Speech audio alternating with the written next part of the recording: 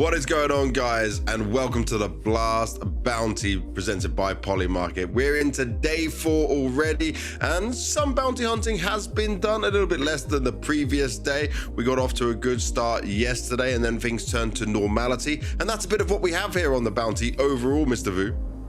Yeah, I mean, we had 3 series in a row where the bounty hunters managed to pick up the win, and then we had a couple scary moments, let's say, for the favorites in the later parts of the day too. Yeah, let's take a look back at some of the results we had yesterday, just to remind anyone who maybe didn't watch it all, because maybe it's in the middle of the night for you, maybe it's early in the morning. What is it, 1 a.m. for you right now, Vu? It's 1:30 in the morning. You got the best time, bro. Full gamer hours, and some of our gamers were gaming hard yesterday. Focus taking down Aurora was something that was very positive in what we saw from that re-aggression, that dominance coming out from them. And then, well, there we go. We've got beautiful Wicadia there. He wasn't smiling by the end of that series, though. Yeah, I mean, I'd say this is a very positive win for Focus, but not too big of a deal for Aurora, given the recent roster changes. They're moving international. I look at this as more of a positive for Focus than anything else. Definitely. And then it's kind of a weird one when we start to look at Foot taking on Sinners, because obviously we all said Foot should be the better team. Xcloud looked very good for his first time in the New Jersey in there as well, right? But Sinners getting a map is still a positive considering how rough their time has been recently. Yeah, I mean, I think they tweeted about it. I think the Foot account tweeted this was a gift because they had gone so long without winning a map and an official. But at the end of the day, I mean, Foot turned on for map 2, map 3, and they took it home the way you're expecting them. I think, you know, they would have wanted to win 2-0, but in a situation like this, it's your first, you know, tier 1 event of the season. You're probably happy if you can just win the series. Just move on and think about the next game, you know? Oh yes, and then when we are looking at the next game in here, right, Gentlemates taking on Pain. This was one where I honestly thought Gentlemates might have a chance, because Pain has sucked recently, man, which I don't like to say. Yeah, Pain has really been struggling, but Gentlemates also lost a pretty key piece in the offseason, so I can't blame too much the way this went down. I think Maui Snake might have predicted Gentlemates, but really this is just a pretty solid showing for Pain, given I mean the situation they've been in as of recent. And then the last game to end it all with, oh my, I don't know, Vu, for you, it's probably a bit too late, so I think you should have been sleeping, but Spirit versus OG. OG should have won that. Adam B is Swedish donk right now, and there was frustration until, like we always see from Spirit anyway on these online games, but I mean, they were not happy, and I understand why. Yeah, I mean, Spirit could be winning 13-1, and they're going to be having a little bit of tilt still on the server. But I mean, that's honestly a masterclass by Adam B. I mean, if you look at the stats for this series, you have Adam B as the only positive green rating on the entirety of your OG rather, and despite what was, I mean, a good showing from the team, you had Cadian with I think at least one solid map. That's one where Spirit is just supposed to be, they're supposed to be outclassing. I mean, we were talking in the green room previously. Maui Snake was saying he thought this was the most likely 13-0 to see at this entire event, right? So to see that go 3 maps and the third map to be close is extremely surprising. It is just a Maui take after all though, right? So can't take it all too seriously. I can say that now because he can't hear us. He won't be watching. He's not here going through all of this. Now, I do need to tell everyone that tonight we'll be having another draft show. That's right. We'll be at the end of all of the opening games. We've had a crazy amount of games, non-stop action, but tonight there will be the draft show to decide the remaining teams, who they will be facing off against. And remember, some of the teams, Vu, they were maybe in a position where they didn't expect to be getting such a big bounty, say like 100 Thieves, and now they put themselves in a very good position, right? But they could be one of the teams that people look at and say, ah, that's an easy pick. I think 100 Thieves is the most interesting one to bring up specifically, given they beat Falcons, but then they've lost like 3 other games to much lower ranked teams. But yeah, you're right. There's several options to look at, and I mean this the 3 Max Magic one is one where I think we're looking forward to. That's the type of pick we like to see from these types of bounty shows, where you see something other than just the lower ranked team picking the lowest ranked team they can actually afford. I like to see these sorts of actually change ups. That's why the format's very interesting.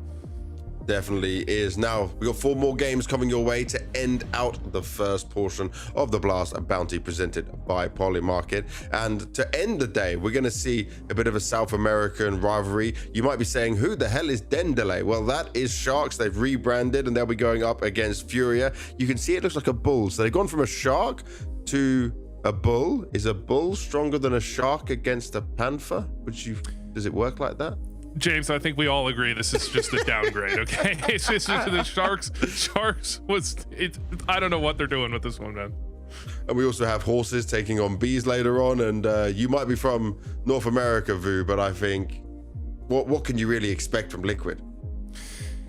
I can expect that over time, you know, eventually trust the process, Banks. Trust the process. JT's a great IGL. It's all gonna go well. Liquid, they are great at making every game close. If there's one thing you can say about Liquid, they've played Vitality while they were ass at every level, and yet they could still bring Vitality to OT, to close games. So at least it should be interesting, I hope. Well, Vu, to get the morning a little bit more spicy, do you want to play a game right now? Do you want to have some fun? Let's do it. Let's do it. Okay, we're gonna play a little bit of higher and lower in here. So higher and lower, right? This is an easy one. I'm gonna start. I'll give you the first question in here, right? And my first one was looking at the first game we've got coming up here. Oh, okay, no, wait, we're playing the actual for higher and lower. I actually had some questions for you, but it doesn't matter. We can go through this. So let me look at the screen now. I need to make this bigger. This is the benefit of being online. Ooh, okay. How is your skin knowledge, mate? The worst. Absolutely the worst, but it's got to be higher. I mean, surely, because it's a Zeus and it looks beautiful. It's got to be like 5 times the price. Yeah? Okay, let's go. Wait, did we lose? Did we? Wait. Did we?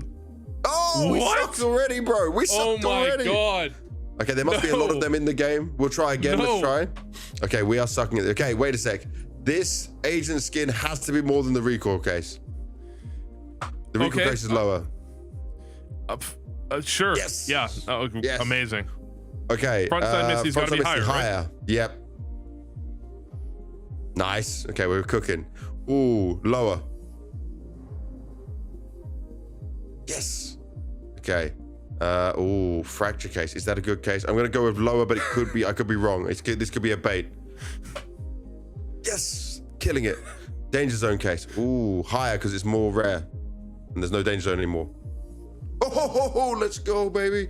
Budapest 2025 contender sticker capsule. Man, I could do this all day. This is going to be the whole show now, guys. There is no games. If you want to go watch the game, go watch a co-stream or something. I am playing higher and lower until I end. Budapest 2025 contender sticker capsule. Contenders are not good teams, man, but there is a phase in there. Oh, let's go lower. Yes. Okay. Dude, you're a pro.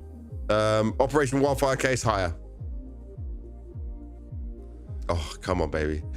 Solitude. I think that is a terrible skin. I'm sorry, whoever created it. That's not a skin color for me, but I will say that it is lower.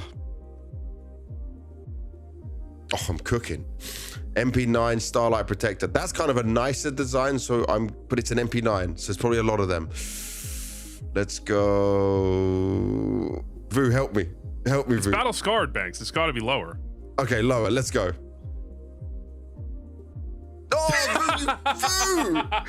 Okay, Vu ended it. Vu ended our whole run. That was pure sabotage. I knew that one was Bro, higher. you actually just wanted me to end having fun. Well, I'll just remind everyone at home, right? That is from IC Market, and you guys can play at home. You can head to blast.tv/higher-lower. I'm going to be doing that during some of the break. I feel like I was cooking in that. You just sabotaged me and completely ruined me, mate. I went over 2, man. Like I got two prices. I don't know skins prices, man. I've had the same skins for like 10 years now. Oh, man. All right. Well, I'll update your skin knowledge, but while I'm doing that, we'll give the whole world a little interview here with our players. Moon, I'm sure things are pretty good in the Magic camp right now. You had a top 4 in Astana, second place at the Star Ladder ranked event. Give me your thoughts on just how that season ended for you guys. The season ended very good for us because we didn't expect that we can bring first of playoffs, but we did fourth place on Astana, and after we just came to state tournament like several other very I don't know how to say it. Like we can win this tournament, and we just came here and show our best. But on the finals, we didn't have much experience to win, I think. And but anyway, it was very good season for us. I remember in Astana, S-Fade was putting in the no sleep grind to make sure you guys were changing up your game and showing improvements. How much have you changed and developed the playbook since then to have the current style and the best way of playing for you and the rest of the players? I think a lot of changing right now, because we need to survive right now and make for us Singapore major, and we're still not sleeping a lot and try harding and working a lot, and now we just need to show our best these tournaments like EWC and the Blast also, and try to make a lot of tier 1 events and show our best. That's it. And you guys have now started to show your best, because you're having better results consistently. I know missing out on the Cologne major was probably a tough one, but where is the confidence and the motivation for you and the whole team coming into this season? Do you see how close it is and how possible it is? We're not thinking about major, but our confidence is very good, because last season ended for us very good, not like we was thinking, and we just came here and we know that we are better than a lot of teams, and just playing our game and winning matches.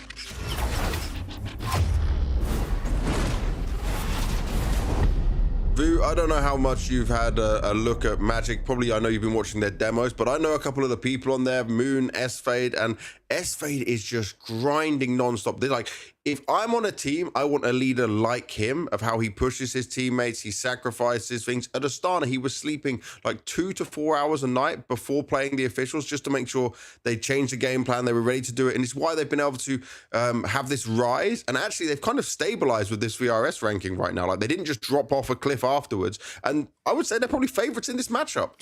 Listen, James, I was with you up until you said some David Goggins type 2 to 4 hours of sleep. You have to sleep to perform. What do you mean you get? What do you mean you're getting 2 hours of sleep and you're supposed to go into a server and call the other IGL? By the way, think critically and then shoot them in the head. That's too much. I'm just gonna say, top 4 at Astana, second place at stake ranked.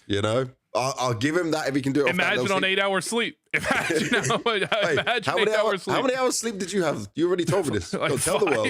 Yeah, 5 this is not my best performance. There you go. You're in the same boat as him, bro. But what are you making of Magic right now? Because they've got some interesting pieces. AW is finding his form again, after having his stint on Paravision, not maybe being able to do as well as possible. I think they've got some really solid pieces in terms of mechanics. I heard Maui mention on a podcast last night, he was talking about how some of these players are kind of pushing the limits of mechanics, where they're doing the whole shooting and moving thing that you see from some newer players recently, where they're, if you're in a closer than mid-range, sometimes it's just better to be moving a little bit, so you're even harder to hit, even if you're a bit accurate or you're constantly ADing. And then, as you mentioned, I think S-Fade had some really great calls in the games that I've been watching. They don't play necessarily the most tactical CS, but when I look at the pivots they're making in the mid round, I was impressed by seeing it. So I'm actually really high on this team. The fact that 3D Max picks them, I think they don't like the way that Magic plays CS. I think they think it's exploitable. Personally, it's not perfect CS by any means, but I think it's really effective. Effective CS that's working for them, but how effective are the IGLs in this head-to-head here, right? Because Maka's doming the AWP, but he's had a bit of a drop-off. S-Fade, as we said, is not sleeping, but he can have moments of individual brilliance in here. Right now, the experience is certainly in Maka's favor. The numbers might be in Maka's favor, but I feel like the better way of playing Team CS right now is coming out from S-Fade and Magic.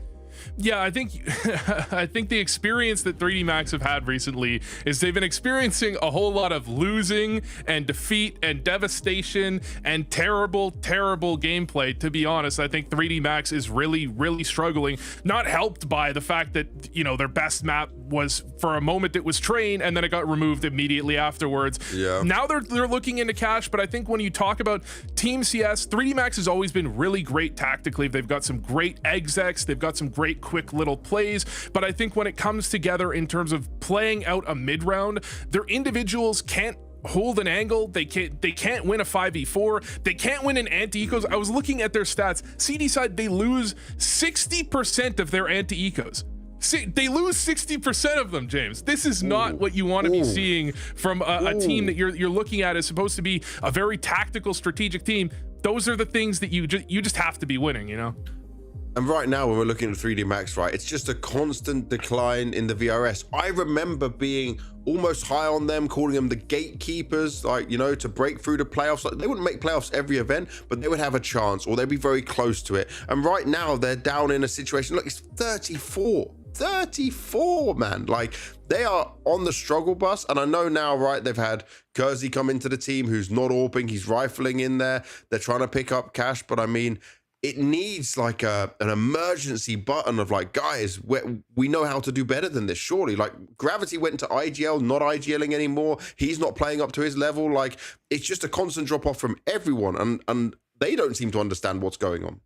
I think when you're changing the IGL situation around, it suggests that you've hit what you think is your glass ceiling. You got to remember, like the old school VP, they would change the IGL every 6 months and then go back to being kind of mediocre. And I think Gatekeeper is the right way to put it. This is a team that I think for a lot of 2024, 2025, you looked at them. If you could beat them, you were an upper echelon team. You could compete for playoff performances. And if you couldn't beat them, you could still be good, but you just wouldn't make it out. You weren't at the top level that you could get. You could overcome the fact that they have some really intricate strats, some really cool opens, some great flashes, but they didn't have the best individuals and they didn't have the most well-rounded game. Now it seems like everyone has caught up to them and their individuals have fallen off a cliff. I mean, Maka and Lucky, I think, were both really impressive players a couple of years ago. Now they're barely cracking a 1.0 rating. Like, this is a team that has just lost their identity entirely, and it's showcased by them picking up Kersey on the rifle. If you know, you could call Gamer Legion maybe gate kept Kersey, and Kersey said, okay, I guess I can't perform with the op anymore.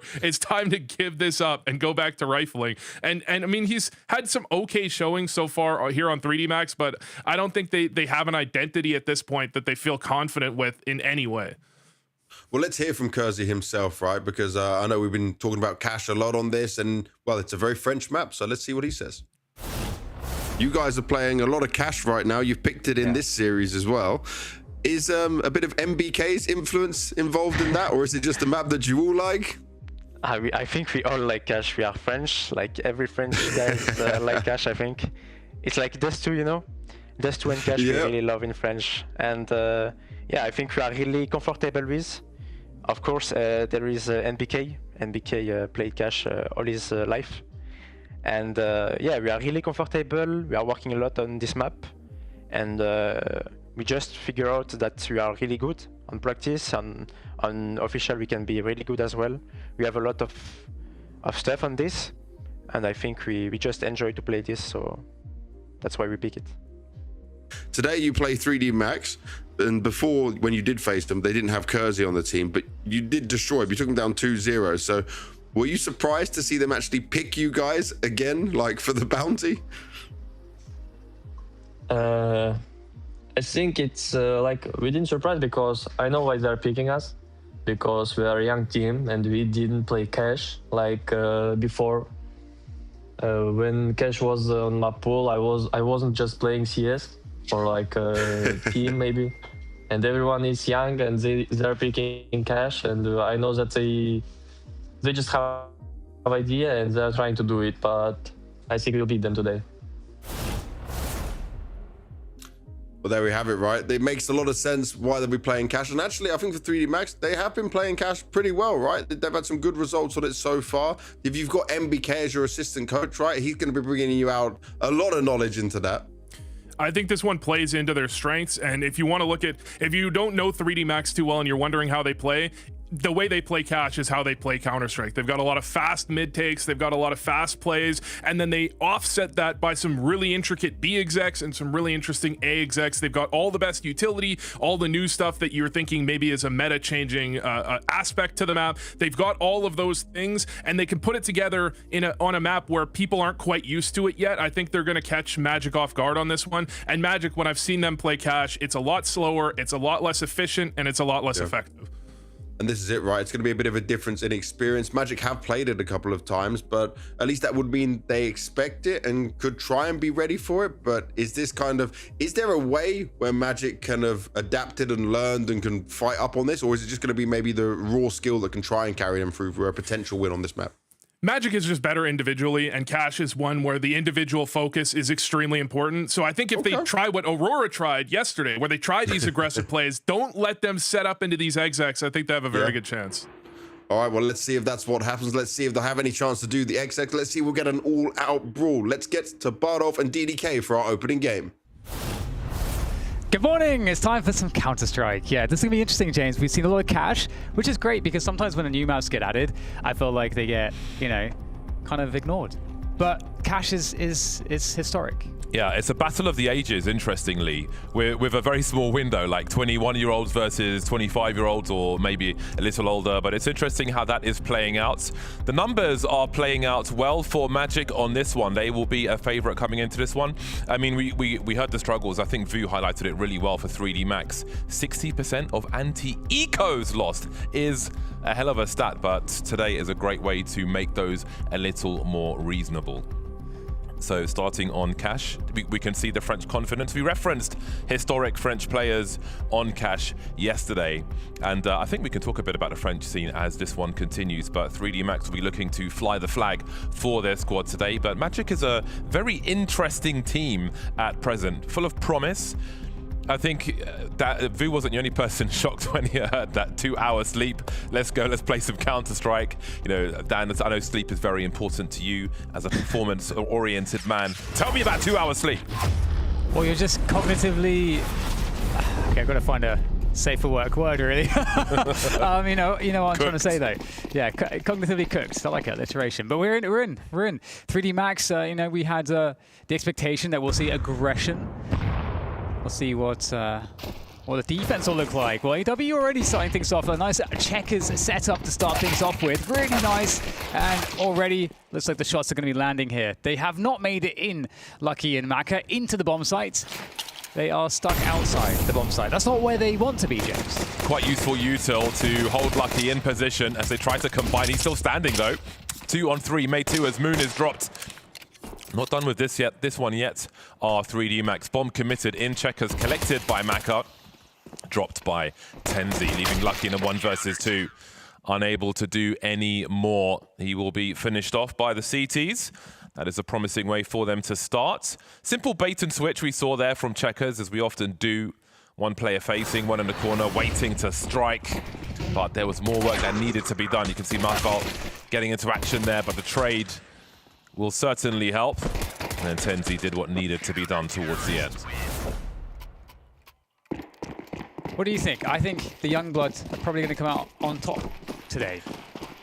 Yeah, I think, you know, we've seen a fair amount of Cash, which is great so far this week. And we have seen some varied experience, maybe varied practice. In some ways it's telling in the T approaches in mid that we have seen. But I'm definitely not counting the youngsters out, because the older heads, if you will be more familiar with Cash. It counts for some. Maybe you can have a gimmick here or there, but it's not an insurmountable task, as this round is for 3D Max.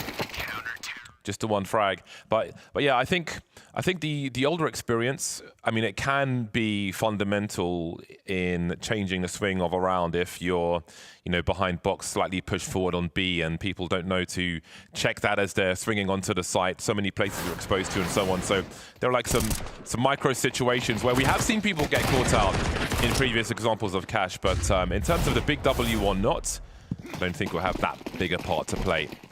3D Max coming out with the rifles now, so let's see these fast mid takes, if that is what they are to offer on this occasion.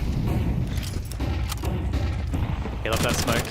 He's going to get out towards the fence, but nice counter util from Magic to prevent any such moves. And 3D Max looking to make their way quickly to A, and it does seem like Magic have a lot here to defend with, so this isn't going to be an easy approach. And S-Fade already taking down the Suitor, and Life I think a little bit easier here. Nice entry frag from Kersey, but it's just back and forth here as ground still needs to be made onto the site. Dropping down Tenzi now, seeing what he can do with the FAMAS, but can't quite find the connection. Masval getting dropped on the bomb site will give some space to 3D Max. Now it's a question of survival. 2 versus 3 post plant. Wondering about a flank, which isn't going to come. There's a great boost for Moon. Unable to make a connection though. But that is a warning as to where some of these CTs are. More util coming through, and that will force Maka into the light as he swung on by the FAMAS. No one able to respond though. Moon and AW moving very carefully indeed. I think Moon's been spotted. Not going to fall into his trap and give him the frags he's looking for. And now it's about the Hunters. 3D Max secure their first round on Cash. Yeah, very close one on the retake. Nice recovery shot there from Moon. I wonder if the timing was off there, James, because they had good spotting towards the back of the site. They got the Molotov down, and there wasn't the peak at the same time the molly hits that flushed the player out. So there was a recovery there for 3D Max, but on the board there with their first gun round, so that's going to be fun for them. I think prompt aggressive sends into the A bomb site are going to be a staple on Cash. So it'll be interesting to see how CT sides develop with this concern, and if T's can try to show some presence in mid and maybe sometimes force the CTs into that position. See a prompt boost into the fence here from AW, which reached the rewards. Max are the only ones with the classic plays there, but they will get the lion's share of the frags, wiping out the mid position. Now they can pretty much choose to do what they want. They've got presence towards A and B. Still look to combine. Masval and Moon remain. But yeah, I think A is going to prove quite popular. But it may be important for T's to have some presence in mid as well. Yeah, this one was over in the first 20 seconds. We were led to believe that there would be a lot of aggression, so it's all playing out as expected so far. Very cautious.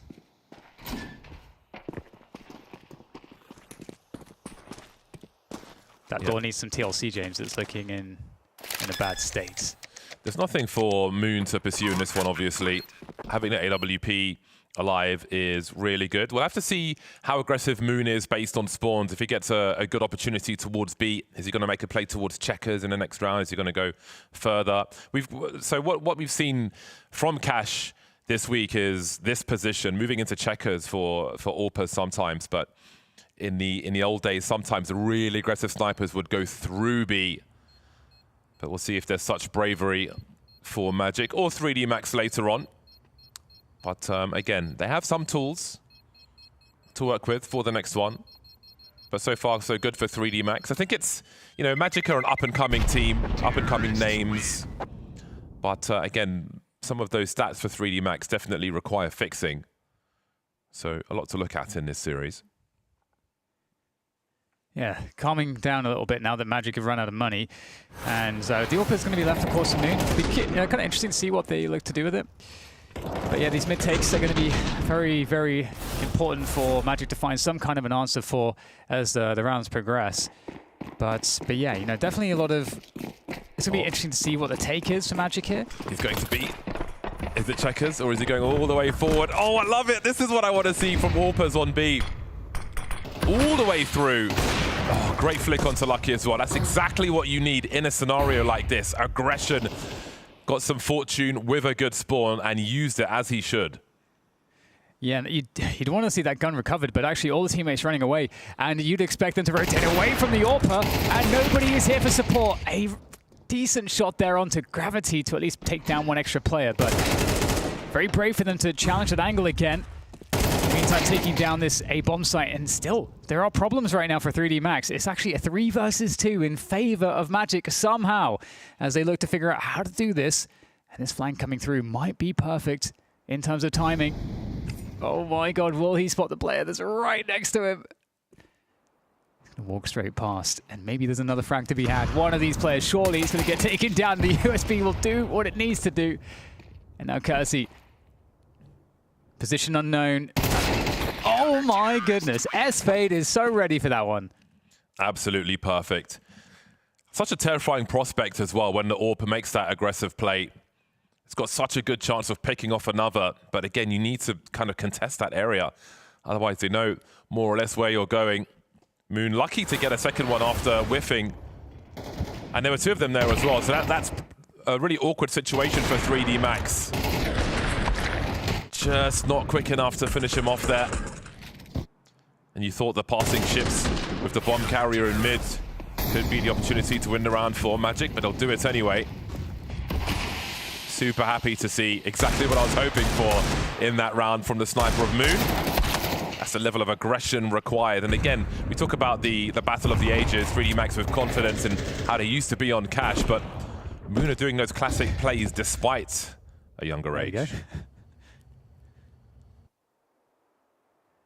Yeah, into the vents now. Will this offer up an opportunity for 3D Max, though? Ain't no opportunity for 3D Max in this round, Dan. 3 players looking for the Deegs. Hello. Goodbye. Not too many chances left. Now for a kill or 2. And Magic have just turned the game on its head. They were looking actually, I think, to be in a problematic territory. I guess it still remains to be seen as to whether they'll be able to successfully deal with this aggression in these buy rounds from 3D Max, especially in mid. So I'm kind of looking forward to that. But for now, we'll see the final moments, I think, of this round as the B site gets challenged. They've picked the right door, actually, in terms of the small chance of getting a bomb plant.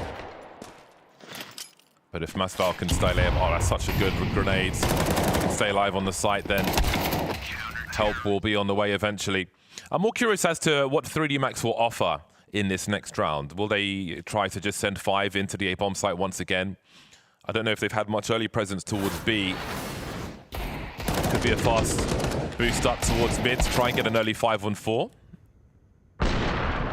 Then collapse on the A-bomb site. Yeah, I think that mid take is what I'm expecting, like a fast mid opening into an A split. I guess there's not much more classic Cash round than that. Holding on to some util, not everybody has a lot.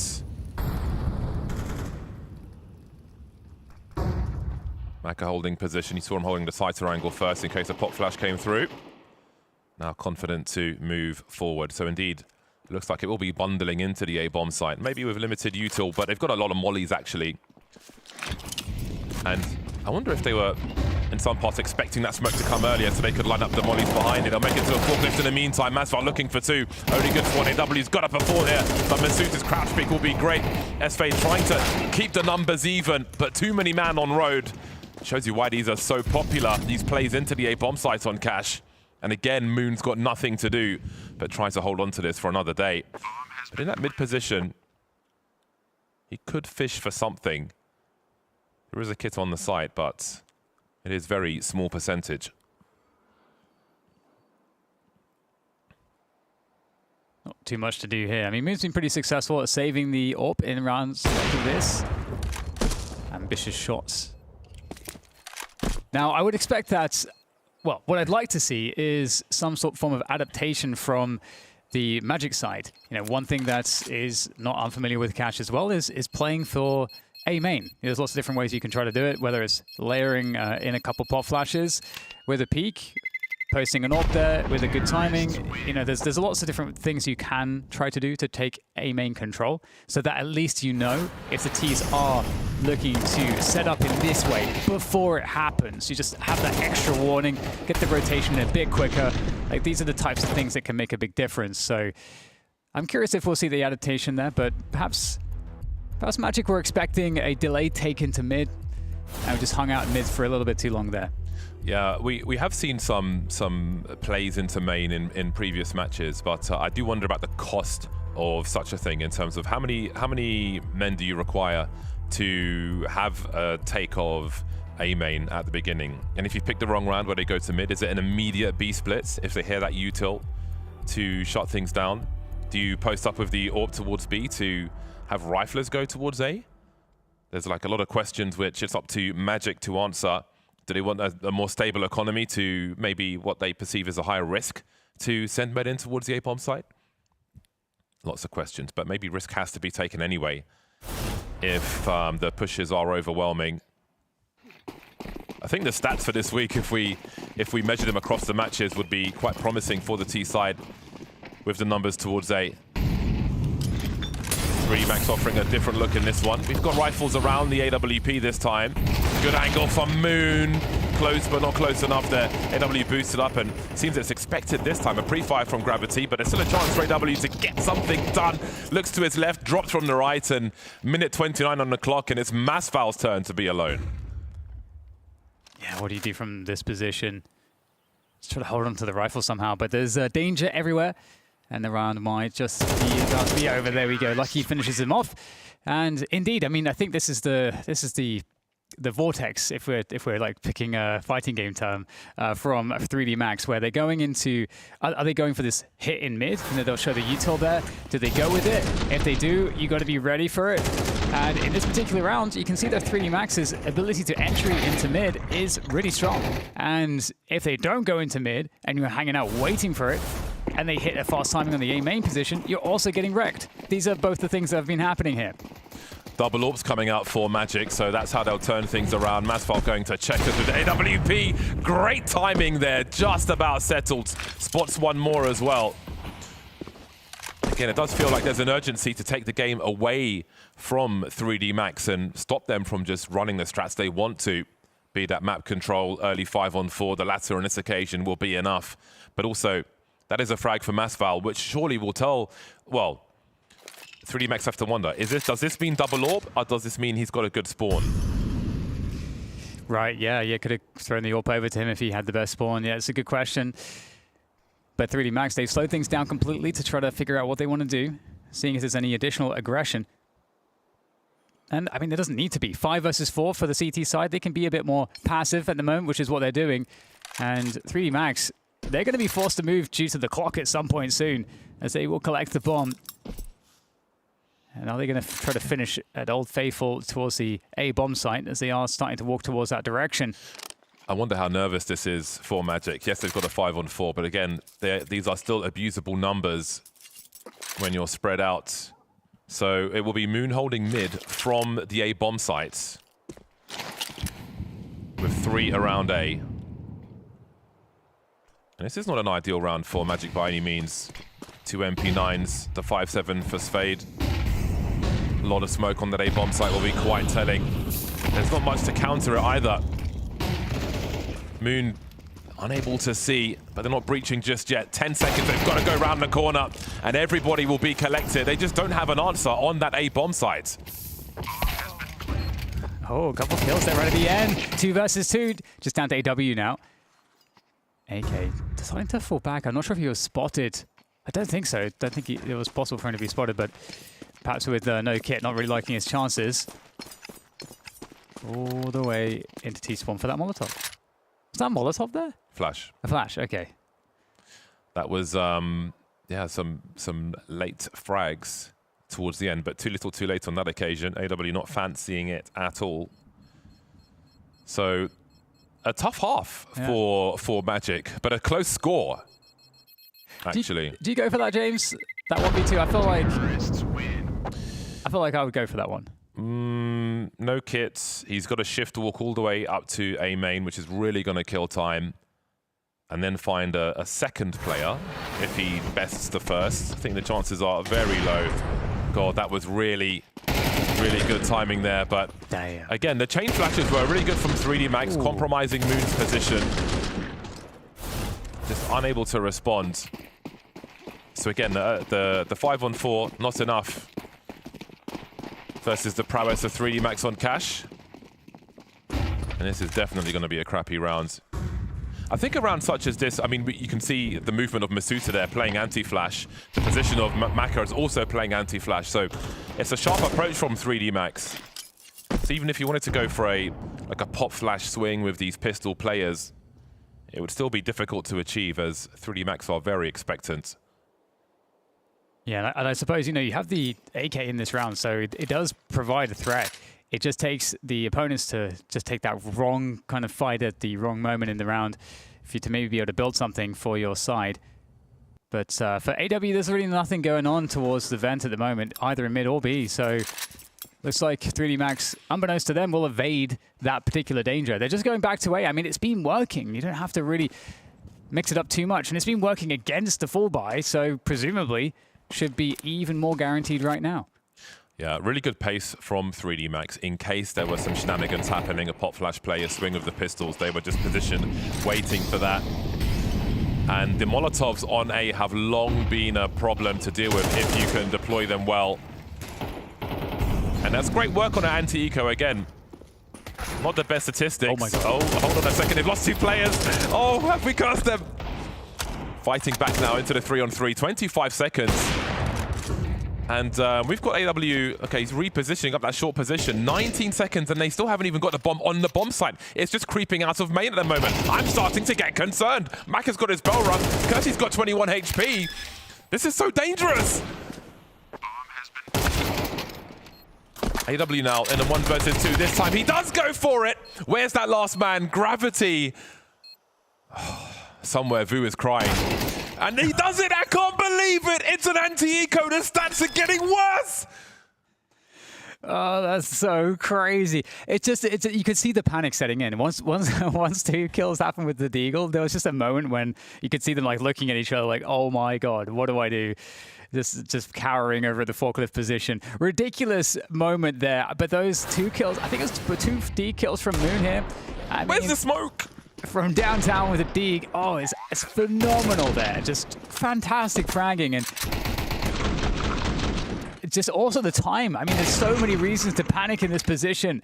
Unbelievable stuff. Again, another unlikely round. This has happened twice now, James, that Magic have pulled out round wins with you know, shoddy equipment. So without remembering the util, I imagine they didn't want a place for the CTs to hide on the site. They did carpet Molotov the whole area. So maybe that smoke was worthwhile.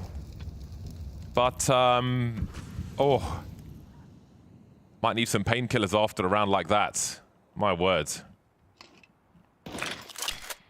Hey, if you're the coach, they didn't even take a... I don't think they took a timeout there. But anyway, if you're the coach, listen, if we're going to mess up our round really badly, like awfully, like terribly, let it be in the first half where we've got time to recover and not lose the whole damn game. This is a great psychological test. Somewhat self-inflicted. But anyway, minutes on the clock. They've still got some guns. They've got position in mid. They haven't quite cleared it out, though, as we see a pop flash play and Gravity's left on an island. But maybe it favors the T's of a trade from Kersey. Yeah, encroaching slowly towards the B bomb site, so a switch and focus. We haven't seen too much in the way of B attempts so far this game from 3D Max, but this round will be a little bit different. AW will be tested again here on the site. Oh, the checker's position, that is. Kersey will take him down. Now all on to Masval. Right at the back. Not too much assistance. I don't think there's going to be any assistance here. How many can he get? He's going to have to try to be very, very good here, but there's distraction for him to peek out. He picks up Maka. Multiple kills. My goodness. Finishing with the USP as well. Somehow, Magic are making it look pretty easy all of a sudden. How interesting a situation we have on our hands now. We said that it looked pretty difficult for the likes of Magic when the score was about 4-4. And now they've thrown away an anti-eco round once again. Higher than 60% now. And they lose, unable to stop Moon. We didn't have the smoke to cross to the A site. We didn't have the smoke to deny angles. over towards B. Excuse me. Maybe the mid to late timing is bad, and indeed the auto sniper is out for Moon. I don't know if that's a fat finger or he just wants to grief a team who are down mentally. I think that's awesome. I haven't seen an auto sniper in a while on Cash. What a beautiful sight. Double smoking here. So this is just so painful for 3D Max. No entry. Quick HE as well to make sure no one's crept into any corners. And where are 3D Max at this point? Okay, they're going to be backing out, but oh my god, AW has pushed the smoke in a round like this. It's so unnecessary, but I respect that. And now 3D Max, there's basically nothing they have left in this round. Up to the vent, see what they can find. So Moon switched up for the AK, and Fade has got the auto sniper. Who even has space for that with the stupid menu that we have in CS? What are you sacrificing to put the auto sniper there? You have to be a troll. 3 remain then for 3D Max. As they make their way towards the A-bomb site. Tenzi waiting for them. Got Moon in the car position as well. And it will be Maka lamenting mistakes that have been made in this half as he tries to salvage something. Bomb on the A-bomb site, rotation coming through. Tenzi biding his time, and it will be 7-5 for Magic at halftime. It doesn't really get much better than this. That's the other problem. If you somehow don't win this round, you think, well, I mean, are you going to get better chances than this one to try and do anything later on? Probably not. Nico's deep on the site. Actually, again, probably should be dead already. He's going to get the 1 kill there. Good little double for Bieri, and might as well have been a triple there. And Bonacy is in a lot of trouble. He no-scopes one of them. He keeps going. 10 seconds. He fakes the bomb, spins around, takes down Woody, and now he's on the hunt, running up close and personal. Oh, what a flick! He doesn't have the time for the... Surely. No, he Just can't give do it it, to I him. think. Oh! Yes! How is that possible? What an absolutely godlike sequence from Bonacy. He doesn't have to move so much. Now, there is a Molotov on Turtle. He's going to throw it. It's not deep enough. Monacy still could have the shot. Oh, and there it is. One of the best clutches we've seen in a long, long time. That is something special. The Flames and Degster.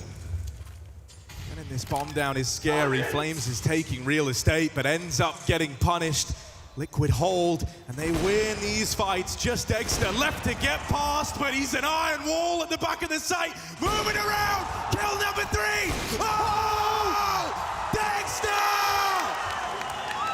Make some noise for him, that is incredible! And Nitro slots into the corner on Arch. Simple catches OC immediately. And Electronic also shines. Nitro, it's a good chance. Oh, and he gets 3 on Arch. Oh, he gets them all. But what about that flash from SDY? How about this hold from Perfecto? Incendiary to the right. Sumdai Young turns his attention. Oh, all 3. Sumdai Young and Sumdai again and again and again. Lame F. Gotta be careful. Walks into the shot. It's just Brokey tucked into the vent behind the smoke. Yeah, Brokey.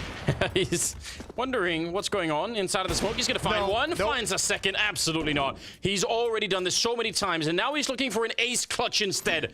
It should be impossible, but we've said that many, many times already. Goes straight for the bomb plant. They open the door in front. Oh, gotta be careful. He gets one more. Surely not. On the other side, Clave is ready and waiting. Brokey, he's toying with him. And oh my God, Brokey, you must be kidding me. And JKS goes down for essentially free. 3 CTs meant to work this forward. Utilities off of the mark. Can Hunter sell this? Can Nico clutch it? Will he be needed? Because that Tech-9 drops, and here comes Nico's rifle. It's headshots galore. All 3 dead, and Nico's gonna keep it back and forth. Tuck him in, son. Relatively straightforward. Electronic with the opening kill over the top of the smoke. OG falling back. That's precise, and he gets another over the top. God damn. Oh, filthy. Absolutely filthy. Let's go, Nazi. Welcome back. It is the Blast Bounty, and Magic are looking pretty nice as a very tumultuous beginning to Cash. And it is, of course, a map where 3D Max are expected to feel very comfortable, but I think it's starting to feel a little bit bothersome for them, James. Indeed. Magic are well armed with utility as well as pistols, moving through to this B bomb site. Will they fully commit, though? Double mollies in checkers. Still space for Lucky to exist, however. Goes back to support his teammate. Masuta just waiting in that headshot position. Not overcommitting, though. A lot of noise at the beginning, banging the drums. But not quite going into the B bomb site. Maybe trying to catch CTs in rotation. A fair amount out of position. Bomb spotted, still outside B. Kersey's here. In that heaven position. Maka waiting to support as well. And looks like Magic have sent a probe over towards A to see what the best choice is. Maka, tired of waiting now. Knows things are getting less favorable for them, but Tenzi will collect the last two, and the pistol's taken by Magic.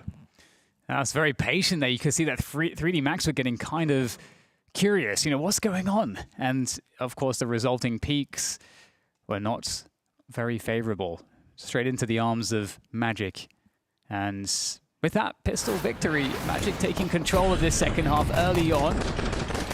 They didn't really have to do too much movement here from this position outside of B, just staring into checkers.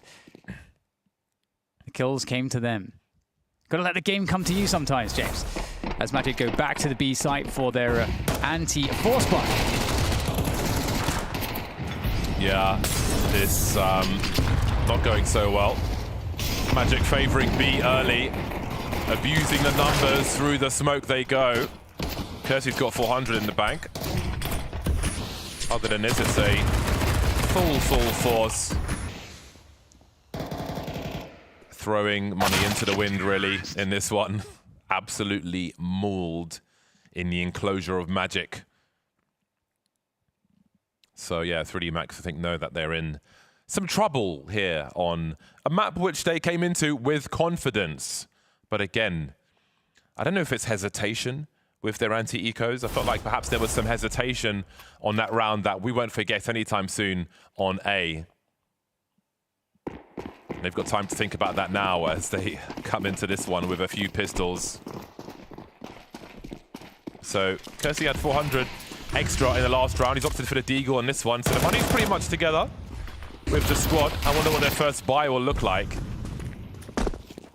And it is a very rapid move into A. Magic not really allowing 3D Max the time to react to anything, which is perhaps something for 3D Max to think about with their anti-ecos. Yeah, could very well be. One thing I will say, though, is that, I mean, Cash is cool from the perspective that when you're on the T side playing the anti-eco, you can go really fast. It's not, you know, it's not always the case with maps in the map pool that you can go as fast. But I like that, James. I like the run and gun. Turbo mode, yes. Guns will come out. Now for 3D Max. You see the cleanup once again. And no AWP, just going to be rifles there for 3D Max.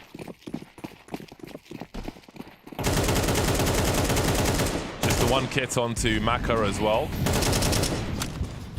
He is over towards the A bomb site, which might be a good idea. Oh, a little jiggling there. High risks being taken. Gravity, false sense of security. Wasn't expecting them to be so close. Just trying to jiggle the entrance of main. That will prove very expensive. 10 versus 5 in terms of score. So that's a costly loss. But Maka will be able to hold on to the A bomb site for now. Ooh, Molly on the ground. So now it's Magic, you are pausing.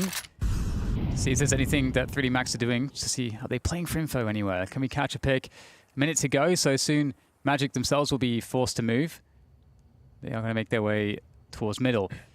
Lucky in a great position, though, to potentially play spoiler. It's all about timing, though. And the wall comes on through. AW goes down. Info play finally from 3D Max, but not at the timing Magic expected. Very good timing found by 3D Max in this round so far, and it might get better. Lucky still playing in the vent, waiting for the moment to strike, and just walking straight into the crosshair. There goes S-Fade. He hasn't seen a player on the other side of mid. It provides an interesting prospect. Moon expectant of Maka. Lucky drops by Tenzi on the other side. Chances come and go for both squads. 17 seconds. And there is a CT on either side. Kurzi waits. Surely this one will be free for him. That's exactly what 3D Max needed. Again, especially the way things started over towards A. They'll feel like they got away with that. Caught with a grenade in their hands. Not expecting the T's to be so deep. Got to learn these lessons quickly as they have a chance to stay in this fight. Yeah, you saw Lucky looking through the vents there towards that short position. But as we could see, the T was somewhat under the building. Didn't know he was there. That allowed the bomb to get rescued, but to no avail ultimately. So 3D Max have a chance now. The AWP comes out for both sides. Maka and Moon. See Moon looking for the cross towards short. Given nothing this time though. Yeah, defaulting Magic. The pressure's aiming position. Talked about trying to play for this ground as CT 3D Max trying to make it work, but it does backfire in the end. And now taking a position onto the site here, filling the gaps. Kurzi ready to defend. Not sure exactly what Magic's next move is. A 4 versus 3, over a minute to work this one as well. So they could really do anything after cutting noise now. You can see that 3D Max understand the urgency towards A, but maybe their execution around that urgency leaves much to be desired. A swing and a miss of the AWP looks so awkward stuck in that position. And now gambles have to be made. Magic with a good spread on the side. They've got a passive angle. They know that the 3D Max squad will be desperate here. You can see Moon just holding for a mid push. Keeping the CTs honest as now they look to combine. And of course, a very favored at the moment on cash. 2 of the 3 will be there. What a tough situation for 3D Max. 2 versus 4 incoming. Time might be on their side as well. And surely Masuta's just got to get over to this bomb site as soon as he can. The util starts to come through. Can Lucky slow them down a bit? 15 seconds to get the bomb planted. Bomb still in main. That's a great frag from Kurzi. They line up for them. Take a ticket. That really worked out well for 3D Max. Great angles, just catching Magic, executing onto the bomb sites. Yeah, the absolute worst place to go for Magic to finish the round, and just well played. I'm just perfectly done, you know, just hiding in the fork position from Lucky, just picking the perfect moment to come out when they were, the first couple of players are committed into a deeper angle. Just couldn't really have been played out any better at all by the 3D Max side. You see the beginning towards A main. I feel like they've got away with 2 really bad situations in a row.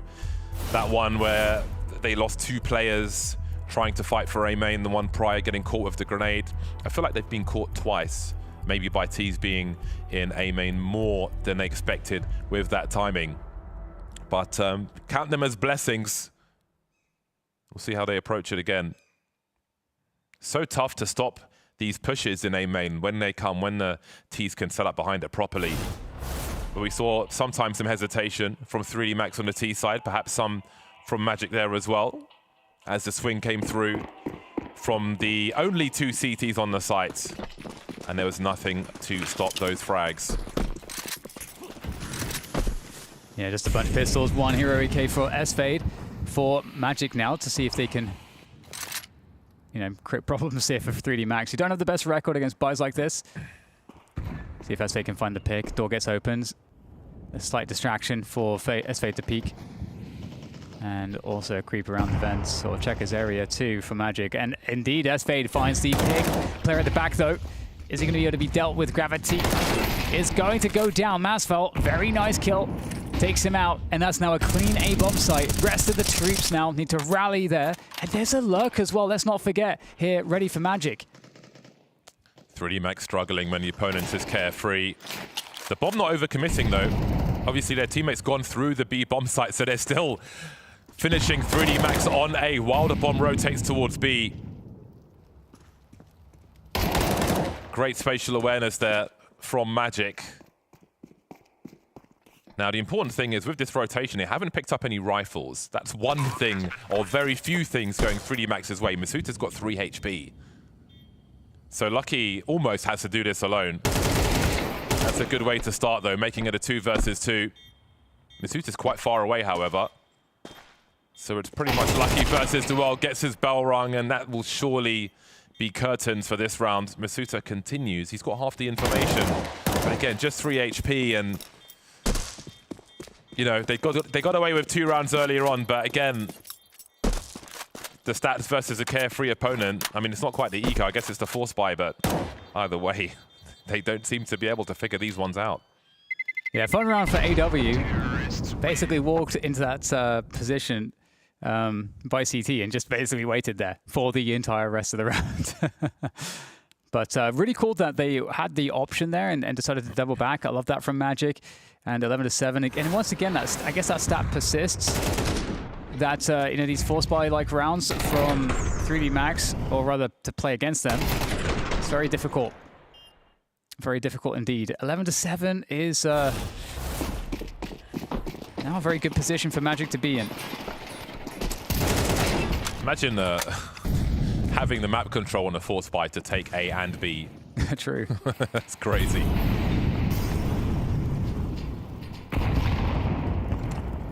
A lot of utility, a lot of action towards B. Now, are Magic trying to just pull extra men? They're forcing 3D Max to dump a lot of utility. Let's not forget the pistol round, where Magic threw a ton of junk towards B and then played out a slower round. Same thing happens here. 3D Max have to wonder. That may stop them from having made aggressive plays elsewhere, being pulled towards the B bomb site. But this timing will be perfect for Magic. Elaborate plan unfolding. Again, so much stuff thrown at B. You've got to send your CTs that way. Trying to reposition to get into the game, and Magic are there already, waiting for you. Very painful. That was a good idea, I feel. Turn to that point later on. Gravity looking for the A players of Magic now making their way forwards. This is going to be very, very difficult for 3D Max. We'll see if they are up to the task on this defense. Still actually a lot of players ready and in position. It's not looking too bad right now for 3D Max. Still holding the ground at the back of the site here. It's the short position that's exposed, and that pulls everybody out. Very well done there by Magic. 12-7 now, as they are very close to shutting down Cash. Yeah, this has been a fun one for Magic. And I think there are, you know, if 3D Max are to lose this, or even if they are to win it, actually, there will certainly be some lessons to learn. To run a tighter ship in future. But for now, they'll try to do what they can, and it's not looking good, bruv, as far as their economy is concerned. We see the scouts coming out for Maka. Masuta with a FAMAS and a smoke grenades. It is lacking, to put it politely. Is there a way back? It feels like Magic have certainly been annoying in all of the ways that 3D Max really didn't want them to be. You know, with those force buys in particular, there was, I think, quite some unlikely rounds that really broke the momentum. Like early in that first half, we can remember 3D Max had some very, very good looks on the aggressions into A, into mid. It looked pretty indomitable. But then they just sort of lost the grip of that pace after they lost against the Pistols a couple times. And now here we go, Magic in commanding position, and the buy from 3D Max leaves a lot to be desired. As once again the opening comes towards the B site to put the initial pressure there. It's going to force out some util of what little util exists here for 3D Max. Not the first time we've seen this junk thrown, but maybe this time they're actually going to commit behind it. Again, 3D Max will have that third player here ready and waiting for keeping them entertained while one looks for flanks coming elsewhere. And there is a push down A main. So we'll see if Masval can find that. I think that's Masval, yeah it is. The rest holding position around B, smelling the desperation for 3D Max. Moon walking into mid, so they no longer have to be concerned about the vent. There's a lurk smoke for AW. Look how big it is. He could just creep out the right-hand side of that. That is not without risk. We'll see if it happens. Bomb still being held by Masval towards the entrance of mid. as Magic tries to understand the formation of 3D Max. Ooh, that's kind of nice information. Mouse wheel?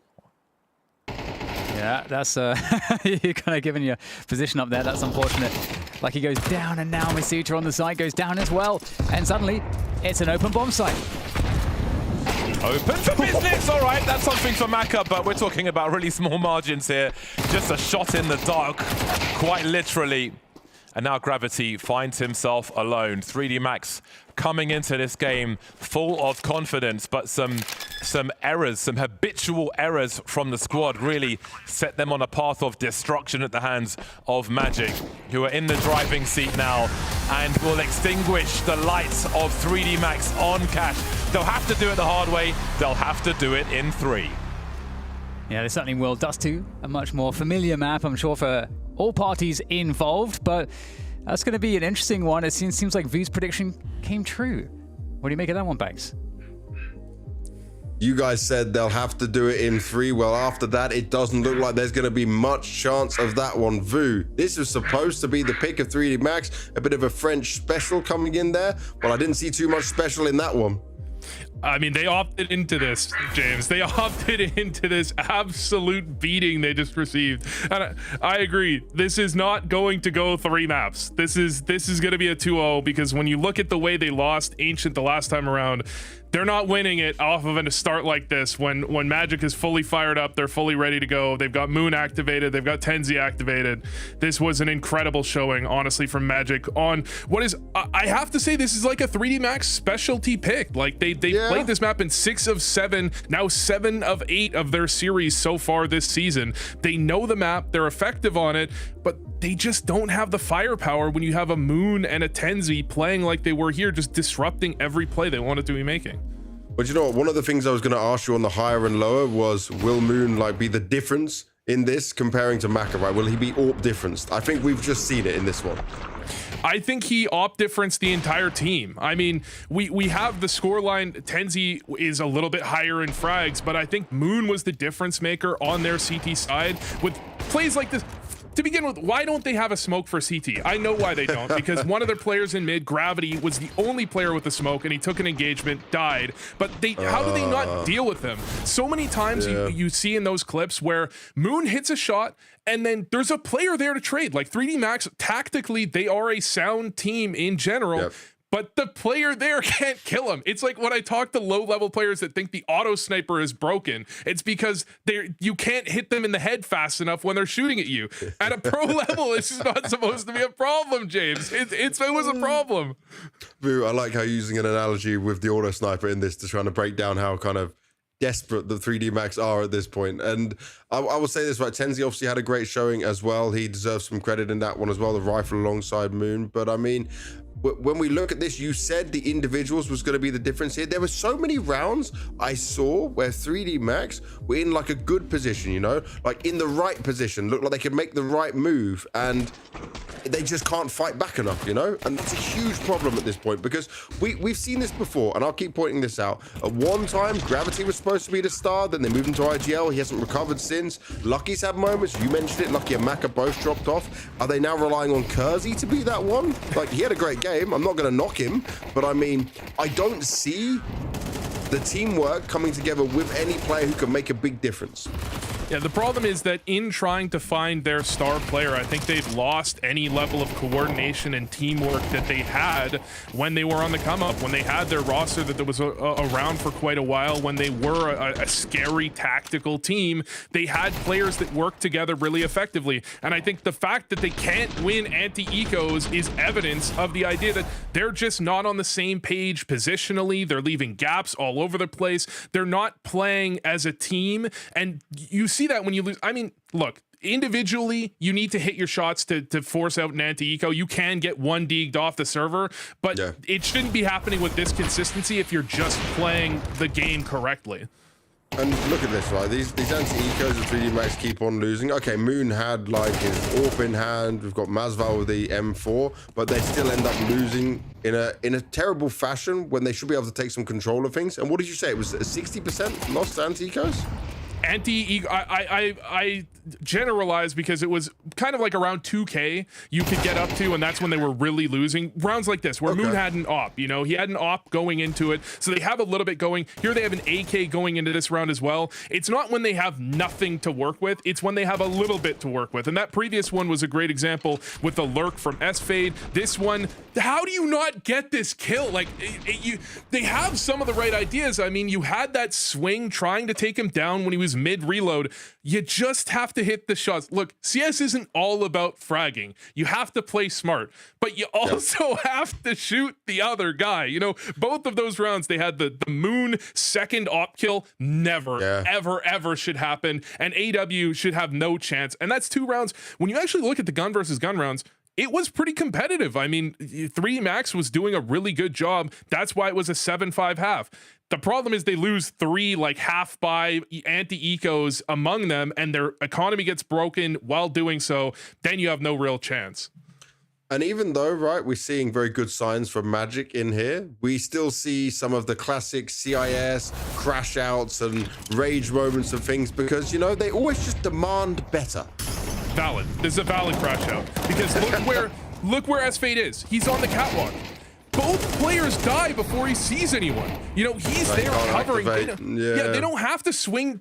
Like, they have to swing into the site eventually. S-Fade can be there to be shooting them in the side. And he's going, 1 player dies and swings out. 2 players swing out and die. And the players are like, I don't know that. Who knows what they're actually saying? But that's what I think he's probably talking about. You've got to let me actually activate. I'm in a great position here with a gun. They have to cross. We have 3, almost 4 players here on an exec, and we can't afford to lose that.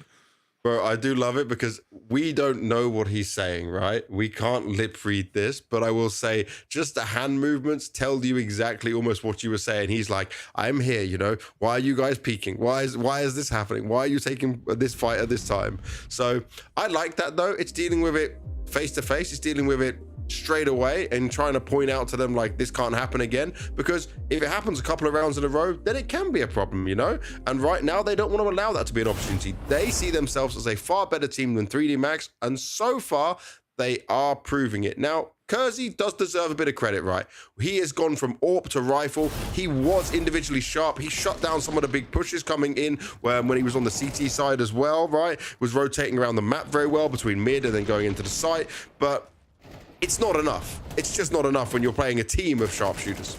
I mean, so many of these rounds that 3D Max had a great opportunity into were the rounds where Kersey was getting frags, especially in the duels in middle. You saw Magic trying to fight in middle in a lot of their CT side.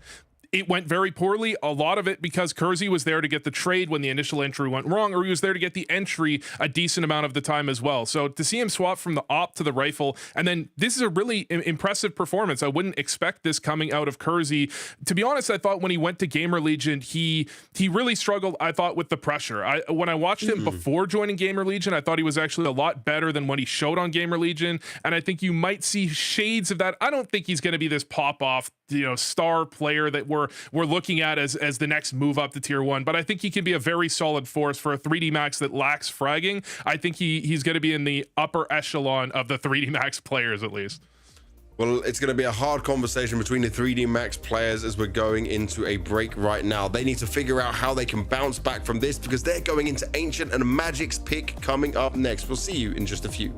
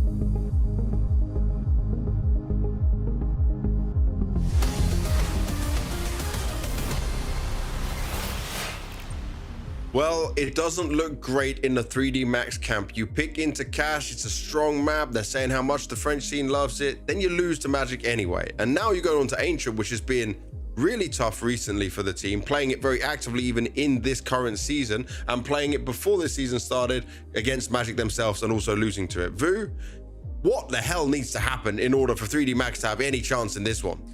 I mean, losing to Magic on the last time they played this map is an understatement. The last time they played this map, they got 10-2'd on their CT side.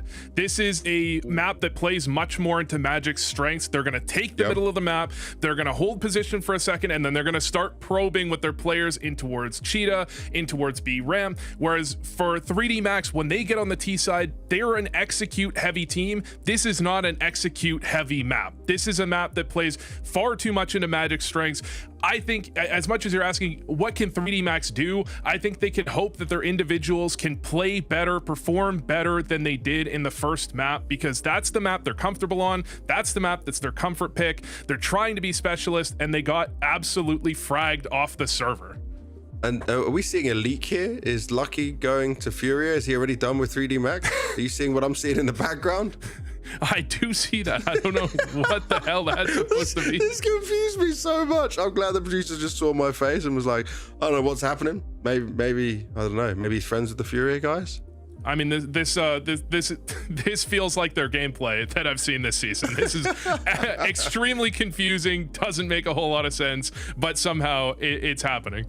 Hey, well, I told you, every French player doesn't want to be part of a French team anymore. They all want to go international. They want to find success. 3D Max needs to be the ones to prove that that isn't the case. They need to bring some glory back to France. And it didn't happen in the football, did it, Bardolph? No, it didn't. That was a hell of a game, that third place one. I'll take the bronze medal. I'll take it. I didn't bring my England top with me today. Anyway, let's look at the numbers here. 3D Max are a big underdog, and that is to be expected. But these are not the worst. Crikey, I wasn't ready for that. Someone needs to check on him. And look, I'm just going to move on. So these are not the worst CT round win percentages that we have seen in the last 2 days. It's not ever, James. They're about 35%, so you know it's not the bottom, it's not the rock bottom that we've seen this week. Maybe they can turn things around. So I say he's a vibes guy. That's what I'm learning. Just look, stop, just ignore him. So yes, 3D Max lost 3-13 on Ancient recently, but they also won 13-2 on the same day versus different opponents. They beat Gentlemates 13-2, so you know, swings and roundabouts, mostly swings, and perhaps they're more flying off the swing than staying on it, as they have got big losses to FaZe and a closer game. Their closest loss is actually to Magic, funnily enough, 9-13. So that familiarity may have a part to play. They'll have to do it the hard way. I think they have certainly learned something from their opponent in that previous series, which may help them in this one. We can only hope. Fast through cave for Magic. Looking to barrel down this B-bomb site. 3D Max going on an investigation. Where are they? Where art thou? Nice flick there from Masuta. But there's a multitude of Magic players looking to deliver the recovery frags. A little bit awkward here for both teams, it feels like. Lucky on 15 HP, a little bit exposed. Moon takes down his teammate. Nice headshot from Lucky. Another 1v1. Can he find more headshots here? Getting Kersey into position now.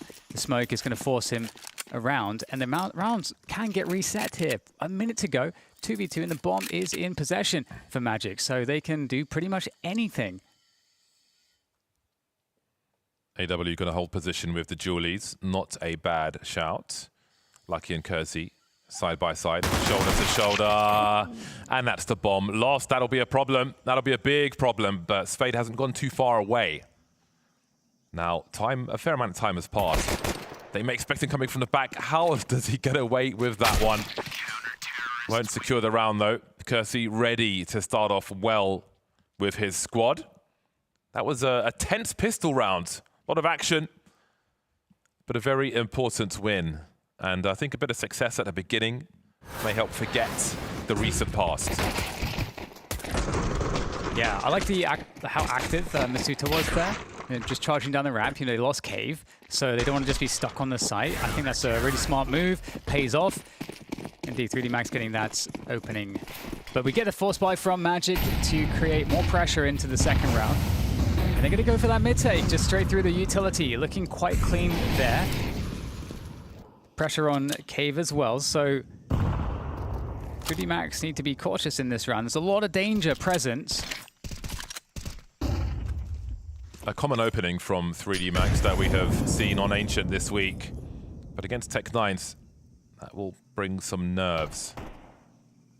Kersey and Masuta re-emerging, which will help clear some angles. As Lucky holds on to the B-bomb site. They're encroaching on his position. TenZ will run distraction, stop rotation. But can they take advantage of this elsewhere? Bomb still in their hands of Moon. 2 on 3, and you start to get worried. You feel like you've seen it before. These are winnable for Magic in the vacuum versus 3D Max. TenZ looking towards A to find out what might be going on there, but in the meantime, Moon can't hold on to the bomb. Yeah, big win there for 3D Max. You know, getting the bomb down would have been incredibly important for Magic to keep the pressure on in the next round. Instead, now TenZ in a 1v3, where the bomb's position is known. There's a triangulated setup. And for TenZ, it's going to be very difficult with 46 HP to win even one of these battles. Lucky takes him out, and 3D Max converts with 3 players left alive. Not the worst in the world, like a decent amount of damage, though, for Magic, so they won't be too unhappy, but it could have gone better for them. So we'll see if 3D Max can keep it going. I was sad to look at the French scene for a moment. I was sad to see the closure of Very Games, a common server provider for many, many years in different variants of Counter-Strike, who also supported the French scene. You've seen pretty much all the most famous French players wear the Very Games tag at some points. But I think that was good for the kind of pyramid of new players coming through into higher teams. How sad were you, James? I was quite sad. I think it was just... Were you crying, James? I wasn't crying, but I think it's like good lore, you know? It's nice to see those brands remain in the scene, but I think the demands are just too high, the salaries are too high. We see teams like Vitality take the mantle with French DNA, but I'll always miss the Very Games tag in the server. Sounds like you may have cried maybe a little bit. Internally crying. That seems fair. There is some opportunity in this round. You know, for Moon does have the AK, the Hero AK. They've been stifled somewhat. Is Existence still in Valorant? Is he like managing or coaching? I believe he was coaching. Yeah. LOL hero shooter. Happy as well. Yeah, we need them back. They should come back. They've got something to offer the scene. 2 players lost here for 3D Max. You don't want it to be a third. There's no one on B. The bomb's rotating. You've got to take the risk, Masval. You've got to take the risk. Here we go again. The nightmare cycle seems to be on a daily basis. Just go and plant the bomb. 20 seconds. How long can you stand here for? You've got to get the bomb plant, AW. There's still no one there. There's still no one there. He can take a post-plant position. He's got an AK-47. He doesn't have Kevlar. Please plant the bomb. He's got a save! Come on, man. I need more carnage. There's no options. This is too conservative. Take the risk. Come on, what are we doing here? You've got money in the next round regardless. I know. Why would you save? You might Just plant the bomb! You might as well, right? I mean, yeah. I will say, AW was also the player that didn't take the 1v2 in that last game. Yeah, he was just like, no. He wants Jame level stats in terms of saving. Yeah, it is Jame tier. But at least Jame had an AWP when he's doing all that stuff. When it's Jame time, he's got an AWP. Oh, there's only 2 of them left. The long term, okay, my opinion, which is widely regarded as fact, there's only 2 of them left, right? Even if one's on a site, one's in mid, you've got a 1v1 on the bomb site. Worst case scenario. You could be coming from ramp, you could be coming from elsewhere. You've got to take that chance. Yeah, the gamble is worth it for sure, I think. You can reset the entire CT economy. Yeah, the gamble's definitely worth it. I mean, again, as you say, we'd be buying it next round anyway, so it's, Yeah, you've got the AK anyway. Even if you didn't have the money next round, I think it's still worth the gamble. So he's given up the AK and taken the FAMAS. But still, come on. Yeah. Believe in yourself. Well, I'm sure, you know, maybe our analyst view will talk about it later. I'll be curious to hear his thoughts. But for now, it's a mid-take. And TenZ back at it again with a double. And response from Lucky here outside of Cage. Got to get something going for your team. And that is the beginning of something that one could classify as something. 3 versus 4 now for 3D Max to try to figure out a recovery. But it's really the ball is in the court of Magic, you know, where they decide to go with this. So hard when you're all spread out as the remaining 3. At least it's 4 and not 5. Moon wondering what could have been in the last round.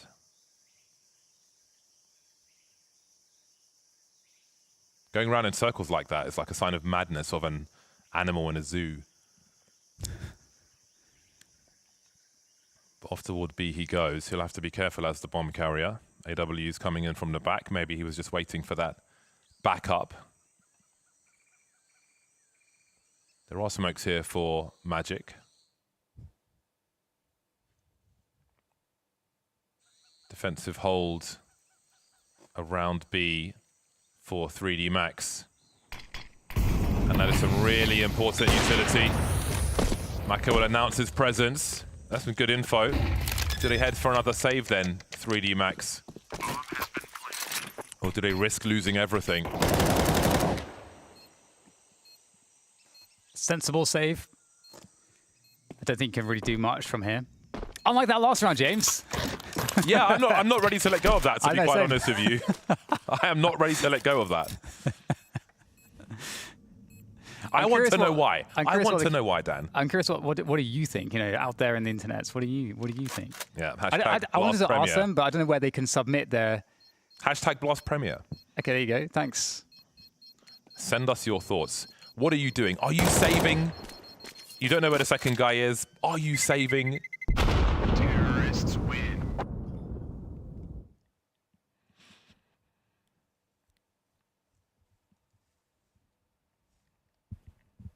You know, they obviously don't know about the statistics of 3D Max against Decodes. Yeah, that's true. That's a good point. Yeah. Because otherwise you're holding W.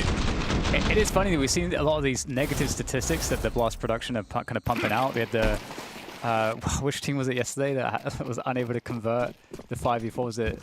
Oh my goodness, I'm blanking now. I feel like this molly was maybe missing from the previous round where TenZ collected 2. The molly's there. He'll collect 2 anyway, and he's still standing.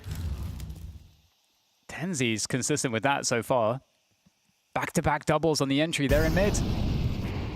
Gravity, I mean, he's going to be surely thoughts, but he's going to get the drop onto S-Fade. Very good there for 3D Max.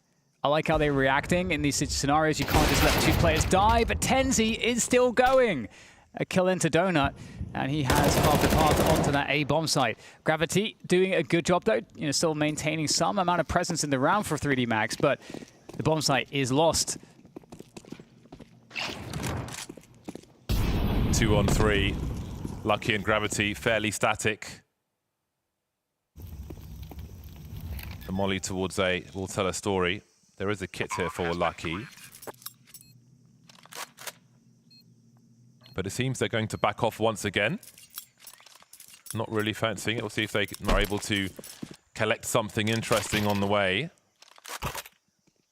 Not favouring the Galil over the M4. I think the Galil still has better armor penetration than the M4. But of course the spray will be a lot more familiar on this one.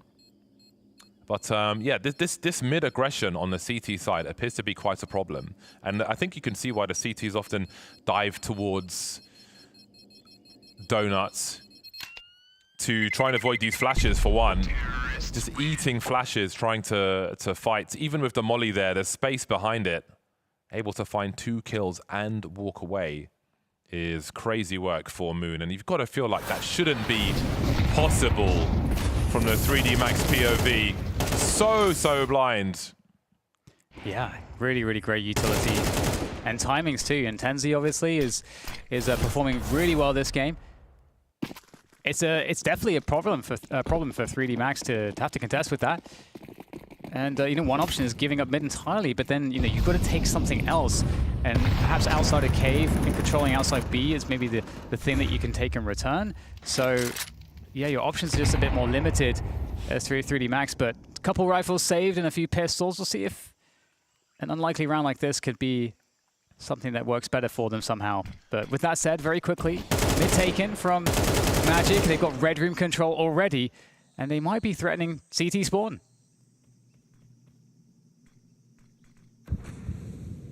I wonder if 3D Max have enough arms to combine a HE with the molly in mid. If Tenzi's going to keep swinging out, that might be a solution to at least try and stop that from happening a little.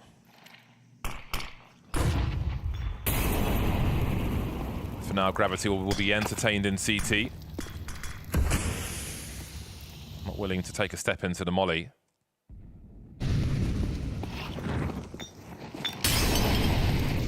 So I don't think Magic are too concerned with the castle defenses being offered by 3D Max in these rounds thus far. Maka with just the 1 kill to show for the efforts at the beginning of Ancient, challenging CT side. So a lot of saving going on for 3D Max. But the few rounds they have so far may prove important. Bear in mind they've got 3 at this point. Let's see how much they have at the end, because they don't look too close to securing further rounds here. So that pistol will be very important. Terrorists win. Yeah, no doubt. I mean, just like you were mentioning, there needs to be some adaptation for mid. And if you can't take mid against them, if that's something that feels just bad, you got to take something else instead. You can never just give up something for free. You have to make a trade. And hopefully, you know, you'd love an even or advantageous trade, but at least some kind of a trade. And so that's kind of what they have to figure out at this point. And perhaps this timeout could be, you know, a time in which they can figure that out. Because so far, last couple big gun rounds, you got Tenzi, like you said, just walking out, getting 2 double entries, making it look very, very easy. And so there's something is missing there that 3D Max can adjust for.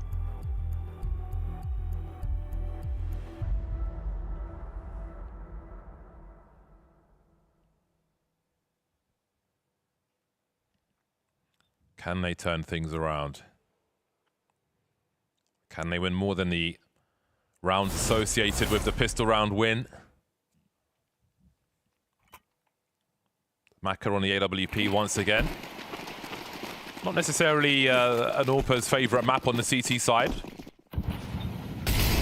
But you've bought it, you still need to be effective.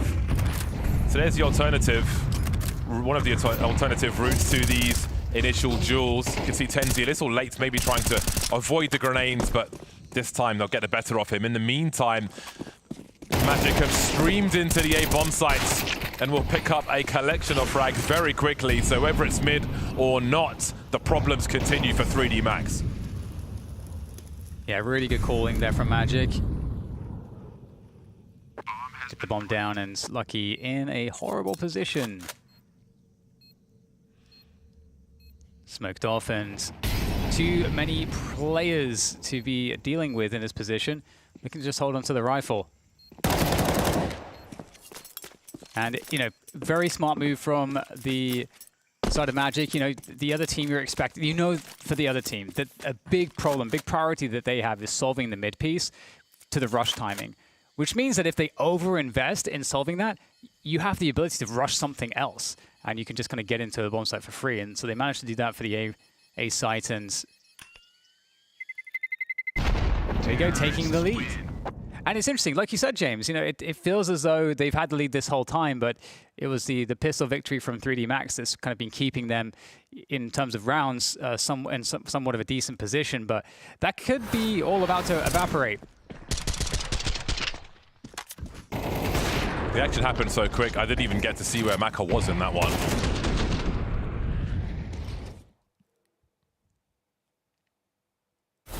Again, mid continuing to be a challenge. This time the challenge is just offered as a distraction.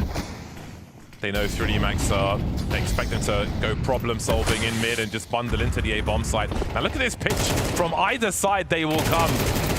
One step ahead of 3D Max round after round. Charging past B. After all the rounds, see, they've conditioned 3D Max to look for TenZ on one side, then 2 push in from another, and again, another round is crushed immediately. Yeah, and there's no setup cave to sort of play against a maneuver like that, so you get completely isolated in mid. Speaking of isolation, Lucky is in a position where he has to go big, but he is by himself. And he's getting flanked. The Shadow is a dead giveaway here.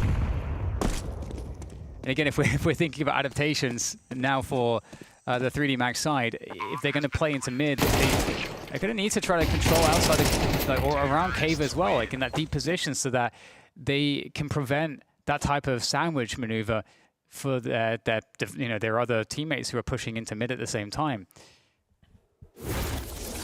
So it feels like they're just kind of like one step behind here constantly, James, against Magic. Spade padding the stats there. Collecting all the victims, stealing that last one from TenZ. Always good to collect a little ace.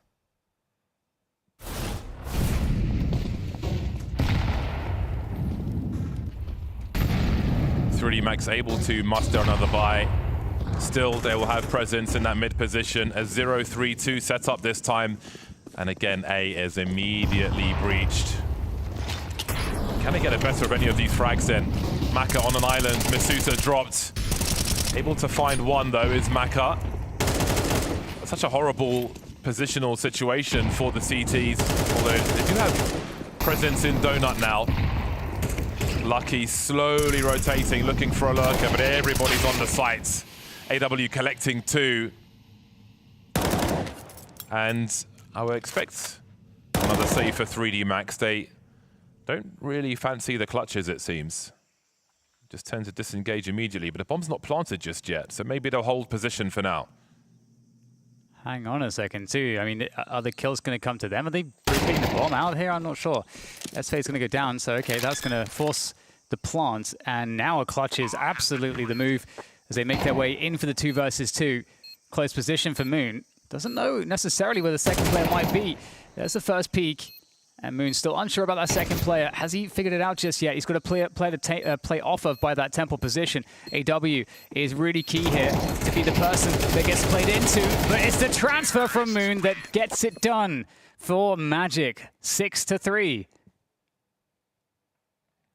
Inviting them close enough to lose everything. Proving quite the challenge for 3D Max in this one. Again, not the first time they've played Magic. Proving troublesome once more. It was a closer finish than some of 3D Max's other games on Ancients. But it's not looking close right now. Firmly in the driving seat, Magic. Still more work to be done, though, in this half. Yeah, the calling, I think, on the T side has been really, really good from Magic. You know, of course, they have something that's been working for them, you know, those mid pushes initially. And I think a lot of the calling has been kind of off of the fact that they are expecting these adaptations. And so whenever there's a bit more mid focus from 3D Max, you know, they either punish it with a fast push into A, where, you know, for A, you know, it's much less likely there's going to be forward positions there. In fact, 3D Max are more likely to be investing players mid and outside B, so it consistently opens up the A rush timing, and sometimes they're able to punish outside of B as well. So Magic, great calling, and once again opening with mid control. We'll see if his angle works out for Maka. Taking down one, traded though, for a 4 versus 4 and controlling mid for Magic. God, it feels so desperate for 3D Max. Scrambling for a kill in mid, but the 1-for-1's never going to be enough on the CT side.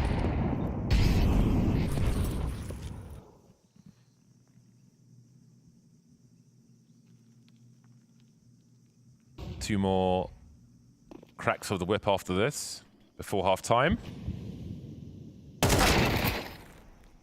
Kind of fascinating the battles in mid and the fight to win them for 3D Max. There is a chance here for an unlikely round, and that could be just what the doctor ordered again. It's 6 rounds in a row here for Magic after the pistol success for 3D Max.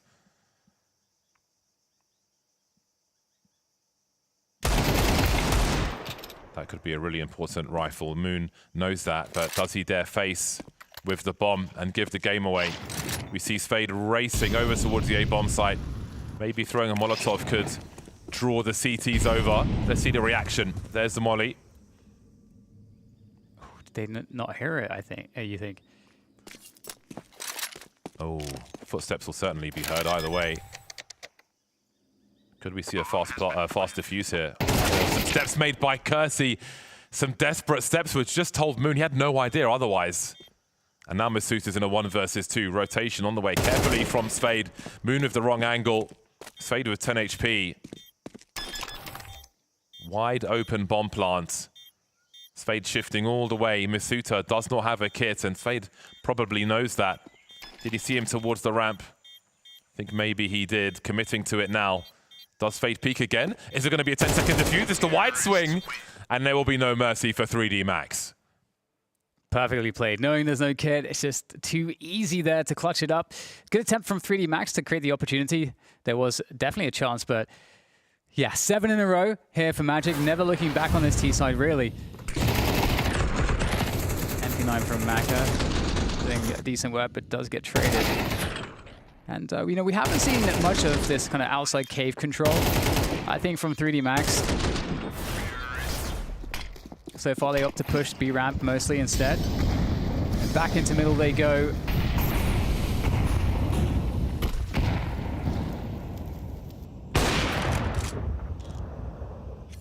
Oh, the tease. We got teased.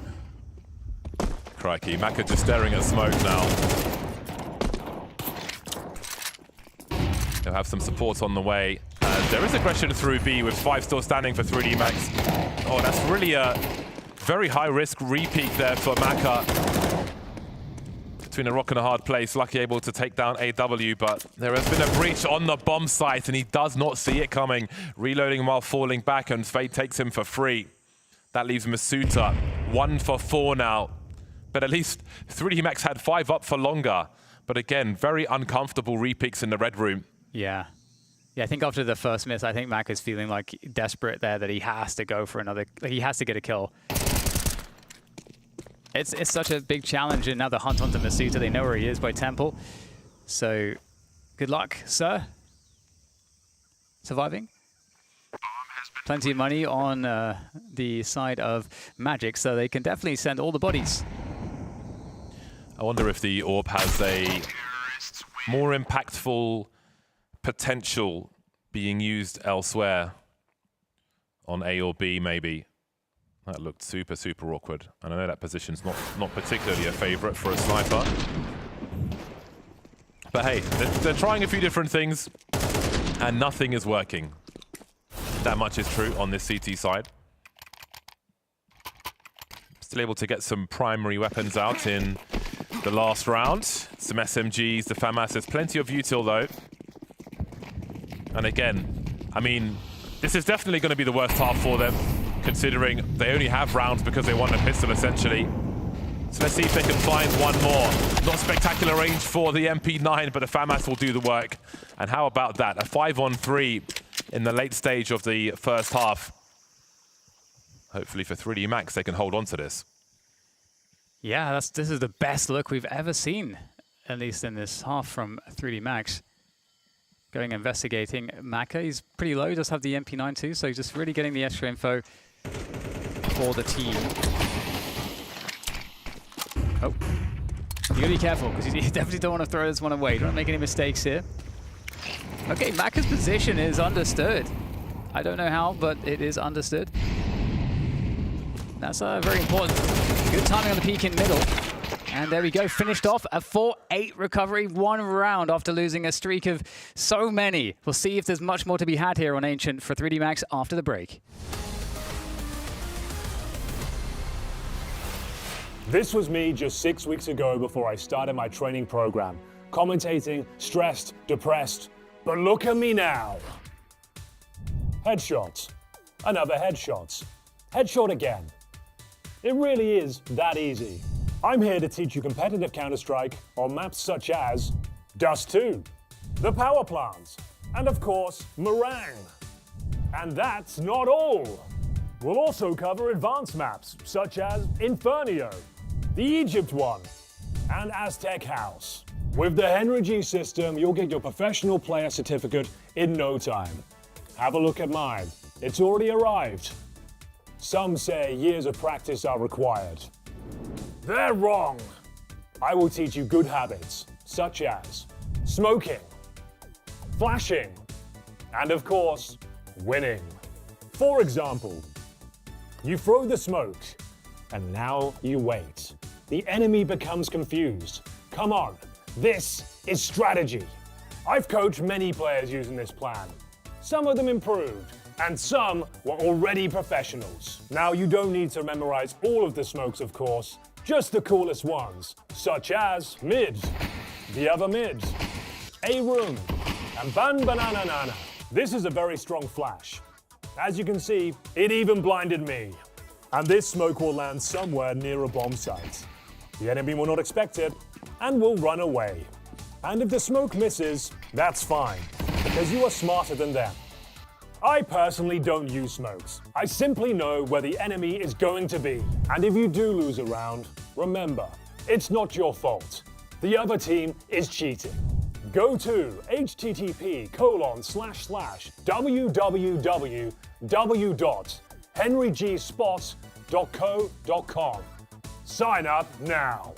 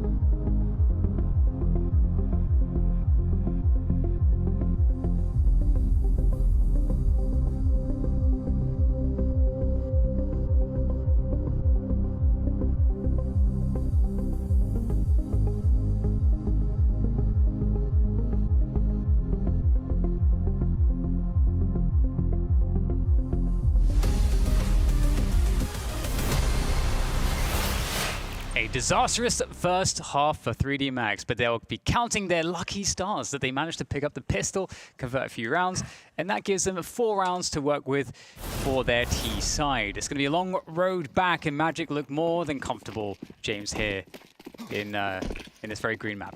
We need Existence back. He fixes this team. Coach, analyst, whatever you want. Get Existence back. Get him back now. France needs him. Get out of that hero, that LOL hero shooter game. Back into the nitty-gritty. Magic with some problems on this CT side. AW holding on to Donut for now, but the bomb's been spotted on the other side of the map. Maka somewhat stuck alone, actually. And now that bomb's been lost. Things turning into Magic's favor once again as Lucky and Gravity remain. Lucky on the ramp. Tenzi and Masval with a combined 2 HP. 8 HP, excuse me. God, quick maths. Lucky just waiting for that flank now. And when things are quiet like this, the CTs will definitely be wondering where that second player is coming from. He's being looked for by Tenzi in the back. Lucky making some steps. This kind of bait, you just know what it is. You know, when those steps are being made deliberately, you know it's a trap. But somehow it's working out for them. Can they go all the way? They absolutely can. A big round for 3D Max.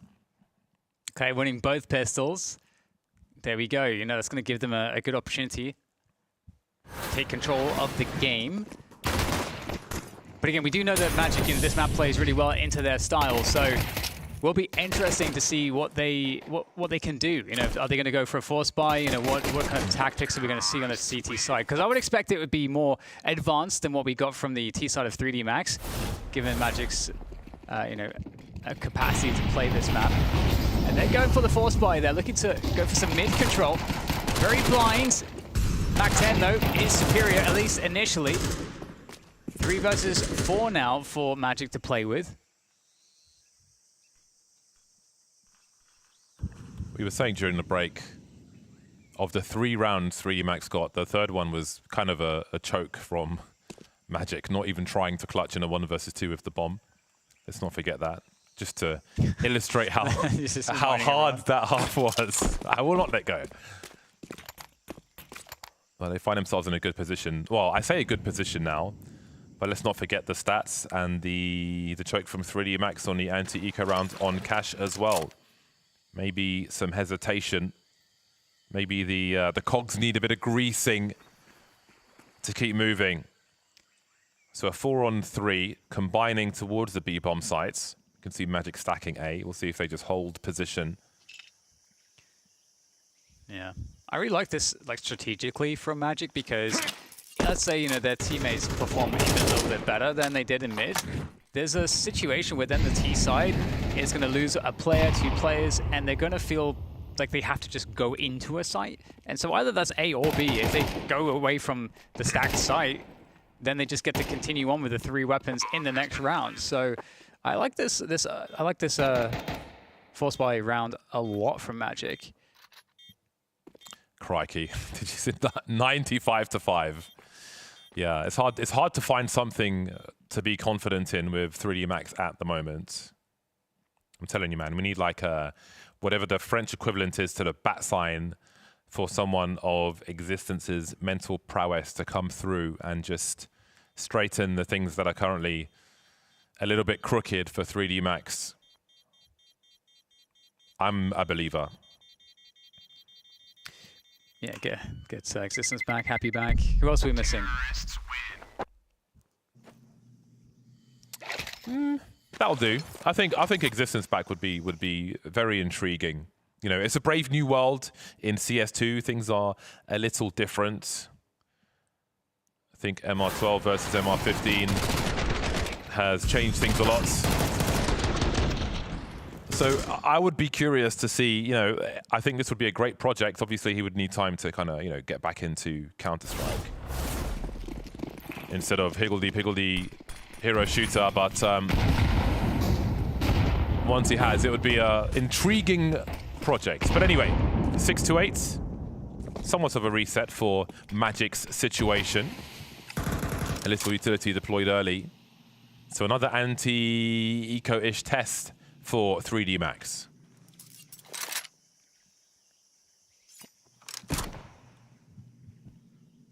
Magic again, you know, putting focus on mid.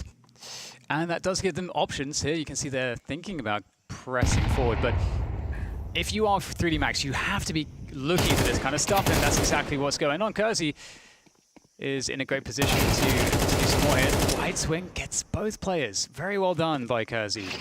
Really delivering for the side at the moment. 17 for 10. He is miles ahead of his teammates in terms of the fragging power, and you know, it feels like with that, you know, the worst of it has come and gone for 3D Max in this round. Well, they are venturing into B, holding the bomb on A, which is good, because it could have been interesting if they just sent it in towards that A bomb site. Oh God, the Deagles are back. You could see Moon, he's just inviting the peek in that narrow channel. And now they're thinking, oh, maybe we'll go to A. Well, you know there's at least 1 on B, which means there's maximum 1 on A. But look how quick the rotation is. Moon having a look towards mid, hasn't seen the bomb, wondering if he can catch it on the rotation.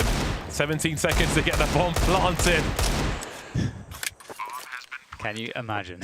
So we still have a lurker on B in the anti-eco, meaning they've got a 3v2 on this A bomb site. Yeah, very curious stuff. AW still unknown. All about creating all the noise in the world from Moon, and there's definitely a chance that AW could kind of get another kill in here, and that'd be great. You know, just keep the economy down as much as you can. So I think that's really what AW is playing for. You can obviously hear some of the steps when they start to run away. No kit for a ninja defuse or anything like that. Seldom see a ninja defuse. Terrorists He's given his life to the gods. Yep. So odd. Just trying to figure out which way to go with some of these bomb explosions. Really good 3K here. I mean, csgo is isolated and alone, so I don't believe anyone can prevent a gun from being picked up if csgo dies there. So that's a huge defense from csgo. This is a situation full of promise for 3D Max. Of course, the real test begins now, but it begins where there's only one round deficit.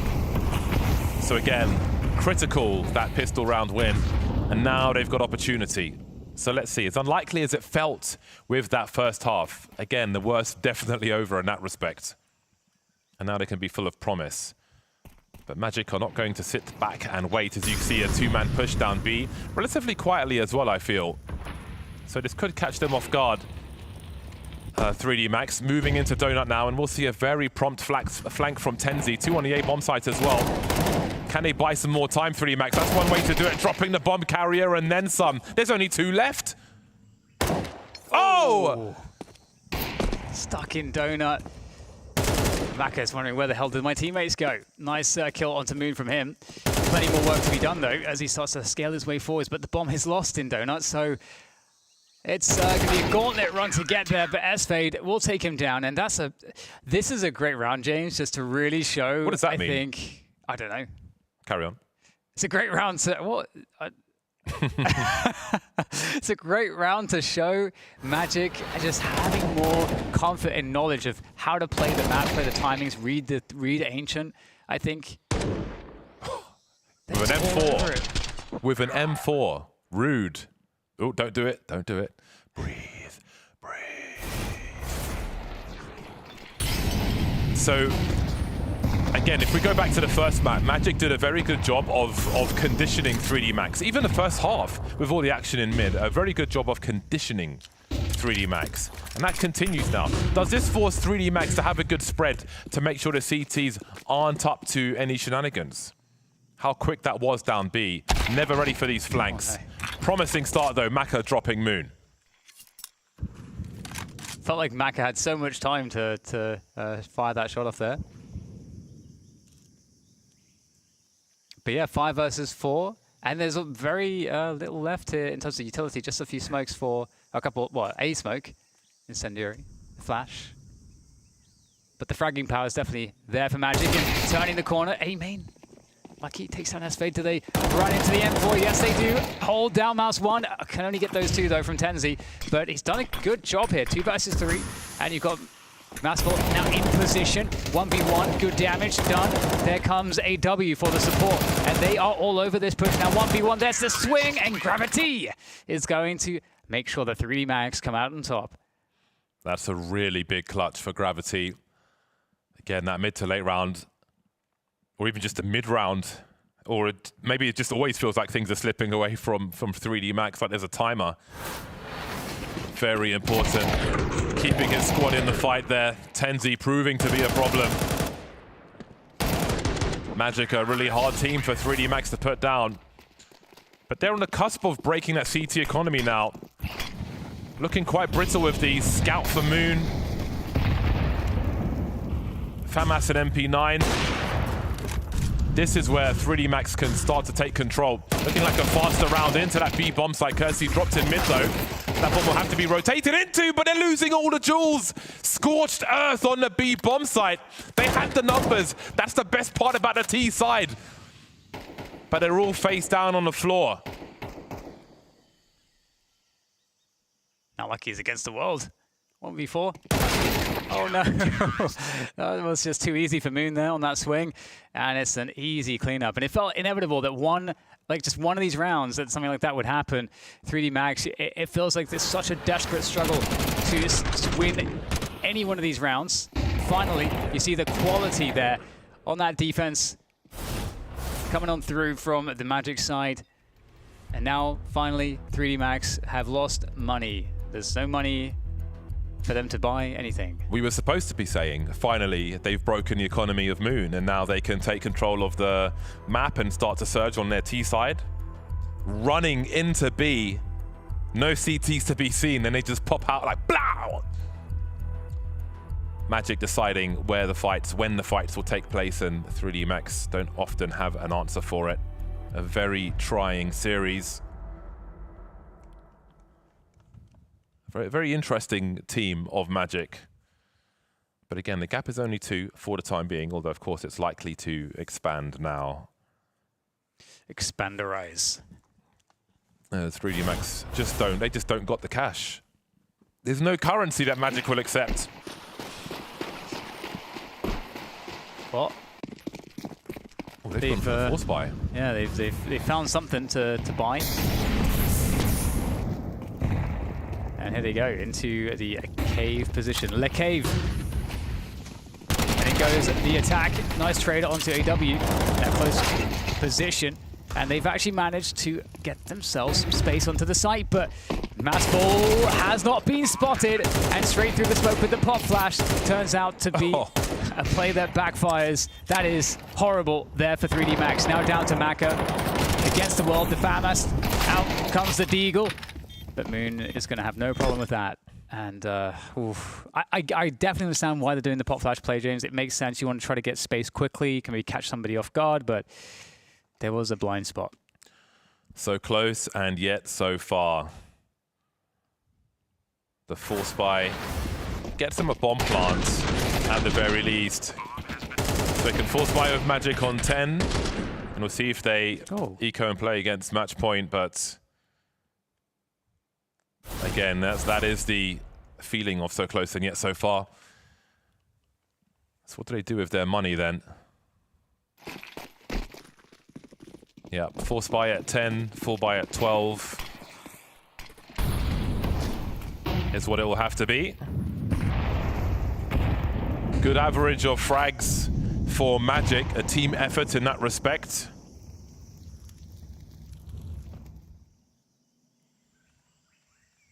I think this series will be rich in information for 3D Max, with ways to improve for the future.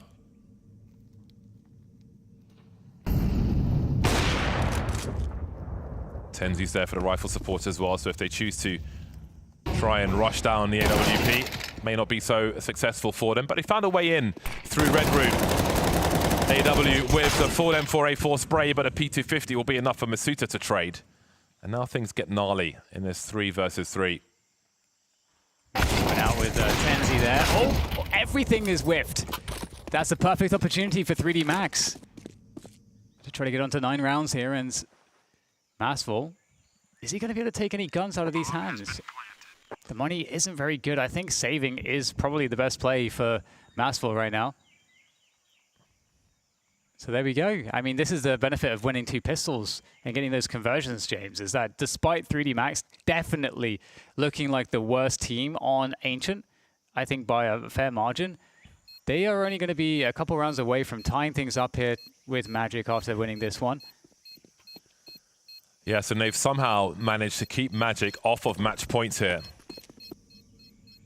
So again, maybe there's a way where they can survive Ancient. Terrorists win. Those pistols, absolutely key.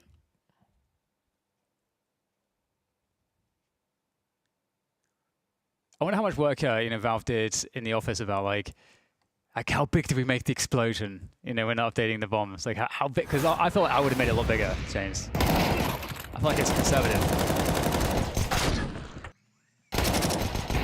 Yeah, maybe there's a dial they can turn to make it tiny or nuclear level. 2 rounds then. 2 rounds between the squads. Magic able to muster rifles, including the AWP for Moon once again. Very light on util. Will that heighten the aggression from the squad? Kersey just running through mid, looking for something. And Tenzi takes an angle at his leisure to give a very early 5-on-4 for Magic. We see AW in a forward position on B as well. That will allow Magic to have 3 comfortably towards A. Spotting this push coming through now, and Tenzi again with another multi-frag. He's been such a problem for 3D Max to deal with. And again, such time on the clock, and there's only 2 of them left. Tenzi, it's just crushing them there. Really well done. So many layers of a performance behind, you know, if one player's going to miss, falls back, as we saw with Moon, TenZ comes back in again to just do the damage. I do wonder about Kersey, you know, going into Donut. It looked like he was a little bit lost on his way out there. So it goes down very quickly. But yeah, TenZ had a great performance on Cash as well. TenZ and Moon. Pretty much everyone here is delivering for Magic in this game of Ancient so far, and now they are on match points. TenZ again. More of a knife in the side than a thorn in the side is TenZ. Has support as well, should they try to pursue a frag. It's only 3 rounds, but only maybe a big ask versus Magic at the moment. Spade pops out, and there's just too many men on road. Moon's in an awkward position now, still standing for a time. This could be a bumpy ride towards the end for Magic if 3D Max can find success. They may slowly just erode their economy at the perfect moments for overtime at the very least.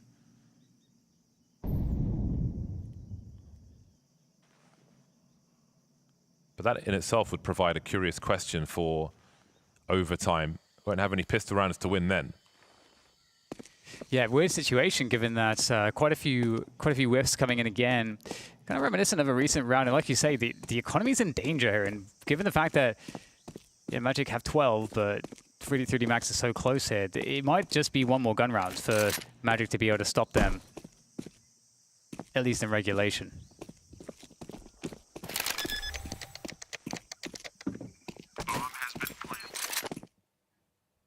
It almost feels like, I want to say, you know, Magic want this Ancient to go on longer because it has felt like they have been in control of the game. Obviously, they lost both pistols, and so that's gone a long way in allowing 3D Max to look competitive on the scoreboard.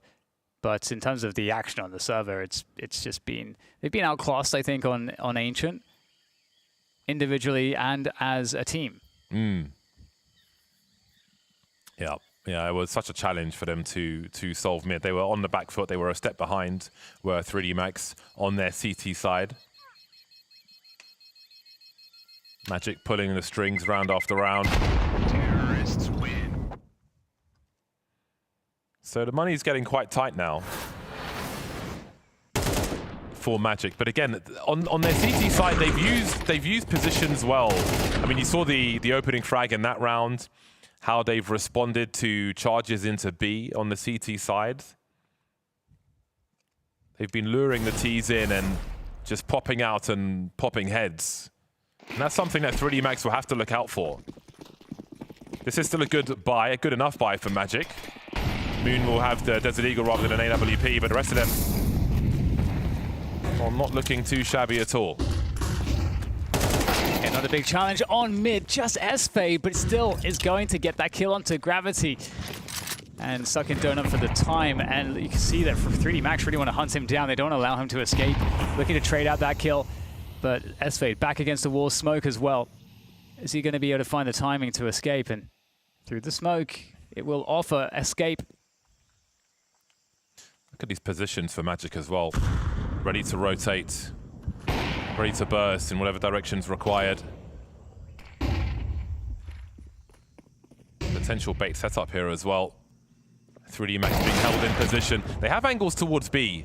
They have an angle toward B. A shooting gallery in mid though, and they'll take advantage of that. Really nice work. There's the entry onto the B bomb site as well. The patience for 3D Max pays off as AW goes through the flames to no avail. This is the money broken for Magic. Moon's found an M4 now after starting with a Deagle, and he's made it a 1 versus 2 as the bomb's been planted. This could be the perfect storm. Again, I often save in these scenarios, but Masuta with only 19 HP will be the point man, and he's looking for the transfer. Oh, I was worried, but 3D Max survive.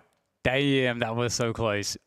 That was so close. 22 health for the last player there. But yeah, Magic, unless they win a very unlikely round here, it's going to be overtime. But you have to imagine in an overtime, it's going to be massively favorable for Magic because pound for pound on the gun rounds, they have come out ahead pretty heavily on both halves. So the overtime should be favorable for Magic, but of course they want to try to tidy things away here with the MP9s. These more carefree rounds are a threat, though, to 3D Max specifically. Yeah, this is going to score, though. Oh! Another 5-on-4. Like, there's been a few rounds here where 3D Max had to turn things around after losing the first player, and that is a great way to respond, Masuta. Yeah, very good recovery. Makes it even better now. AW goes down, and I think Moon is being... Oh, he's not being looked for anymore. Does Kersey go first? Is he the sacrificial lamb? With 19 HP. 4-on-2. And Magic are being given the time for Moon to rotate with the MP9, which could collect more than one. And Masval may find himself in a 1v1. As Masuta is creeping. That's an AK to be collected. Now he can run distraction while his teammate comes in from the ramp as that bomb's getting planted. And you start to get a little nervous here. 2 versus 3, it's not too many, but Lucky wins a very important duel. Surely he can't do this now, Masval, from this position, and indeed he cannot. It will be overtime, as unlikely as it's looked. 3D Max do just enough. Just enough, I think, is probably a great way to describe this game, because 3D Max definitely won the most important rounds, despite losing a streak of many rounds. You know, just getting the economy reset rounds just at the right time, as well as getting the pistols and converting the following rounds. It just really has been just enough. And now, in the overtime, as I said, I think it's hard to picture Magic being anything but an advantage. Now they don't have to worry about pistol rounds. They don't have to worry about the money, really. They will continue on the CT side. I think we see the best of 3D Max if we make it to Dust 2, which, you know, might not be the most challenging statement to make with how this has gone. But I think they'll be much more comfortable there. More problems in mid as we see a war of attrition now, a 2-on-3. Getting very brutal this game. Macroscope will be heard by AW. He'll know exactly where he is and where he could be going. But can he stop him? The answer is no. 3-2 now. Oh, got to be careful. Not a good angle from Masval there, and it's falling off. Bomb does need to go down. Both players now spotted on the CT side. Peek comes through. Masval is going to open up Moon for a frag. 1v1. Masuta gets the bomb planted. Big rotation. Instantly, that decision is made by Moon. So he's able to pick up these guns in mid, and that swaps out for the M4. Masuta still expectant of the CT side.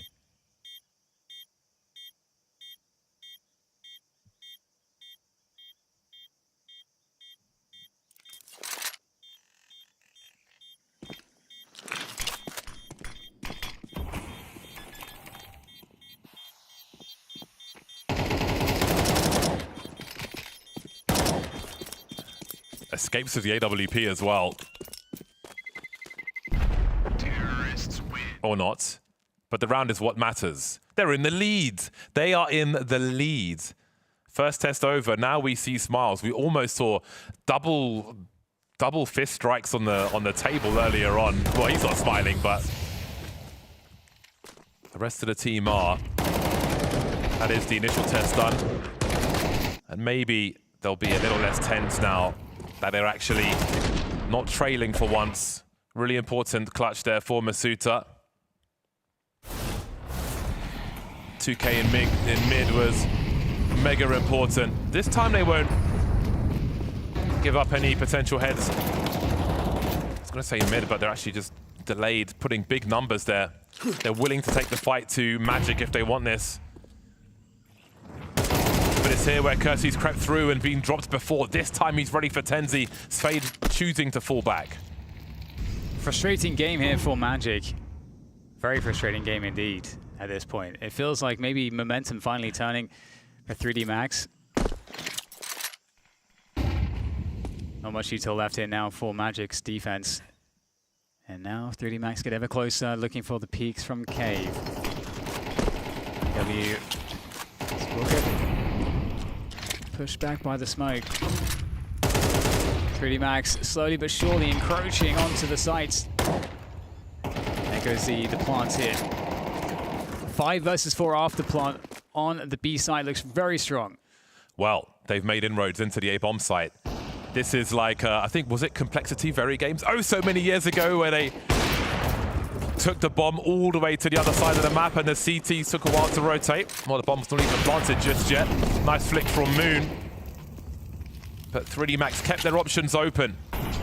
And the plant will come through on that A-bomb site with much better positions, but Moon's found a second. NAW with a big swing. How is this happening? Down to a 2-1-2. The reload is so awkward for Moon and gives a chance for 3D Max to stabilize once again. AW in a 1 versus 2. Need someone to peek in. Shots in the back, looking at the front. This is going to be a really hard one to solve now. He doesn't have a kit either. There's no one near him. And it will be a second round for 3D Max. The dream is collapsing for Magic. Yeah, amazing maneuver there. You know, this is why having a lurk, or, you know, having options is always so powerful. And even in a 5v4, you know, especially on the A bomb sites, it's going to be easier to hold, especially see the after plant positions being so strong. Much better than the setups I think you'd be dealing with on the B bomb site. So 3D Max, again, going from strength to strength here in the overtime. And after looking like, again, they were barely hanging on by their fingernails through all of regulation. They're in a position to force this to a third map very shortly. But Magic can do something here, losing a player mid already, and it's just going to get worse. Could be the clean sweep here for the first half of overtime. Only one on the site, but not wanting to pursue after that Mach 10 swing. Things will get slower. They've got the 4-on-3. They want to keep it that way. Number advantage. Moon still lurking with an AWP. Almost top fragger for the squad, so that will be dangerous. TenZ's on 20, and we've seen plenty of him recently. So, do Magic take a risk then? Sometimes you have to. In a scenario like this, only 3 CTs alive. No one looking at the A-bomb sites at the moment. Maybe retake territory if that's where 3D Max choose to go, but can Magic hold their metal and focus on that B-bomb site? Well, Moon starting to get nervous about that utility may keep him planted there as Masval and TenZ focus on B. Need to deliver on his defense. Great double there from Masval. Exactly what you're looking for. 7 HP now for Kersey, and that's finished off now by TenZ. Maka in the clutch. Here for 3D Max. 3 rounds on this half will be so huge for 3D Max's chances, but it's not to be. Moon with a stunner of a shot there. And that's something there for Magic at the end of the first half. What a turn of events. Yeah, I have to say the way Magic choose to engage on their CT side as well, how they pop out and just cause problems. The angles they hold seem to be really troublesome for 3D Max. A really solid 2K there from Masval. And then almost a drive-by from Moon to finish off the job. That is a sigh of relief for Magic. Going 0-3 would have been really disastrous and maybe given 3D Max the confidence they needed. But let's not forget, the only rounds we really saw from 3D Max on their CT side was the pistol round. Now, many rounds have come and gone. The question is, can they learn the lessons fast enough? It was TenZ coming through mid, who was just ruining CTs left and right. A little blind, not looking so good for him this time. And it seems 3D Max have adjusted in the best way. Kersey with 2. Oh my god, SV going down as well. Great shot from Maka. And now it's going to have to be pure individual brilliance. But the util shuts down the entry, and that's enabling positioning for Maka. And Magic may feel committed to just go to the A site.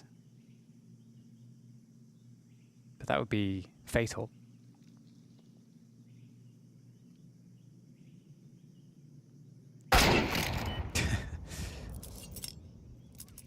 It's fatal. Very fatal, James. Maka's posted. Ooh. That's a nasty peek there from AW. Does he fancy his chance with the AWP? No. 40 seconds to try to win 1v5. First player is down, but so many more to go. He's actually made it out. 35 seconds. Giving lots of sound cues, but this time nothing doing. 1v2, save. 1v5, let's go for it.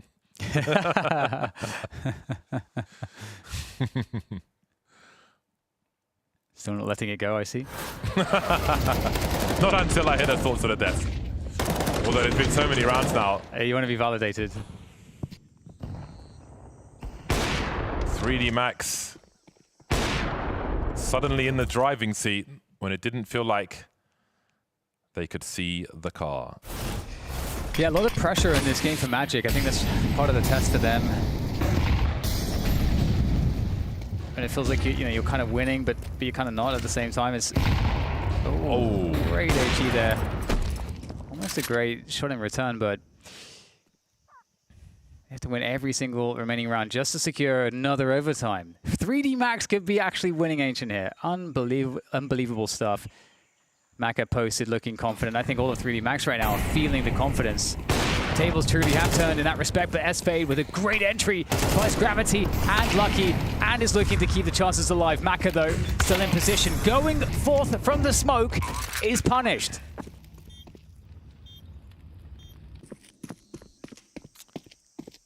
Well, better get your skates on, lads, because you can buy in the next round. And this is quite a slow approach, though. Are they saving? Are they saving with their... I mean, I think the only argument here is the AK.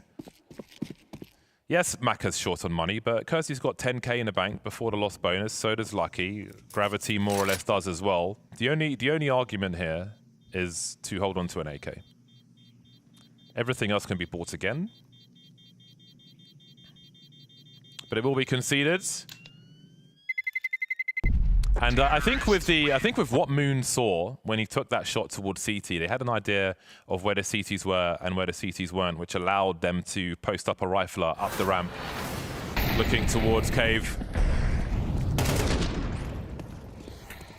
Then Spade came in with a wonderful angle on Lucky. Moon's so good with those quick scopes and the cancel strafing as well. Like that seems to be a little trait of his. That was crazy.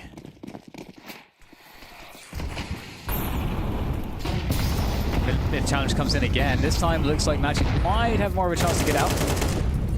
Ooh, that was a close one. Tenzi still alive. Not so much to be able to set about 3 teammates now. Everyone's died. That's a disaster. 3D Max here in a commanding position. This map is all but theirs. Map 2, Ancient. It's been a horrible, horrible game. I think, honestly, for both teams have found this extremely uncomfortable. But 3D Max looking like the ones to take it, as Moon is... I mean, what does he do here? He's stuck in his spawn with an AWP against 5 players.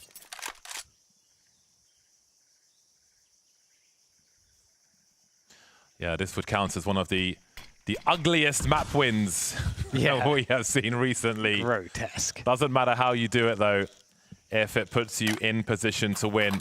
Dust 2 just around the corner, which I'm sure we're going to see the most of 3D Max on. Not long now until this is all done. Moon falls, and ladies and gentlemen, we have witnessed a miracle. James and Vu explained this to us. We will do our best, because this was both pistols going for 3D Max, getting the follow-up rounds in there as well, and looking like they could be in a commanding position. But then that T-side from Magic came through, and they were like, yeah, you're not going to win any gun rounds. You're not going to have any fun on this. Then, when they're at the last point, the last hurdle, 12-9 up, the rounds just start slowly slipping away. They can't close it out. Magic fall off a little bit, and 3D Max find a way. It wasn't pretty, but I respect the ability to come back. And even just that last round we saw then, right? The fact that they were able to just go full aggression, actually challenge Magic at their own game, which is something we said that 3D Max wouldn't be able to have a chance in winning. They get the job done. I think saying it's not pretty is the right way to put it. I mean, 3D Max won, count it, 1 gun round on their CT side. That's CT side Ancient. It's supposed to be a side you can actually put something together on, but then you go into the T side, and I think we're seeing why they picked Magic, because you know this map is coming. You're 3D Max, you're gonna play against this team. You've played them on Ancient recently. I have to give credit to 3D Max changing up their style very heavily in this one. They had a really good idea of the way that Magic were gonna play, and you saw that as you went into the later parts of the half. They got a little bit more comfortable. They realized, hey, this comeback actually is possible after only getting one gun round on the first half. And then once you get an OT, they actually managed to close out in impressive fashion. Still, they're not doing what I mentioned. I saw their last game. They were constantly going exec after exec after exec the last time they played. This time they actually managed to hold some map control. They had some clear, cool plays, but they actually played a really solid game of Ancient on the T side. Let's just forget about that CT side. On the T side, that was a really great game from 3D Max. I'll say this though, right? You were saying that we know what to expect when it comes to Magic, right, and the way they're playing, but I did not expect CertZ to be having a series like this. This is a huge turnaround. This is an impressive rifler, and he is the one who, actually, I'll say this, he is the best player on the server right now. Ooh, I'm inclined to agree with you right now, and when we're looking at this, he's the one making the difference here. If you think about the last time they played, he wasn't there for it, and he is dominant. He's the one running out mid, getting an entry. He's the one bringing rounds back in their favor when they're down a man. This is actually incredibly impressive from CertZ on the rifle. We can't say this enough. On the rifle, you saw him last. Probably most people watching saw him last on Gamer Legion, stinking it up with the AWP. He is really farming with the rifle right now. Farming with the rifle, looking very confident and strong. Multiple multi-kills within this one as well. He ends with 9 multi-kills, maybe 10, depending on how that last round went down exactly. But I mean, this is what 3D Max needed, and this is what maybe with time, remember, he's only been a month on the team. Maybe it can get better as well, but he does need a bit more of that supporting cast in there. We can give him some time for it, but this was a map loss. This was not going to be looking good for them at all, right? And there was so many rounds here for Magic where they actually, to me, it felt like they were in the right position, in the right situation, but then they just couldn't close things out. Yeah, the 2 of the last 3 rounds in regulation, Magic were up in a 5v4, and then they go for the re-aggress into middle, and you just have 3D Max ready for it. And just to touch on your point, the multi-kills from CertZ, you don't see it here. You see the multi-kills coming from Gravity here. You see the teamwork coming from 3D Max. 3D Max is the worst team, or second worst team in the top 50 at multi-kills overall in the last 6 months. In the top 50, they're the second worst. So adding CertZ in for this type of thing, where if he can get these multi-kills, that is insane. Okay, when you say, normally people say like top 20, top 30, something like that. You have to extend it to the top 50 and it was still that bad. Well, maybe with some time it can start to work out from here, but I think for Magic, right, the openings have not been the problem. The individual firepower hasn't been the problem here. It was just closing it out and battling it back against a 3D Max, who you said they have their execs, but we even saw a bit of stuff thrown in there where they will do some fakes, they'll have some good lurking going on as well. I think the reality is that Magic got stuck a little bit too much into plan A. And we actually have a round here, I think it's round 25, where you see 3D Max, they're changing things up. They have this mid control. They're not going for a straight up exec. They've got CertZ walking in to get an entry. This is not something you normally see from a 3D Max. Then they go with their 3D Max BS. Okay, this is classic 3D Max. I think he fakes the plant there. We can't quite catch it. I think he fakes the plant and then runs back over. This is some very game stuff. This is what you saw it on like Inferno. They'd smoke the front of the B bombs, they'd fake a plant and then run back A. You saw that maybe from Titan or Very Games. That is classic. I don't even know if it really mattered. If we're being honest here, I don't know if it really mattered. You just had a guy walk out on A, but that's not what I expect from a 3D Max. They're a team that are very exec heavy, and that looked, that was an exec, but they did it off of a mid control, off of a CertZ walk forward. He was looking for a play, and then the lurk out A to actually adjust things. I think that one, they have the exec in there, they have the utility set up, but that's not one from spawn that was designed quite like that, I don't think. No, right? It was a mid-round turnaround into it. And you saw the way Moon, he's like looking mid. He's probably heard the comms that like, oh, actually, they're towards B. You know, maybe they did hear the fake plant, like you said. And then all of a sudden he's looking, well, no, I see 3 in middle, guys. What is happening? And that adjustment then just becomes a little bit too hard. Now, we have seen a lot of animation coming out from S-Fade, a lot of reactions, right? And he's probably sure going to have a lot more from this, but he also put on some highlights, including an ace within this map. But it was, I mean, he's not the player I'm looking at to be doing this on a regular basis. I'm expecting him to lead the team in the right way. So he's probably going to be quite frustrated after this one, but it's going to be about the bounce back. Yeah, from S-Fade, I think on an individual level, he really performed in this map. But as we've seen with Falcons and Kerrigan, I'm more concerned about the leading. And when I look at the way they lost on the CT side, look how many times they got an opening and then they just walked directly into a retake in mid and 3D Max was sitting there waiting for it. It was round after round after round on that CT side. And I have to say, I think they needed a better okay, this is they needed a better plan B. Okay, this is plan A. You do whatever that is, and then you shoot them in the head. They needed a slightly better plan B and an adjustment a little earlier on, either fighting harder for middle and actually winning it, or just giving up middle and trying to stack towards a bomb site when you've already got such an advantage, 9-3, or was it 9-3? I believe going into the CT or the second half. You know, you have to be able to close it out at some point. Yeah, exactly that. And it was 8-4 at the half, but it's close enough, right? And I'll say this, his animations, his reactions, he's saying he's going to smash them, right? Or whatever you want to interpret that as. You can choose your own choice words of it. I am doing a broadcast, but I mean, I will say now it needs to be, yeah, you've got the vibe, but now it's the bounce back. Now it needs to be playing the game you normally play. And that's what we're going to try and see when it comes up with Dust 2. That'll be in a few moments, just after this break. See you soon.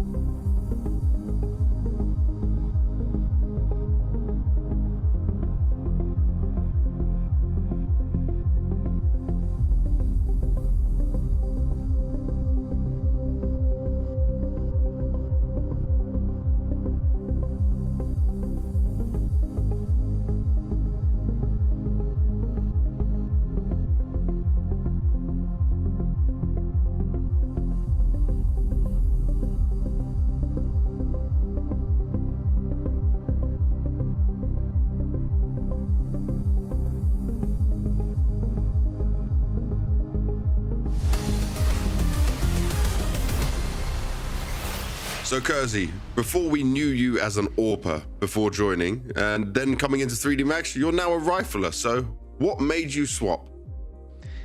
What made me swap?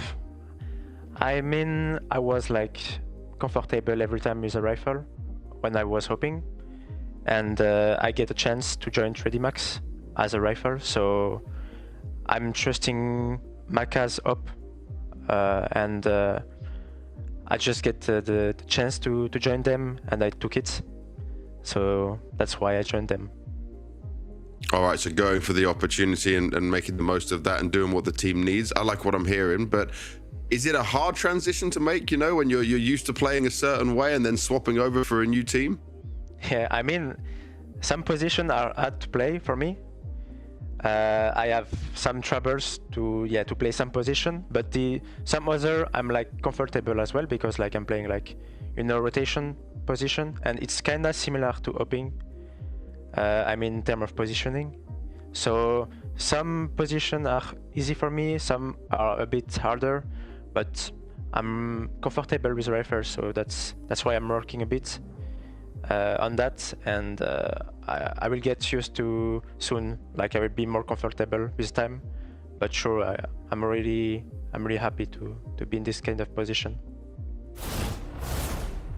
And Vu, him being comfortable, well, we're seeing it right now, and he is currently with a 1.47 rating across the series, across both maps, while no one else on his team is above a 1.0. Actually, no one else on his team is above a 0.97. He is not just heavy lifting, he is carrying them on his back, kicking and screaming to try and get this win. But the good news is that Dust 2 is very much in the wheelhouse of 3D Max, even when they were at their worst, right? This is a great pick for them. For Magic, they've struggled against teams, even on their good runs at Astana, for example, where they've not even faced the best opposition. Yeah, I think Kersey might just be able to drag them across the finish line here, especially he mentions in the interview he's more comfortable in the rotator positions. He's playing a rotator position on Dust 2. I've seen them love to push him into lower tunnels, have some aggression in middle. That's where he can dictate the pace. He can be the one deciding on what engagement he wants to make. So if there's anything he's comfortable with, it's going to be those sorts of plays. We saw it on Ancient with the push-ups in T-side mid to try and actually open up the rounds. I think we're going to see it here on Dust 2. I think Kersey's going to be able to do it. I think he's got it in him. Oh, does that mean you're saying 3D Max are winning? I think 3D Max, I like Magic as a team, but I agree with you. I think their Dust 2 is weak, and I think Kersey's going to maintain this form. I think 3D Max take it. There you go, Bardolph and DDK. You've got the Vu words. Let's see if he's right. Take us into the game. We've all seen these nightmares on YouTube where someone's stuck upside down in a cave. I feel like 3D Max have been swimming out of a cave in low oxygen, and they finally made it to the surface just in time. The worst is over, the best is here. It's hard not to favor 3D Max here. The numbers don't just yet, but you know, I mean, I think we can all agree, really, especially with what they said on the desk, that the worst parts of this series are behind 3D Max. They have survived. It has been about survival. They've made it to Dust 2, and now they can show us some proper French Counter-Strike. Yeah, weirdly, I think when you get to like 12-9 on Ancient, that's kind of the moment where suddenly, mentally, 3D Max see the light at the end of the tunnel, and they are sprinting towards it. They've managed to emerge from the tunnel, just like you said, and so you feel like they have all the momentum going into this Dust 2. And for Magic, you know, they're gonna have to earn back that feeling of confidence by being able to find some good display here in Dust 2. But again, given that 3D Max are going to be in much more comfortable territory, it does feel like everything has aligned for them to win the series. But obviously, the Counter-Strike has yet still to be played, and the expectation from the desk there was that Kersey is going to be continuing the performance. We have to see if that's actually how things play out. You know, what's the matchup going to look like between Moon and Maka? You know, this is a great AWPer map. We have seen great stuff from Moon, and I think 10C2 has generally been very consistent for Magic as well. So there's, you know, it's not without danger. 3D Max choosing to start on the CT side. They recently lost to 9Z, 9-13 in May. They beat Alliance and Liquid, both 13-9. On the other side, Magic have had a lot of Dust 2s as well, losing to Inner Circle 13-4.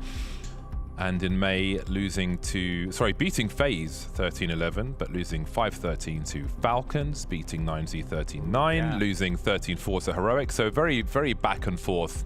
Sometimes good, sometimes bad, as they say. It's an omen. Kersey with a Dust 2 background on the wall. What does it mean? Well, hopefully it means he knows his way around. I suppose so. Yeah. This is, what an intriguing map. I mean, match. Like, it would be so curious for. You know what? I hope 3D Max win because I just want to see how they feel about the series, where they are, where they're going in an interview. You know, it would be probably the worst series. One of the worst series, I feel like, for them in terms of the first 2 maps, but I would have thought all worth it if they can win a third. You would have been plugging for the Magic win, so you could hopefully get an interview with AW to explain himself on the 1v2, James. Nah. I thought you'd be angling for that. So have you accepted it now? I mean, it is what it is. It's time to move on. It is. We can let go of it now. I think now, you know, the focus was because that was the one round 3D Max won. Yeah. You know, that was yeah. the one round Vu was referring to. So I mean, there was no guarantee he would have won it. But anyway, I think the story for me is 3D Max now for being able to survive to this moment and being in the driving seats. I think they're the ones in control now. But again, Magic have shown greater prowess, it feels like, and that could be true here also. Well, you know, as we are sorting out the technical issue, we do have some words from Kersey about this particular rematch. Today, though, you guys are going in for the rematch against Magic. Now, you weren't there last time. You were not in this matchup, but they did beat 3D Max 2-0. How does you and the team think it's going to be different this time? What will give you guys the win? I mean, I'm here, so there is like a new possibility to win. And I mean, I don't know. I didn't see the match like how they played before, but we prepared the match. We are ready to play. And I think the main focus is to be on the game, on the server, and to give like a lot of energy. And we don't really think about last time, you know. Like I think people don't think about the lose. They did. We just think about now the present and how we can win this.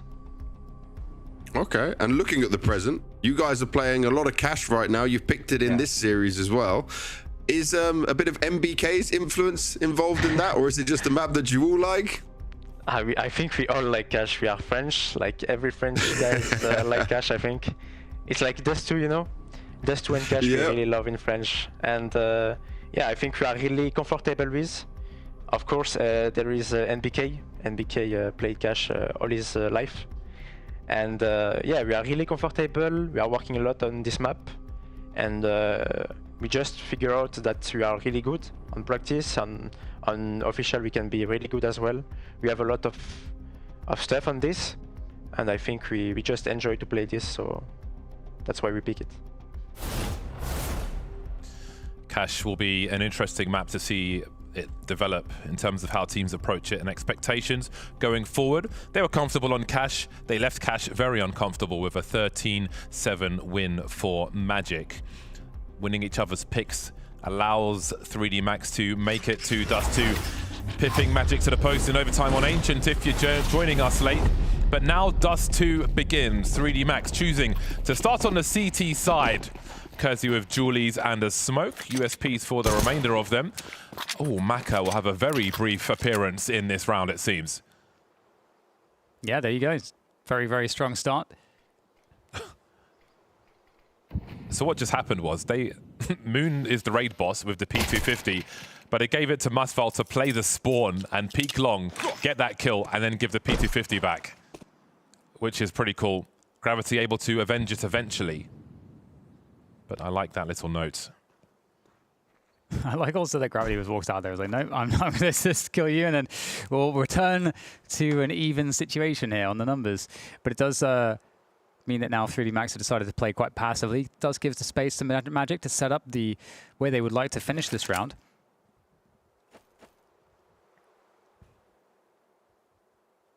Where are the CTs?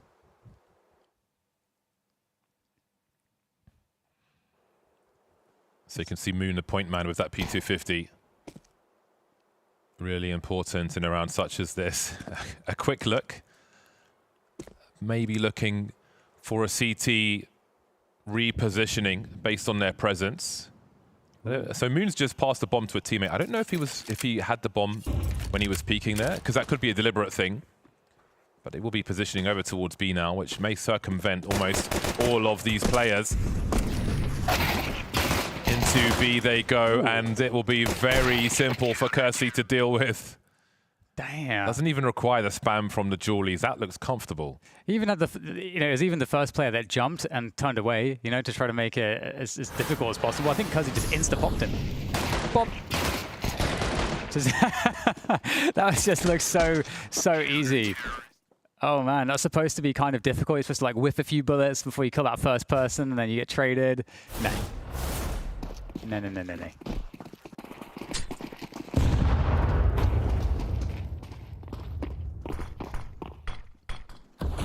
Two-man push of lower B. Actually going to be a pinch going through the smoke upper B as well. So there's some utility from the CTs towards long to delay any nonsense. But they need to react a little faster towards A bomb site, it seems. As we see flashes deployed for the Glocks to take position at the longest range on the map.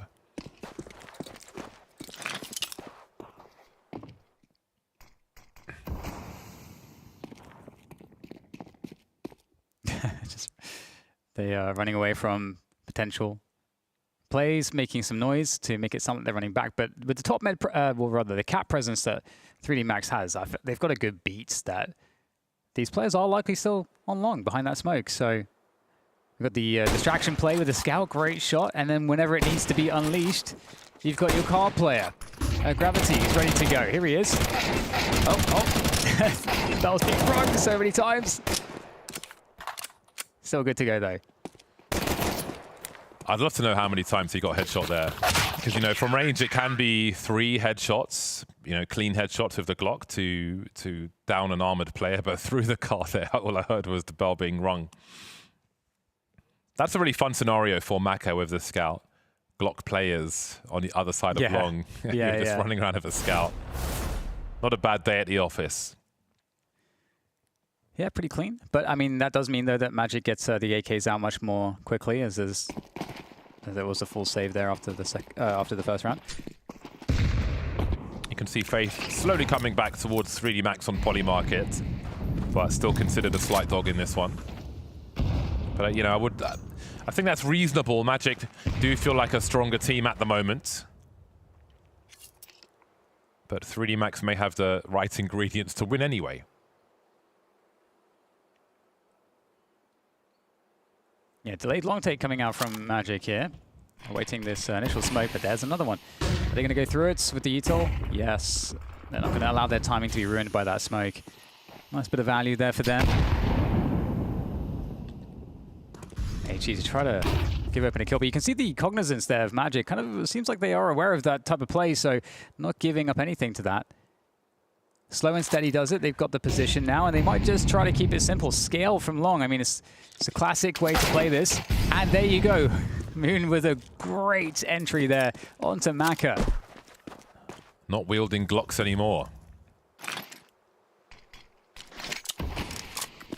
Just the one smoke for the cross. See if there's a gap. Good counter from Gravity as well to give some space for the CT side.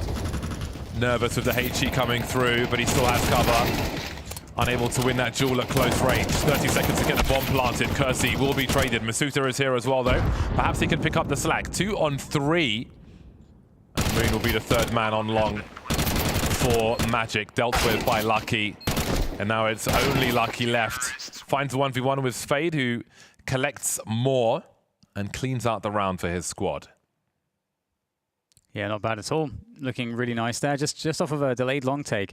Very cool from Magic. Just very patient, very aware of the tactics from 3D Max. Of course, I think the complexion of the rounds will change once the AWP comes into play for 3D Max. But at the same time, that very fast entry from Moon onto Maka, who had the scout, immediately deals with what could have been one of the more annoying problems. So good way back into the game from Magic. Oh, great entry there from Massel. Whoa. Gets both players on the lonesome. And Maka, he knows he's got to deliver something back. He can't fall back here, but he's still going to actually trade out. Very well done by him. Good response, reactive play there. Kersey up mid. And suddenly, S-Fade on very little health is in a very difficult situation. Some really good aimers on the server.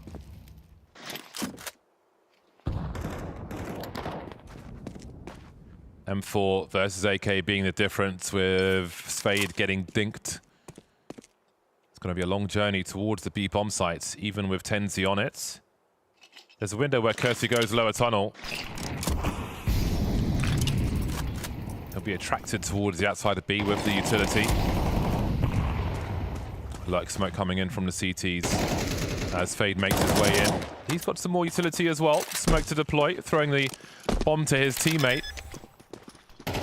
Kersey's made his way in though. That bomb can't get planted. And now things become very difficult. Handily dealt with by 3D Max, who pick up a third. Crazy result if you think that, if you go back to the beginning of the round where Massel gets 2 on the entry into long. I mean, and then also at the same time, the kills that came back the other way from 3D Max were kind of kills where you kind of have to go for them because you can't fall back from the position. Good reactive play there from Kersey too. Once seeing all the action in long, not being passive, trying to make sure that they're staying active in the round. So 3D Max, you got to say, James, the energy on the team looks totally different compared to Ancient. And I feel like it's in a lot of these rounds where we've been talking about 3D Max being the ones losing the advantage, not Magic. So again, the worst does feel like it's very much over for 3D Max. Expecting good things coming into Cash, full of confidence. But even if you're younger players, you can adapt very quickly to Cash, it seems, as you saw from the play of Magic on that map. But 3D Max are playing well. And they've put Magic on the pistols once more. TenZ, who had so much to say in that previous map, still looking for his first frag here. Same for AW. Support's on the way for Maka. A lot of unwelcome utility heading the way of Magic. And they're lighting up the kill feed in the worst way are Magic. And that's handily dealt with by 3D Max. I'll be happy with that. Enough men are standing at the end of the round.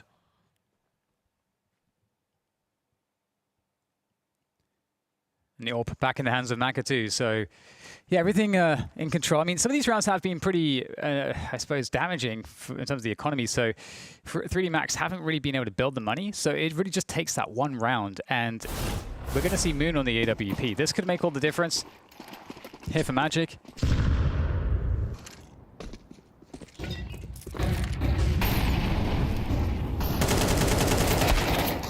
Oh. Gravity going forwards. Look at the aggression and the confidence here from the French. Wow. They're just taking full control, James. They are just showing their dominance. You saw for a moment there Masuta lining up the smoke for B from CT spawn. I think he was waiting by spawn, maybe in case he was needed elsewhere.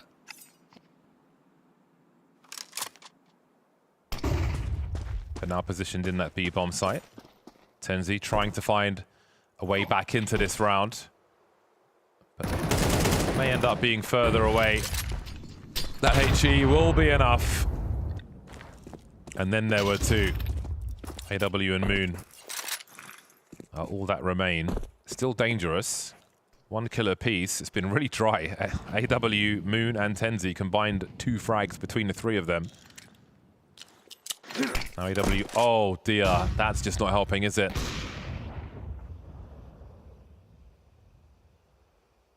Now AW's got the rest of the utility and the rest of the chance for anything to be done here. Although Moon's got the bomb on long, actually. So, what do they choose to do here? Ouch. Kersey's 11-1 right now, just FYI. So what they were saying about the performance continuing seems to be exactly right. That looks uncomfortable. Counter-terrorists win. Not good for the neck. Well then, how do Magic respond? It's their turn to be put under the cosh.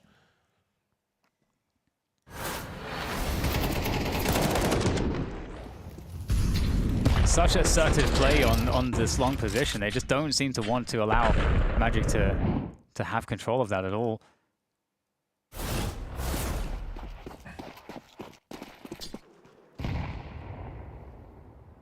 Moon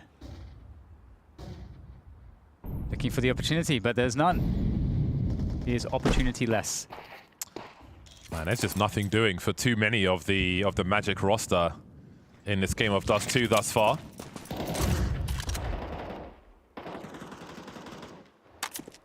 Remember last round there was that pop flash through middle doors with no one in this position. And now Lucky standing here. Right. And no one's there to throw the same pop flash. So he might get something from this. That's just a great response to what happened last round. Lucky collecting 3, so close to a 4th as well. M4A4's got plenty left in the magazine. Super punishing.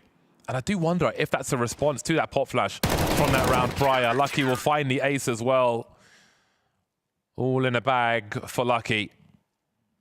Oh my god, it's actually so dominant. It's really problematic. It's really problematic. I love how you were setting that up as well. There's no flash this time. We just saw see the AWP slowly walking into the angle. So as you can see the disaster coming from a mile away. 6-1 and 3D Max are just having way too much fun with this one. Yep. They don't play close door, guys. It'll be fine. Masfeld found another entry over towards A-Long. Again, the CT's playing outside of B for the most part, but heading in with good timing. And you can see Kersey seeking. Sees nothing outside B. However, Tenzi is lurking, looking for his first frag. Magic 5 rounds behind. One man to the good in the 8th round. A lot of rotation going towards A. The B bomb site's been abandoned. When does Tenzi activate? What is his role in this round? I don't know the answer to that. He's 0 for 7 at the moment, so the button needs to be pressed. Good positioning here for 3D Max for the defense. Lucky goes down though. There's life here for Magic. Oh, Maka with the boost. Very good work here. There's 2 left, so you would imagine this should be a pretty easy finish. There's Tenzi, and Maka will take him down after only 1 kill. How much damage can Maka do? I'm sure he's going to be very happy to try to find some more from this round of smoke. Disappearing, but on the angle, so that's an AWP for him. And finally, there's a round win from Magic. You know, once again, Masvol seems to be, you know, the guy that's making stuff happen, James. You know, getting those entries towards long pretty reliably. Yeah, really, again, there's really nice aimers on the server. We're seeing some really cool battles, some really fun battles towards long. Be it dead in the choke point or afterwards. Huge firefights there. What an unpredictable scenario we find ourselves in. Maka gonna post up on mid while his teammate sends it into lower tunnel. Spade looking towards long again, but he won't be engaged this time.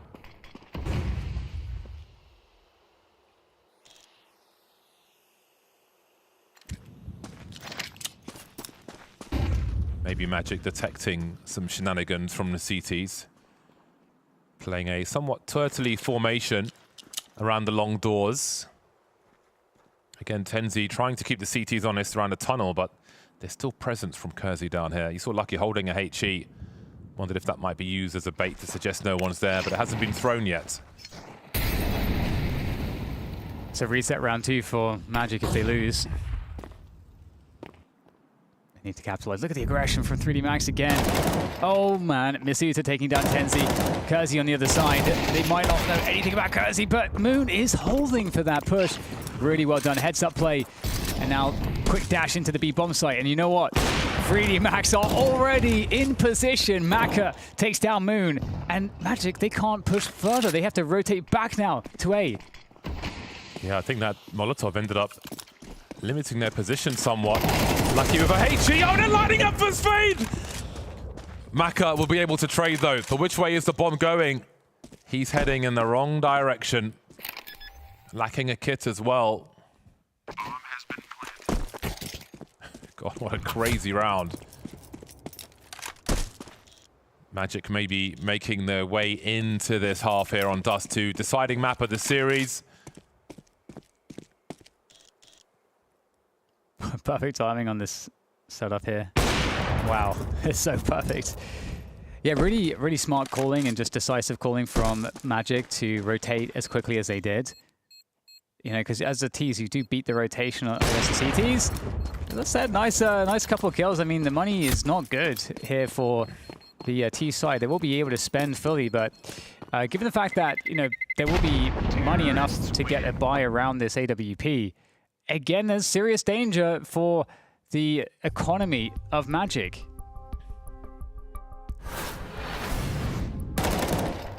Have a look at this.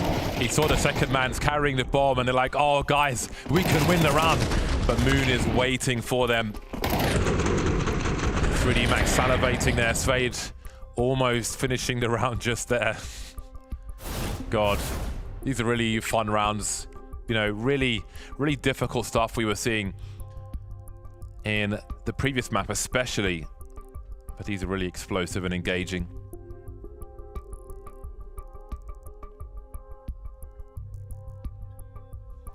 Max still looking really, really good on Dust 2.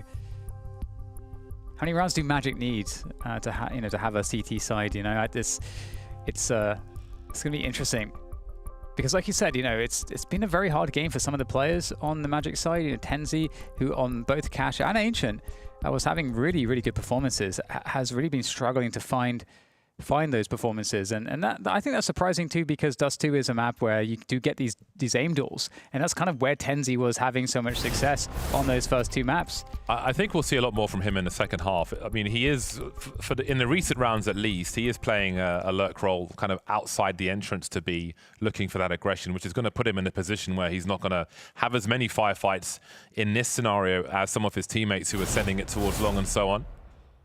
So he's just playing a role for now. 3 rounds behind now on Magic. And there are also money struggles for 3D Max here. So this could be a pivotal round in the recovery of Magic. If they can put one more together this time. As we mentioned, the lurking towards B, it's a lot more prompt, a much faster take of the B halls this time from Magic. A change of pace, looking quickly towards short as well.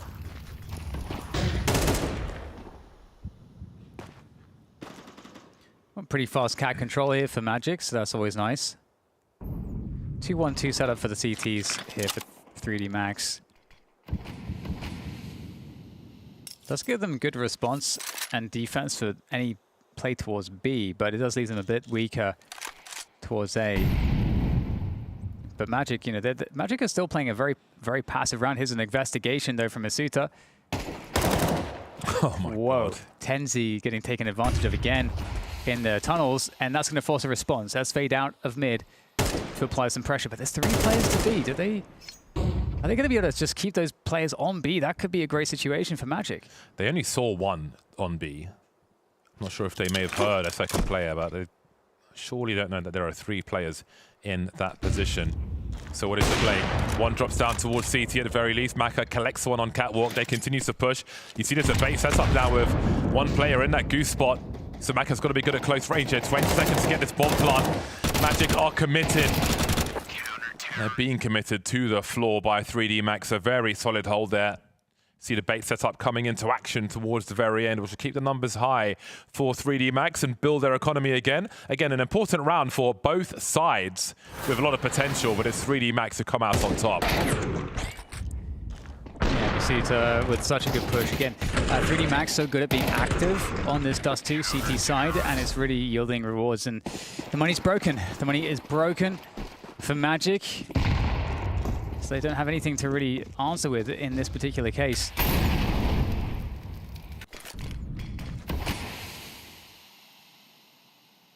Max still with the potential to play these mid setups. See if they can catch anything here. They are fishing. Oh, there it is. The rifle support ready to go.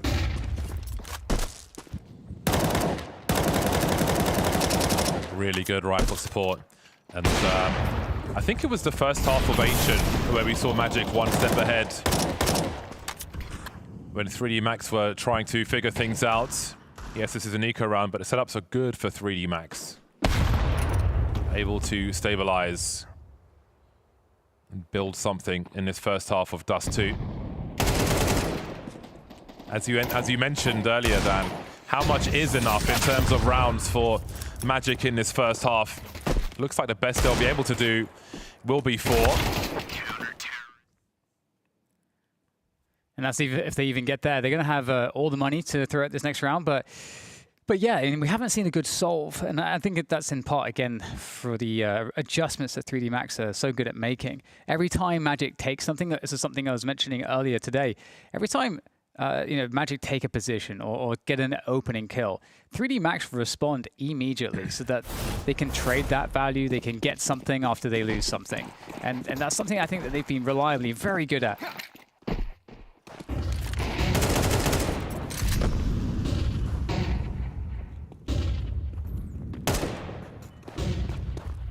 3D Max, one of the older brands in esports. True.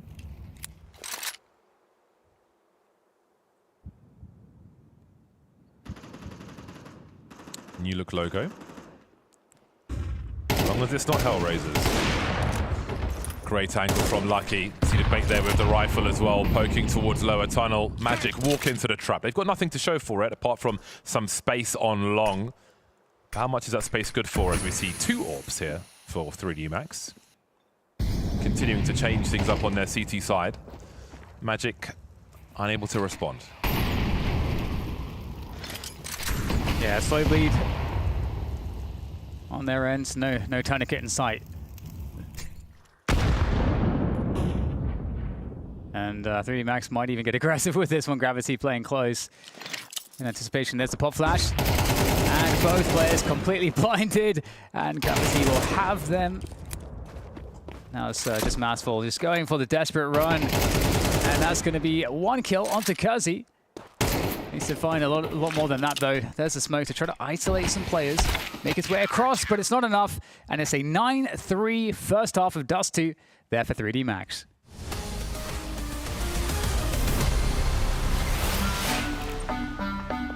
Show these cameras.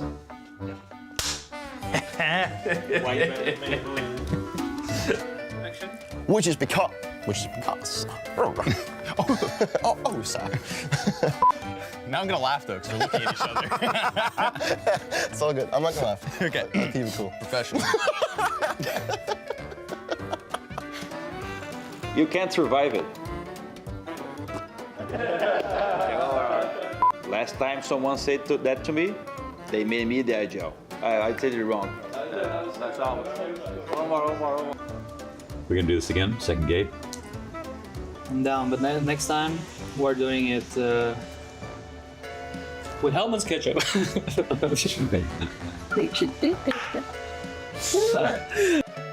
Power!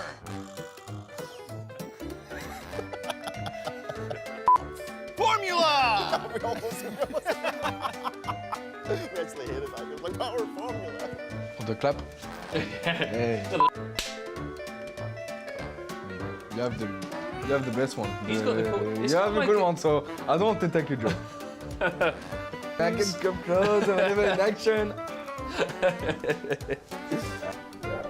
Scalpel.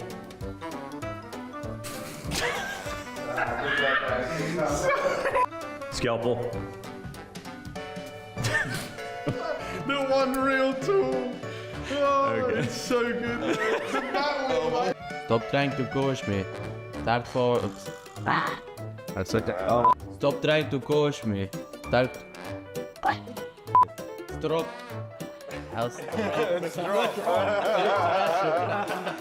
Stop that. Fuck, bro.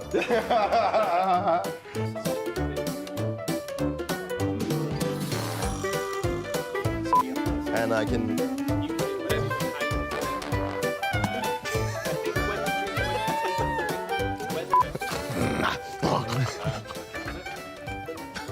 Sorry.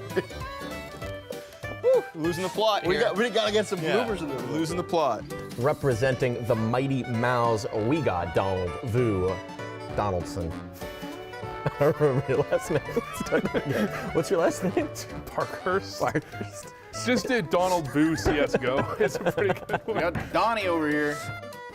Who looks like the team to beat in the final week?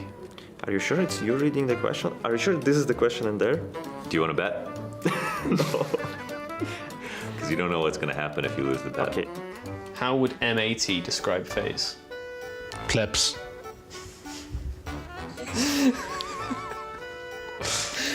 That was a good one. It's good.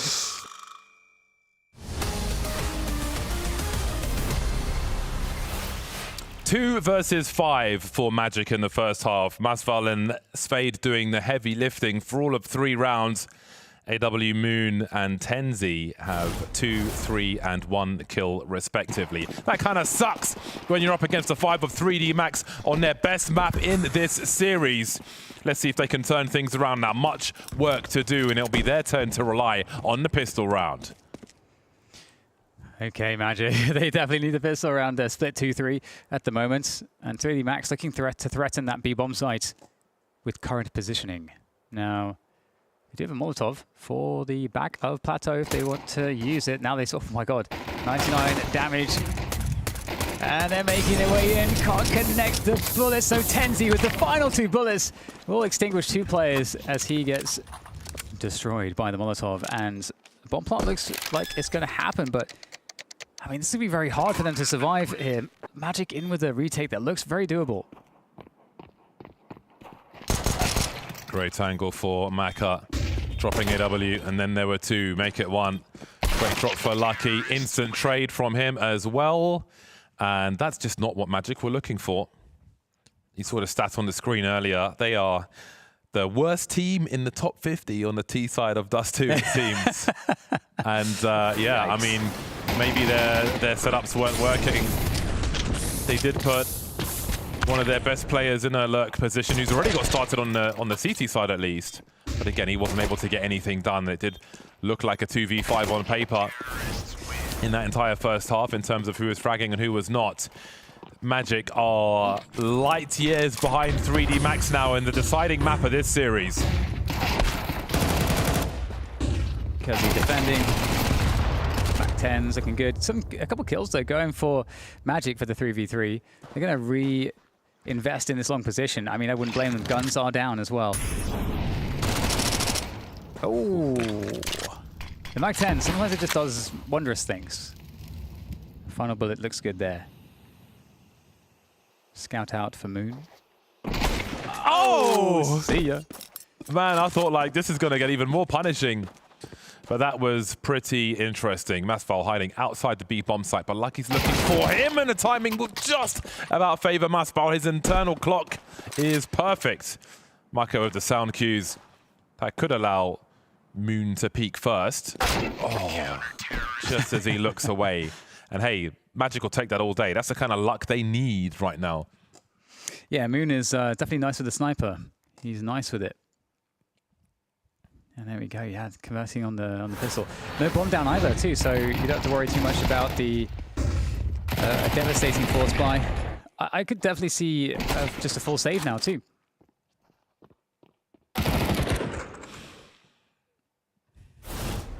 Did they save or did they force back? Hero AK.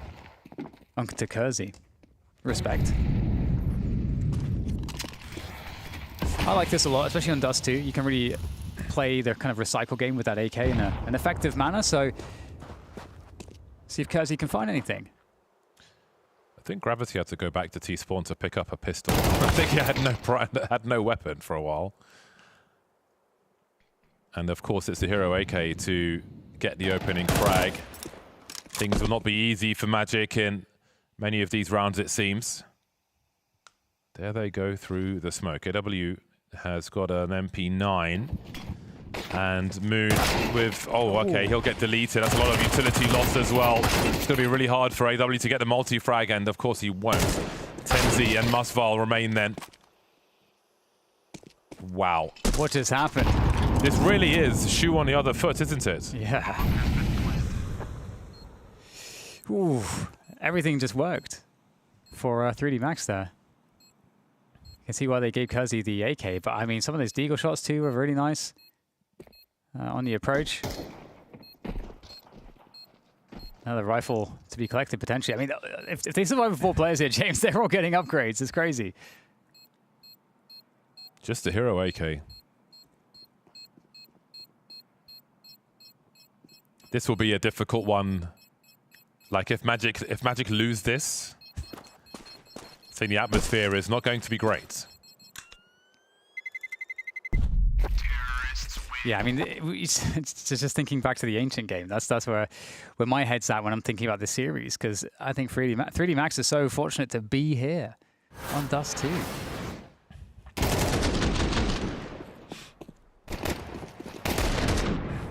Sure, just nothing you can do about that. It's good that we have MBK still involved. Absolutely, love that boy, Daddy NBK. Is he your daddy? He ain't my daddy, but he is a daddy.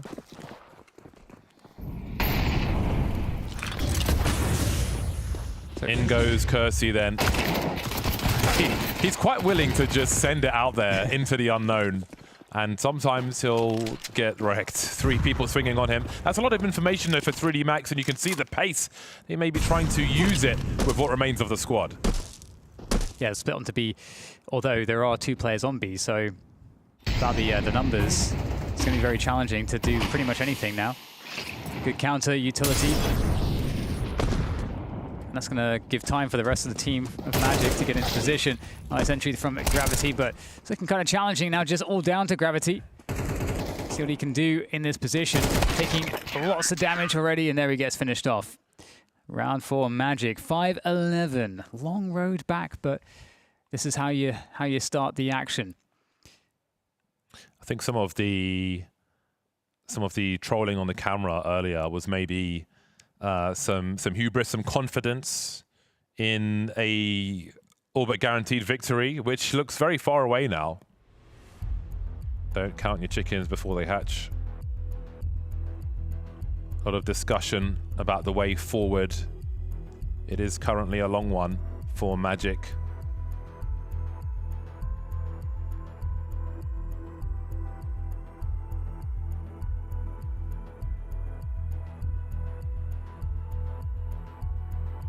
One thing is tough on the CT side is being active, and I think that's where the game gets really hard for Magic. We saw 3D Max doing a really good job on that particular front on the first half, but Magic will have to kind of prove as well that they have the ability to do that, because 3D Max, you know, this is such a comfortable map for them. I'm sure we're going to see a lot of classic Dust 2 tactical openings. Long cat, you know, the usual stuff, threatening the B splits. Taking that mid control. Lots of tests ahead for Magic. Wonder how long till we see AWPs in this half and what impact they may have. It'll be the Desert Eagle again for Lucky, who looks very focused. That man will not be satisfied until this game has reached its conclusion. Again, you see that smoke from near T-Spawn that lands on top of the door. Seems only, I mean, hey, this is a pistol round. There are only a few pieces of utility, but we'll see if 3D Max are one of those teams who will put a second smoke on Xbox as well once those AWPs appear. 2 kills, and I think 3D Max will be very happy. 2 kills and a bomb plant. Be even better. Don't have the utility to deal with this position though. player gone. Spray down. It's all too easy. Everybody survives, and that is perfect for Magic to build that money up. And as we get into the next round, I'm just very curious, you know, now that the AWP comes out for Maka, what type of round we're going to see from a 3D Max.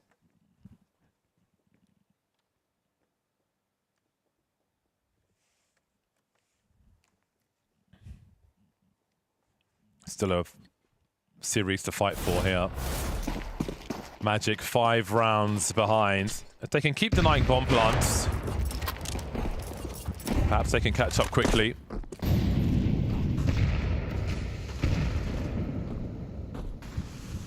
He spoke about the CT aggression earlier. For now, they're just having a look to see what 3D Max might be up to.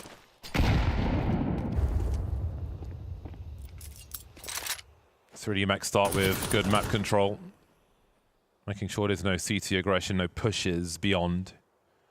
Minute 20 as they approach that short position. Relatively uncontested. You could see Spade jump peeking for information.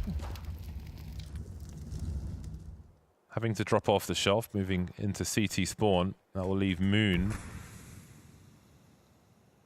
with the AK. Focusing on long. AW's there as well, so Moon will join his teammate as he's sneaked back onto the A-bomb side. There is some util to be deployed. That'll be a very timely smoke as Fade tries to get something started. They'll know Moon is here as well, but he cannot respond. Straight onto the site, there's 2 entries. Absolutely ideal there for 3D Max with the bomb down. Gets very awkward now for Magic. They need some really big individual moments. TenZ. Let's see if he can get activated in this position. Good tapping away there from AW. That's going to create some chances. Lucky, though, is going to be turning it back to TenZ. And suddenly, Maka, last player standing to defend the bomb. Looking to try to find the wallbang there. Is he going to be able to find it? TenZ, Mazel, being very evasive, elusive. For the defuse now. As Maka is going to be forced forwards. The coverage is there, though. Maka's got to be quick to it, and he does get the first player. Great stuff there from Maka to deny it. And the round is won by 3D Max. Absolutely clutch stuff there. What a difficult situation for all concerned. But 3D Max put themselves in position to win. Just seeing enough before that smoke went up. Spade maybe trying to cut some corners there. Noble effort from AW to find a second. But Maka just in the nick of time. And now 3D Max find themselves with a boatload of match points. Again, if you saw the first 2 maps, hard to even believe, but again, they survived those tests. Magic couldn't close, and now they find themselves against the ropes. Yeah, not a fun place to be. Moon, can he be the savior with the AWP? It's very challenging for Magic. In that previous round, they even had 3 players on A. I mean, the smoke went to mid from 3D Max in that last round, and that's supposed to pull one of the A players away, but Magic didn't fall for that. And they had the kind of best possible defense, or setup-wise, you know, the best possible situation for that defense, but 3D Max on his entries are pretty scary. And as we hit the 1 minute mark, we're starting to see that cat control get developed. Magic just passive. Again, throwing that smoke, that threatens the B split. Typically that keeps the player in CT. We can see a setup. Charging through the smoke then. AW will hold on the site. Spade is going to be the initial engager. 33 seconds left. Moon shows some presence, gets dispatched off. Still good numbers here for the T's, although they start to dwindle now. Maka with the AWP will have the site cleared for him by Lucky, which leaves Muzzval coming through CT spawn. Bomb getting planted. Lucky with the angle for CT.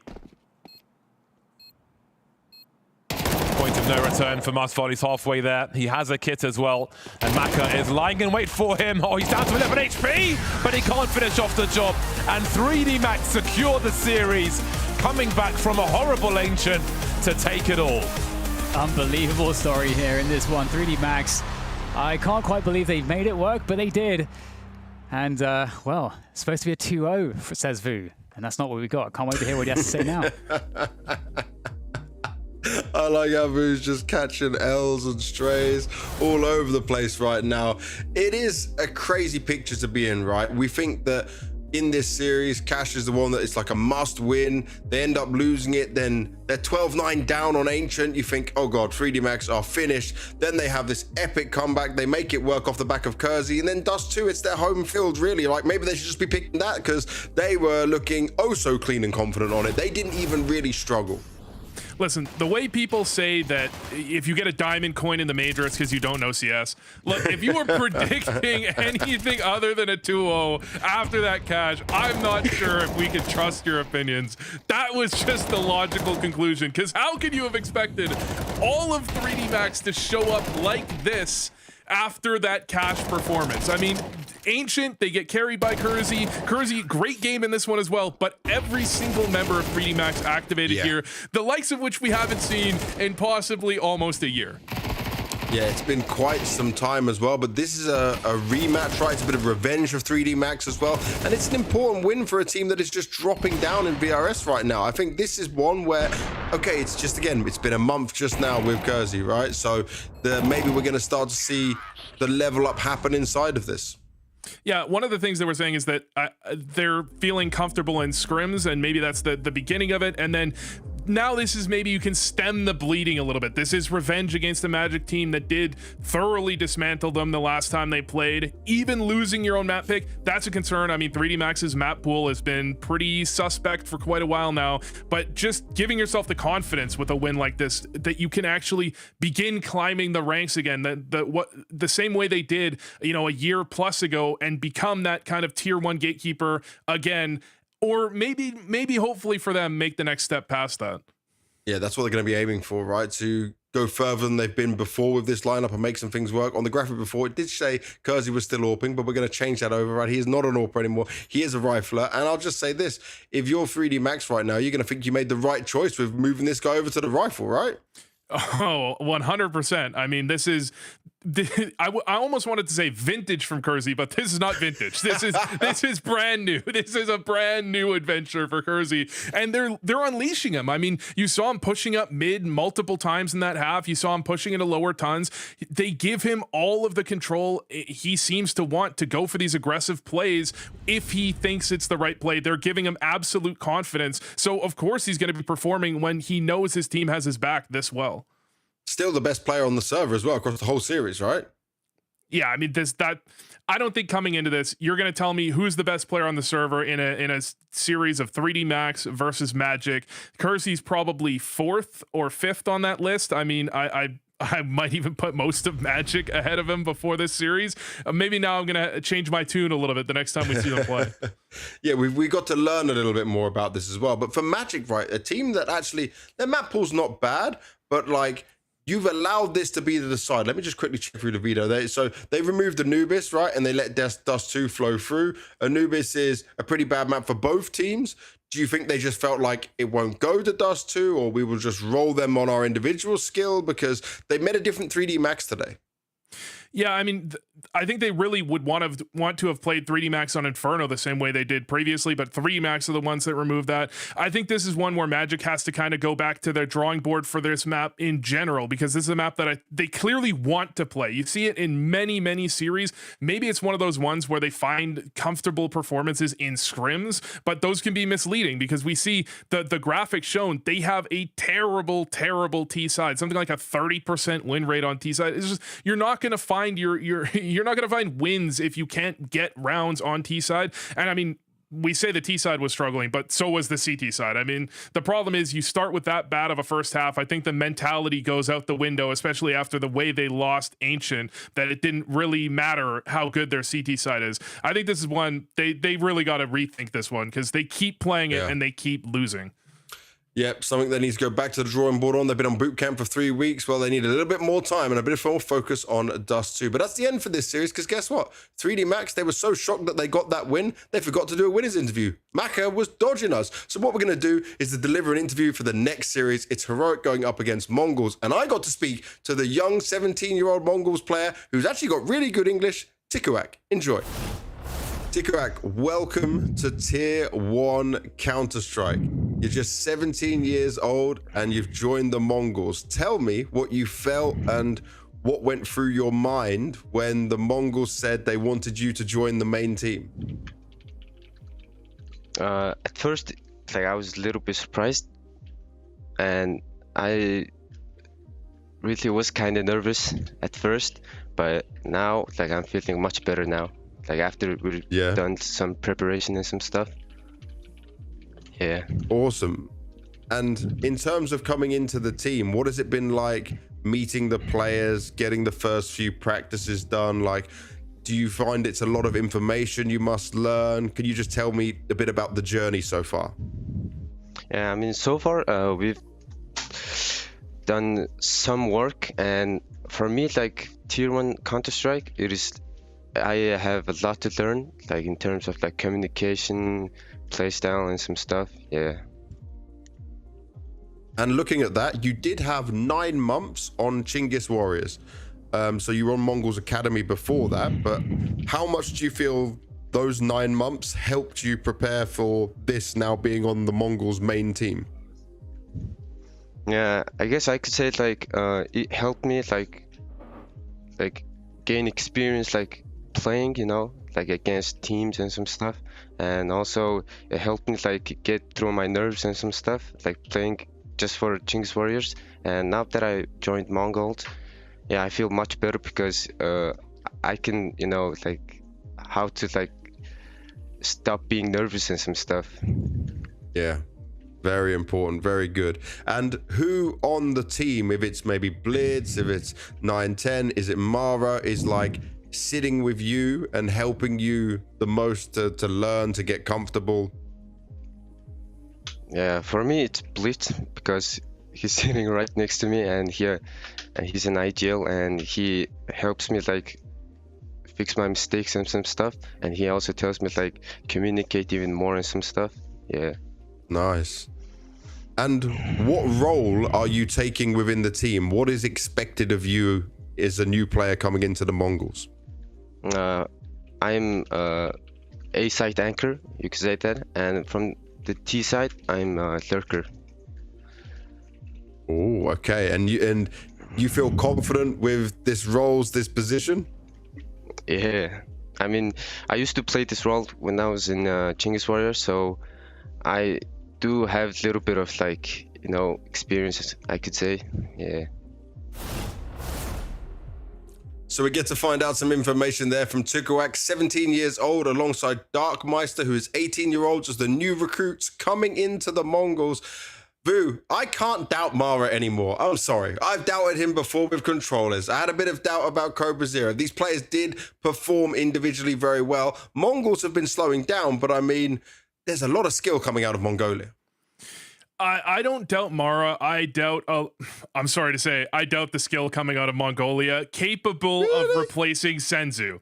I don't think they're bad players. I think they can find some kind of diamonds in the rough, but Senzu is a generational player, and having lost him, Mongols has really struggled to find the same identity. And I think when you look at the way they play now, you're also seeing Blitz. Once upon a time, he was talked about as the fragging IGL in the scene. Currently, especially slotting in these new players, they've had to adjust their playstyle a little bit. His fragging has fallen off a cliff. So I'd like to see these players try and fill that role of Senzu. Maybe they won't be at the same level, but maybe they can go back to the playstyle they once had, where Blitz was such an incredible fragging IGL. You know, you didn't have the same performances out of 910, but I think he's leveled up as a player. And if you could see them have that comfortability, that confidence as a team, then I think you're seeing Mongols shoot back up the rankings. We'll have to keep an eye on it, but also we need to look at Heroic. They've already lifted a trophy, not obviously a tier 1 trophy. It was one of these smaller events, but still a trophy with a new lineup. They've gone full Swedish, at least with the core. Brolan has come in, doesn't have to IGL, not shackled anymore. And Martinez, one of the most exciting AWPers to watch in recent times, finally on an international lineup where he can actually show his best self. Martinez is electric. I mean, it's an incredible for him to finally get on a roster where he can showcase his talent, I think, to the rest of the world. He was on that, you know, he was on that roster where he was kind of like weighed down, I think. It's not that he wasn't given any resources. I think he was given a lot of resources to do his own thing. That's where you have to question how well he can convert that. You know, when he's getting slightly less resources, slightly less maybe freedom to do his own thing, can he maintain that level? Because sometimes we see oppers, they make that next step up and they can't convert, they can't make the adjustment. I think I have full confidence in him.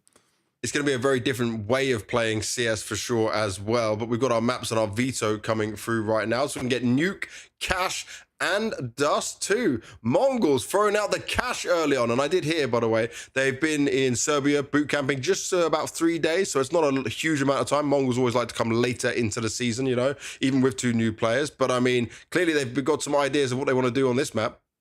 I love that we're finally seeing a map where teams are adopting it quickly. Even teams where they haven't played much cash or any cash in officials before. So many teams are saying, hey, that's a new map. Let's pick it up and put it in our pool immediately. Seeing it from Mongols, great idea. And it has already been played twice by Heroic, and they've lost it both times, the 3D Max and Hotu. So let's see what they can do when it comes into the mix of this. And let's get back to our amazing commentators. It's Bardolph and DDK.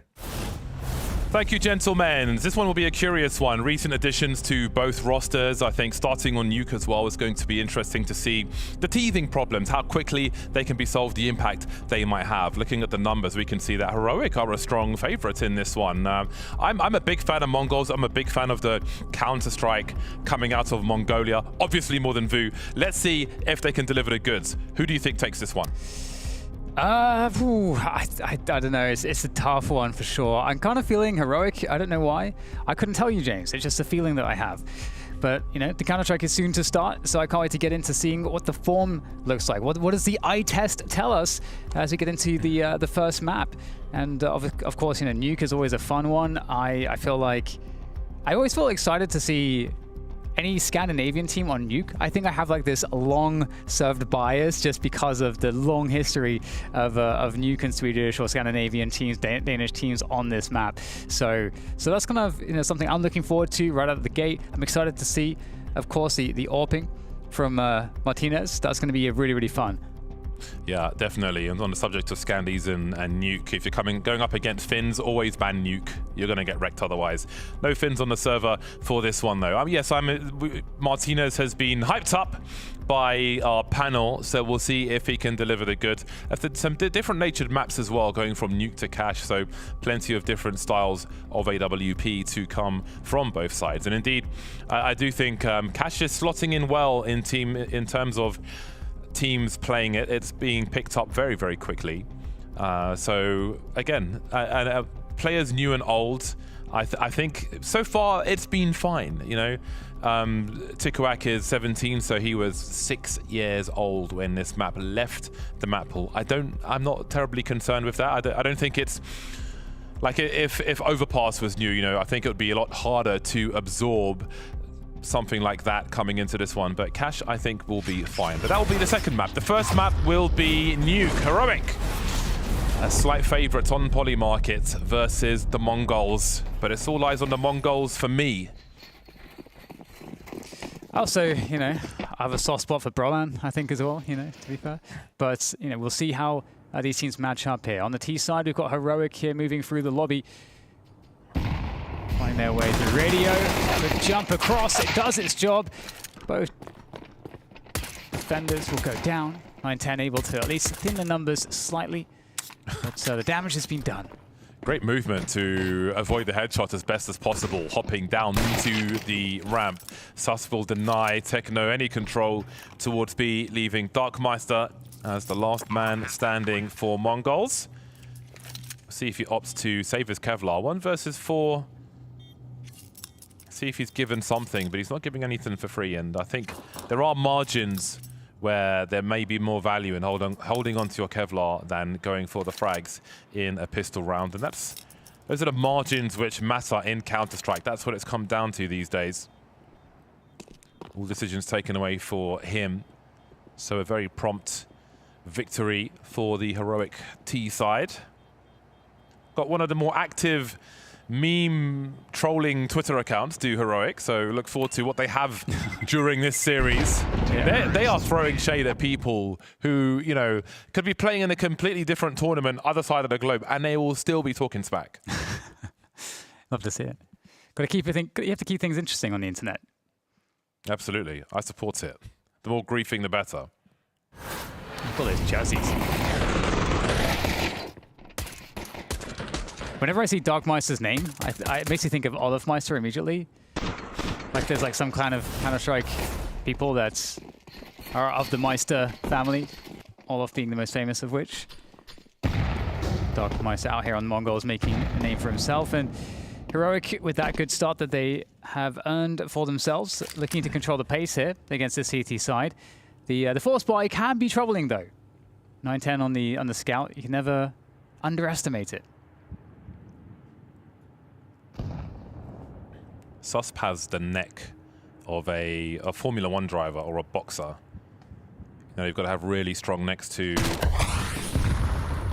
survive the G-forces. Looks like he's ready to go a few rounds on Hungauring. Anti-force by territory. Saw some horrible anti-ecos earlier on. Let's see what Heroic's anti-force by looks like in round 2. Some good area taken at no cost thus far, but as I say that, Martinez gets annihilated by 9-10, but Nilo's here to keep it competitive. Challenge for that space. It's like the upper bomb site now being targeted. Nice combination moves here. Krizen opening things up, and new man Tikuak here. The 5-7, getting some really good work done. A third, that's actually kind of wild. Now Nile is in trouble. Players on both ends of the spectrum, and the timing is not looking good. Great performance with the 5-7 from Tikuak, and just like that, it's a tie game. Just like that. He said he was the A anchor, and he came into action quick. My word. 3 with the 5-7, just chilling at the back of the site. And again, you could see how hard towards the end Heroic were looking towards main for that other player, but as soon as they look away, something more sinister emerges from the darkness. That's a hell of a response from MongolZ. And after losing a pistol, that is such a huge moment to have on your force buy on the CT side of Nuke.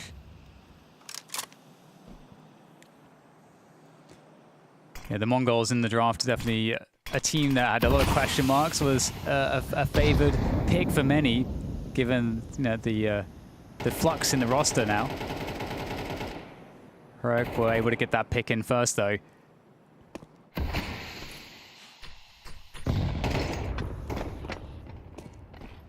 March towards the ramp. As Krizen tries to run distraction outside. Tech9's in dangerous positions towards the ramp. Krizen dealt with outside.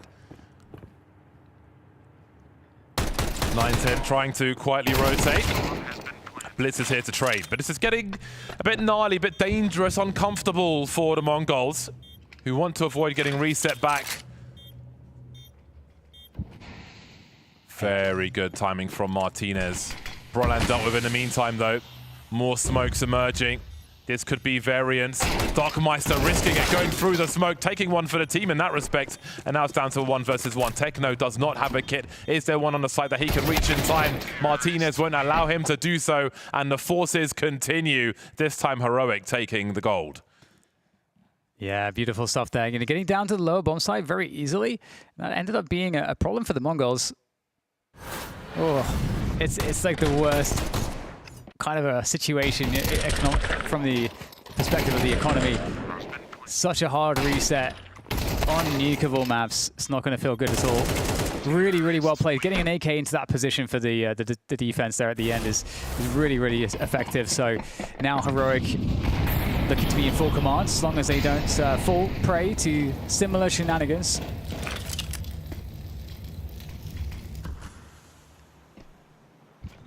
More focus outside, looking to potentially go down secrets. Oh, good timing there. Great ideas from 9-10. See if he's got any more left where that came from. Perhaps Blitz can finish off the job. These forces back and forth won't be a happy time for the CT side. This keeps them off the AWP for one. And also, you really want to have the larger share of the rounds in your CT half. This is the standard position to hold for a lobby crunch. Allows you to fall back and isolate the fights. Really important to have someone here if you're going to have a lot of presence outside. Blitz losing his duel to Susp. And now things start to speed up. 40 seconds on the clock. You can see the bomb maneuvering outside. Drops by 9-10. Traded by Nilo. Desperation now. 30 seconds. They got to get a move on this one. Still the pace quite slow, and as the bomb disappears down the stairs, the time feels very pressing at the moment. There's one mistake. The 5-7 could prove that. Good damage done on the initial contact. They have to go get the bomb down. They cannot waste their time with these duels. And Techno coming in from the back. The bombs are swarming all over the place with these pistols. Bomb is going to be planted. But what counterplay is there to be here for the T side? To the very fast oncoming CTs for the retake. So patient on the pace of their rotation off the A-bomb sides. Allows them a man advantage, but they've got to go quickly. Nilo now the last one standing, and he will be able to hold. So this will be a rough start for the Mongols on that CT side. Unable to win the force buy back, and you can see how frustrating that is. That does not bode well for them in the rounds to come. There's a great opportunity now for Heroic to take a strong lead here on Nuke. Yeah, I mean, Mongols really showing how dangerous they are with just, pots and pans. So it does make me excited for when we get those full buys in. But like you say, Heroic are going to be up. Wait, hang on. They're forcing again. Really? They're forcing again. Oh, boy. They could have saved and had like a full buy with AWP, but they're actually forcing again here. This is bold. Yeah, and unexpected. Will they give any warning signs? See Blitz outside with the scout. He won't be shy to fire a few shots off. And it has to be a warning sign for Heroic. They must be wondering what on earth is going on. Mongols digging very deep now. Really believing they've got what it takes to overcome this situation. A few pieces of utility, a lot of MP9s. Run and gun. Not too far away for Heroic to deal with. And you can see the logic in what they're doing, because although risky, yes, if they do win the rounds, the T economy, they spent everything, so they're going to be totally reset themselves. So yeah, playing a risky business here, Mongols, but if it pays off, it's going to pay off big. So they play into the A-bomb site. Blitz is here with the scouts. Not seeing anything just yet. So far, so good. Surely, a second one with the MP9 for Darkmeister. And it's working out for the squad. Down to a 2-on-2, but there's mayhem, there's chaos. Where are these remaining CTs? They seem to have an idea. A great nade into Squeaky. And 9-10 now. Surely walks to his demise, but he somehow gets the better of Nilo. 1v1. Mac 10 versus MP9. Can this force buy work for the Mongols? Waiting for the peek from Crizzen. The pre-fire will be fantastic. And they pass the test again. This surely sets them so far back. They could force fire again, James, because they did quite a good amount of damage there again. I don't know that they will do it again, will they? I mean, they are. They're doing it. By the way, they're buying up, spending all the money. I just can't. I can't have any other feelings other than respect. They're all in. They're all in again. Only one player survived. How much can turn around, though? I love this. Do you know what? I like this because this is the hard decision to make. It's a rare decision. And it's a hard one to do. Blitz posted up with the M4, which will now be very lost. And Heroic will be happy with these proceedings. Potential for a landslide of rounds. I mean, the loss bonus is rising as Mongols continue to lose. That's one positive, I suppose. Yeah. But 2v3, they have a chance. But you almost would have wanted a half buy this round, so that's they could have like a really full-on full buy. They have a different vision, Dan. I guess, yeah. They're playing for the win. I guess. And to be honest, I think it is something that's going to be shocking for teams to be up against, but here's a challenge. Brolin very ready for that one. I mean, against the Mongols, I guess you got to be ready for absolutely everything. Brolin certainly is. And yeah, I mean, you are providing unrelenting pressure to your opponents, so... It has to stop now. It has to. But I feel like they're in the territory of one eco. You know, they took a number of gambles. But one eco and they should be right back into it now. I mean, a half buy makes a lot of sense, but, you know, they'll probably just full buy again. Just like force it up. Okay, we're going to see a half buy. We found the threshold for when the force buys will stop. Down to the lower side, Darkmeister on the other end here needs to provide stoppage. Creeping around the corner, very important 1v1. The angle, though, is favorable for Chris, and he's further away. So better angle for him. Gets to see Darkmeister first. And with that, it's some lower control already here now for the Heroic side. Yeah, and that was a very unfortunate angle for Darkmeister, and that is the rifle lost. Oh, Blitz really was patient looking for that second one as well. Close, but not quite. So far, so good for Heroic. No complaints for their T side. Roland's been good. This is so dangerous all the time. He's been good in that lobby area. Caught off on this occasion. A 3-on-3, a Desert Eagle, and a USP.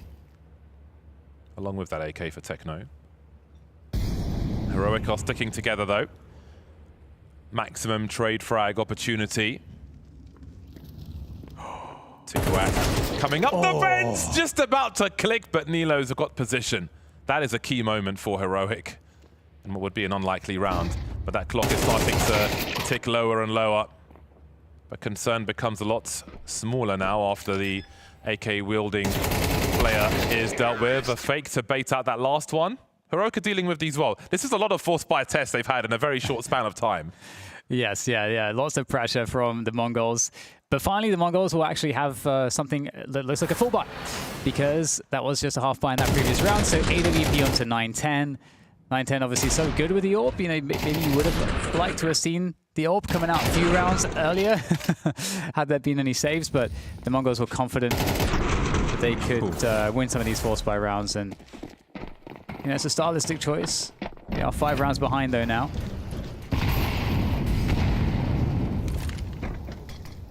I'm not mad at their choices at all.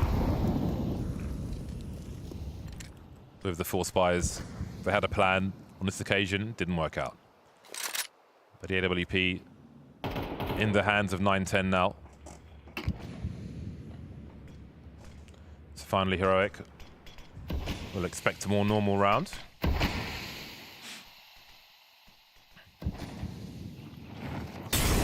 All the smokes has been consistent. Blitz's elevated position will not give any sound cues.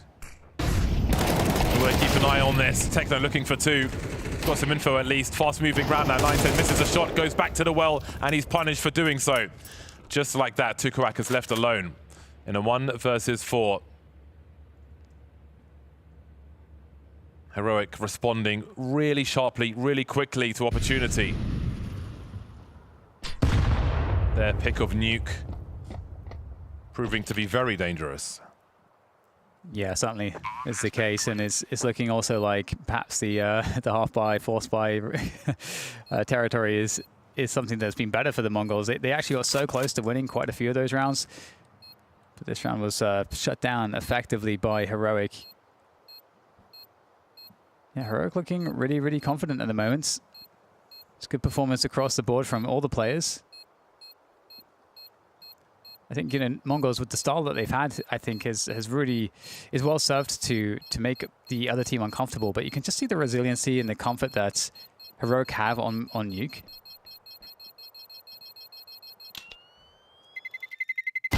Terrorists win.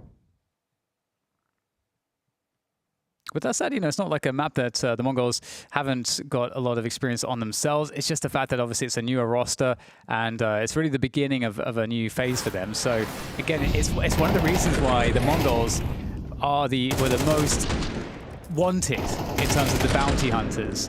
Right, so many of the teams really wanted to be able to pick the Mongols, feeling like they are, you know, right for the taking, and the Heroic were the ones that will manage to get that. And they are on a 7-1 lead here now on Nuke to begin this series. It's looking really cozy. Cash will be very curious, but a while before we get there.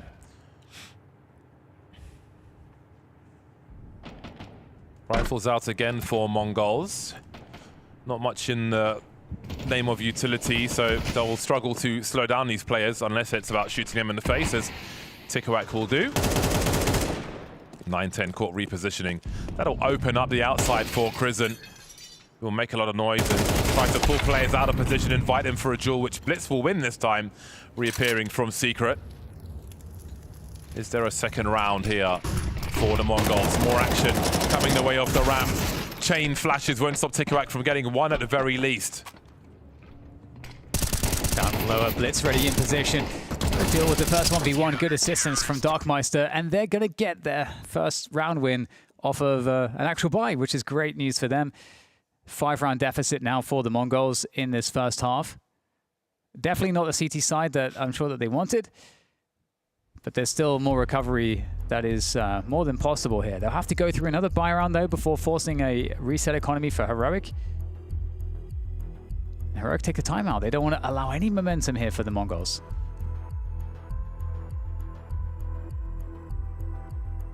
Yeah, there's still opportunity for MongolZ to create some space before this half concludes, regardless of how it started. That has been true of many of these morning games this week.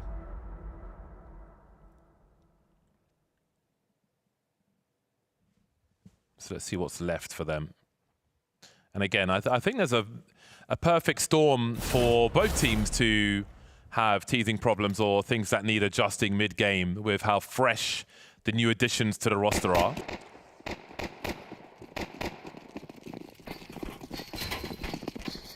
Round 10. Much better util, but no sniper for the Mongols this time.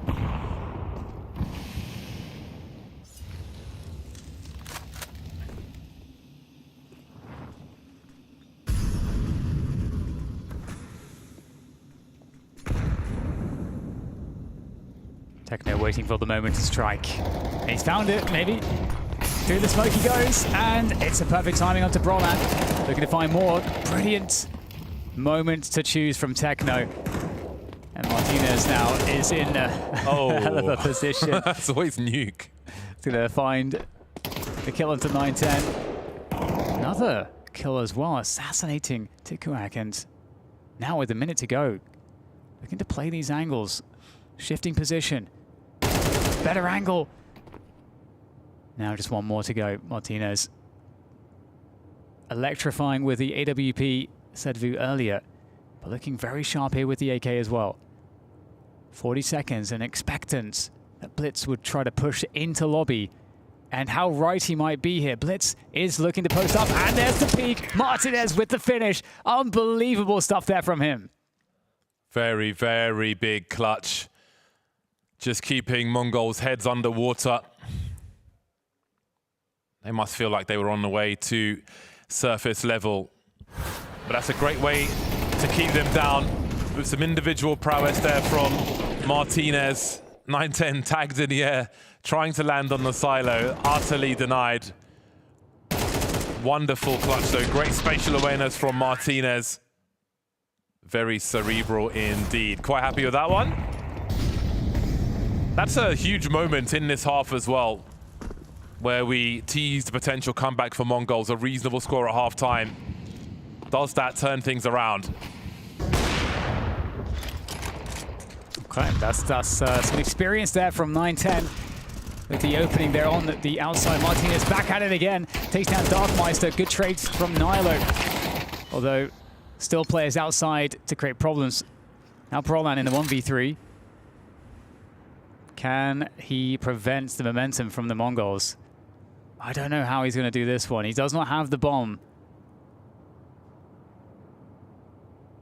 Braun's a smart player, James, but this is kind of a lot to deal with. Indeed, a difficult prospect for him. Difficult on the money as well. You know, if you've got loads of cash, just try and take some guns away, but they can't really afford to do that. So it will be a case of tail between legs and live to fight another day. Much needed, an urgent third round for the Mongols. 4 would be spectacular if they can muster it before half-time. Good timing on the opening frag from 9-10 with the smokes up outside. Don't feel like we've seen, I mean, of course, we haven't seen too much action with the AWP because of how scrappy this half has been for Mongols. Yeah, definitely. I mean, it was good outside defense with that smoke kill from 9-10 this time. So we can see the impact from 9-10 once he finally was able to get the AWP in his hands. But like you say, it's been seldom. Counter-terrorists win. I do love the confidence that the Mongols showed in selecting all of those rounds to force buy, whether you agree with it or not. You know, it was something that I feel like appeals to their style. But 8-3 is the score. Heroic looking really good here. This is their map pick. Boom, and that's how it all started. Important rescue of the bomb there. But to no avail on this occasion. So, last round of the first half. Can Mongols collect one more? Will Heroic be in a very strong position as they move to switch sides? Martinez is the second worst CT side and 4th best T side AWPer of the last month. That is very curious. The man likes to push, I suppose.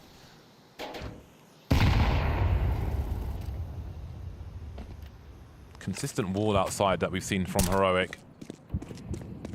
Start to march towards Seeker like it's Abbey Road. 9-10 still finds a way to get something done though.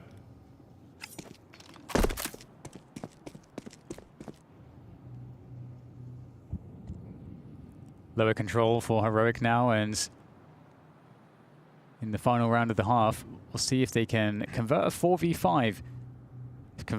They have to convert the space first, and with Tikuak down here, might be rather challenging. He's in a good position, especially now. Oh, he hears the door. He's in the perfect spot. Multiple players oncoming. I mean, what are you going to do about that angle? Tikuak taking down multiple players from Heroic and finished off with the AWP from 9-10. 4 rounds at the end of the first half. It's something as we go into the next. Hey guys, I'm Frozen. This is Fosu from Australis. This is Apex. And I'm gonna read some of your bad comments. Here we are. Peak Vitality will get demolished by Prem Navi 2021. My only answer will be a big lol. SMB75 says, never take your VRS point for granted, plan ahead. Words of wisdom, my man, words of wisdom. KR Jam says, poor Stare and Hooksy. Rooting for them though, maybe it will work. What is this? Twist and a Nico. You mean like he's the GOAT? I agree, man. Sport. What the fuck is that name? Can't wait for a shift in teams. Vitality is so good, it's boring. It's good. I like that. Zaylar says, he needs to stop fucking opening. He can't hit a bar to save his life. He positions like a headless chicken, screaming out how bad his eye is as an opener. Maybe we need a Zaylar in the team. Maybe Zaylar sounds like a good opener. Oh, here we go, HLTV. It's always the best on HLTV. This is why Simple is better. Even when he was dominating with Navi, at least it was entertaining. Simple can be better for your head, but that was still the GOAT. There are no good IGLs available now. Hooks is free, good IGLs. That's just mean. Immediate call 7981 says, let's just hope the shitty org fades off instead of getting a new team and it'll be a dream come true. Hey man. Sandals, also from Finland, says, Hooksy retire already, you bum. What is all this Hooksy flame? Chips 1709 says, Brokey, Hooksy is gonna overtake you in rating, bro. Lock the fucking. You guys need to stop caring about the fucking rating, man, honestly.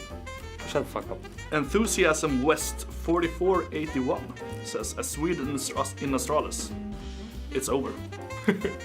That's how we felt when Device came to NIP, you know. So I'm just giving them the treatment back.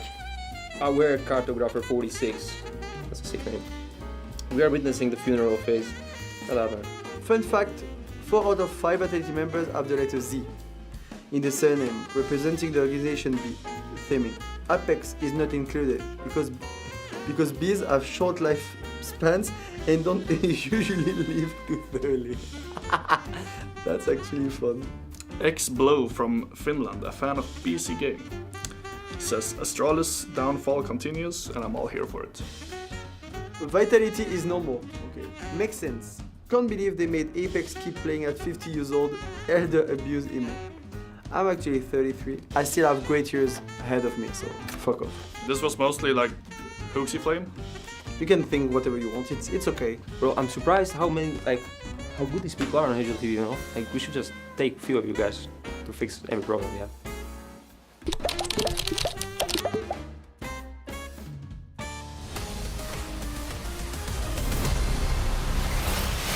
Heroic lead 8-4 versus a MongolZ who weren't shy for a force buy on the CT side. They switch sides now, of course, so we'll see what they have to offer as the aggressors. We saw an interesting stat about Martinez. Wow, look how favorited Heroic are at the moment. We saw a stat about Martinez liking the aggressive AWPing on the T side, finding more results there than on the CT side. We'll probably see more of that impact on Cash. And this half as well. So we'll see what he has to offer. But first comes the pew-pews, the pistols. Martinez will have the Julies, as will Nilo. Both raid boss donated by Crizant. SCEST having a look towards the ramp. Little baiting going on as he has Nilo in wait. Blitz gets popped by Brolan in the meantime. And the Mongols might be in a little bit of trouble. Being thinned out already. So need to make an entrance happen to this position, and it's a bait into the dualies, and it's an extra player here as well. The CT's perfectly set up for that one. Heroic only have one more player to worry about, and they've not even almost lost any health here. It's just Brolan who's lost 13 health, and that's it. So 910's going to have to clean up. That stat does matter as well. These CT players with perfect armor, especially if they get a frag, it means they can get the M4. Is pretty much secured. I'm not sure if you don't get a frag, but you've got the Kevlar. I forgot the maths, but I think we're probably going to see M4s for the most part here. So that really does matter on that CT side. Just to measure how lacking that pistol round was for the MongolZ. As hard as it was for them to secure 4 rounds, this T side may be even harder after that. And indeed, it'll be 3 M4s for the squad. SCEST collecting some utility. Crizant, who donated those Julies, will have the FAMAS. No force buy this time from MongolZ. Had plenty of that. I think they force buyed enough for 2 sides yeah. in the first half. Yeah, that's true. And they are so far behind right now. If they force bought and lost, it would just be devastating. So going to run down, get this bomb plant instantly. That's very nice. It's very nice indeed. Guaranteed money. You know, in terms of the likelihood of getting a kill versus getting a bomb down, if you can get the bomb down, it's guaranteed value, but getting a kill is so challenging to do. But, as I say, that 910 manages to do it. A second kill coming in from 910 as well. He's causing quite a problem. I wasn't expecting those bonus frags after abandoning the bomb planter. But there they are. And maybe they'll have something, a part to play, and a potential comeback in this half now, but that was a well-achieved bomb plant. But now the real test begins for both these squads. Yeah, absolutely. First buy round here on this second half. All the AKs out. FAMAS there for SCEST. Of course, we've got to prioritize that util. There's the wall of smokes. Playing in front of them, though. Blitz looking confident. See what he can find. No CTs are taking a look, though, just yet. Very deep angles there. So Blitz not able to find anything just yet, but maybe that fate will change shortly. There is a head at distance availing itself, but now the smokes have gone. Mongols have made their way down with a couple players. That's the bomb as well in tow. Now Heroic, they don't have anyone downstairs just yet. Tikuak pressuring the A-bomb sites. So where do you put your players? Mongols are poking and prodding pretty hard, but Martinez finds his 11th frag, giving his team a 5-on-4. Still no one downstairs, James. The bomb is about to, be in a position to get planted. So it seems like it's been completely overlooked by the CTs, but maybe that doesn't matter. Maybe it's okay to allow a bomb to go down because they got a 5v3. Roland ready for the anti-rotation position. He's so good at holding himself. So indeed, bomb's planted, but it's a 2-on-5 for Mongols.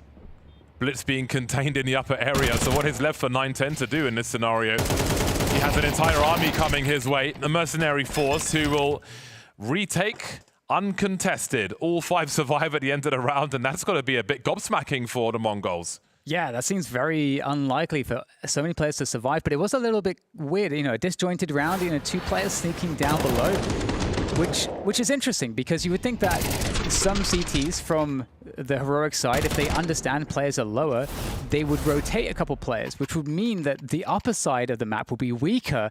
So then maybe the Mongols players who were on the upper side would have had more of a chance to actually make some kills happen. So I'm kind of curious whether Heroic actually knew that they allowed 2 players down or not, because I have a feeling they didn't even realize.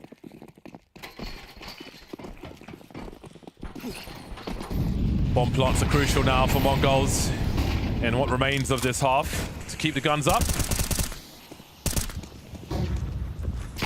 Heroic looking strong on Nuke. Good opening from Crizzen, who could get caught with his grenade here, or could not. Held down Mouse 1, deleted Blitz, but the trades are here. The numbers are high, and the round is over for Heroic already. 8 game points on Nuke.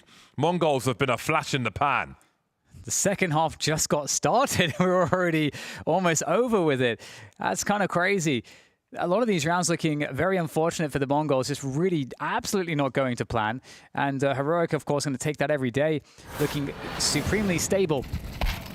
Nice aggression there from Prison. So ready for Blitz to peak there, apparently.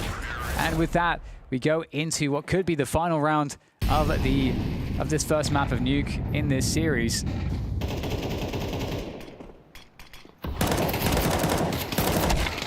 Crikey, that's a really important revenge frag for Blitz, because after throwing these smokes outside, there's basically no utility for Mongols. They're simply going to have to play contact, so stretching the CTs a little thin will certainly help. Tikuak and Tekno will do even better now, leaving Martinez and Nilo in a 2-on-4. Those stats for Darkmeister are brutal. He's just here for the vibes, apparently. Not shy to take that duel and try and make things worse is Martinez. Almost 9k in the bank for him. Nilo will do what he can to keep it expensive for the Mongols at the very least. He may do more than that. He has a kit. Moving through with this AK. Tikuak will be patient on the hut roof. He's so close. He's found another one. Nilo doesn't really have time to secure that 4th frag and go for the defuse, but my word, has he made it expensive for the Mongols.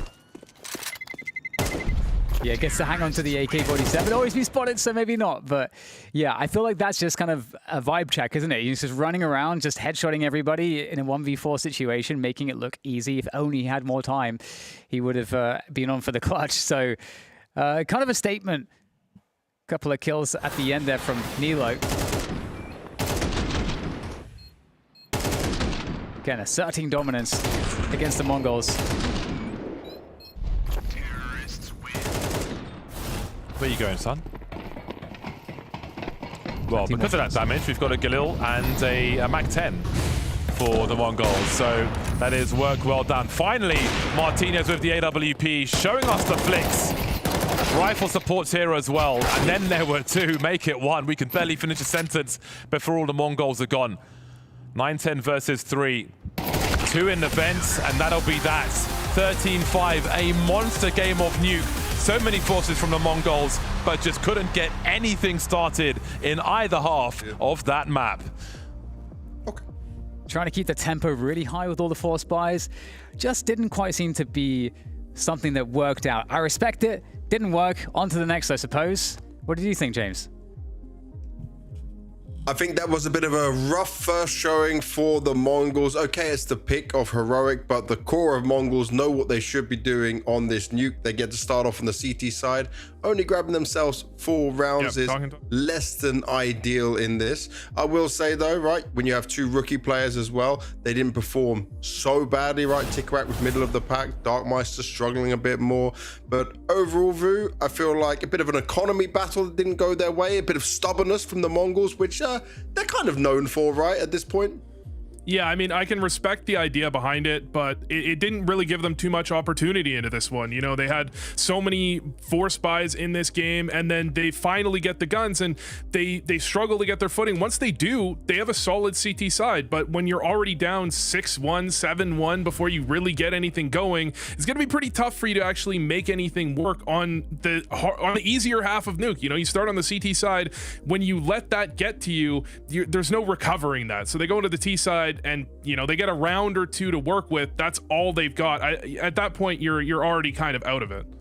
Yeah, they were kind of out of it because they didn't find a way to battle out of it. We're going to string the rounds together for you guys, and just so you can see what they were hoping to achieve here, right? And it's fine. You get the second round after that, right? So you fight back into this with very little weaponry, and you think, actually, we might be on for a good game here. One thing I gotta say here, nerf the 5.7, man. What is this? Okay, this gun is just busto. And Tikawak, this is 3, he gets 3 kills here. He's on 4 kills for quite a while. Not because he had a particularly bad game. It's really because he didn't get too many opportunities. There's so many times in this string of rounds after they don't manage to turn this one around, where they lose the following round. Heroic picks up the 1v1 victory. I mean, Techno has absolutely no chance rotating here with Martinez on position, but Tikawak doesn't really get any chances. He's the ramp player, so they're losing upper, they're losing lower. He's not in any area to actually make anything work. And the reality is, this could have been a close game. I actually think MongolZ was playing some pretty solid Counter-Strike when they got the chance. The problem is, when you invest this heavily into this many force buys, and they do the damage, they do so much damage. I know why they're going for it. Logically, it adds up. The problem is you're gambling the entire game on these force buys. But you say logically it adds up, right? I get it for maybe a more experienced team, you know, but when you have 2 new players that you're trying to force into this back and forth fight, it's like you're really throwing them to the wolves in many ways. Despite what we saw with Tikrak doing with the 5.7, you know, I want to see them have an opportunity to play some rifle rounds with full util and full weaponry to it.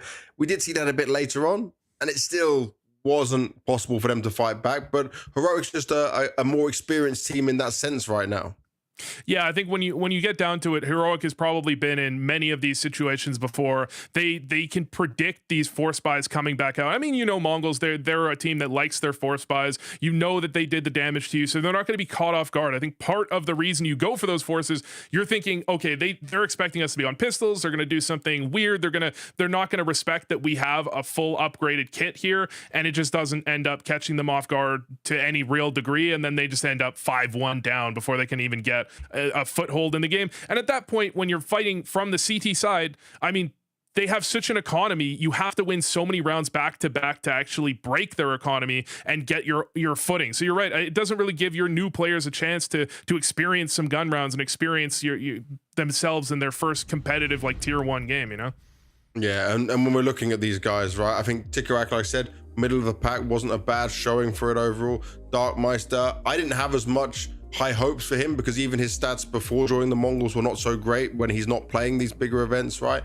But this is still, I guess, something that Mara, something that Blitz has seen within these players that they can build upon and they can grow within. But obviously, in the ideal world, you're looking for the next Senzu, and there should be enough Mongolian people playing CS to find that. I don't know if they're going to find the next Senzu. If they can find the next Cobra Zera or a slight boost over top of that, I'd be fairly happy. I mean, as you're saying, Tikuak, somewhat middle of the pack. I think when he was called upon, he did his job well. He got the kills he was supposed to get. When they went ramp, he got a double, I believe, the one time I remember them going ramp. Darkmeister did leave a little bit to be desired. I think there was a couple of times they went his direction. He died without getting a kill, or he did a bit of damage. He could have turned around on its head by being in the right position at the right time. But it's one map, it's one game, and it's not even their map pick. So can I blame him for that? Not too much. And I will say this, right? It's very hard as a young Mongolian person to join the Mongols, where the Mongols is like the biggest sporting team in the whole country. Like the whole world knows about them. You're everywhere on it, right? There's going to be more pressure than joining a normal team. Like, I think you can only compare to maybe say like Astralis in their prime if you're joining them, right? And then that kind of pressure would be on them, because Mongols are that high when we look at like country-based Counter-Strike. I mean, I think at the final of the Austin Major, didn't we have like 4% of Mongolia or something insane watching this event? They are celebrities in Mongolia. So I think that's a good point. There is an amount of pressure to joining the Mongols and playing for this team that I don't think you get by joining Chinggis Warriors, even if Chinggis Warriors were playing at an event like this, you know? Very true. For Heroic though, right, there's a lot of positives to look at here in just we're seeing individuals, not even just the new players come in, but someone like Nilo, who has been spoke about for so long by other people in the Swedish scene that he's going to be the next to blow. And he kind of had a weaker start in Heroic, but I'm starting to see glimmers and glimpses of him being a real star player of the future. Yeah, I mean, the Swedish scene has had the next big thing about 75 times over, I think, over the years. It's every new Swedish talent is the next amazing. He's the next Olaf Meister. He's the next Flusha. I think Nilo has had some positive showings. I'd like to see him deliver on his potential a little bit more. We'll talk about it later, but I actually think with the change-ups that we're seeing on the roster, Krizen is gonna show a much bigger role with his change in positions, because when you see what was opened up when XFloud left, everyone expected Brawlin to come in and take some of those XFloud roles. It's actually Krizen that took a lot of the XFloud roles. He's playing outer on Nuke on the CT side. He's playing rotator positions. So Nilo, great performance, great showing. Love to watch Nilo, and I think he has the potential to be that next up. But I'm actually looking towards Krizen a lot in the following maps. And interesting, right? Obviously, we see that more recently, and with some other of the top teams, some IGLs want to be in these roles, want to be talking more, want to be dictating the pace in it. So let's see how it works out for them. But also, we've got to find out how it's going to work out for them on Cash. That's what's coming up next. Get a drink, get a snack, and tune in for Cash. MongolZ's pick coming up next.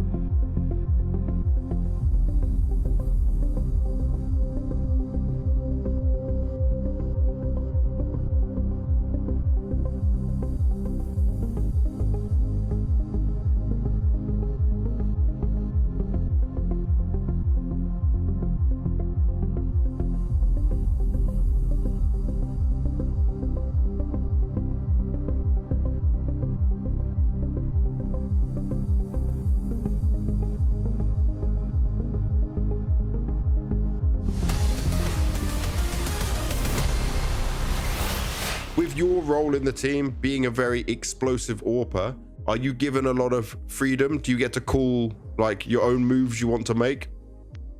I mean, yeah, I think so. I mean, probably not that much freedom like I have before. Okay. But I think it's normal. I mean, as I said, it's like the beginning. I'm trying to do like my role now. I mean, it's hard to explain, but for example, if I want to do something, or it's like, okay, at the beginning, I think the best way to improve step by step is like doing what you have to do. And then when you have that structure, I will say, it's like, okay, you can add more things. For example, some picks, some other things, some, you know, but now it's like, okay, we have to go step by step, and if I have to do something, I will do it. And then when we take that confidence in the game and our play style, maybe we can add more things. You're under a new in-game leader, right, in Crizzen. How is it working with him? Like, because he's quite a young and upcoming in-game leader, and how does he compare to, say, Alex and what you are used to? I mean, I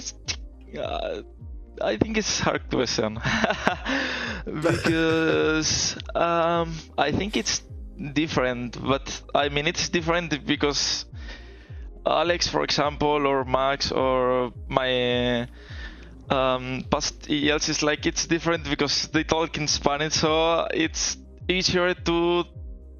I mean, it's hard to be honest, but I think it's kind of the same, because if I want to do something, I will talk with him, he will try to understand, because yeah, before to join to the team, we talk a bit about it, but I think it's normal, yeah. Well, looking at that, right, it's a lot of change for Martinez, but he's an exciting player, not even just with the AWP, by the way. I'll just say, the rifle was hidden. Yeah, and this is a map where Martinez is one of the few oppers that like opping on T side of Nuke. You look at his stats in the last 3-6 months, he would pull out the op a large portion of the time. This time around, I think it's coming back to what he said, where he needs to understand his role, and once he can do the basics, compete in their system to a high level, then he's going to worry about getting all his op kills in, getting all the peaks, all the adjustments, all these explosive plays we're talking about, once he fits in the system effectively. I actually think that's a really respectable way for him to join a team, and maybe that's why you're seeing Heroic do well with him already right out the gate. Yeah, it's one of the moves I'm very hyped about coming into this season. For Mongols now, they're right, we're going into this cash. It's been played twice by Heroic. They lost to Hotter and 3D Max, quite significant scorelines, 13-8, 13-6 in there. Do you think this is more Mongols just punish picking it, or do you think this is just a new direction for the Mongols? Because I'm still a little bit worried that the individuals won't be able to match up at this point. I think this is a Mongols map. My expectation is that they've probably practiced this map. I think it leans into their play style. They've struggled with their map pool a little bit recently. I hope this isn't a punish pick. I want Mongols to be picking this map up. All right, well, let's find out if Mongols can be picking this up and taking us to a third. If not, it'll be Heroic going all the way and delivering a bounty hunting moment. And let's go to our most wanted commentators. It's Bardo from DDK. Isn't it you? No, it's you. It's me. It's you. It's me. So Cash provides, it's providing something quite interesting in all these series in terms of the unexpected, the tried and tested versus the new, the young versus the less young and sometimes old.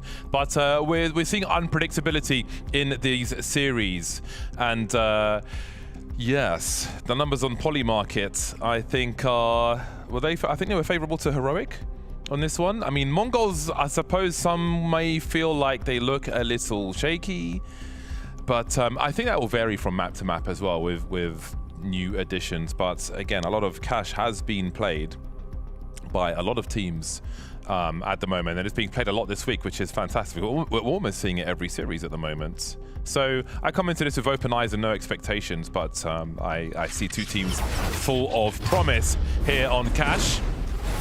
Heroic and Mongols, what do you have to offer? Mongols will start as the aggressors. 9-10 holding a lot of utility. We've got some junk for Heroic to throw as well. A smoke for Susp, a flash for Crizzen, and the Julies for a raid boss Martinez again. CTSO investigating. They spotted absolutely nothing. And I'm not sure if anything was spotted there by Mongols either. So right now, asking some questions, Heroic, but with that grenades coming over the top here, it's just going to be all too obvious as to the intention. We're going to have to try to survive on the site, see what frags are possible here. How much can CEST really get in this very strange position? Okay, well, 1 is honestly not bad considering that 3 versus 4 on the retake is going to be rather rough here for the remainder of Heroic as they start to shuffle in from CT. Ooh. Goes for the brazen, good plant, Techno, while that smoke is up. Crizzen looking for a sliver of an angle. Really good positions now as far as the bomb's being defused for MongolZ as well as the numbers.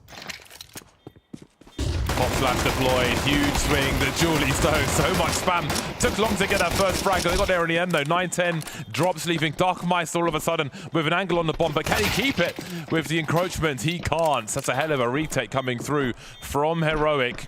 Looks strong on Nuke, and that's a strong retake on the B bomb site of Cash. Can't believe they all survived. I really can't. Sometimes it'd be like that, I suppose.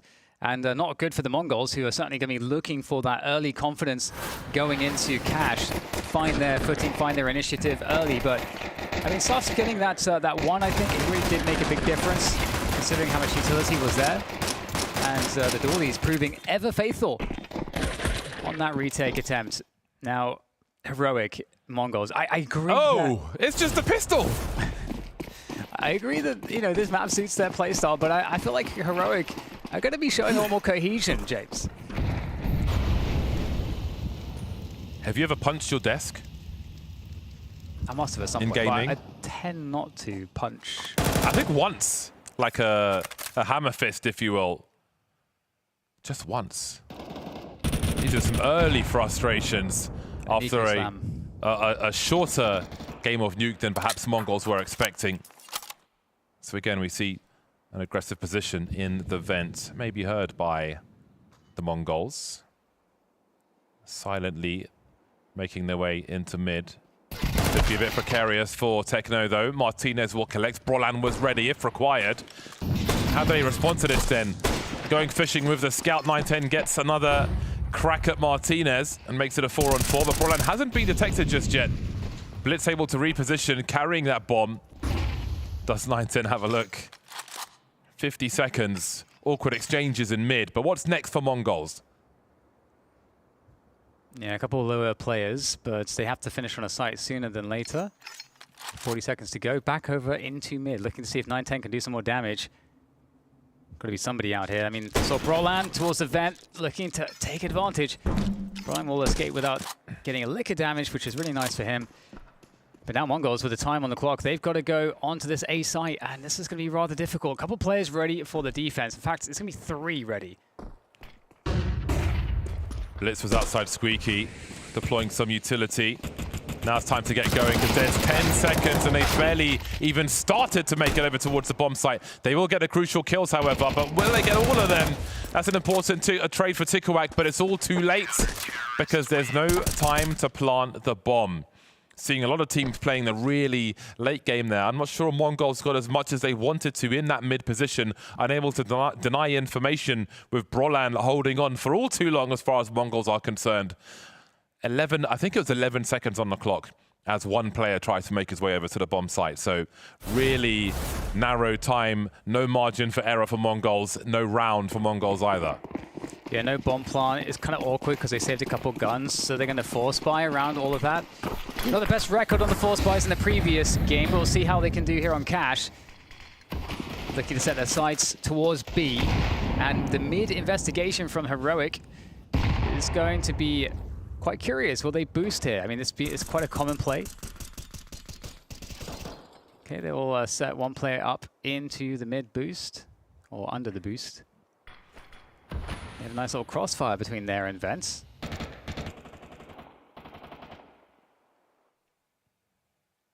Oh man, it might work out really well. Will this be checked?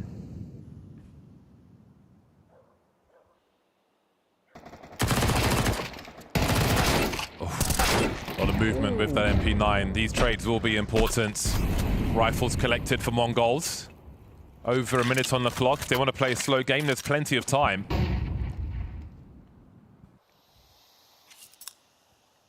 Blitz was a hero. That shot was so fast on the deagle there, on the trade frag that hadn't even revealed himself yet. Nilo's clearing A main, which is going to allow Martinez to rotate over towards B. He was holding shorter, but can he get that over there in time? Sus smoked off. Does he make a play through? Martinez has got no nades to offer him, so it will simply be a gamble based on the sound cues. Blitz making his way over as well. Surely he plays a flank now. Indeed, he goes for it, but Blitz is ready. Hasn't pulled the bomb out just yet, which is key. Again, going for that good plant spot for the checkers area. That is the default for those of you at home. Those of you who were 7, 8, 6 when this map was removed from the map pool. Have to be confident about the situation towards heaven if you go for that plant. Nilo in a 1 versus 2 now as Martinez is dropped. Sees half of the puzzle, finds a 1v1. That was a nervous one, a little late on the trade frag peak there. A lot of bullets flying, but it will go the way of MongolZ after all. That's crazy. If that's an M4, I think that's a kill with just like the extra rate of fire. Very, very, very nasty. But it is the MongolZ, though, who are able to benefit. And, you know, these force buys were not really working out for them in the previous map, but looks like Cash looking a little bit nicer. And again, I think that kill from Blitz was insane because the whole purpose of that setup really was that it was a trade frag from the vent position, and Blitz just seemed to be so ready. And with that now, MongolZ have forced the CTs into a force buy themselves. See if Heroic have any tricks here, but they will be giving up middle, which makes sense. Don't really have too much to fight there. That's one deagle down in A main, so 5v4 now for the MongolZ.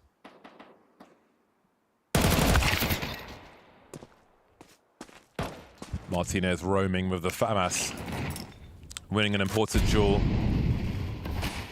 Minute 10 on the clock, as MongolZ are readying for a split of the B bomb site. Dealing with the lurkers very, very well indeed. I think most of the threats have been neutralized here. Now there is Kevlar on both these remaining players. Crizzen maybe finding some opportunity, certainly finding himself a rifle. That might just be enough. Oh dear. Is it game on now? Martinez down to literal 1 HP. But Crizzen's gonna have a look. And now suddenly it's just Techno remaining. 1 HP versus Techno. Making his way onto the site. Again, bomb planted for checkers. Trying to reposition. Oh, Techno not ready for that angle. But I think he's done enough now. Again, no kit for Martinez. That one became suddenly dangerous though. But MongolZ just about survived the test. A sigh of relief maybe. Yeah, you love to see just how brawly this game is between these two teams. Just like neither team is shy for a fight. And I gotta say, really impressed with the rifling from Martinez in a lot of these scenarios. I mean, honestly, you know, Crizzen here as well, fantastic shooting. This Heroic team definitely seems dangerous. Okay, so 2-2 is the score, and this game is not without action in any round. Now it's going to be the full save, though, for Heroic, so we'll see if they can get anything going with the deagles they have. Only a couple in play, so relatively safe round for the MongolZ. Cache is one of those maps where you should be able to Molotov everything that's dangerous to get you onto a site. Got to be careful with your mollies in that position as well. That's a good one because you can see it covers the sandbags, but there are some lineups that won't cover the sandbags, and that could prove fatal later on. So these teams need to make sure they have the good molly. And that was an on-the-fly lineup, but delivered the goods. Neutralizing what Heroic can get up to here. So there's life in MongolZ in this series. But now the pistol rounds are done with, we'll see if Heroic can fight back. Yeah, the MongolZ taking a slight lead, but yes. Heroic now with the buy. No AWP though just yet. I'm really dying to see some more AWP from them, but it's early days in this game of Cash. And there's so much to see, I think, in terms of tactical diversity on this map. So looking forward to seeing what we get out of MongolZ here. Okay, so CT util looking to shut down the early positioning on mid. So if mid is to be taken, it's going to be a delayed mid take from the Mongols. Bomb actually making its way, I suppose maybe for some nades towards the door, towards A. We've got some presence, some pressure from the Mongols in B as well. So the default spread.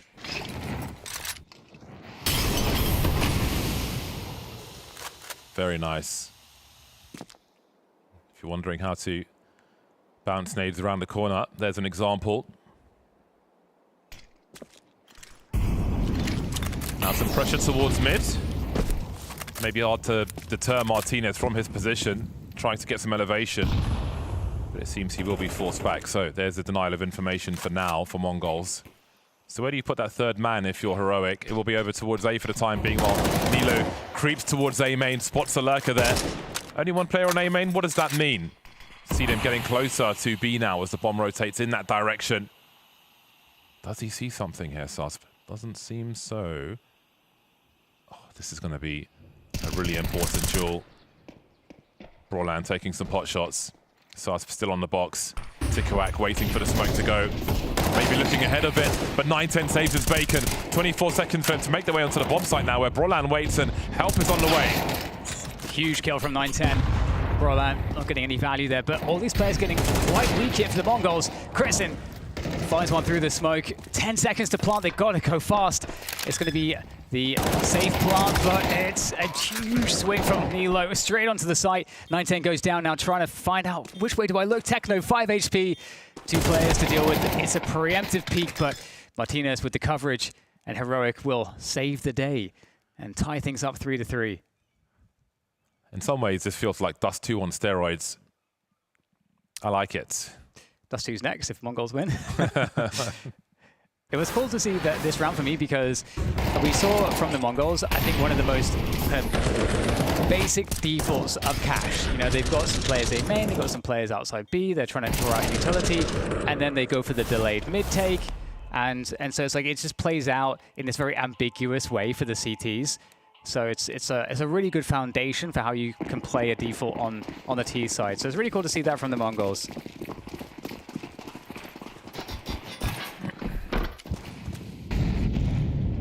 Martinez getting peppered through that window into mid.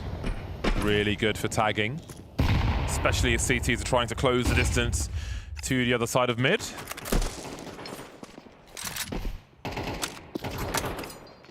Mongols have held on to most of their util. So they have mid-round intentions. Classic pop flash. Nilo again encroaching into A main. Proving very fruitful, those aggressive plays by the CTs.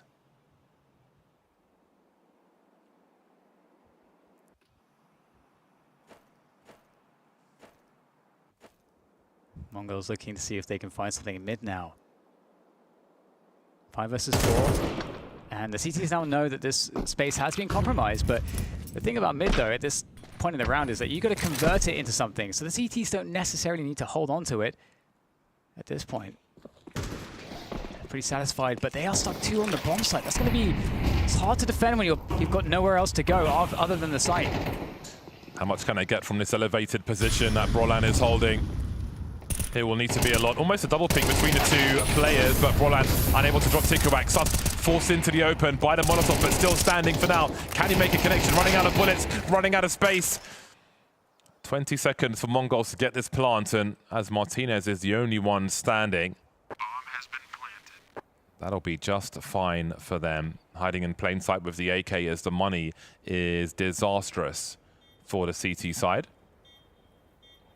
I think there is a kit on the site itself, so we'll see if Martinez is looking for any late round shenanigans. You'll hear the sound cues of the Mongols moving away. Is anyone watching? Oh my god, they've completely abandoned it. He could ninja. He could actually ninja if he. He can't imagine that everybody's gone though.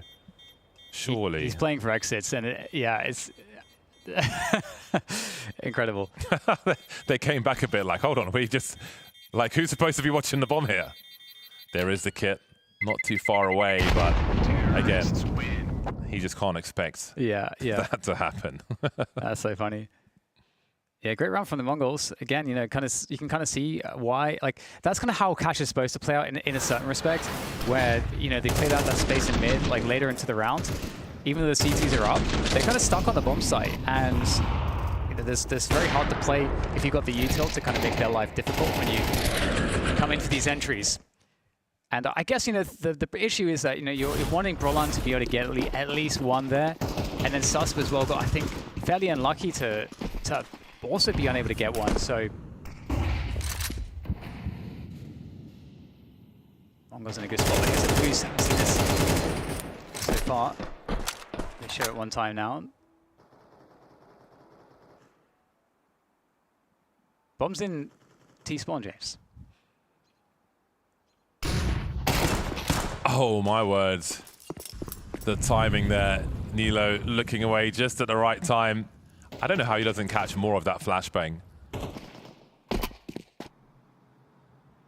Again, the 5-7's prevailing. My goodness. And that is a hell of a pickup. That's a lot of information as well. They've completely cleared out the area towards B, which Mongols are aware of. And with minutes on the clock, do they feel compelled to, well, I mean, they're limited on what they can do, but 9-10 will open up the options.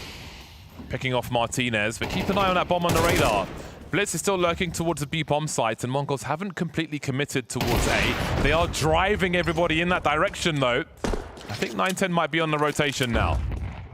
Yeah, looks like it. It's what a crazy round this has been for a variety of reasons. Now, as there's no kit, this is going to be very interesting. You do have one player that's fairly close. Prison making his way. And he's got a 1v1 on the side here. Prison, he's going to get the headshots. Now he's going to not know where the next player is. 9-10 has to book it to try to get there. More teammates coming here for Heroic as well.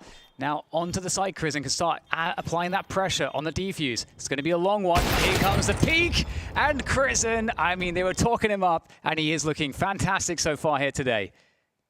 Hell of a round, hell of an attempt from Mongols to bring things back. But Heroic were able to do what needed to be done there. Tense one. I'm enjoying this game of Cash.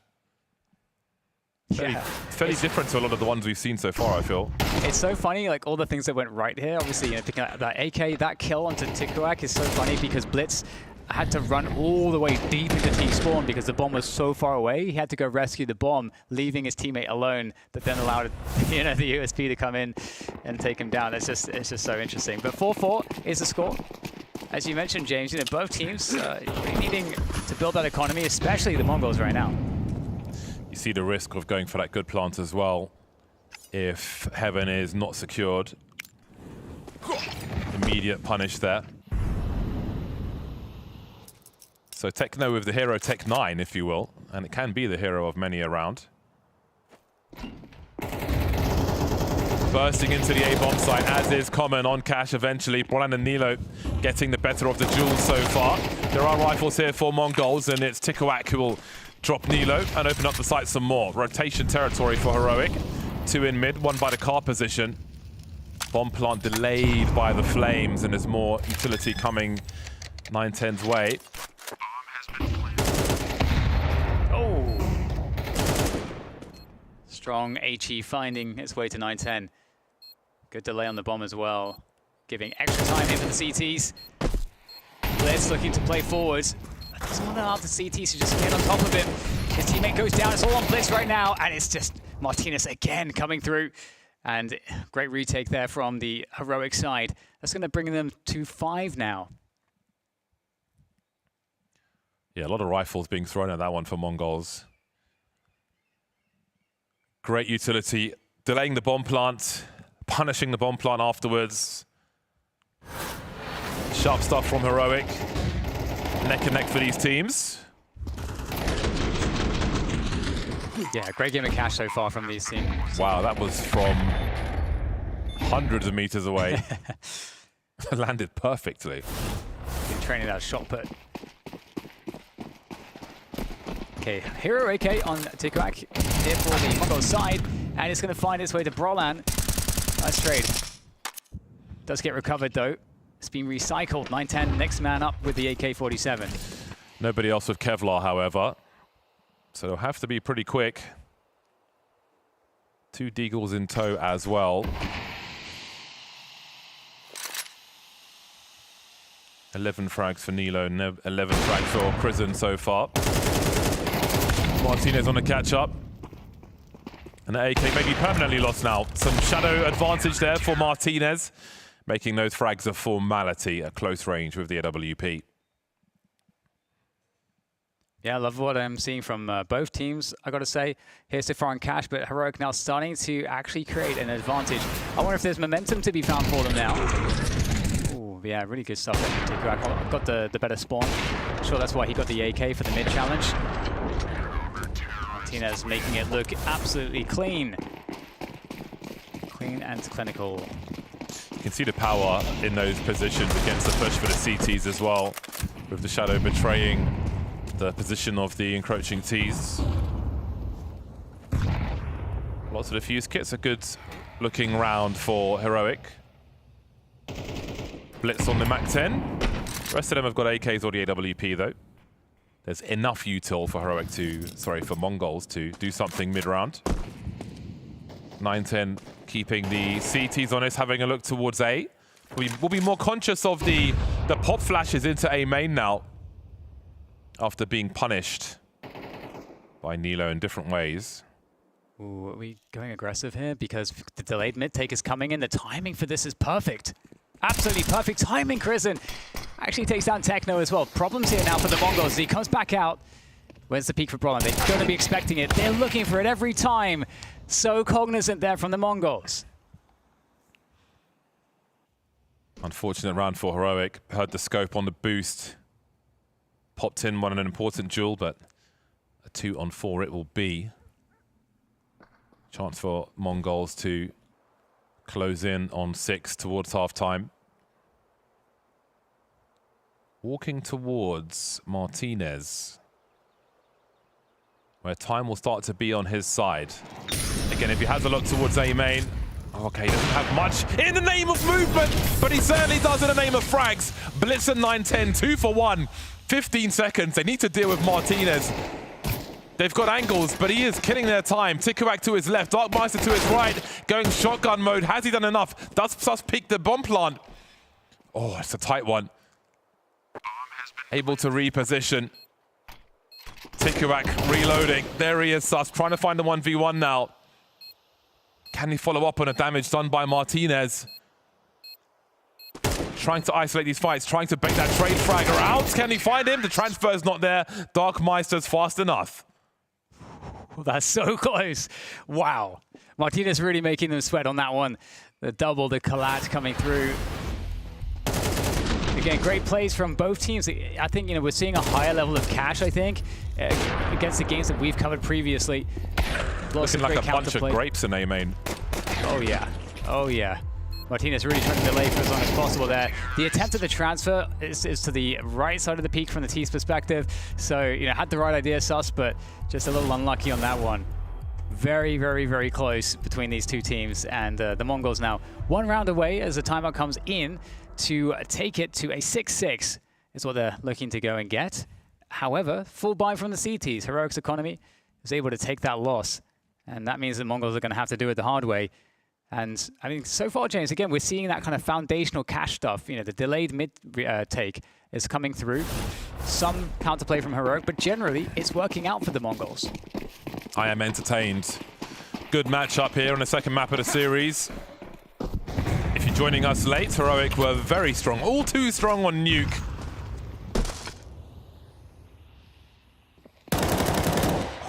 Getting away with the reposition is Tikuak. I think he was jumping past the potential AWP. Now scurrying away with his Galil.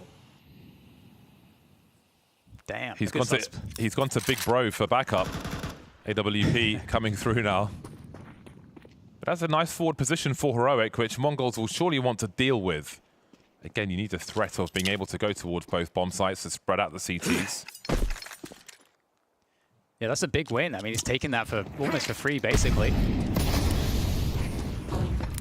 And, go back to the... Are we going for a delayed mid-take? Yeah, but... Okay, Brolan's going to take down Darkmeister. Change the position. Yields Brolan 2 kills. And look at the dart now into this B site. There's a rare miss there from Martinez as the cross gets smoked. And now this site is accessible. good they were able to get a smoke down there. I think there was a bit of team blocking by accident on some of those nades for MongolZ, but they'll make it to the site safely enough. 3 on 4 post plant. Can they tie the score at half-time?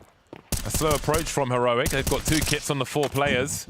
There is a pop flash to be had as well. Tikuak will be found eventually, leaving Blitz with a Mac-10 with surely too much to do. Krisen dropping him, leaving 9-10 in the clutch now with the AWP. 1 bullet in the magazine, that's all he has left. Fires it, but the trade is immediate. So it will be 7 for Heroic at half-time. A tight score as we move through to the other side of Cash. Into the sniper, out from heaven. Hypex yet again with impact. And now it has to be a clutch. The bomb, can it get planted? Yeah, Snacks is gonna try to go for the spray, but it's off the mark. Now FlamZ on for it. 1v2, offers his first target. And it's beautiful. Oh, it stays safe by FlamZ. More pressure from G2 coming out long. Yeah, and his teammates were just kind of shifting very, very far away. So reinforcements a long way off for HEROIC.CEST, but who needs it? Yeah, great flashbang. HEROIC.CEST with a triple kill. Heavy got Mattis and Hunter all dead at HEROIC.CEST's hand as he goes again. HEROIC.CEST shutting them down. Long is completely closed by the Dane. And his phase about to fall. The clash is going to come at the CC stairs. Now they're going to play for it behind this smoke with the pistols close up. They don't want to back off and give the rifles an advantage. Oh, again. It's Heavy God again. The Tech-9 enters the kill feed. And an old familiar sting. FaZe Clan are going to lose the pistols unless Frozen and Twist, the OGs from FaZe Clan, looking to deliver some life. But the P250 goes down and Frozen! FaZe are in the game. With the AWP recovered, you need to get the strongest weapons out next to it. AK for Hunter stepping in, the line's dead. Oh, what? How has he done that? Hunter, that is something special out of the AK. That is just unreal. Feasting on his prey. They break the smoke and Fallen still has a strong position. This could still get really weird. So good. Double pistol kill for Fallen, gets the upgrade, and there's still Keserato down in pit. They try to clear Yuri. 1 health is all the difference, and it does make a difference. 1v3 for Torsen as he takes the first kill. Might have another body in store. Fallen falls for information. And Torsen waits for Molodoy to make a move. So now that's the bomb down. This 1v4 ace for Torsen is on the line. Into plays, and Torsen fights. He finds all 5. What a monster. Alexi B fighting him on, but Brokey's right here in the 4th round, and some hope left for FaZe Clan. Unless Wonderful can just rip it out. Oh! No way! And it's the inexperienced player up against Wonderful in FaZe's most important round. Already feels like FaZe is knocked out walking. Wonderful, so confident! Of course he's got it! Yeah, trying to just be sneaky, hoping maybe that one opening kill moved the defense away. Didn't. ZywOo's gonna get hunted down with the AWP, but he's got a teammate. That's crazy. He's actually gotten all 4. FlamZ backs him up and steals every single kill. ZywOo. And it's gonna fall onto Hypex now. It's time to run at this. 10 to the clock. 2 players in front of the bathrooms. Hypex shaves off 1 of the 3. 7 seconds, and it's all on Hypex now. Plays behind the dice with the no-scope. Beautiful flick shot up. 7-5 for Heroic. They won map 1 and they are looking at a 2-round lead. It's been hard to claim a lead in this game of Cash so far. It's been neck and neck, but maybe, just maybe they can break away here, James. The Mongols switch onto the CT side now. 9-10 ending that first half with 17 frags. Doing some really important work for MongolZ, but there is more work to be done. They still trail. The pistol is important for both. There's a lot of opportunity for Heroic to run away with a 2-0 here. It's a great one-tap from Blitz onto Susp. Too many man, though, looking at him from the entrance to mid. Krisen will pot, minute 30. Darkmeister on the flank. He's cleared A. The rotation is coming, but can it come fast enough? Tikuak in that headshot position. You can see them jumping past to avoid the headshot. The numbers game will prevail, but they are 1 lighter now. That continues to be true as Techno's able to trade. Just holding position while Darkmeister continues to flank. Krisen in a 1 versus 2. Great headshot, but the Glock isn't as good as the USP. Techno on 3.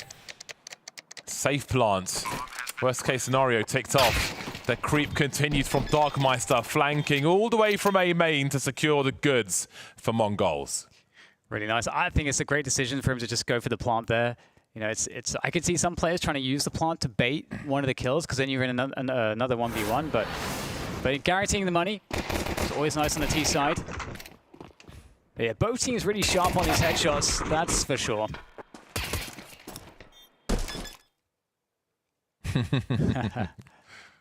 The little jump. Caught by surprise. Fully focused on one. Well, the trend continues. This game is these two teams inseparable on Cash. If you missed the first map, that was won by Heroic. Looked very, very good on Nuke. Dust 2 is the last map if MongolZ are to win Cash. A very quick boost. This is a force buy they're up against. There's a CT smoke on B, which will buy time for them to get up to some nonsense as well. It is being looked for by Crizin, as you can see. They also don't know if there's a stack. So maybe time will be spent for Crizin to find out if such is true.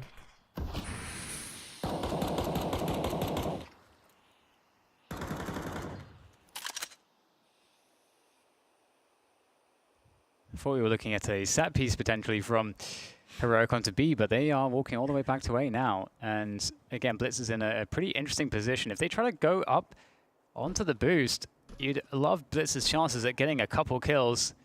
Ooh, softening them up as well. They're never going to expect this now.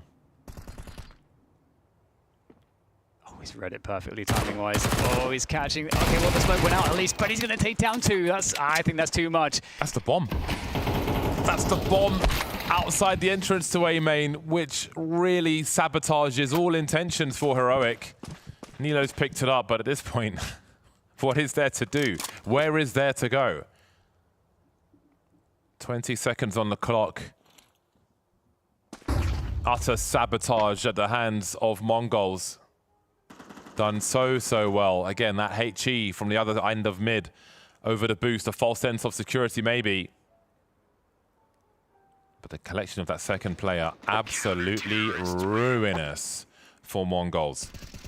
Yeah, such a huge punish. You know, if the CT's going to play a position there, of course, I mean, even if, let's say, the players get into A main, he can still have an insane flank timing whilst they're trying to push into the A site. So it's still so dangerous.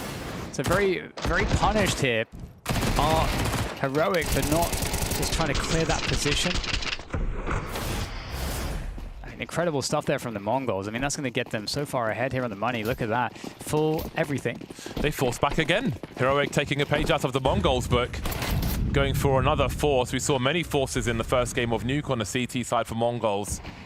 Heroic determined not to let MongolZ get too far away. They have intentions. They have grenades, a few of them. Do Heroic. Similar layout to the beginning of the previous round. Yeah. I thought for sure they were going to do the set piece on B in the previous round too. Perhaps they regret not doing it. They waited quite a bit.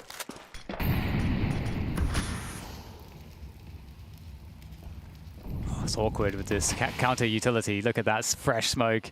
So difficult. Do you go through it? There's 55 seconds left now. It's really well done after, like, towards the end of the Molotov. No nervous dumping of utility from the MongolZ, but patiently waiting. And there's more where that came from. 40 seconds, eerily quiet, but Tekno's got an incendiary to deploy, which will be a great counter. Not quite ready to throw the HE. That could have been quite something. Tikuak at the back of Checkers, cutting the numbers down. Really well indeed. Very patient play, very patient utility usage. Weren't baited to dump their util, were MongolZ, and they deny a bomb plant again. Yeah, the MongolZ playing really well across the map in terms of getting the information they need to be in the best position to defend. And I think that's going to be the challenge here for Heroic. Heroic are going to have to play a T side where they are doing just as well as MongolZ in that same department. And what MongolZ were able to do on the first half, we discussed, is get that delayed mid-take in as part of the default, controlling both sides of the map. It seems so straightforward, but the MongolZ, I think, just doing it better right now. Good opener from 910. When the buy rounds come through, I'm curious to see the approach around A main for MongolZ on the CT side. Because again, it is a very big target, the numbers game. Trying to trade out over towards A. I would expect that to come relatively quickly from Heroic. Oh, the timing is just cruel. Perfectly done by MongolZ.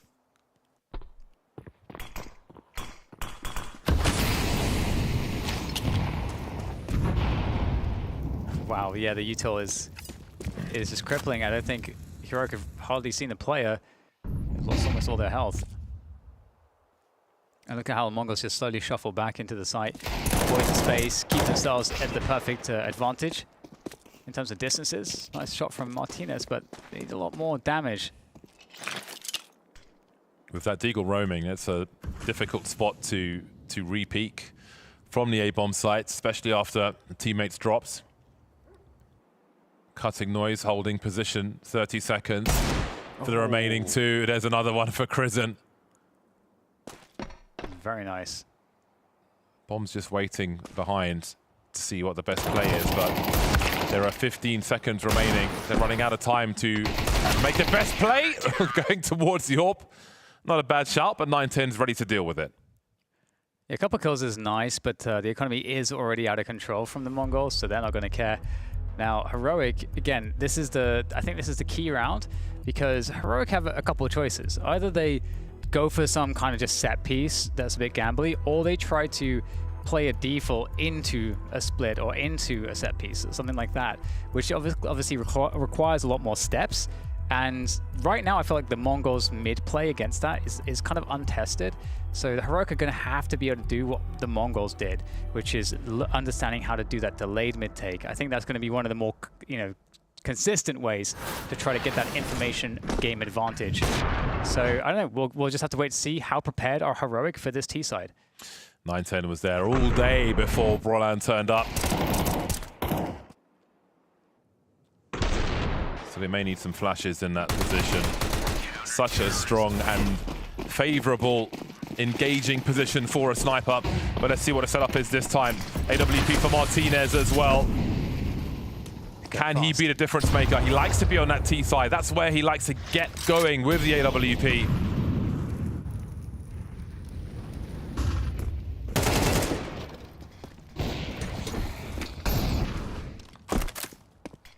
Well, let's work down in mid, going very fast indeed. Now this is forcing a response to 910.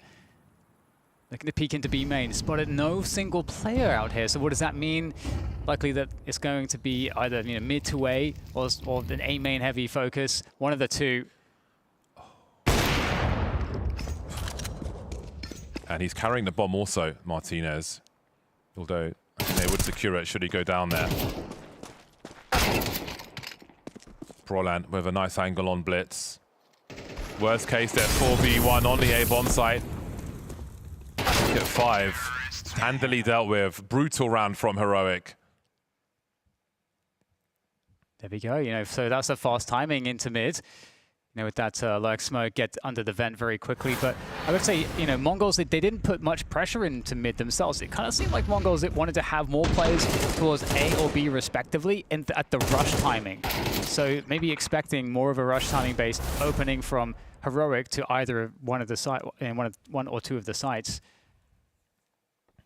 So will they put more emphasis on mid now? That CT money has disappeared very quickly indeed. Full wipeout is expensive to replace. 910. Is he stuck in the corner with them? Or are they stuck with him? 5-on-4 still going. Nilo sees the end of the barrel, but Blitz is there to rescue 910 from the position. 5-on-3. Aggressive response to the action from Heroic previously. They've got no answer to this aggression from MongolZ. We asked questions about the A main position, and they've been answered in this round.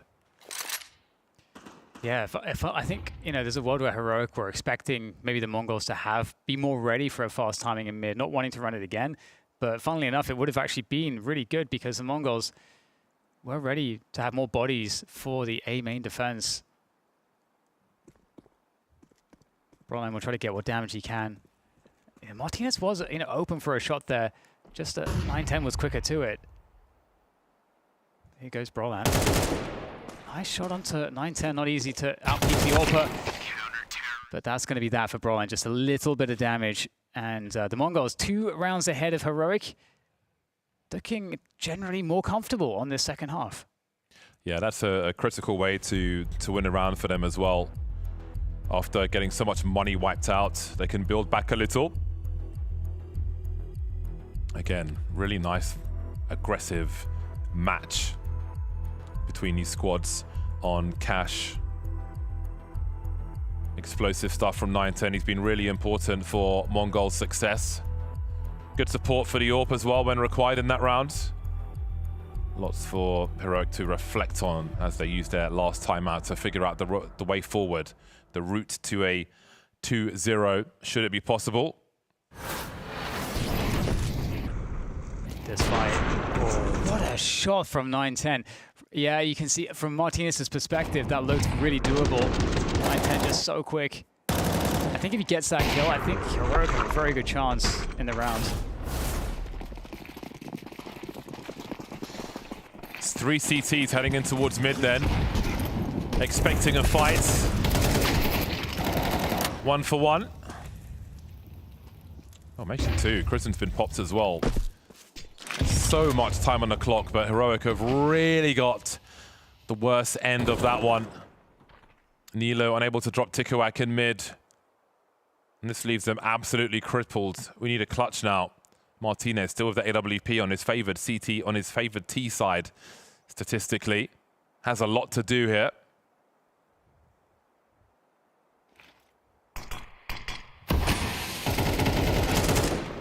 Banking on Broline, getting that frag so he could make a play through the smoke, but that won't work either. Not much to do here now. Mongols with a really good opening there, going heavier into mid. And it makes so much sense from a calling perspective. Heroic, that's really been all that's worked for them. And you probably feel like they want to go back to something that's worked. And the Mongols are ready with the counter. Might be a long 40 seconds potentially. Oh wow, nice from Martinez to keep himself alive with the AWP. He'll have to push this. They know exactly where he is. You're hoping for something flashy. He has a bomb with him, but MongolZ will allow nothing more. So yeah, really important shot down. Quick action in mid. Nice pre-fire there from Techno. And that was a really big duel. That pretty much decided the round at that point. Yeah, so Heroic, haven't shown, their ability to kind of outplay the Mongols in mid ultimately. Other than that one super fast round, they haven't shown us, the slow takes. They've only won 1 round in this half. Yeah. 910, again the A main peak. Devious stuff. It just seems like the Mongols have all the answers.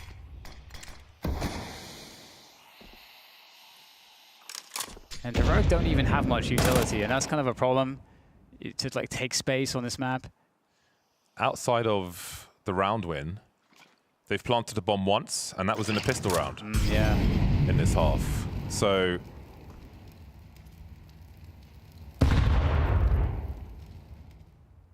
they're not getting close, really. Not on paper, anyway. Yeah.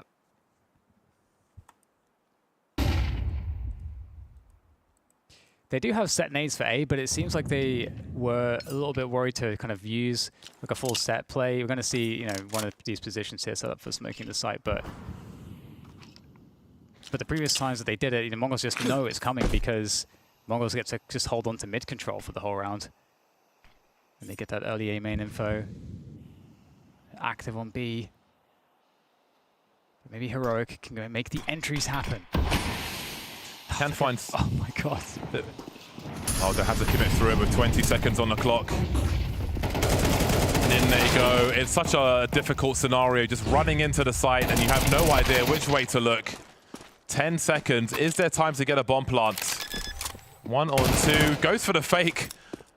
But he's not going to find 9-10 in time. Big gambles being taken. Huge risks. And they won't pay off. 9-10 squeezes the frag after time to make it even worse for the T's as well.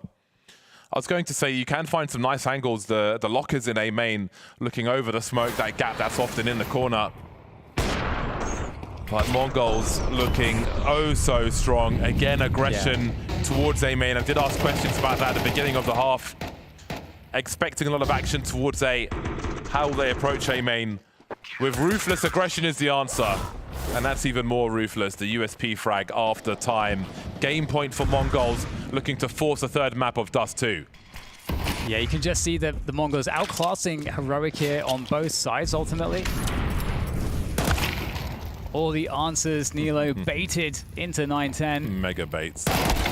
And Darkmeister with the A main control. 3 players left here now for Heroic. And again, they've just had no answers on this T side. They're missing a lot, I think, in terms of the layers of the cash T side. And look at how deep this position is. Yeah, they're missing the bomb as well, which is far behind Darkmeister. There will be an unceremonious exit from cash. MongolZ far too strong on their CT side. Just the 1 round for Heroic. Yeah, it's not looking good here on the cash, but with Dust 2, it's definitely a map that's much more familiar for Heroic. But as expected, a MongolZ win on cash. As expected, they say, Vu. Well, at least from what we're seeing now, this is our first look of a new MongolZ, their first time on cash, and they did look very strong in it. A solid T side, right, to be proud of. We saw a lot of B hits coming in there. Then on the CT side, just complete lockdown and individual shining. I think we should start with the man who's been rocking it the longest, right? You said it in the pre-game that we've seen improvements from 9-10. Well, he's still delivering, right, no matter what happens within the MongolZ. Yeah, 9-10, when Senzu was on the roster, he's kind of like an underrated piece. You know, he would be like their second, but sometimes only third best player. He would disappear at times, but I think since Senzu has left the roster, he's been the most impressive player on this team, and we're seeing it on cash. CT side cash is a spot where you can have the op actually activate, but T side cash as well. We saw him with the op, with the rifle in great position, and this is clearly a map that you've had a lot of practice on for MongolZ. They're throwing the most meta, you know, utility. They have the bank molly that people initially thought wasn't even possible, and they understand going into the CT side, that's where the lockdown happened. Although that shot onto Martinez, we could see a whole different game if Martinez gets that kill. I believe we even saw a player cam right afterwards where Martinez like slammed his desk or something because he gets his that monitor kill. went. Yeah, he gets that kill. They might win that round, and then you're looking at maybe a much closer game instead of what it was just like basically a lockout on the CT side for MongolZ. And looking at this as well, right, I will say that at least for the rookies, we were touching on them. We were fond of what we saw from Tikoat in the first game, but Darkmeister maybe not so much. I would say this was a pretty good showing from both of them, right? Holding their own as young players who, up until they joined the MongolZ, probably never played any Cash, man. I'm pretty sure they might not even been playing Counter-Strike when Cash was first in there. Yeah, I almost want to call this performance from the two of them forgettable in a good way. Okay, in a good way. They didn't do anything crazy, but they didn't do anything crazy bad. Okay, there was a couple rounds I was keeping my eyes open because Darkmeister, he had that round, but there was a couple of rounds in the middle of the first half where he just walked into A main, and you know this if you play Cash. You can't just sit in A main. He gets flash pushed and killed 2 rounds, back-to-back gun rounds, and I thought, okay, is he a bit of a liability here? Turns out he redeemed himself. His CT side was really effective. I agree with you. When you look at it from the lens of these guys probably haven't even played Cash before, like it was probably out of the map pool before they were seriously competing at any level, then that's a solid performance. I like how you said forgettable though, man. Bro, this is their first tier 1 game. They're going to be well, actually probably won't be listening back to the English stream, but I mean, they could listen back and they go, this Vu guy just says we are forgettable. Like that's straight away. They want to have a rememberable, like amazing time where people say, you know, for rookies, they're doing well. They're coming into it, you know? Hey, if you're a rookie coming into MongolZ playing your first game of Cash and you're playing your first game with this team and you can have a forgettable performance, I think that's a good thing. Well, from that, there are still positives, right, around the heroic side. And these two players, you won't be forgetting anytime soon. They do have remarkable performances again and again within this heroic jersey. It's Nilo and Martinez. Yeah, Nilo, we talked about him previously. The player I was thinking of was Jay-Z Walking Z was the first player I remember being what a name. touted as the next Swedish prospect. Nilo's actually got something behind him here. He was in the right position at the right time. He won his team this round, really, and this is what brought them back into the half. It looked like Mongols were going to run away with this half, if not for that round where he picks up the 5-7 kill and the AK kill. And Martinez, I mean, we've been nonstop talking about this guy the whole time. He's constant highlight reels from Martinez. We did have the one round where he just couldn't get that frag onto 9-10. That's an unfortunate one, but generally this guy's lights out, and with Nilo by his side, you're looking at a third map where they can activate yet again. And I'm right by saying, right, where you look at Martinez and he just has those AWP shots and that style and that bit of speed to it where it's just enjoyable to watch, you know? It's ones where you do remember the frags. You remember a Henny? I remember a Henny frag. Okay, that's the peek into an AWPer you know is holding the angle, and you're like, no, I'm better. I'm getting this frag. That's what it felt like for Martinez and some of these. They know where he is. They're trying to hold him down to an angle, and he just swings out, gets two, somehow manages it. It's actually incredible watching him play. To see him end, I think it was 14 and 14. It felt like more, James. It felt more impressive than that. That's what happens with these stylish AWPers that we have out here, but also we've got a bit of a stylish in-game leader. You were talking about the fact that he is now in some more playmaker roles, right? He's taking some more space away from the team. This might be the way he wants to call the game. Now he's got some freedom. Remember, he's got a new coach as well, so maybe Krisen's able to put more of his vision and idea on what's going to work best for him and the rest of the team. And if he can keep having, I don't need to see him have this kind of ratings, right? He had a 1.53, but if he can keep having these kind of impacts within the games, then I'm all for it.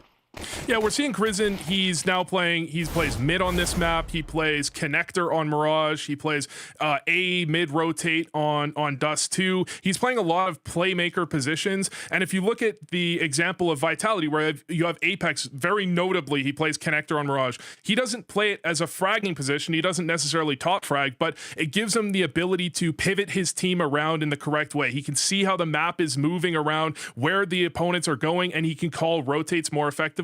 That's what I think of when I think of an IGL and those more pivotal spots, the middle of the map on Cash. But he's also fragging his way through it, right? You're actually seeing him have a huge uptick in performance. So if he can manage an uptick in performance and be in positions that should make his life easier as a caller, I think that's all positives. Definitely, certainly very positive looking at that. And I will say, right, although we've got this situation now where they can't win Cash for the third time in here, this is probably a hard map to feel out for quite an inexperienced in-game leader, right?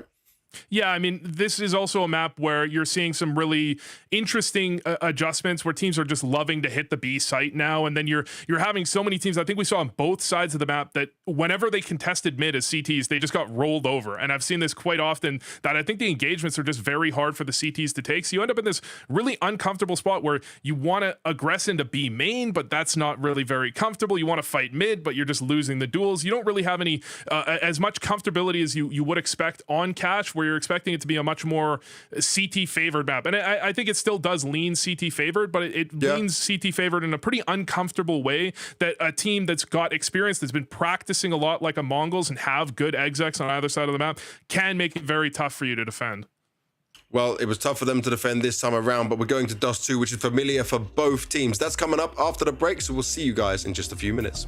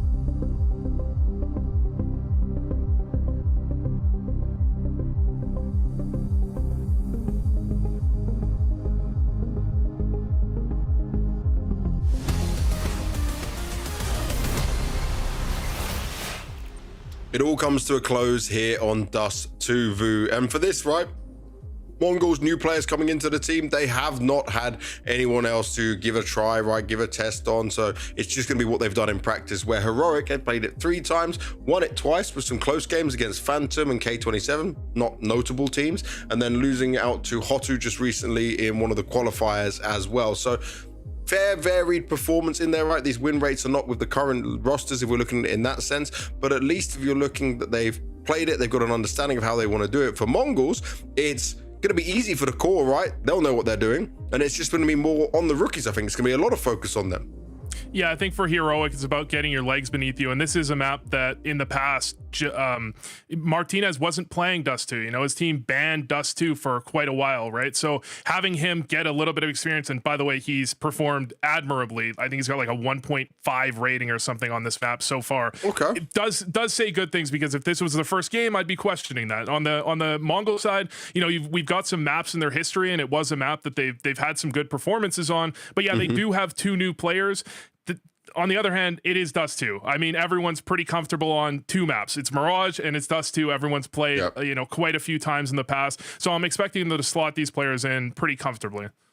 And I'm just interested in what you were saying about Martinez not having so much experience on Dust 2 in that sense, right? Sure, he's plugged his way through, but not playing it in official capacity other than when you've got to Heroic. Do you think that might be a problem when he's going up against a very skilled and dominant AWPer on the map like 910?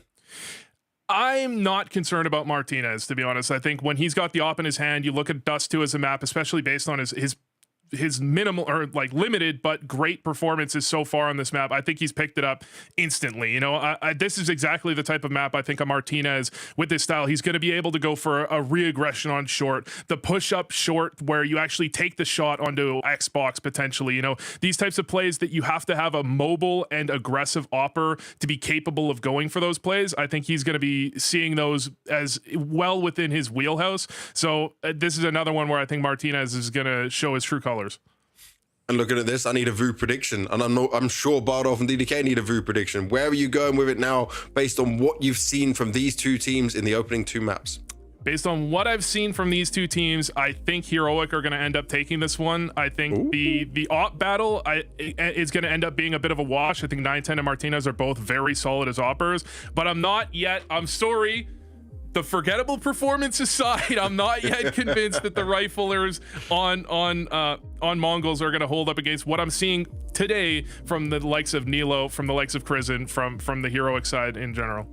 Okay, from Darkmeister and Tikuak, then tell me, are they going to give you at least a memorable performance in Dust 2? I hope they give me a memorable performance. My concern is it might be memorable for the wrong reasons.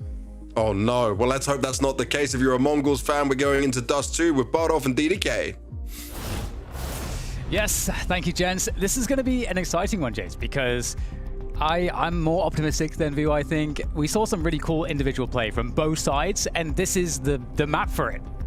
Heroic, a very slight favorite in this one. I think those odds are reasonable. I'm gonna favor the Mongols personally. I'm just always fascinated by Mongolian Counter-Strike. I think Valve needs to send a team out there and do a docu for a major sometime just to see what the scene is like, where all these players come from.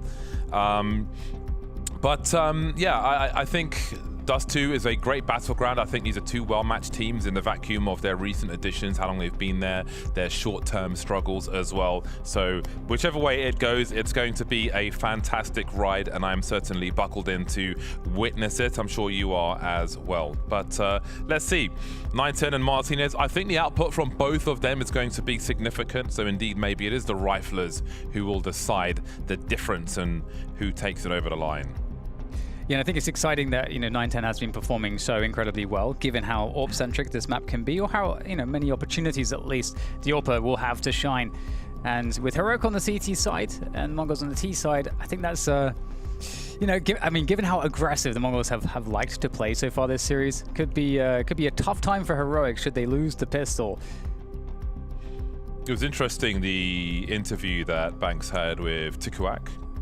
Asking him about, obviously, you know, he's a very young player he's had some months of experience on Chinggis Warriors, but I think it's interesting when you're such a young player, if you're in a situation where, say, like, you have to clutch, otherwise you lose, Is that a thing you're even too conscious of as a youngster? I feel like probably not, versus if you're a little older, maybe you feel that pressure more. Either way, did some great work with the 5-7 on Nuke, a flash of success in a difficult game, mostly for the Mongol squad. They're going to start well with a charge up mid from Heroic, who tries to fight things on long.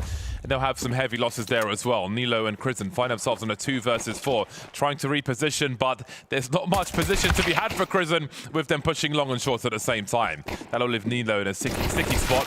Spotted and swatted. Nowhere to go. That was very overwhelming. A great start from Mongols.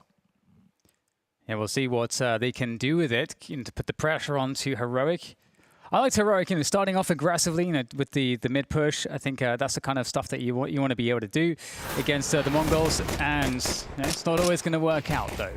Meister controlling that fight pretty well. How awkward is that? Turning away, trying to reload desperately while, ooh, yeah, this is good. I like this level of frustration in the first round, because it shows how important this is. A lot of tension. I think both teams will feel like it's winnable by either side. They will want to deliver. Martinez will have the scouts. Trying to fill those inboxes with spam. Nothing doing just yet, though. 3 players on B for Heroic, and Techno has the Mag 10 so he can defend against any pushes. Might want to even investigate there as a potential option. And he's giving away a Mag 10 at worst case. But Heroic, at a certain point, they might want to move these players around. We do have the cat take coming on through. Typical timings so far. Will Heroic stick to their stack? I wonder. Will they move players around? In terms of moving players around, you saw the deliberate footsteps from Techno. Trying to bait some CTs. But they held dead fast.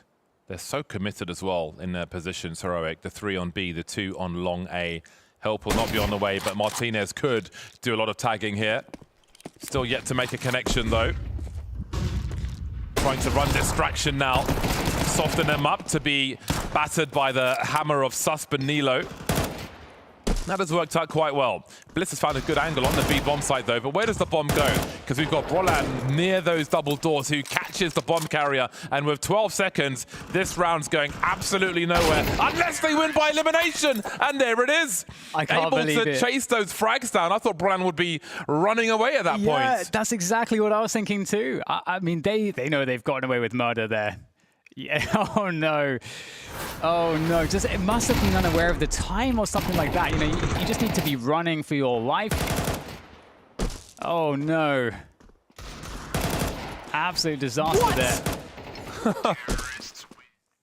That's crazy. I mean, it's Brolan that I'm like, there's a bit more suspects there. But, hey, it happens in the chaos. But quick, long take comes through for the Mongols here, and there's not really all that much to stop them. Nilo has the scouts, but 910 is the 4th highest rated player this year on Dust 2 and MVP events, only behind Donk, Zaiwu, and Munisi. That ain't too shabby. Yeah, keeping good company. Not too shabby at all. We saw how frustrated Heroic were after the pistol round, but to lose that one in such a fashion is going to have them boiling internally. But again, if you're going to have a little catastrophe, have it at the beginning, not at the end. It's easy to say these things. It's another thing to have the acceptance. It's in the past. Sometimes it goes our way. This time it isn't. Time to move on. I mean, generally you're always losing these rounds anyway, so it's not the worst thing in the world. But when the opportunity presents, yes, and you can't capitalize, it's definitely annoying. But 3-0 start for the Mongols as we get into perhaps the real counter-strikers now that the AWP can be played by Martinez. This is, again, I totally agree. The stuff that he can show on a map like this should be really exciting to witness. And it will be a focal point for us.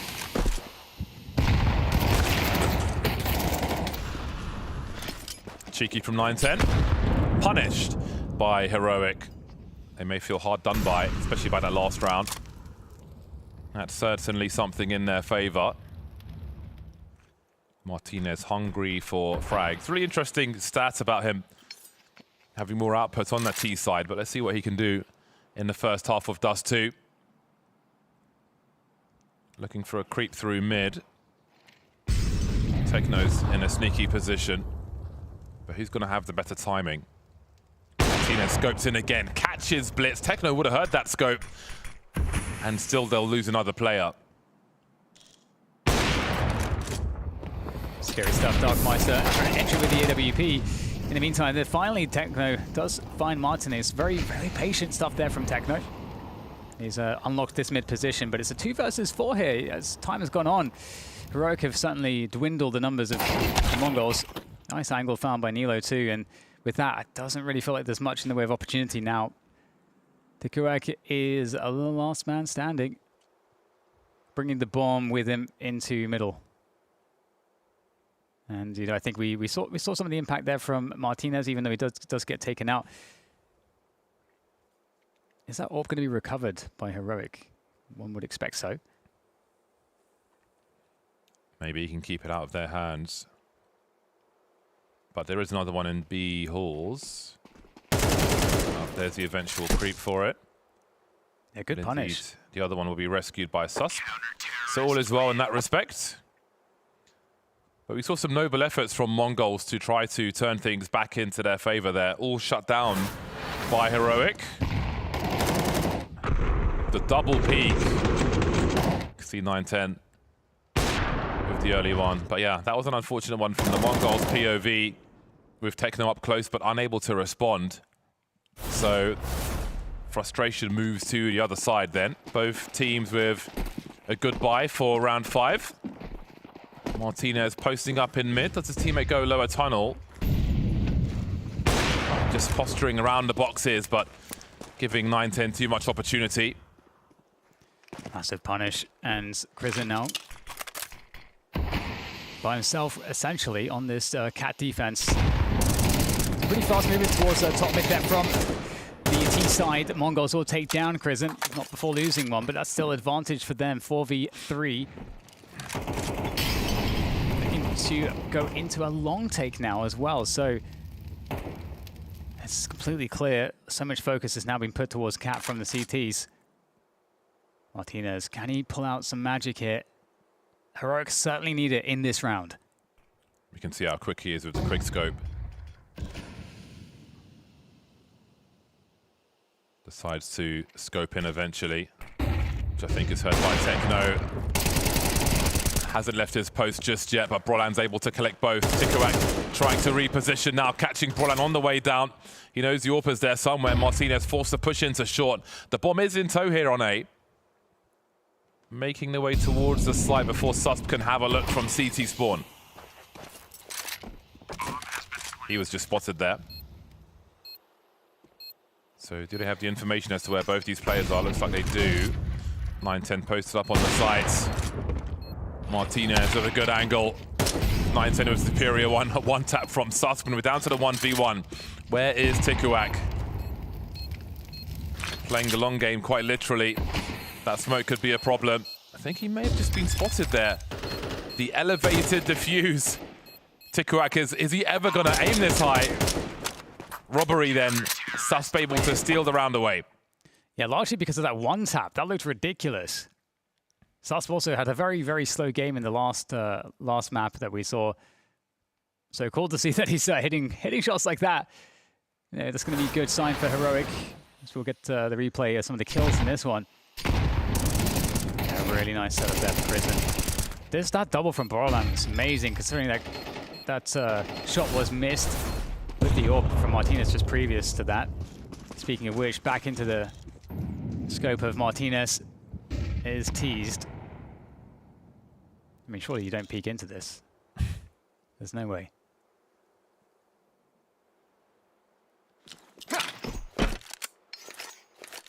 Top of the door smoke.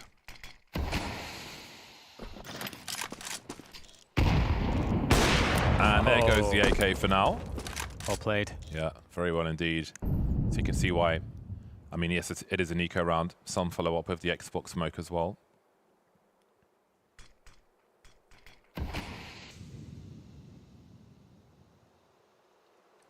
It's going to be a short plant attempt, I would assume, with these positions. Okay, if they can make it there, you know, with enough players at least. Rifle's lost again. Darkmeister goes to collect it. Blitz dropped in the meantime. What a round.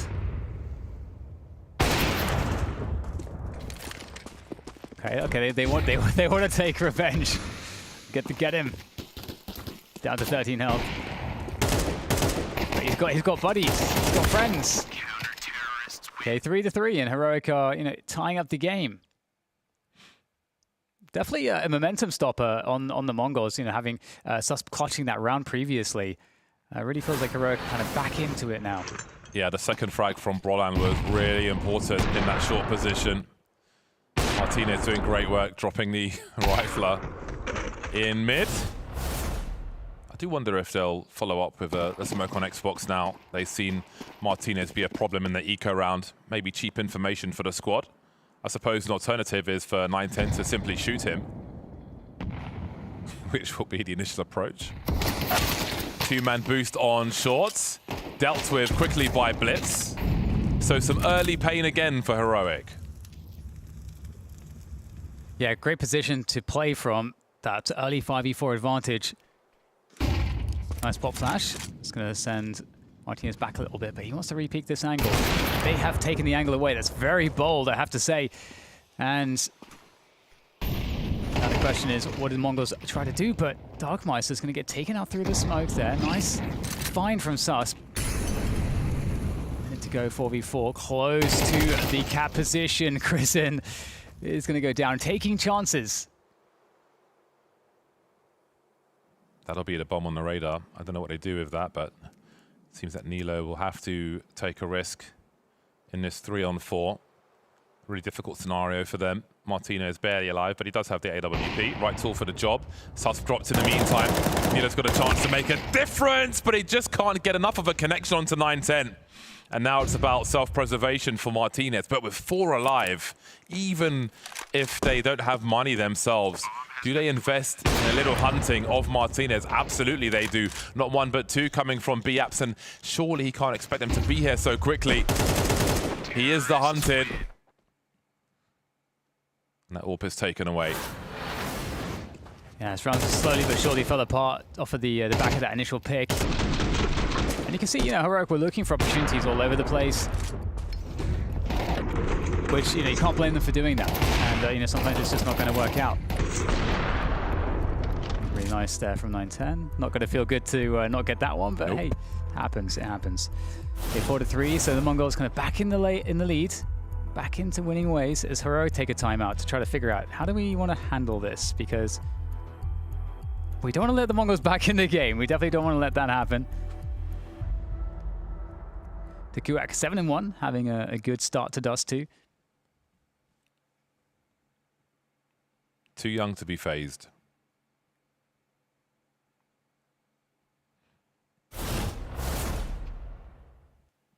Okay, Martinez able to muster another AWP.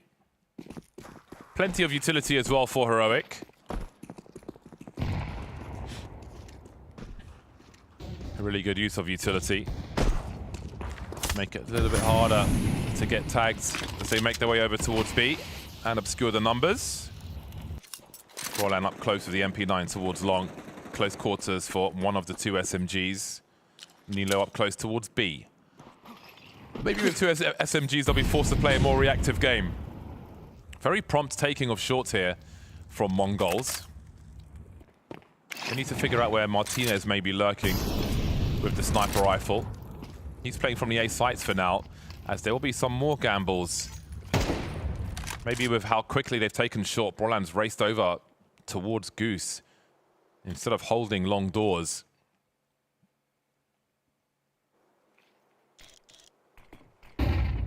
Comes the maze to test this A bomb site. Nice flick shot there. It's straight to the head. MP9 now activated around the side of the smoke. And with that, definitely a chance here for this defense to get posted. And the Mongols, what are they going to do here? Falling back off of the catwalk position, looking to switch up to B. 910 takes down sus, which means only 1 player on the B bomb site. Nilo, it has to pull out his gun and he's too slow. That's an opportunity now for the Mongols as they manage to get past the cross point towards the site. That's the bomb tossed across.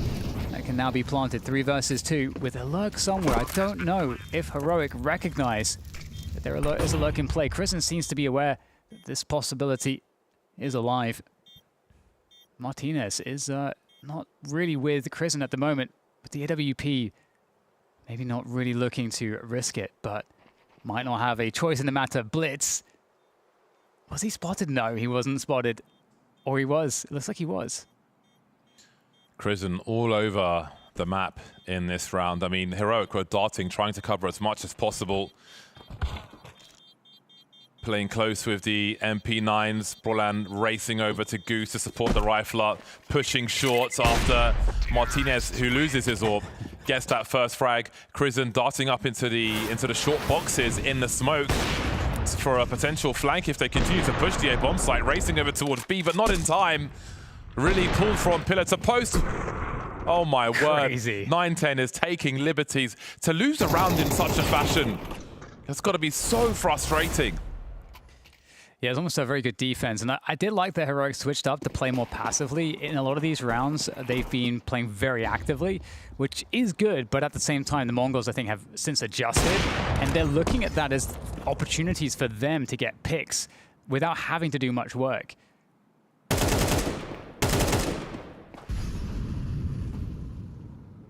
Now back onto the pistols. And it's starting to feel like definitely a more Mongols favored Dust 2 as these rounds have been presenting themselves.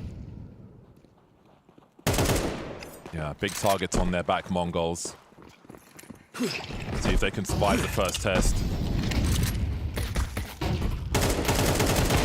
Good spatial awareness from the squad. Throwing nades in their face, but just showing a bit of shoulder to bait the shots. Heroic will have to work hard in what remains of this half.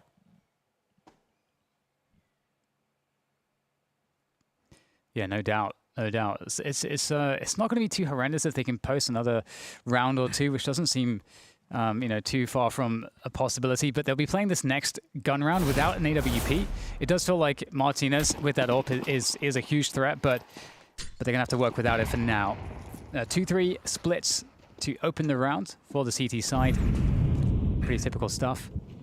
Getting down towards Xbox very, very quickly. Is Blitz. Very, very fast on Cat, actually. This is very fast timing. And I mean, this makes sense because, again, a lot of CTs will open FURIA down towards long, and it does give you a timing here on Catwalk. Blitz looking to find somebody out of position. Oh, he's gone for quite the risk there, James. It's not paid off. Martinez really good with the rifles as well.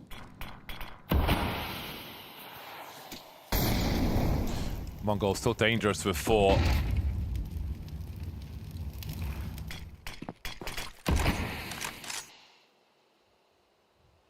Plenty of time for Mongols to make their play. Cutting noise, as you can see. Not giving too much for free. A lurk smoke towards the B bomb site. Now, how do the CTs respond to this? How often do people believe these lurk smokes? Oh, the shadow. It's just too easy for Brolan. Really good position with that pop flash. Spotting the bomb as well as a lot of information. And Techno trying to stop the rotation from coming through. Didn't see the barrel of the gun there. They're just around a corner from him. Did he make a step for Kristen to hit? I think he did, but he will catch him. Lots of footsteps going in towards B now. Long spray, duel one by Martinez. But what about a B bomb site? 18 seconds to get a bomb planted. One by the car. 9-10 can't find anything. And there will be an AWP for Martinez for the next round. Yeah, what a phenomenal result, actually, all things considered. And that's going to give them a lot of confidence moving into the next one. Lots of tools to work with. Yeah, that attempt from Blitz, I mean, it makes a lot of sense, but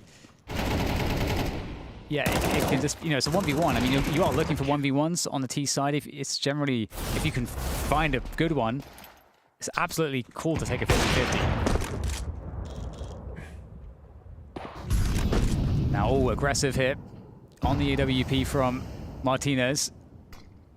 That's what he's on the squad to do. Oh, does no damage, I guess. Thought he was done for there. Expecting the molly to come his way. Techno just swinging.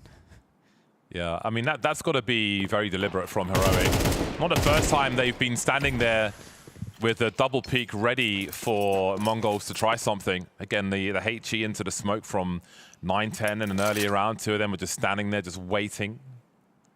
And another punish on this occasion. But can they convert this 5-on-4? They're in a good spot to keep the score close to half-time.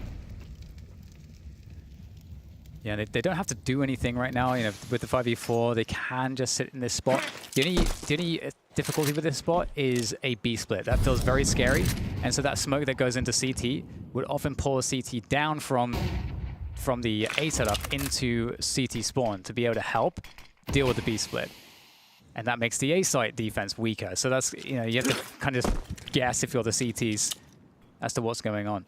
Well, there's a second split smoke, and now they start to wonder what that creeping on long. But what does it mean if you've got a lurker on long? The bomb's still on a short position for now. Martinez punctures Darkmeister on long, but they're pushing B at the same time. Nilo dealing with the threat. But again, where is that bomb? CT's pulled out of position on the A bomb site. That's a really important duel, though. But can he find a second one?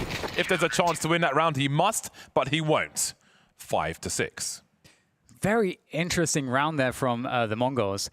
Sort of splitting everybody up, you know, down in a 4v5, but still splitting everybody up in that scenario to try to create some chaos. But it means that you have, like, one of these kills on their extremities kind of has to work out. Darkmeister does pick up his.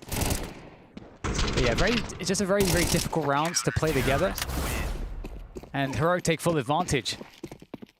They're looking at potentially getting a 6-6 finish here. And I mean, the way this one started, didn't expect that to be a possibility.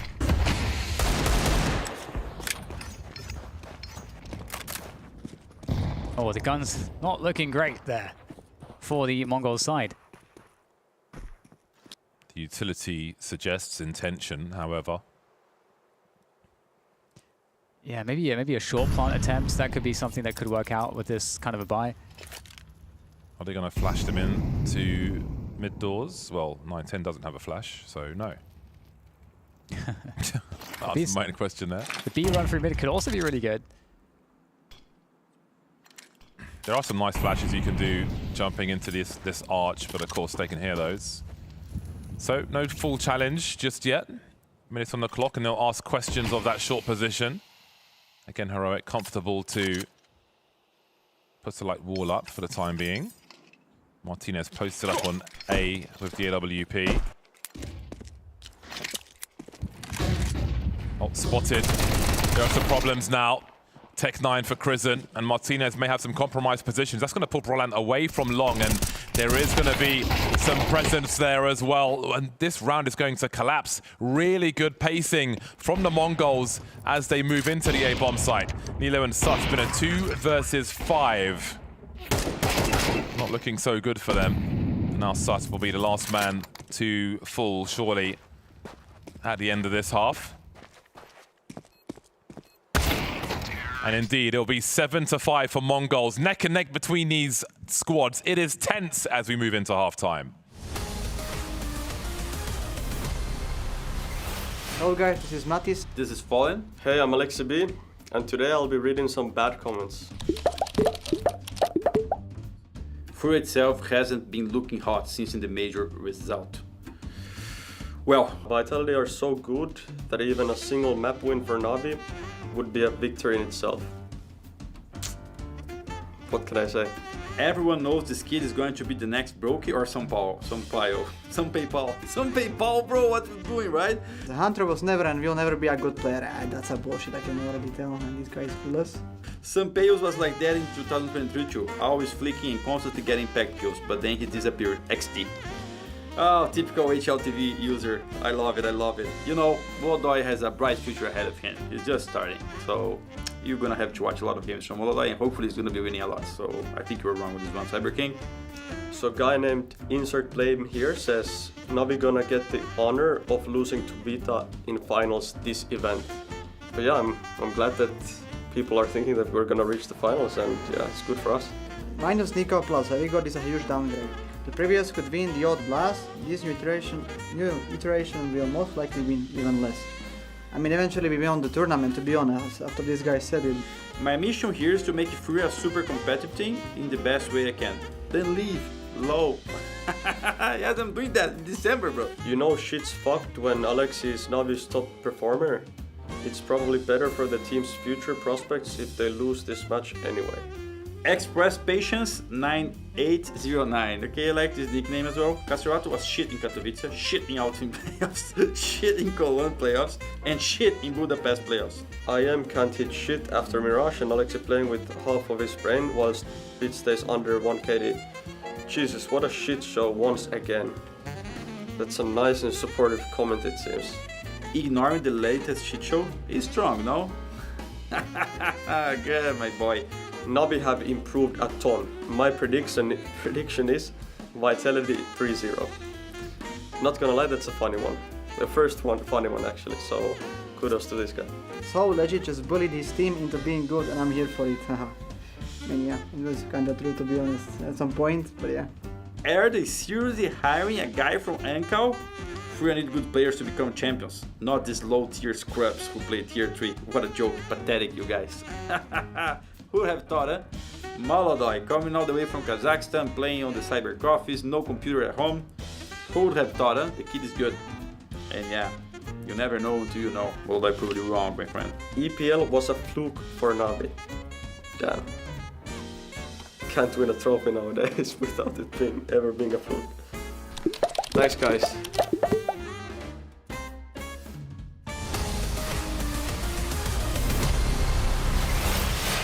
A close affair between Heroic and the Mongols on map 3 here. And I honestly don't know which way this one is going to go, but the Mongols certainly are looking like the better Dust 2 team. But Heroic, James, you know, they're full of surprises. They're still sticking in there. And I am excited now that we get into this T-half. Heroic switching things up. Good to see Martinez activated. But speaking of being activated, the new man, Tikuak. New man. Just running up mid. He's gone though. He doesn't like what he sees. He's out. He's out. The new boy. The new boy. Fair enough.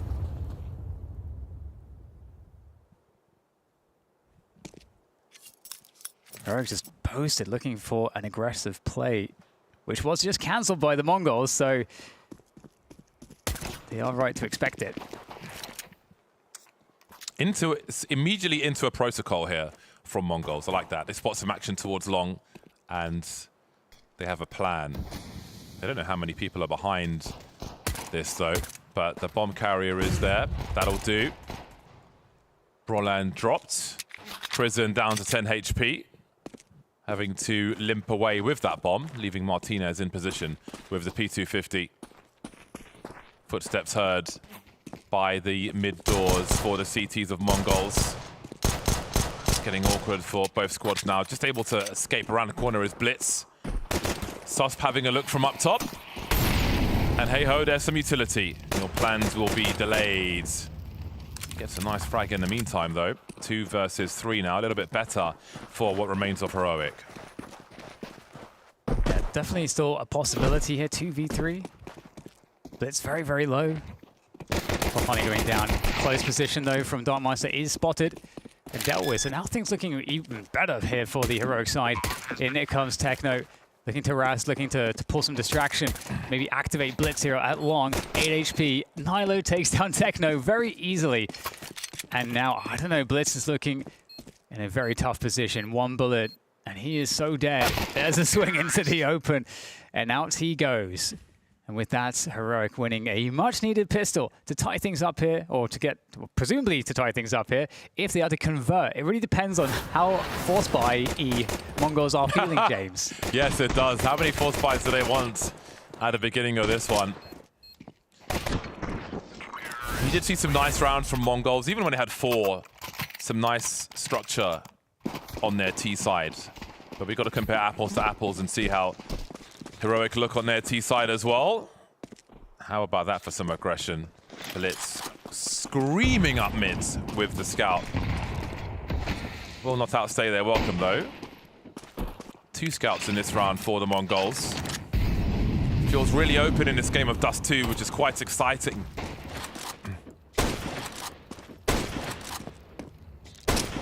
Ooh, Blitz, come on now. Come on now. These boys always find a way, whether it's Blitz or 9-10. We saw him with some smoke frags.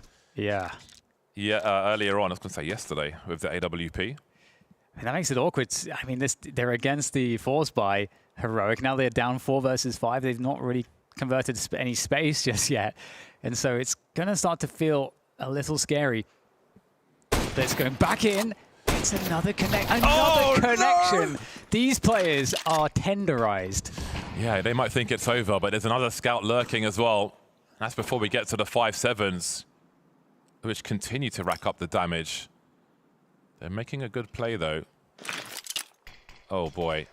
What timing for a smoke on B. Have a look at the clock. It's going to sit there with his 5-7. Is anyone going to rotate over? He's got an incendiary. There's no time to deploy it, though, as the flying MAC-10 will do what needs to be done. That's an important moment for Heroic in a nervous round.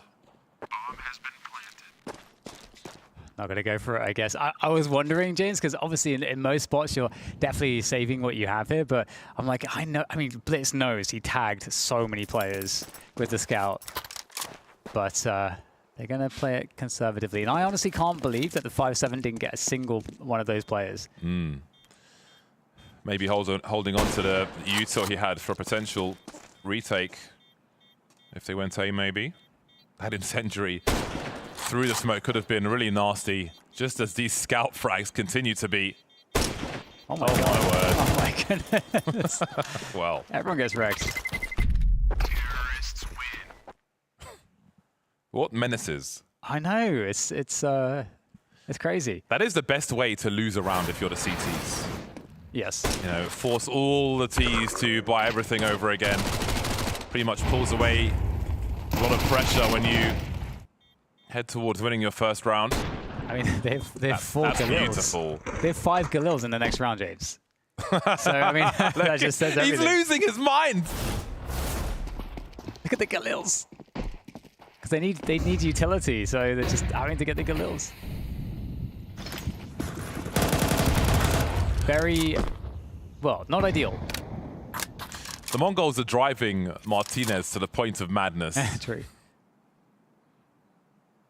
Or a new monitor, one of the two. Whichever comes first. They're not even over with the scout. 9-10's got another one. Scout on Dust 2. It goes pretty hard.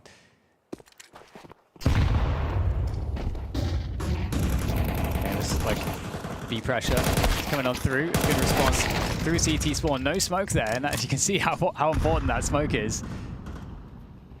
And now down 3 versus 5, and switching the plan into pressuring Catwalk here a little bit, trying to work that mid position as well. Nila needs to just outplay people with this Khalil. Does take down 9-10, so some extra damage. 40 seconds, and there's a flank coming from long. Tikuak really held on to that smoke. Whoa. Look at him go. Yeah, but the timing of Nilo could be curious here. He had a look towards short. Oh my goodness. Indeed. That is so important. Now Tikuak's on an island. The A anchor, as he referred to himself, gets off to a good start. 17 seconds to plant that bomb, trying to hide behind the smoke, but Martinez is there with the spray. The CT's are here as well, however. Where is safe to even get a bomb plant now? Darkmeister coming in from the back. 6 seconds. Is it about hiding in the smoke? Jumping M4 will finish off these rounds are crazy. There's so much going on, and Mongols are so hard to put down. Oh, I don't know what to make of that. That's crazy. That truly is crazy. It was the pistol round. I think it was the pistol round at the beginning of this game where Heroic were furious. And where they're still losing frustrating rounds or winning rounds and getting wrecked by scouts. Flick headshots through doors. All kinds of pressure coming their way from Mongols. Yeah. Absolute madness. I like how it even bounced off his head. This is crazy. Martinez, of course. Oh, man. Okay, 8-7. And, well, looks like, you know, with the bomb down, the fires will continue. This time, Martinez's turn to get the scout out, but 910's on the other end with an orb.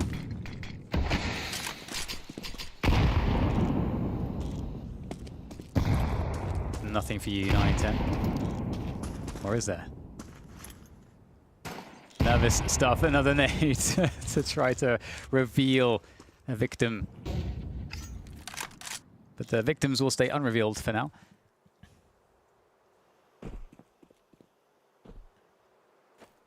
Mongols holding formation.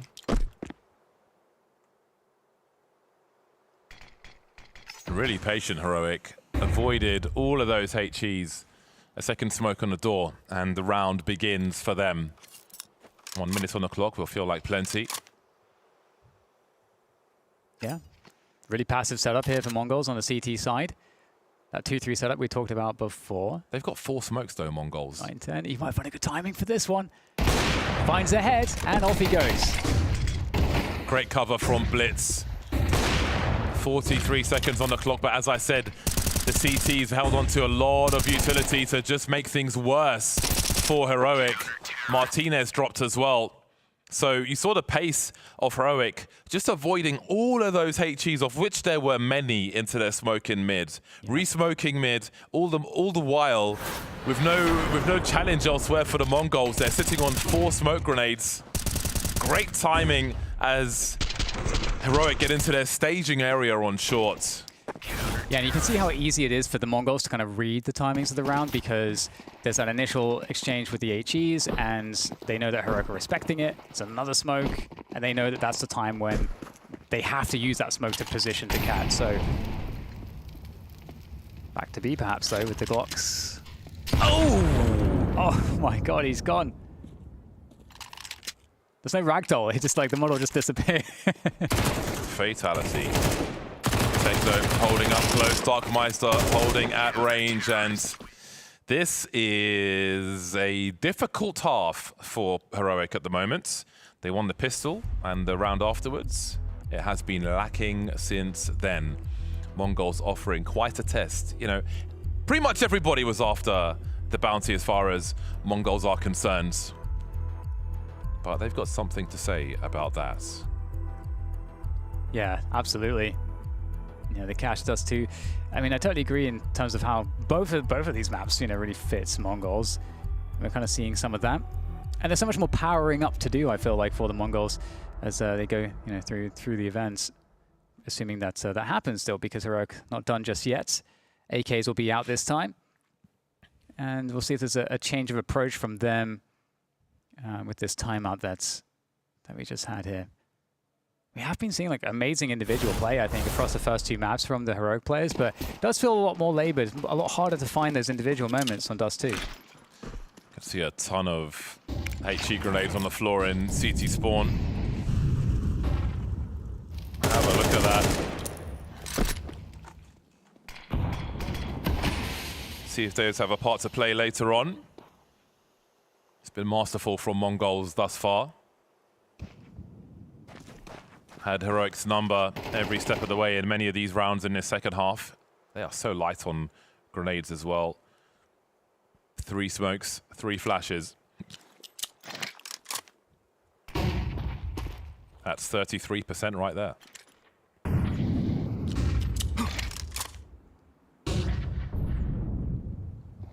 Minute to go. We've got the cat take timing secured for Heroic.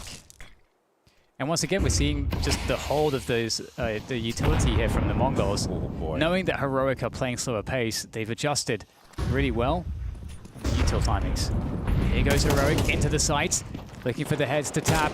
Suspect, can you find anything? 910 with great coverage.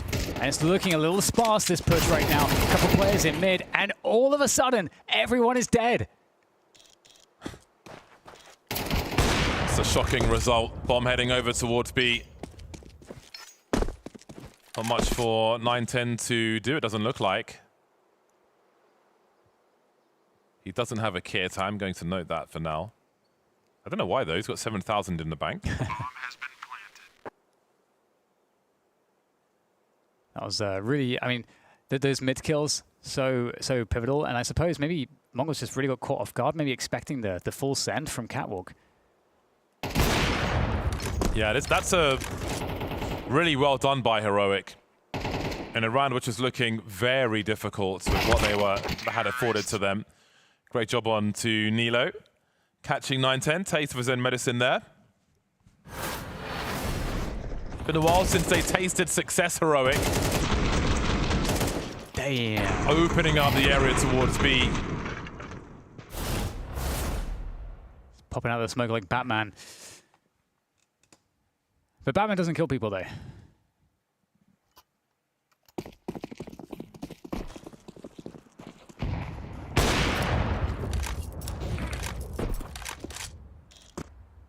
This is one of those key building rounds, key consecutive rounds for the side on the comeback. Keep your opponent spending.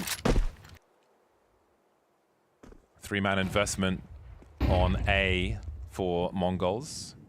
A second AWP in the hands of Dark Meister. Yes. Oh, that's a risky jiggle. Yeah, shows Heroic confident still, not afraid of the orbs.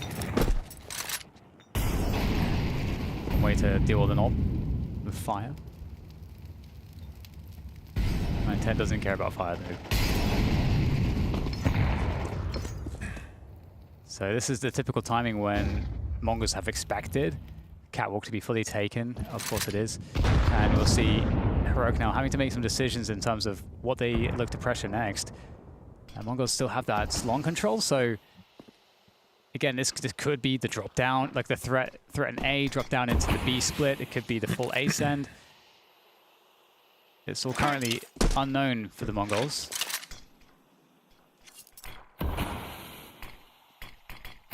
Blitz rotating towards A. If they make the short play, that HE could be very damaging indeed. Oh my days. But can they follow up on the promise of that damage? Blitz is going to eat one from Brolan. 14 seconds to get over to that bomb site and plant the bomb. 3 remain for Heroic, forcing MongolZ back into retake territory. 9-10 not missing a single shot so far. And now looking to edge back the space just lost. Crizin has an AWP right now for the Heroic side. In come the MongolZ, looking to go for the retake here. We'll see what Brolan's able to do. 18 points of health with the back of a Crizin. With this AWP, you can't afford to miss a single shot. That's a crazy headshot to find. Crizin now with everything to do against the new player. Kuak dodging one of the bullets. There's the pressure on the bomb though. Now Crizin looking to play this one perfectly, knows he can just bait and toy with Tukuak, who has to leave. Crizin has done enough, and that flick shot was incredible. Really, really important. Backs to the wall, Heroic are delivering. Awkward for Tukuak, no kit for him. I think he needed the frag regardless. But it was looking worrisome for Heroic. So much shrapnel coming their way. And after that frag, you think, boy, what else have they got left? But somehow they're able to turn it around. Oh, that's really crazy. Nice work there from Crizin. He's going through all the emotions. Oh, man. So many cameras had to be readjusted that last round. Tech pause, not surprised, honestly. I don't think Martinez has his chair locked either. So, you know, if something goes wrong, he's like all the way back, going into JDM mode. The legacy of the lounge. I love how tense this is. Yeah. Yeah, that was a crazy round for them to win. It just genuinely didn't seem like Heroic had much going into that, especially after you see that HE connect. You know, it's it's not looking too good at that point. Yeah, you see it's all collapsing. But Heroic are rising to the challenge just in time. Yeah, and the variations to the A takes have really been where the success has been found for them in the last couple of important rounds. We had this one, which was more of a typical but more delayed A take, and the previous one, they had more of an emphasis on just pushing players out into mid, getting into the smokes and killing the B rotators. And so, you know, a couple of different looks, both successful. And MongolZ, one thing that's been interesting to see from them is that they've opted to play a pretty passive CT side, and there's nothing wrong with that necessarily, but you have to wonder now that they've lost a couple rounds to these A plays, are they going to try to play more for catwalk control? Because if we look at Heroic have never really touched long. They don't really care about long control. It's that cat control around the 1 to 110 mark that's really been the important part for Heroic.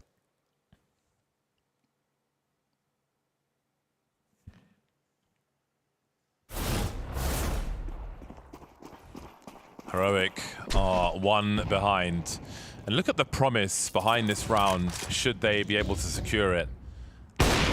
There's no money left for MongolZ. 9-10, what a player to pick off first as well.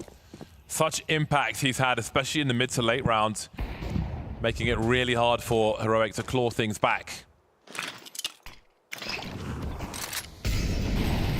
It's crazy, James. Momentum feels like it's with Heroic right now at the end of Dust 2. And honestly, I was beginning, just got the pen off. I was just about to, write them off. But they have stormed back into this. Very light on util as well. Again, the late util that MongolZ have repeatedly held on to has been very powerful. I guess they'll just have to frag out. Significant focus towards B. And here come the numbers committing through. Take note. Standing his ground. Molly's up. Nilo's down. There's a trade from Brolan now as Martinez stops the rotation from happening.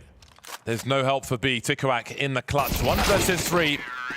But he won't even get a look at Martinez's position. That's the round that Heroic needed to win. Nothing left for MongolZ. Nothing taken into the next round. And no money either. Yeah, and mentally, maybe the MongolZ were preparing for more of an A-based round because that's been the source of success for Heroic. But we get a B split here, heavy through the tons, and Brolan with some excellent work there to get the entries, the 2 entries that were needed to secure the round. 10-10, and like you say, likely an 11-10, but we'll see if the MongolZ can do anything here. We are going to go into lower dark, not challenging the long position. And from long, Heroic can just slowly scale into the A site with the superior utility. MongolZ have taken a gamble with Darkmeister picking up an M4, still in the lower tunnel, but as his teammates presumably lose the A bomb site, at what point does he cut his losses and try to save? Does he fully commit to this and have shortcomings going into the next round? Martinez hungry for someone to give him opportunity. President closing the distance with the MAC-10. He can clear up at close range. Indeed, Darkmeister by long doors. Sure, he doesn't commit to this. There's a molly, a well-timed molly to stop him as well. I would love to see him save his M4, as I don't think there's much for his team to pursue in this round. Yeah, no other options really. And everyone will try to survive, it seems. I think those pistol players simply running away increases the chances of him saving his M4, as they are leading the T's in a different direction rather than playing for exits and dying quicker. The challenge for calling for the MongolZ right now is pretty interesting, because how do they interpret the answer right now? Because they've had switched into passive play, which had been working. But the one difficulty with passive play is that you're allowing the T side to develop the round in the way that they want to, fairly unhindered. And so if the other caller has like a good read as to how to develop the rounds, they're going to be getting advantages somewhat consistently. And so that can be fine in some cases. But right now, it feels like Heroic kind of have the MongolZ read. So I feel like for the MongolZ, they got this decision to make. Either they keep playing the more passive of an approach, don't give up any opportunities for picks, or they try to get a bit aggressive somewhere, either as cat or something else. Just the 1 kit in this round in the hands of Darkmeister. Martinez posting up, looking to catch someone on the platform. Wondered if he'd take a shot through the smoke there, but he does not announce his AWP. Good B spawns. Always good for that with the AWP. Heroic with eyes towards long A as well. Turtle style with the approach to mid.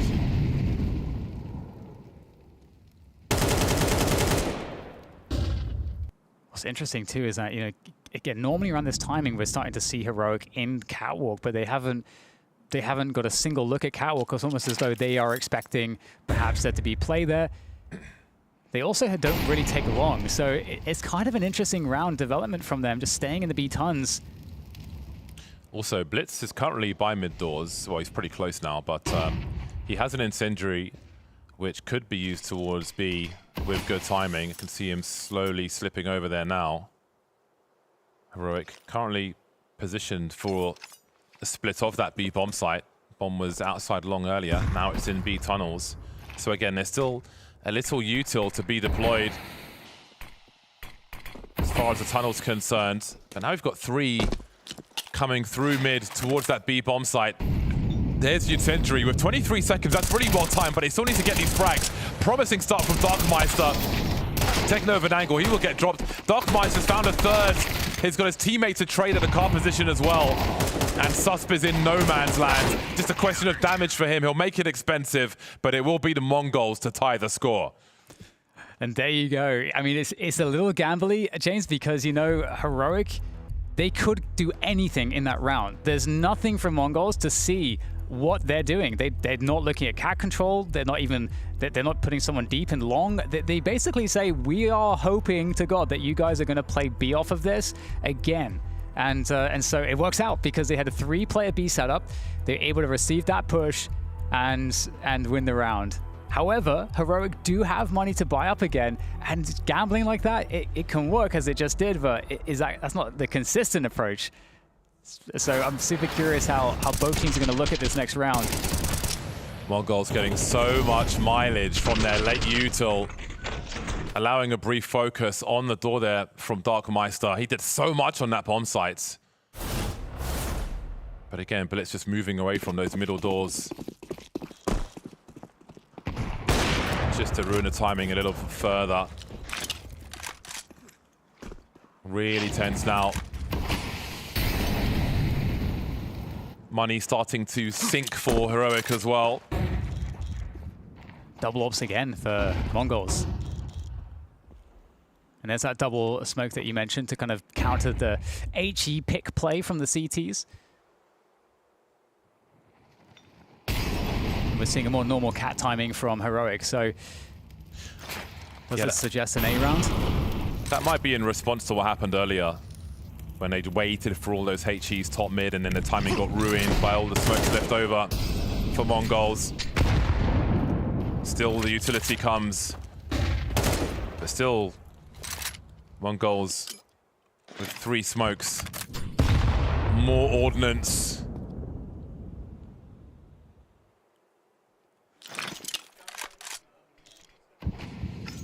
50 seconds to go.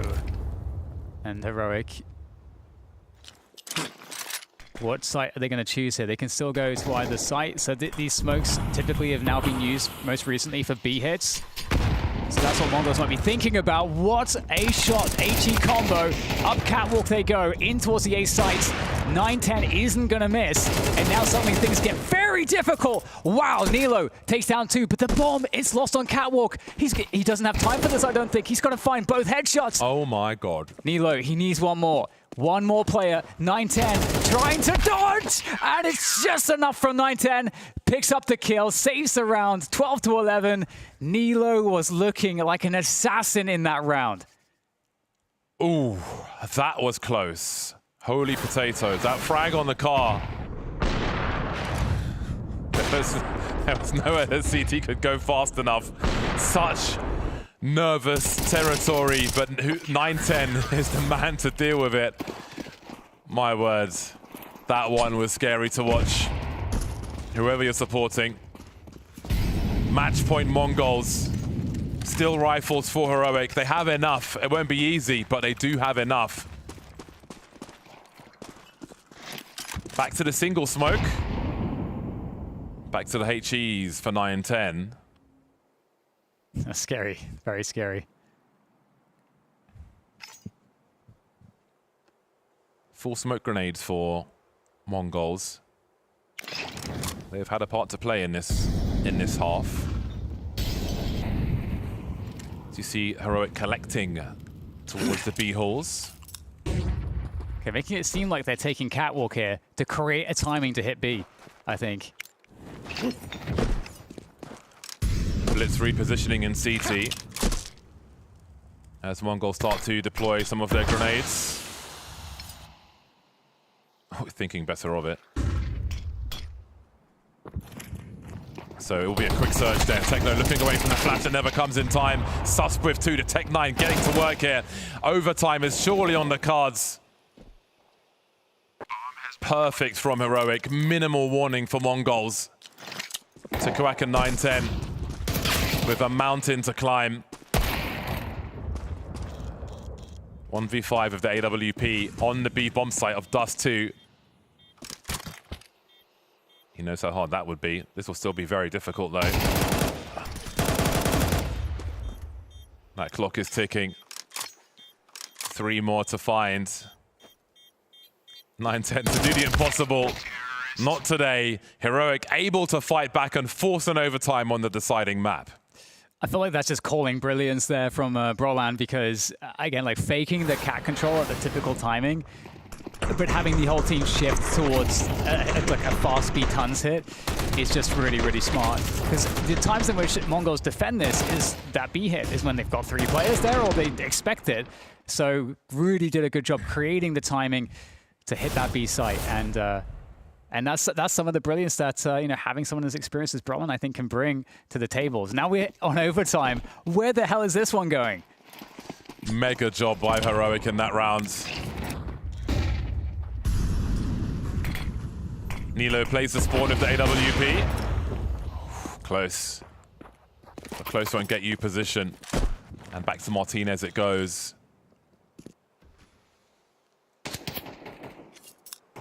Double smokes back again. Every time the 2 smokes are up, there's no HEs from MongolZ. And they've got 2 AWPs as well. Yet to be discovered then.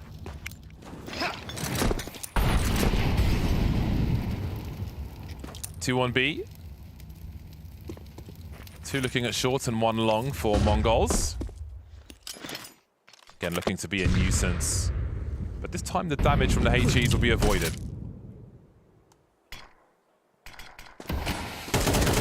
Back to B we go. Crizin with an excellent pick there in the CT spawn area. And with the double orbs, I mean, it's not easy to go for a retake onto B. But B still needs to be taken. They still got to get in. Darkmeister will get traded out. Now Techno by the cog. The double spray down works out. Is he able to continue to delay though? Forcing the issue. The flash is perfect. Beautiful flash. The 2K so important. No time to reload the gun, but he's got a few seconds to drop the flashbang and swing with the USP. Really small margin for Heroic to lose that one. But they've got 2 more stabs at it. Going through the molly once again. That's crazy from Techno. Yeah. It's going to feel good for the MongolZ too. I mean, they've been losing some rounds on B of late. Okay, we're getting a long challenge. We haven't had much of this. Brolan is out. Martinez able to take down Blitz on catwalk here. So this A play suddenly starts to become an option. And Takuak was thinking of going for the blue challenge. Falling back now. Molly's to delay. I mean, you can sense that they feel the vulnerability on this site after losing the player catwalk. Ooh, 910 might be in a rough position. Completely distracted by short. He was trying to re-aggress, flashed off the position, fell off the ledge. Completely focused on that spot. Free kill. Don't often see that from the MongolZ, but they will pay for it on this occasion. Techno trying to fight back, but it's a 2 versus 4. Still not looking good for them. Bomb down now, though. Oh, Susp ready with the AWP. And Darkmeister is having quite the game for the MongolZ on Dust 2, but 1v4 not looking good. And those 4 players are all completely healthy, full bill of health on every single one. Another great round here from Heroic. And, you know, it's around where they mixed the calling up again, James. You know, Broline going for a very fast timing onto Long. I want to say that that's the first time they've done that. They haven't really been messing with Long at all. Yeah, it's been brief. Been rare in this game. I think it's completely valid saving the AK here in overtime on the CT side. Because when the level of aiming is so high on this server, that can be a difference maker. Oh, that's wow. Beautiful. Look at the info peak and everything. That's all it was. Just looking for some info, man. Nowhere safe on the 8th bomb site for 910. That'll be a frustrating one for him. Heroic fighting back though, and again, that's a really good round for them after the frustrations of the one prior. Techno tagged passing the doors. 4 towards A. What's the plan here for MongolZ? What are they up to?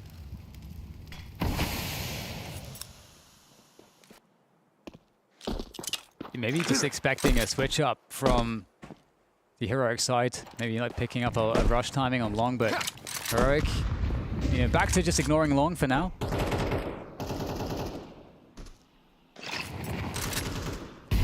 Yeah, perhaps they've read a change of climate, or just afraid after that play from Brolan.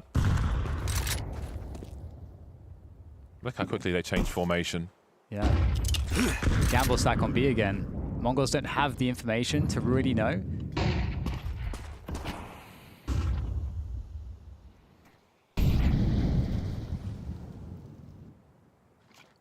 What do they make of this Heroic? Blitz has often been in CT.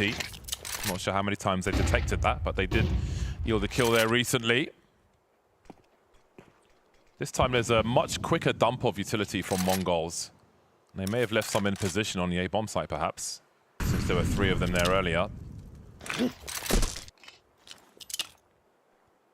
Oof, they're going to A, I think, here, James. This is going to be very rough for the A defenders. There's only 2 of them.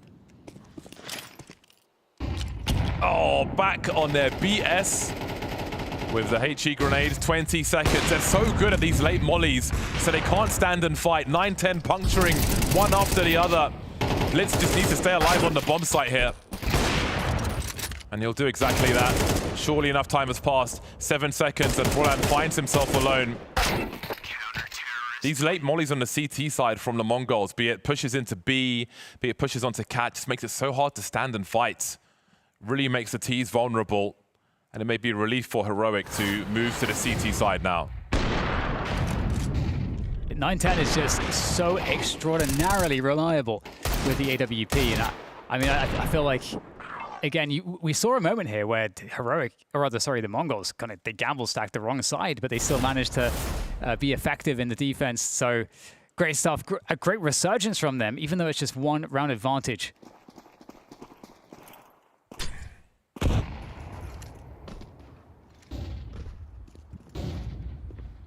Does he stay on the boost to look towards short? The answer is no. The answer is yes. Martinez knows his angles. 19 frags for Martinez, just one behind Nilo, who is on 20. 9-10 leading with 23. Dark Meister just behind him on 22. It's been a busy day at the office for all concerned.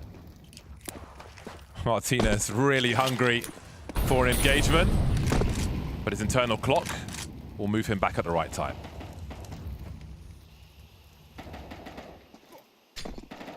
All right, getting to the minute mark now.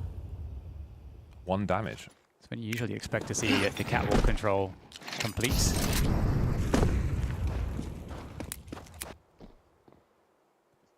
Okay amount of util left for the Heroic side. But they've done the sort of gamble stack towards the B side of the map right now. Is that MongolZ giving dodgy sound cues? Or exchanging nades? Oh my words. Wow. That's been a long time coming with what they were doing on the CT side. 30 seconds. 4 on 2 as far as the A site's concerned. Brolan looking to buy time for himself. Martinez salivating at the opportunity. Dropping Darkmeister. I'm not sure if they can stop the bomb plant now as he falls back towards that long position. Techno trying to cut off the rotation. Can that bomb get planted though? Krisen's in a position to stop it for a moment. But it will be planted. 2v2, Susp up close. Does 910 see this coming? Which way does he look, Susp? He's got to be really careful about his timing when he goes for that jump. Techno trying to keep eyes on it, but he doesn't know where that second player is. Martinez on long. Techno isolated for now. Martinez trying to find 910, who's somewhat in shotgun mode. Techno is nowhere to be seen. 910's been dropped. He's got no angle whatsoever. No angle, no nades. The bomb is planted. In a way, he could do something about it, but he was just lost in the sauce there in CT spawn. Unable to help his teammates. And that is a steal for Heroic. Yeah, keeping this neck and neck. Absolutely crazy stuff here. Martinez delivering again. And MongolZ, much like we saw from Heroic previously, really just picking the right site to go to. Forcing a gamble stack from the CTs away. Like 3 players on the B site whilst the push is coming into A from Catwalk, leaving it all to do for those 2 defenders. But doing a miraculous job on the defense and somehow coming out with the clutch to win and with the defuse. So really impressive there. I think both teams are really stepping up at the moment. Have to see, who breaks first. Martinez will continue on with the AWP, and that so far has been certainly a powerful prospect. He's top fragging right now for Heroic, in fact, as is 910, tied with Darkmeister for Mongols. Very entertaining game of Dust 2. Tied once more. All AKs in this round for the Mongols. What do they have in mind? 910 on the AK rather than the AWP. Very curious indeed. Smoke on the mid doors. No nades offered by Heroic. Martinez lurking around A. Smoke on the long corner, but Brolan is well ahead of it. So that will not invite rotation in any form.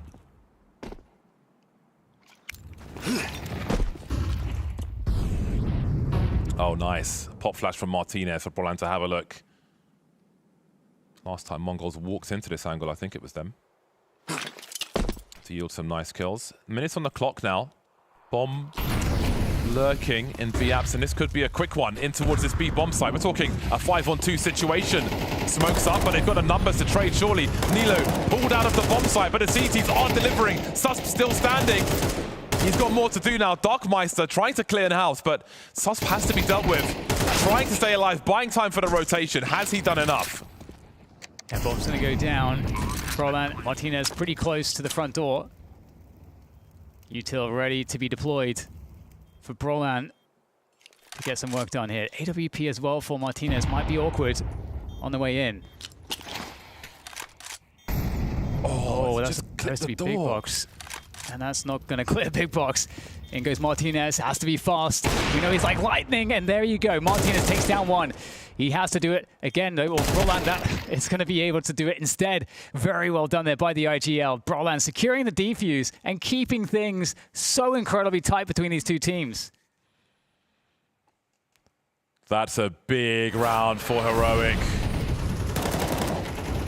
What a invasion of the B bomb site. Nilo pulled out, able to come back in and help his teammates. Such nervous territory.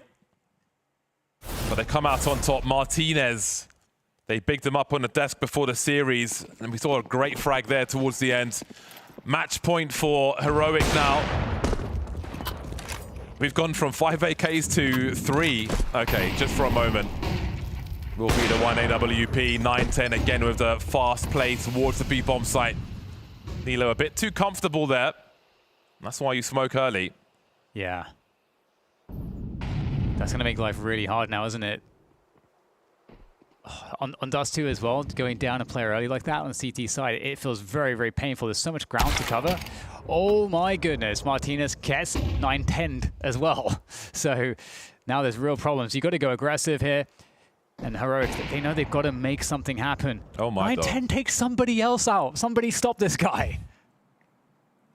Brolan gave sound cues dropping into CT. Maybe there's a bait play to be had for Krizen, but you can see Darkmeister's making no assumptions whatsoever. Brolan needs a lot and won't get it. Mongols fight straight back.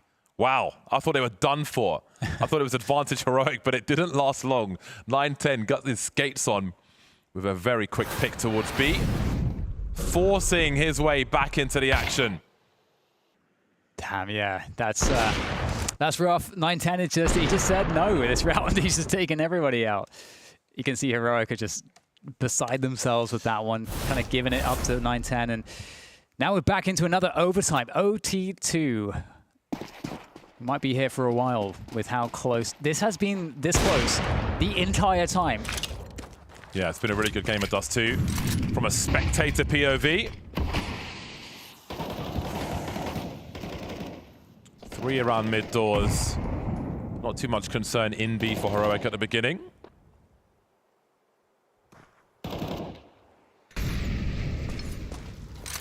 Brolan already deep in long doors.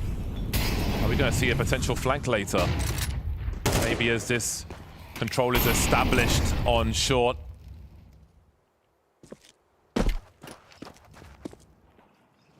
Krizen will look to slow them down elsewhere. Now we see Tikuak coming to this position, and of course his shadow will betray him for days should he go through these doors. Yes, a great position for Brolan to find himself in. Is that cat presence? Oh, he's actually going to go aggressive. Right at the wrong moment there. Had he held that position, like you said, he would have had advantage. And now you've got the Mongols taking advantage of that pick. 40 seconds, and now the A split commences. Where do you put your CTs? The ones on A, never mind the ones on B. Desperately rotating over. Look how quick the help comes.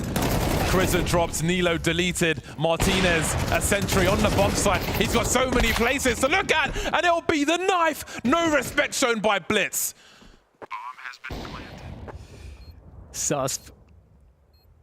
What do you do? What do you do in this position? It's all gone very wrong. The Mongols just finding every correct timing. You know, you can see the dominoes, or the domino effect after Brolan, is pushing out there. And, he's pushing out because he doesn't know exactly. He knows that the pressure is coming from Catwalk towards the A side, but doesn't know is the Lurk top mid? Where is the Lurk playing? So it's kind of a gamble there as well. Risks are always being taken in Counter-Strike. And that was the start of the House of Cards coming crashing down there for Heroic. But again, James, I don't know if we can expect the Mongols to be winning rounds too many in a row, just based on how this has gone. Let's see if Heroic can find an answer back. What a great match. They are both completely capable of taking it. That's what's great. It's so uncertain, which is the best Counter-Strike. Yeah, definitely. But with that said, with the event format, the Mongols are they are the ones with the bounty. Heroic, have chosen to hunt them. The Mongols were a very attractive target in that respect in this event. Everyone wanted a piece of them. I don't know about it though, because they're looking kind of nasty right now. This is a great experience for young Tikuak as well. Yeah. High pressure, multiple overtimes, success, failure. Airborne almost. Nice work. Love it. Love that that's happening in deep into OT. Yeah. Darkmeister the one to get tagged on that occasion. Double ults revealed.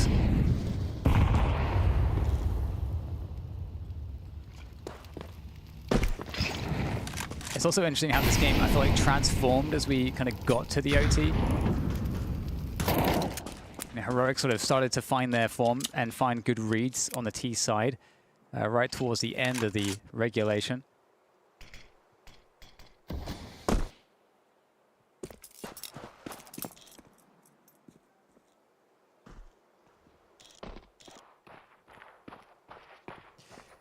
Looks like we'll have a flashpoint on short here.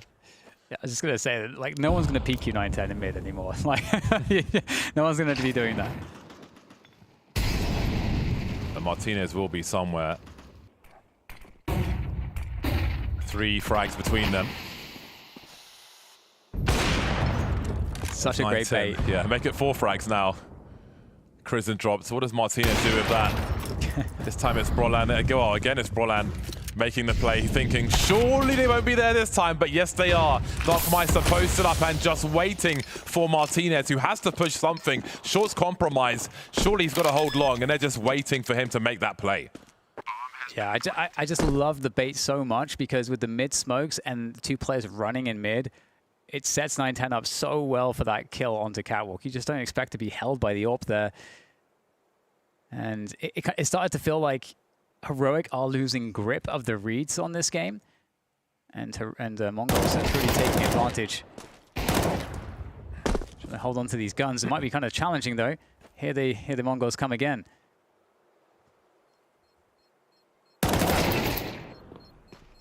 One more to go. 9-10 looking to pad the stats further. He's got the molly as well. Nothing doing. A bit of relief then for the Mongols after a very trying game of Dust 2 thus far. But yeah, they're doing really good work on the T side here. A quick scope, no less. Yeah. Yeah, this is cool. You know, Darkmeister, you know, pulling out the AWP, the double AWP here, looking really nice with it. Kind of changing the complexion of some of these rounds. You know, he's back onto the AK now, and maybe a faster go of long here. A challenge behind the smoke. And now Brolan, what a great round to do this. After they eliminated all those CT weapons in overtime, Brolan has to take the MP9. And previously in a situation like that, he tried to play close long doors, I think. But he can't get there now. So this is mega awkward. A small advantage which may pay off for Mongols. A solid take of long. And they still have presence in B halls as well. So what do the CTs do? Well, this is the typical reaction now. You know, they lose long, you have to take cat. You've got to take some space back. And now the Mongols are kind of coming back out of the longhouse. And, I mean, they could just scale from long, obviously. They got the lurk in lower dark. So Brolan will be the early warning system in that short position, which they must hold on to. They've lost, oh God, well, there's the early warning.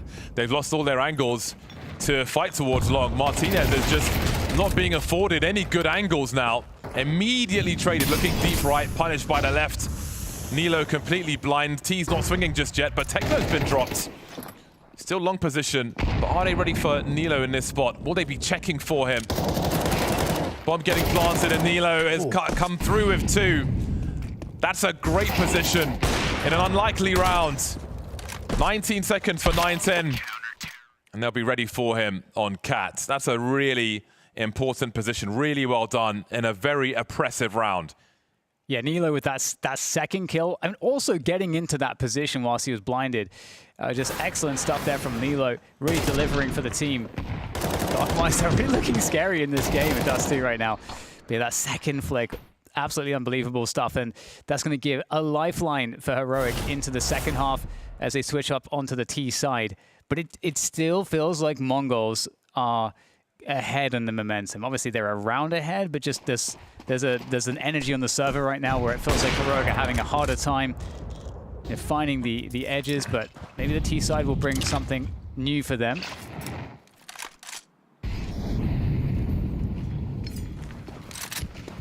Single up this time for Mongols.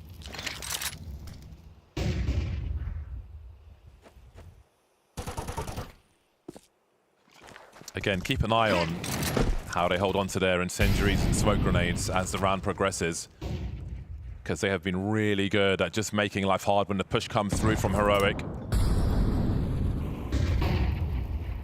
Delaying the pushes, the incendiaries, making it hard to stand and duel.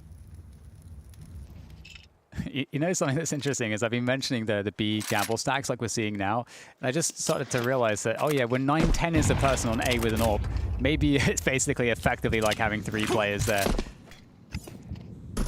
They're taking liberties as well with having a look every now and then with long our MongolZ. Now, how prompt is this? There is a lurker towards B halls, and Orland's going to send it in and get the information for whoever remains on the squad. Darkmeister with 2 is going to be huge. Martinez and Nilo separated. Bomb has been seized by the CTs, and Martinez is now in the clutch. Great flick, but he's got so much to do. Another player, but gets taken down in the back, and you can see as well that that extra player on the B site is just a surprise for the Heroic side. And again, it's just the benefit of the MongolZ just stacking B.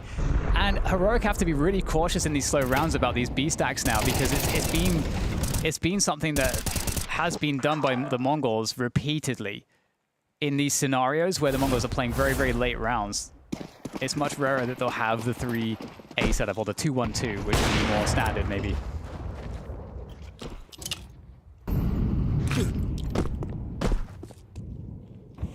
Might see more of a focus towards A now, but the MongolZ have a cat set up right now. They're looking to get more aggressive. They're switching up the pace here, looking to catch Heroic off guard on their timings.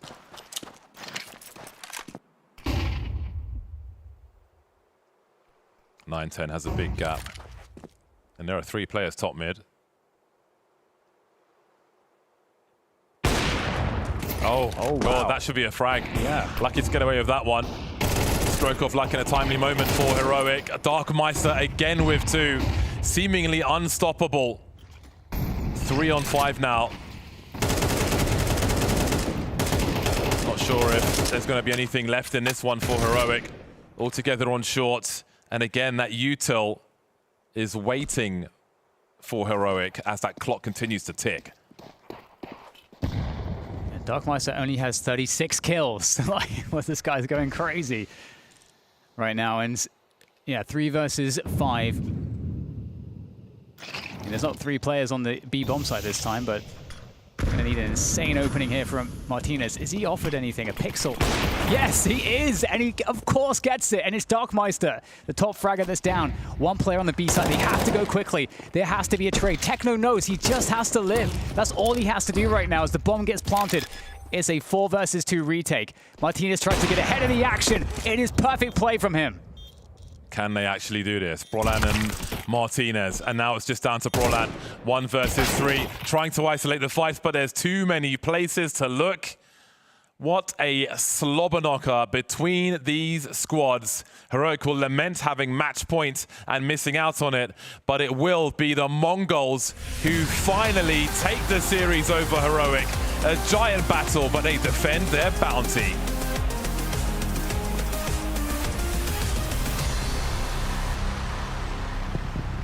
They thought that the MongolZ would be an easy target with a new set of players, 117, 118, both rookies to this level. But you know what happened? Well, Darkmeister, he was in the dark for the first 2 maps, but then he saw the light of Dust 2, he saw his crosshair, and he dominated everyone that stood in his way, Vu. Is that a rememberable performance for you now? You're not going to forget about him now, are you? That is a rememberable performance from Darkmeister, including picking up the op. When you have your rookie players picking up the op in the middle of the game, you had Tikuak picking up the op, you had 9-10, Blitz. I think every single player on MongolZ at least picked up the op at some point in this game because they all were feeling it at different points, especially the rookies, Tikuak and Darkmeister. I mean, Darkmeister nearly dropped 40. Nearly dropped 40, looked very confident as well, was styling with many multi-kills. I'm glad you pointed out the AWPs. There was a round in overtime where there was 3 AWPs on the server. No one hit anything until later into the round as well. I liked what MongolZ were doing that, but it goes to show the confidence that the MongolZ can bring. And you know what? You may have doubted the MongolZ, Vu. You may have doubted Mara, but today you learn. I didn't doubt Mara for a second, okay? But I did learn something here. I think this is a MongolZ roster with a couple of new players that I think are a big question mark for everyone, right? The limited experience on even HLTV games played for Darkmeister, right? I mean, it's hard to find information on these players, but I think we see here today, at their worst, they weren't liabilities. They were just forgettable, as I mentioned, and at their best, they can carry a game together. Yeah, and this is it, right? This is what we could see for the future. It's their first outing of Tier 1. There's a lot of pressure from the Mongolian community on two players that get an opportunity to join the Mongols, a legendary team from this region, and being able to take down Heroic, who's already had, by the way, a bunch of officials, already lifted a small trophy, right? Like, they should be better prepared overall than in this, but their cash was still a problem, and this Dust 2, yeah, with some back and forths. Martinez had moments, Nilo had moments across the whole series as well, but I mean, Mongols are not going to just give up and bow down and say we're going to roll over and die. There is both sides of the coin for that, because, you know, Heroic have had some games to play, but that also means they've got some data you can go on. And we saw how much utility damage that Mongols were doing to them on short. I think they had an idea of what timings that you saw Heroic going for. But to come into your first game of the season with a couple new rookies, to be down against match point a couple of times and still be able to push that one over the line, I think is very impressive and shows a very good future for this team, I think. Well, let's find out more about the future for this team with Techno, who's joining us for the interview. Hello, Techno. Good to see you, and congratulations on the opening win here for the Blast Bounty. Let me ask you this. Do you think that Heroic maybe expected you guys to be weaker because you had two very young, inexperienced rookie players coming in? Hello, guys. First of all, I think their reason because why they're picked us, I think, as you said before, we have two new players, and everything's kind of changed after that. So I think that's why they chose us, and I'm happy for my team that we won today. Can you tell me what Tikawak and Darkmeister have brought to the team, you know, over the players they've replaced, Cobra and Mizinho, that you see in that last game, Darkmeister dropping, you know, almost 40 kills? Yeah, he was good in this match, and also to be honest, we don't have the position problems like Tikawak is formerly the A anchor like Mizinho, and Darkmeister is from our academy team, and he was in IGL too, and it's not that problem for us on the changing position or something like that. So I think at the beginning we were really struggling, especially for me. I was so started with the choke, and I'm happy to end it with the win. Can I ask you a question about, you know, what would be a successful season for you in this year? You know, you've had these changes, you lost Senzu, you've lost Mizinho. What would be success for your team this season? I always say that if you win the champion tournament, I mean, if you become champion, it's the goal for us for the season, as many as we can, and for now, I think we need to do a lot of stuff for our team and for the new players also, because, you know, the experience is the important thing in this Tier 1, also in these matches. So, yeah, every match, every week is important for us. Very important. And let me ask you this, Techno. I know before, for old Mongols, you'd spend a lot of time boot camping in Europe, in Serbia, to be ready for big tournaments. Will you have like an extended boot camp now before the next set of events and stuff that you are playing in to make sure you guys level up and get the rookies some experience? Yeah, I hope so. We did a pretty kind of practice from home, and I think from here to 2 days for practice, and we're kind of adapting to the old form, I think. So I'm also happy for that. So we're looking forward also. Well, a very good start and a very good showing here to start off the Blast Bounty for you. Thank you very much for your time, Techno, and we'll see you later on throughout the tournament. Thank you. See ya. Very positive, very happy Techno there, and rightly so. Bit hard on the microphone to understand fully all of what he was saying without that, but I could ask him more questions for sure, because he said Darkmeister was also IGLing. Maybe he's going to have a bit of a voice in the team at the same time, despite being a rookie. Could be interesting. Yeah, that was the most interesting thing I think I took from that, is that Darkmeister was IGLing and he still gets the call up to this squad, and he performs that insanely well. You know, you usually don't expect an IGL. You expect them to bring those intangibles, the secondary calling voice, the, you know, those extra things to the server outside of just blowing the other team away, which is what he did today. Well, Dark Olaf Meister did dominate within that game and put up a big showing for the Mongols, but we're going to show two big showstoppers to take over the rest of the show, because me and Vu are done. We're tired and out of here. It's Liquid taking on Vitality, with Nat and Maui coming up next.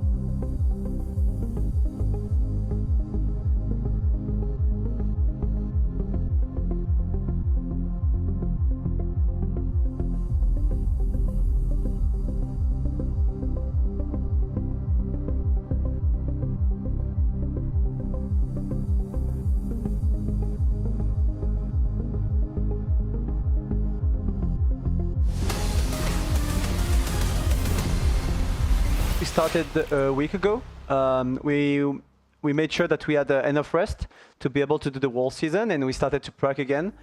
We didn't do a bootcamp or whatever. We started from home, but we tried to look at what happened wrong in the end of the last season, why we didn't win the major, why we didn't succeed in that one, and try to work on those aspects. We had a lot of struggle on some maps, like usually Dust 2 has been our best map for 1.5 years, and I think we lost the tournament because of that map. So it's the first time it happened, and you have to look back at what happened and try to solve it ASAP, I would say. Yeah, I guess there's an extra layer as well. Right now in Blast Bounty, Dust 2 is a map that a lot of underdogs are winning on, and so we're seeing teams like Spirit almost getting knocked out by OG, Falcons losing to 100 Thieves. Is there that little bit that sticks in your mind of it could happen today for you guys against Liquid? Yeah, of course. For a few reasons. The first one is the beginning of season. No one is sharp yet. Everyone is trying to find themselves again. It's online as well. It creates a bit of more randomness in a way. So I guess it changes. And of course, the younger team are like, for example, look at Liquid. They knew they picked up 2 players, so they really like want to do well. And I think for the big teams, we don't get into the trap to not giving your best and having the right attitude. That's what I felt a bit for Falcons. I saw them like a lot like nervous and a bit angry at what happened. And in those online games is the most dangerous stuff to do, because then you can drop down. So that's one of the key today for us, is just to stay calm, trying our best. And if that happens and we play good, we most likely going to win. Yeah, and I mean, for Vitality, you guys have stayed strong with your roster for so long, and of course you're not changing up into this season. But for you, a player that's been around for so long, that seeing other teams make so many roster changes, is there one that you yourself you're looking towards where you're like, I hope they do really well, or they could be more of a threat than most people expect? I don't know, to be honest. I'm just happy that people are trying for a long time to beat us, to be sure that they do the right move to beat Team Vitality. And yeah, I think a lot of changes happen. So it's exciting. It's always exciting, because if you want to be the best, you need to beat everyone. So you need to beat those new rosters, you need to beat the old rosters, whatever. So it's just exciting for the game overall, I would say. Awesome. And do you want to give any predictions on how you think your series against Liquid is going to go? Are you going to give us as entertaining of a series as Falcons and Spirit have given us? Yeah, maybe 3 maps like Falcons, like yesterday Spirit, maybe with overtimes. I have no idea. I hope not for my hurt, but I know for the entertainment it could be nice. So let's see how it goes. But I don't like prediction. I'm just gonna give our best, and that's what matters.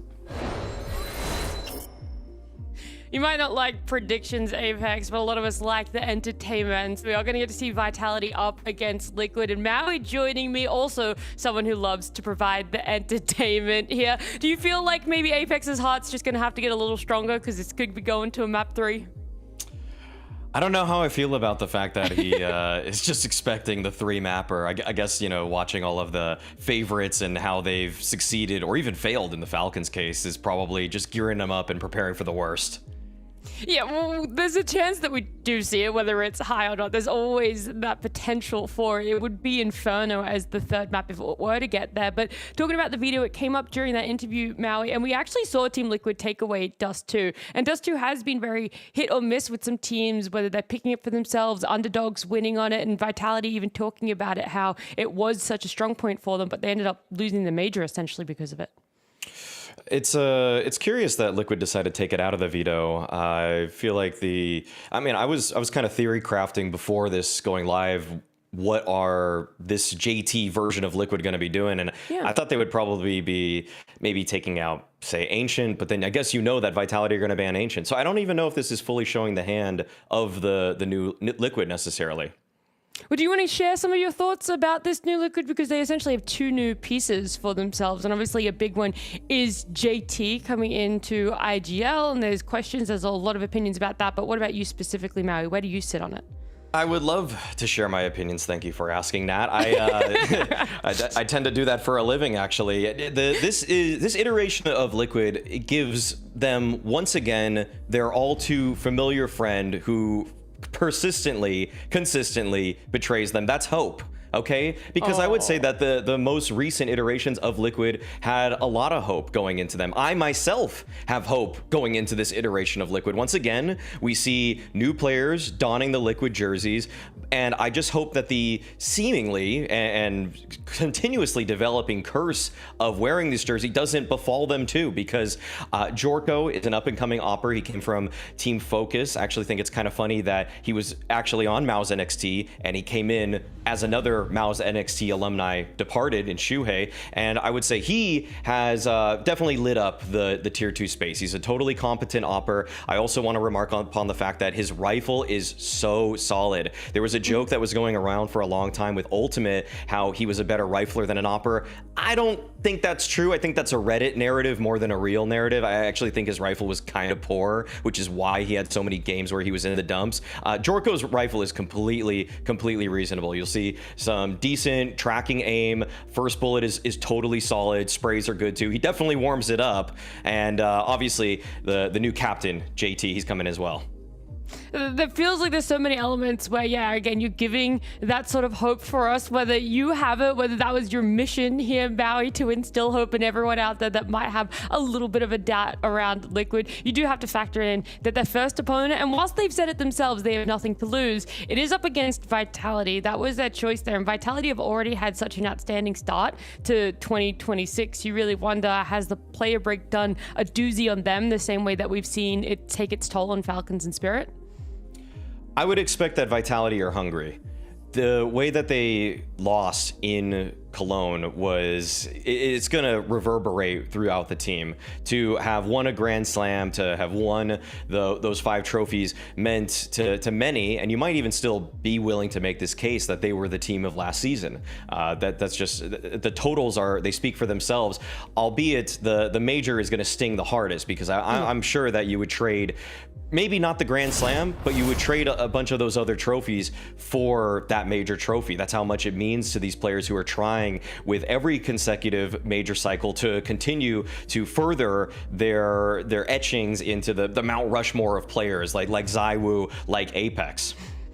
Yeah, forever striving for more, it feels like, with Counter-Strike players, and especially those on the side of Vitality. But I do look at what has happened so far at our top 6 at Blast Bounty presented by Polymarket. The fact that we've seen Aurora and Falcons, 2 of our top 6 eliminated, both MongolZ and Spirit having to go to a map 3 to keep their chances alive. And then you see MongolZ, the only team in the top 6 to win their series convincingly in a 2-0. Do Vitality balance that out? Did they join them along in that 2-0? Or are you really hoping that so much more is in the back pocket of Liquid to be able to take advantage of that randomness of online that Apex coined it? So I feel like they're going to balance this one out, okay? I think that Vitality, if they had won the major, I'd be a little bit more concerned, but because they should be coming in with some hunger, I think they've got this. All right, extra hunger coming out of Vitality, and whilst we don't know exactly what the full Liquid roster can deliver, we're hoping it's some entertainment, as our casters are already doing that for us. It's Scrawny and Launders. Thank you, Nat. Thank you, Alexander. Yes, it's time to get into this next one. We've got Vitality and we've got Liquid. Hope is the word that Maui threw around.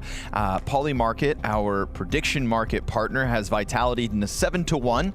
I think that's, a lot of people, Mo, they don't care what the rotating door of Liquid players brings. It feels like some people are ready to just write it all off. It's the curse that feels too real. Yeah, I mean, it's totally fair based on past stuff. I'm super excited actually about this Liquid lineup. I don't know about like future potential, but like I'm giving JT a chance, totally awesome. Sold. Giving Jorko a chance, totally awesome. Sold. And it's been I said this before, but a litany of good roster changes. Like there's been a lot of players who deserved a chance, who actually showed us a lot of potential. Just hoping that eventually it works, essentially. And I think we've got a fun team on our hands. JT said he was excited to work alongside these pieces, reunited with Elige, now alongside NAF. I'm grateful that we get at least one more season of Counter-Strike with NAF in that Liquid jersey. You didn't know what this Liquid would have in store for us for the second half of 26. What's in store for them is a very fast mid-play here from Vitality, just looking to wrap around into the B site, into Naf's Berettas. He'll drop empty-handed, and Jorko, a little bit labored in his efforts, can't stop that bomb from going down. So a real bit of tenacity from Vitality as they fly out through mid for their bomb plant. Retake underway, 3 players coming at it from Cave. Tease it. It's going to be Mezzy first. Jorko gets his one. Flamesy activates, but now Liquid take back man advantage. Rops is trying to solve that problem. Falls on Apex towards long 1v2. Reveals himself with the kill onto his counterpart. No kit for MongolZ as he taps it once. Oh, goes running at Apex, who hears that sprint coming from a mile away. Hits the headshot, sticks the landing in the 1v2, and gives Vitality a T-side pistol win. Solid start for Vitality. Nice set plan. Beginning to end, we know what we're going to do. I feel like for Vitality, coming into this match, seeing what happened to Spirit and Falcons is kind of a boon. If you're Spirit, you're like, oh, well, that was just Falcons. If you're Falcons, you're like, we're awesome, we just won the major. But Vitality would probably say, okay, we're not much better than they are. This is the beginning of the season. It's online, we're fresh. This is a team that the last time we played against them in the Bounty, like, they really gave us a run. I'm sure they're ready to come in, and like Maui said, because of the way they lost the major to the eventual champions in a in a series that was 13-11 in every map. Oh, yeah. There's going to be some salt there for Vitality. In a season where that major would have been so much more defining. After, like Maui mentioned, you can still argue Vitality are the team of last season. Great flashbang through from JT, and we love JT's utility. Sets this up perfectly for Elige, the double MP9 valuable as JT's Desert Eagle, another element of his play that can sometimes go underrated. Falls back, solo A defense in JT. Very interruptive, that pop out through the window with the flashes, but as JT starts to depart this bomb site, Vitality are just gonna walk this one in. Man, it's a pretty crazy call out too because of ZywOo's HP, because it's a 2v2. Oh, it's okay. Beginning of the season. You still gotta get your trajectories locked in, dialed in. That nade might help. Yeah, that is immense. My goodness, almost 100 damage. FlamZ right there to clean up as well. So it's a great grenade. It's also a great flash. Phenomenal flash from ZywOo. And just really good utility, I think, from both teams that round. That was there's moments in that round where you can praise both squads, but Vitality ultimately convert with 2 alive. I like that they make the brave move. Like I think one of the signs for the teams who are kind of fresh this season is, like, again, looking a little cloudy was the word I used for Spirit yesterday. Magic said it in the interview after. He said, it's just very hard for me. It always, at the beginning of seasons, just getting into the rhythm of things. Didn't want to say, oh, we were terrible and, you know, I didn't know what to do. He was literally just like, yes, this is just a challenge for me. I knew that before the game started. They still ended up closing out. But again, Vitality want to start fast. Damn. FlamZ blows Jorko out of the round with that nade. 5v2 in the opening 20 seconds. And Malb's going to take a stroll.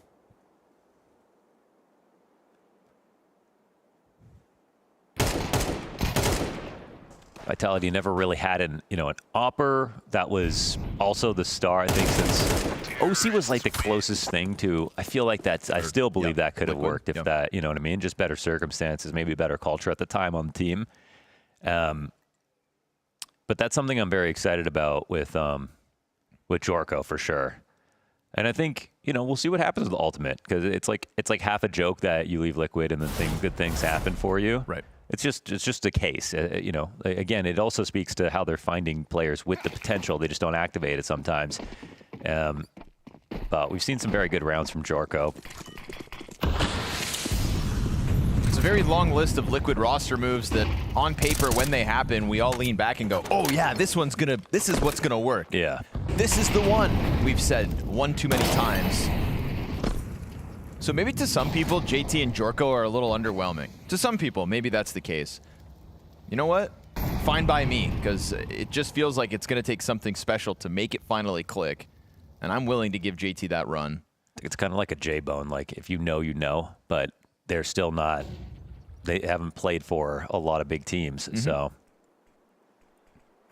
But I just think anybody who's put as much time and energy into the North American scene as JT deserves to eventually get that spot on Liquid. It's so funny. I looked at the line, I'm like, whoa, they have 4 North American players now. And I was like, JT.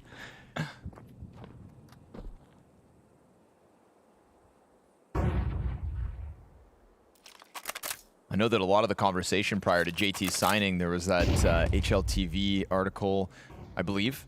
I'm going to quote it to HLTV, but like he also wanted to join the team alongside TC, which is a question because obviously this is a coach Flamey input. Flamey. Flashy in Liquid's coach spot. But obviously JT and TC, so much of that time in North America, those two tethered together.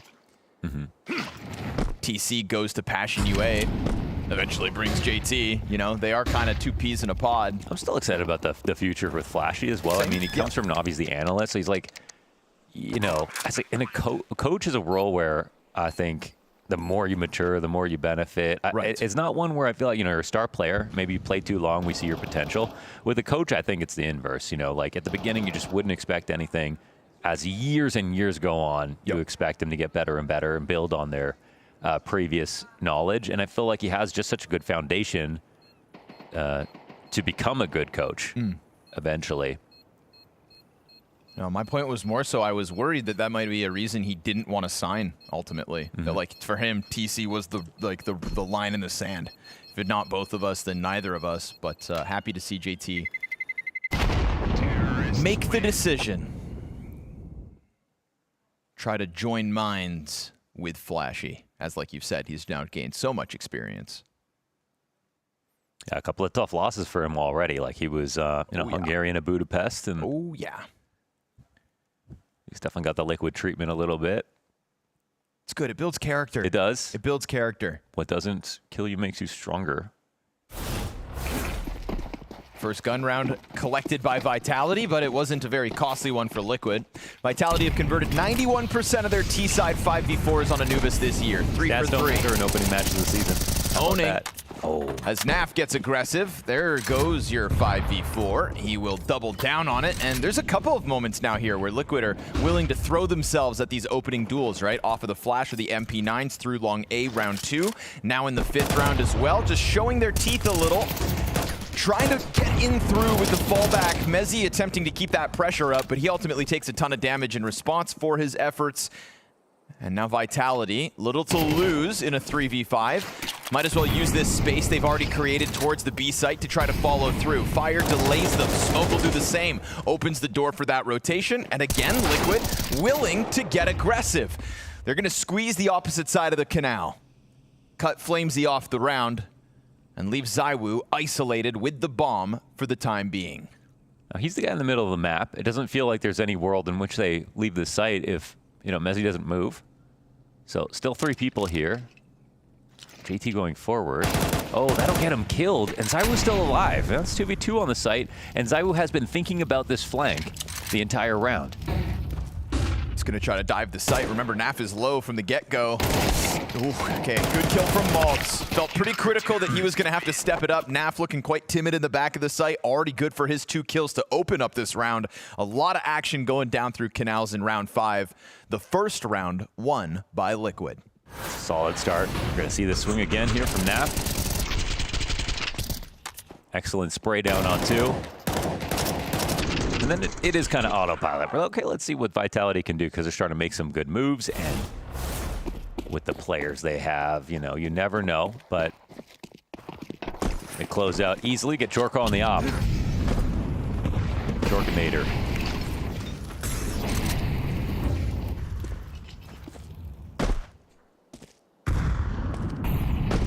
Elige looking like he's up to no good in this picture. I love Elige's picture. What's he up to? Jorko with an opening on Rops in response to that Rops entry as JT hangs on to the canals. Go ahead, shut Apex out of this one and get a man advantage. It's a very fast clawback kill from the op of Jorko. And Elige to make the difference here, extending the advantage over top of Vitality. Liquid starting to try to string these rounds together.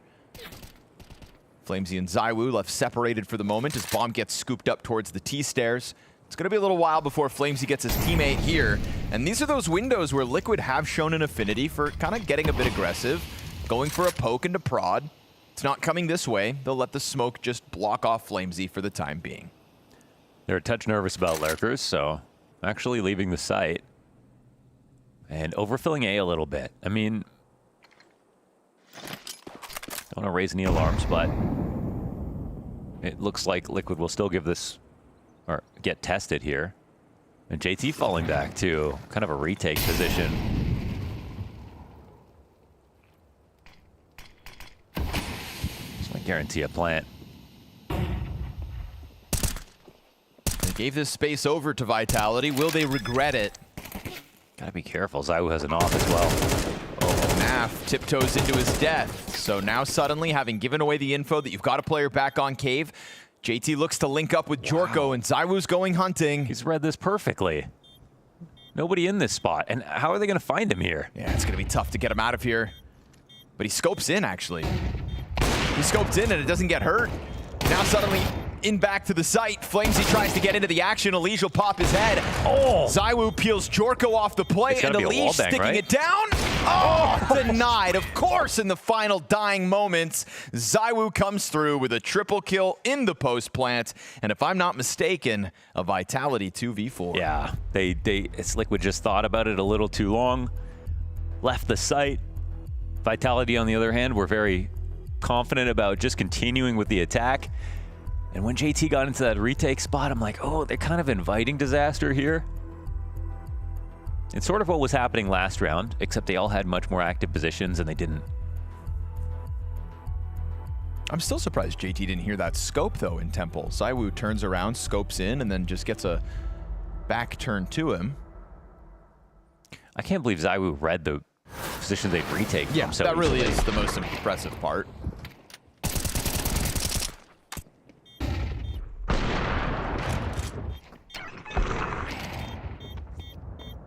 And I like Elise trying to stick this. Yeah, man, look how close it is. Yeah, ZywOo's gonna hunt you down. So there's the first ZywOo moment of the series to keep Liquid off of back-to-back rounds, despite what was a 4v2 advantage.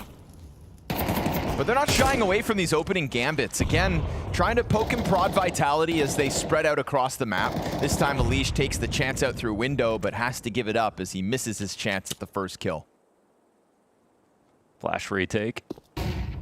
Won't work. Yeah, not a very good flash, but at least Naf trades it. Better than nothing, even if it does cost you your in-game leader. Speaking of in-game leaders, Apex outside of E-Box. 2 players in front here is Naf and Jorko. Oh, they go wide, and Apex a little late to react. Yeah, is he going to might give have man advantage back over to Liquid once again.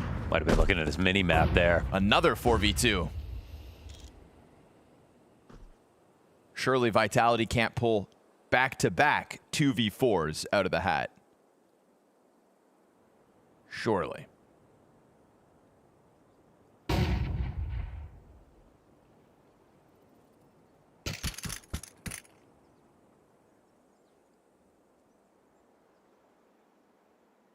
I mean, we do have to kind of wait and see after the last round, even though for most teams in the situation, why even entertain it?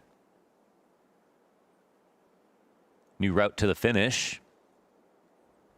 Could potentially walk in through camera. There are 2 CTs here. I mean, it's a great way to play this. How are Vitality going to get through all of it? 7 seconds feels impossible. Bomb stopped in the process. Yeah, Elish is going to make sure that doesn't happen twice. He's up to 7 kills now off that double kill. And a hard-fought battle for Liquid, but it's still 2 rounds secured. You're in a 4v2. I mean, this could be a 1-round game if not for that excellent ZywOo sequence a round ago. And good on Naf. I feel like his form's been good. Yes, he maybe catches Apex looking away from his crosshair at the center of his screen. But, I mean, Naf has been going for opening moves out E-Box. Naf gets that very critical trade on a ZywOo that was looking to jump away. It's only 4 kills for Naf, but you can feel the impact in all of them so far.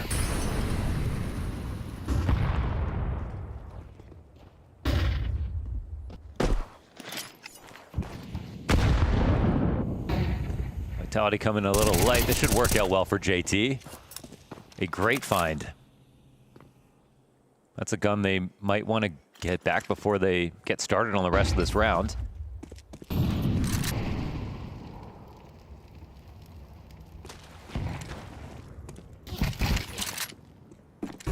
They really don't let Vitality get comfortable.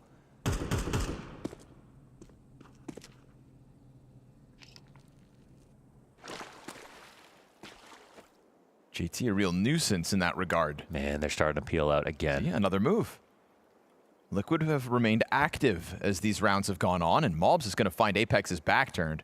Apex is going to be frustrated. It's not a fight from behind, from in front this time, just a tap from the back. Also, 45 seconds, sees him coming towards this side of the map. Big sprint over for Team Liquid to try to bolster a lead. He falls back to not give himself away. Flamesy's gonna have to go for the plant, but barely standing with that Elish spam that ultimately connects to Rops' head. Good defense from Elish considering he hasn't seen anybody. And a 5v2 retake queued up for Liquid that you'd think they win every single day of the week. A Tech 9 and a 5 HP Mac 10? I don't think so. See if anything crazy can happen as the smoke fades in the E-box. Flamesy knows 1 HP per opponent. Not even gonna let him escape. All 5 up for Team Liquid as they capitalize on another round where they just keep this pressure up, toying with Vitality in the mid-round moments and not letting this T-side get comfortable. They keep the communication this high. You know, they're gonna have odds in this game. It's great to see opening tactics like this bring kills. And also the fact that it's not just like one thought that goes into the round. They have mobs ready to flank. It's at the perfect time. They had Apex walking towards E-box because they double swung it earlier.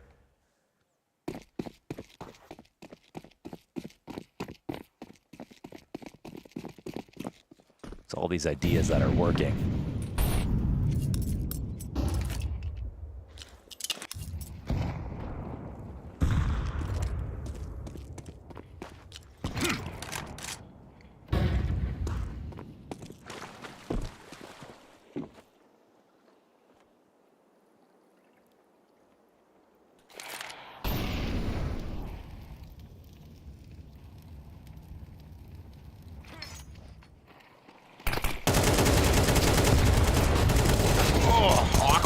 Oh, so awkward. Is so good. My Apex goodness. jumps from a P250 doesn't into know. the AK. Blindsides Naf. This is all Dan. What has just happened? A dirty sidearm sequence coming out from Apex as ZywOo's flashbang could not have been any better. Oh, and he's going to tap Jorko out of the round. So this is another ridiculous sequence out of one of the Vitality members. That ZywOo 3K back on the B site in the 2v4 was memorable, but Apex outshines him with the back-to-back P250 headshots. You know, if they set it up in a certain way, you can give them a lot of credit, but it looks like unfortunate timing to me. They blow open their own E-box smoke so that JT can peek at that same time ZywOo's throwing his flash. So no one's playing anti. They're not ready to play reactive to anything. Oh, and Rops gets that kill too. He comes away with an upgrade, doesn't die. That's 4 players picking up brand new weapons. Ouch. They come in with nothing.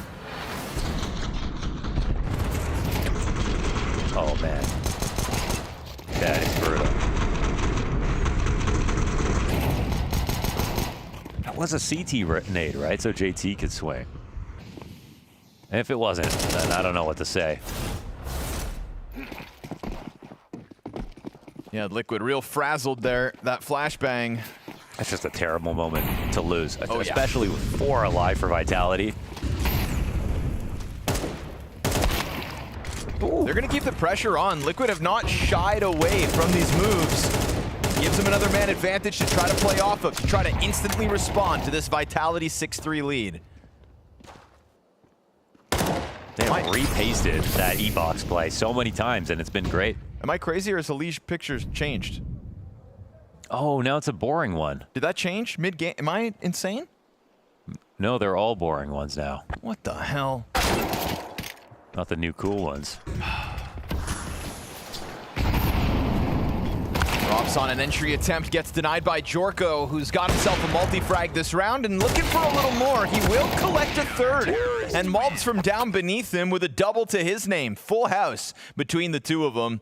And we've got Liquid answering right back as convincingly as Vitality blew them off that B site 1 round to go. Now they show some mental resilience too. They go right back into the same aggressive move. I mean, it's a new player on a new timing, so there's that, but they're winning over Apex.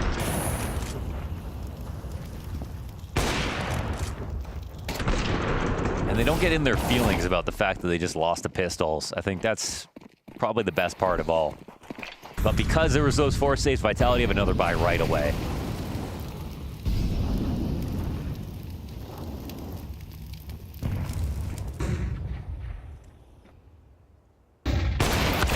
Again. Nice. A little prod in the setup. So JT flashes, man. All these tactics are great. Very true. And we've always sang his praise in terms of utility. I've always said he's kind of like a driving force in North America and nade meta. Damn, they just keep it on though. Liquid right back into the duels despite the answer back from Apex with ZywOo's op. Vitality face a 2v4 again.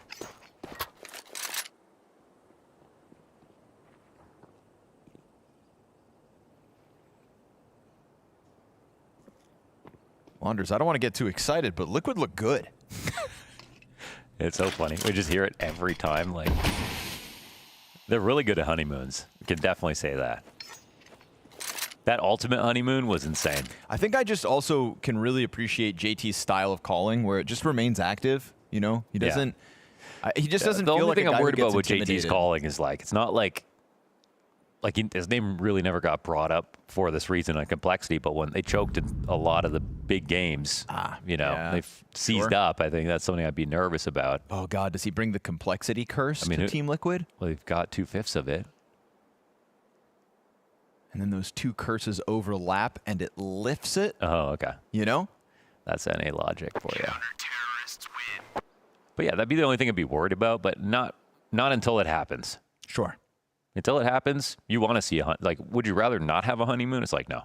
Rather see a honeymoon, everyone looking activated, see the potential right away. These are all just great things.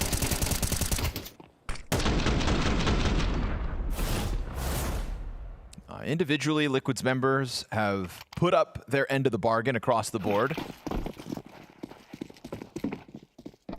And I just like that it's active. Keeping a little bit of pressure on a team that most opposition would shell up versus. Vitality to start the second half of 2026 with conviction. That's what we expected. And, well, you got Flamesy at 10 kills. You got Mezzy at 1. The duality of man. Hey, he's got like 4 kids now or something. So. Jorko with a quick pick off and a jump back over towards B-Long. It's obviously one of the lesser buys Vitality have had to work with throughout the 12 rounds of their T side, but Rops has still got a primary and he lets them know it. Catching a Liege on that B lurk. Now MongolZ is going to be concerned that the mid split's coming, and he is right to be worried.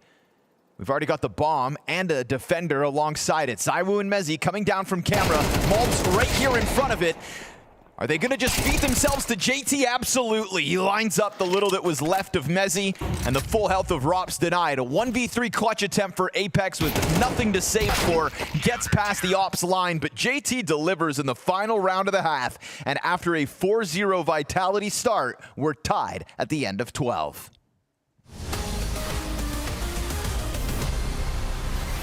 AWPers use a gun that nobody else uses. It's the biggest resource in the game. It's a one-shot gun, so it's bound to have high impact. Top AWPers get the credit they do because not anyone can do it.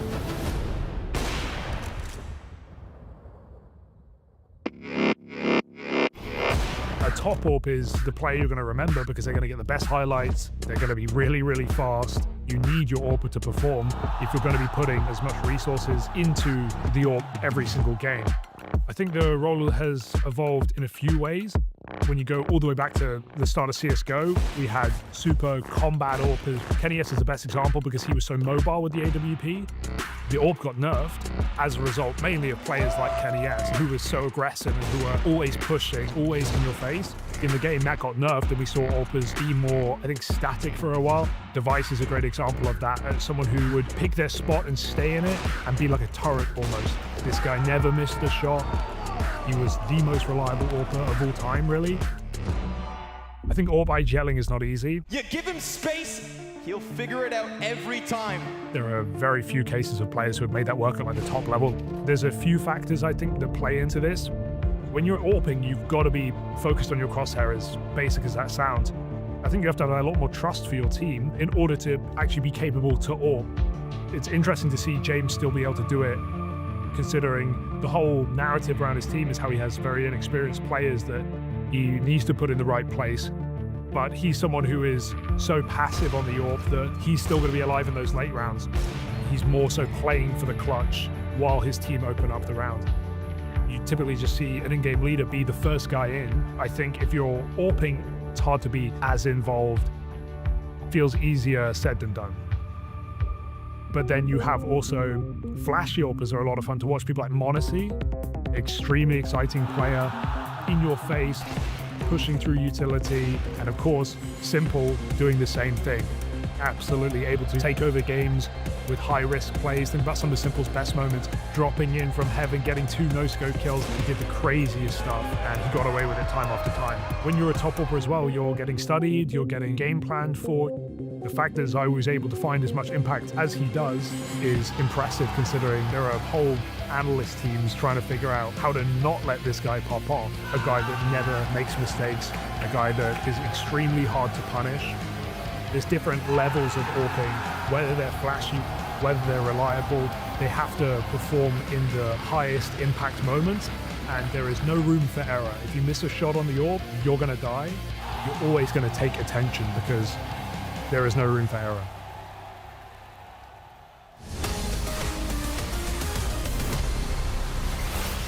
Team Liquid with a commendable rebuttal after Vitality came out swinging here on the T side of Anubis. Is it going to be enough? We'll find out, Mo. They take to the attack, and we get to see JT's first T side in a Liquid jersey. Not easy to put up 6 rounds on CT side. I think Liquid will be very happy about that. They had to work for them, and they got those rounds. It's going to be... That headshot didn't do much. Yeah, they get found out as well, right? All those bodies there like that. I like that JT just kind of pumps the brakes for a second. I don't know how much they wanted to keep secret, but obviously a challenge like that from Vitality. Might as well play with the time you have. JT takes up the responsibility of making sure nobody tries that push again and sends everybody else back towards A. For now. Well, unlike chess, CS is a game of deception.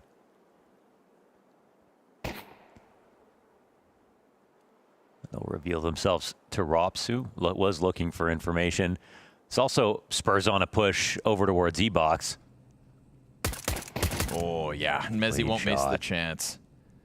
Strikes Malbs down. Naf dangerously low. Yeah, it's going to be cleaned up by Flamesy there to help out Naf. You know, they were trying to play their options back, and ultimately it just gets dismantled piece by piece. So nice shooting out of Vitality, not giving Liquid a chance to bounce back into this with their Glocks. And now JT knows this one's impossible. 16 HP, not nearly enough. Vitality pull back into the lead, winning the second pistol in this map as well.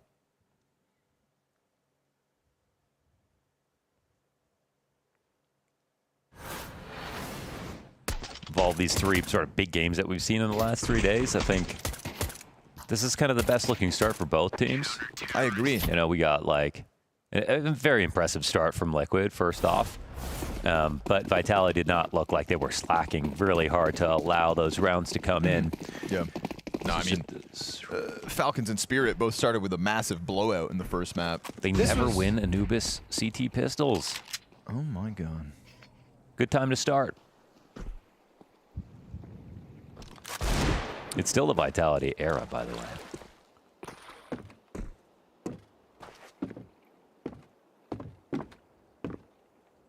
I never doubted.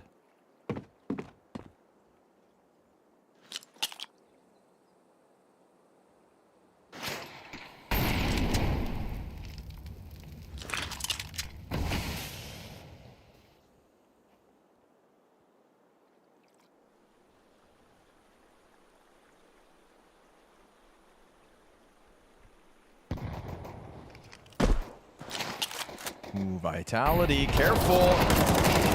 Yeah, it's all right. I was thinking Liquid had already made it past that incendiary, but Rops is here to clean it all up. On for the ace. Go for it. Get crazy. JT's going to deny the 5th, but rock solid in holding back Team Liquid from getting to the bomb site. You'll deny the plant and only lose 1. You take that for your Vitality. Up now 8 rounds to 6. One of the few people who still has a printer in their house. Apex. I was thinking about that. Keeping it old school. What do people use printers for? I think the best use actually nowadays is like for printing pictures off your phone. If you get a really nice one. You just sounded so old. No, but you know, we should all... That is unbelievable. Use an inkjet printer to print a photograph from your iPhone. Yeah, man. People need to go back. No, off my Samsung, actually. We got to go back to printing photos, Mohan. It's a dying art. Scrapbooking. And scrappy rounds here on Anubis as they take it over towards long A. Flamesy, careful. Utilities coming his way. He doesn't want them to overrun his position, so he's trying to put that pressure back on. Nade a little early. Not quite a fallback from Liquid, just tucking into these corners to avoid said utility. Let's see if they can convert this 5v4 position. Where it still looks like Vitality are very much alive. Plenty of utility, still some aggressive spots. And clearly Liquid still want to make it over here. They make it a 4v. Oh my goodness, they're getting a couple of kills now.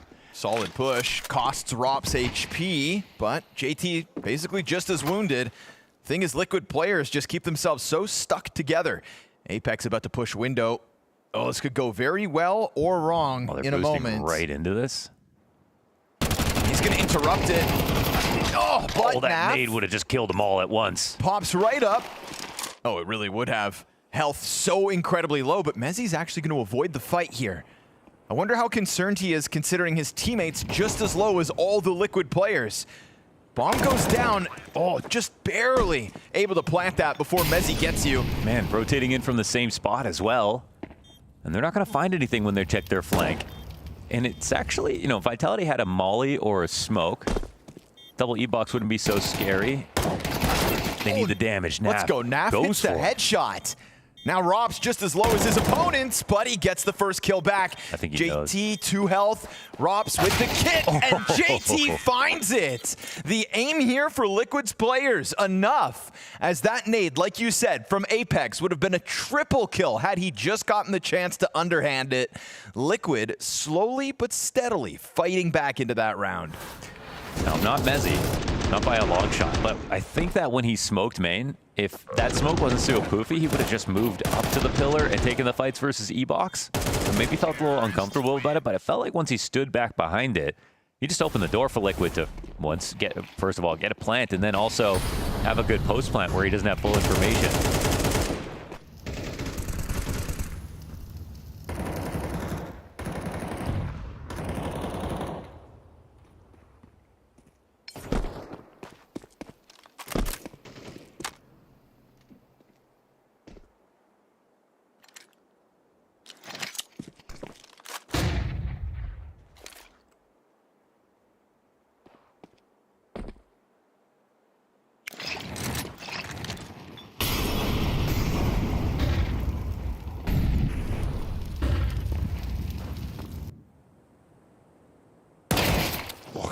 Dink. Oh my goodness, that works out. Apex right behind Mezzi to help out. JT takes up the space through middle. Kind of love this timing. Flamesy's not watching it all the while. I guess they have the main push as well. It's only a pistol to watch this. Way more CTs on these. Coming through the window. The bomb is also here behind this player, trying to join up from Ruggs. Flamesy along the wall. Traded out as Elige gets both of those defenders down. Smokes off the camera prior to any rotates, and Naf does the same for the flank. So a little bit of space here for Liquid to try to tie this game at 8.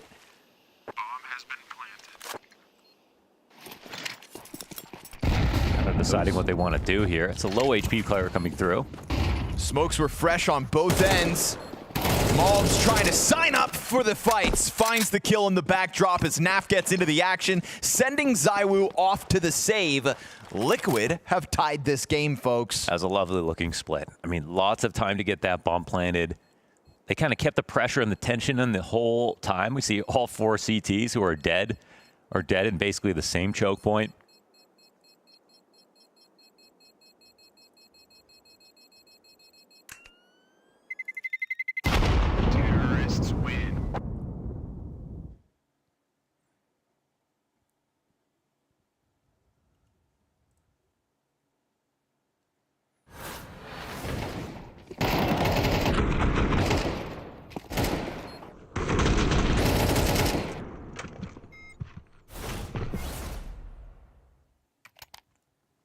I think Vitality respect beginning of the season Liquid.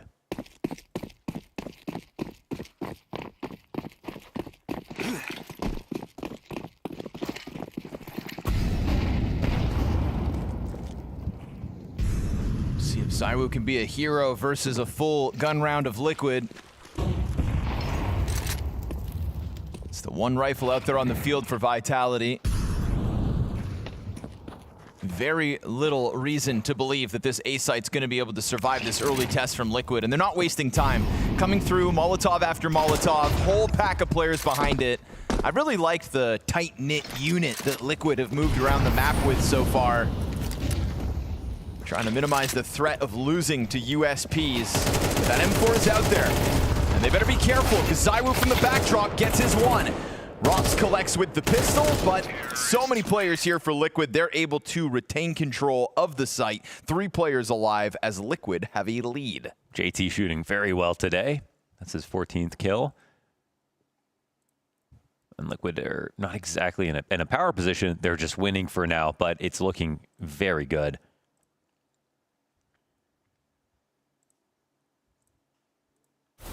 Two biggest things, I think. All their nades are landing in the right spots, and they're not execing with like 15 seconds to spare. It's confident throughout.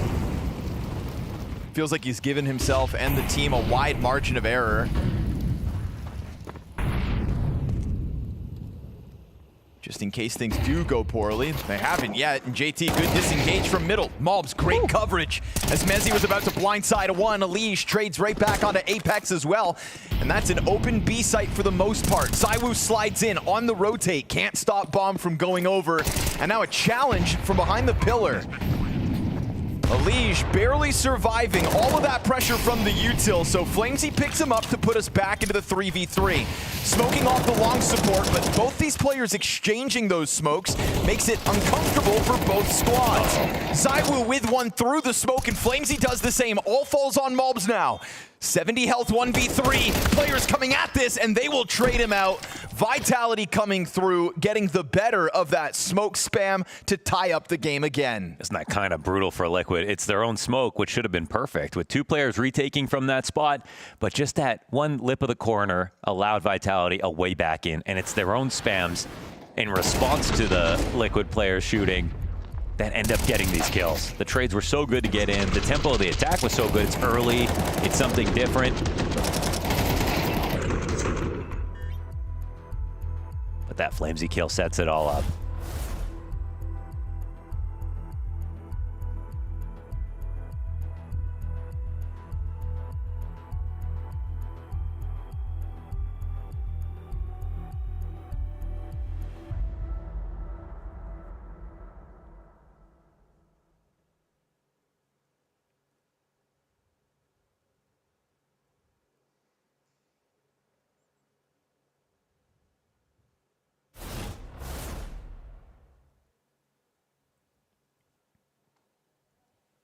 Anyone's game.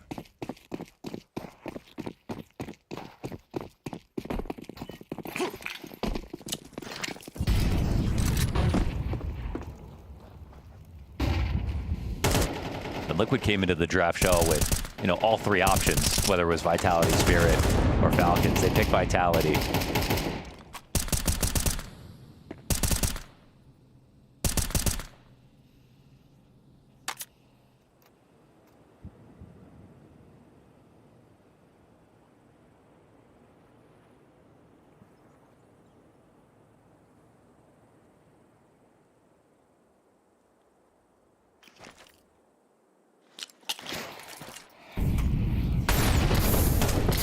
Oh, they don't hold that.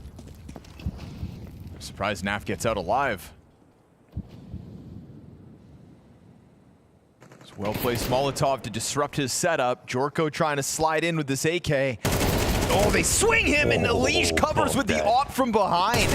Jorko tries to double down with his rifle. Naf is the one to extend beyond him. 4v2 advantage here for Liquid, as again, it's just so many bodies strong. Trade train made all the easier, and Liquid looked to take the lead again. I'm not sure if they ran that back, if they would have played it the exact same way. Molly was good. The awareness of the threat of a peek was there. Double swinging into main, and there was an op waiting for them as well. Even them shoulder spotting, it almost felt like they were never worried about the potential for an op to be there. It's a great shot nailed for Jorko. And a lead once again for Liquid.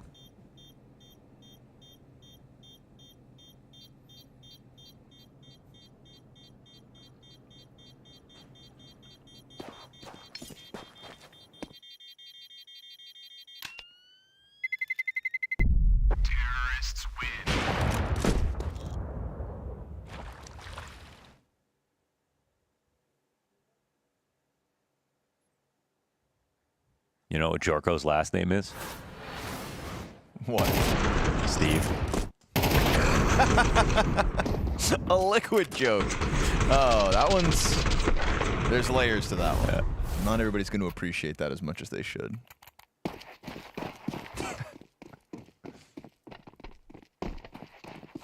His name's actually George Jimaitev. Way cooler.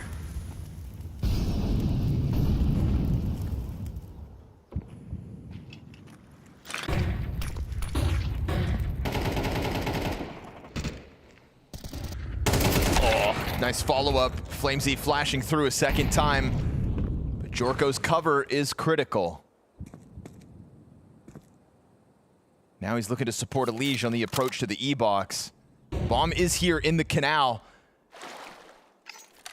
Jorko walking up, catching a player unprepared. Apex with a nade out. Mezzi, slim cover, no teammates to help him, and Jorko's dropped another body. As Mezzi falls back into the depths of the site, Jorko's on a sequence. He's got 4. Every single player dropped by Jorko this round. And that is Liquid on for an 11th by way of their new Opper. That was an excellent showcase of his abilities right there.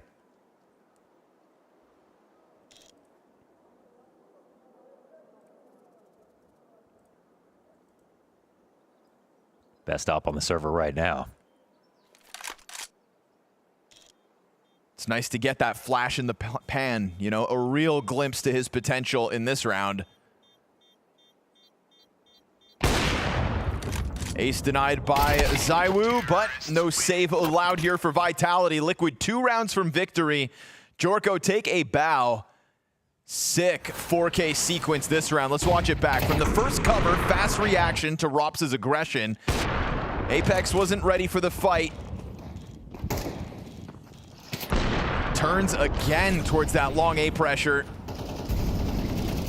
And at this point, just felt so locked in.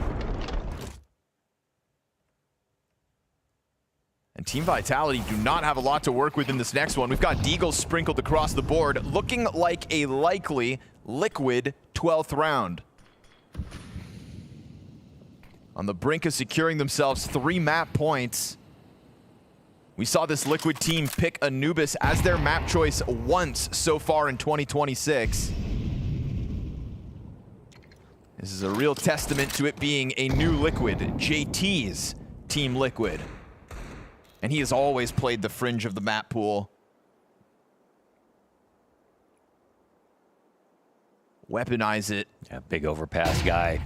Big vertigo gamer. Yeah. Robs tries to get frisky, but Jorko remaining on point from that last round into this one. Naf about to be given a shooting gallery, but the Deagles bite back. Unfortunately here for Vitality, it's already a totally foregone A site. And so it is indeed 3 map points for Liquid. Again, loving the pace here. I think you're just don't doing yourself any favors by waiting too long. Even if you can kind of safely go and get map control, you add pressure to make sure that every decision is perfect. And I think back on complexity, that was definitely a problem.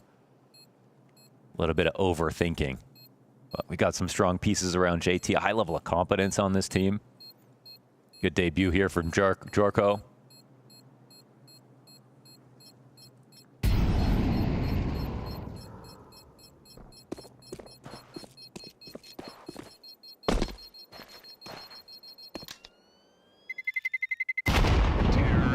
Just take one more great call to seal the deal.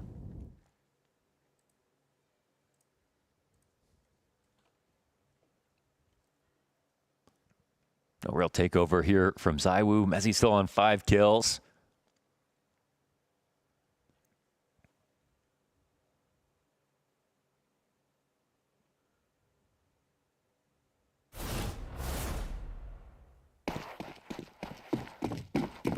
Rare weakness. ZywOo has a 1.0 rating on Anubis in the last 4 months. The struggle. Damn, that is really low.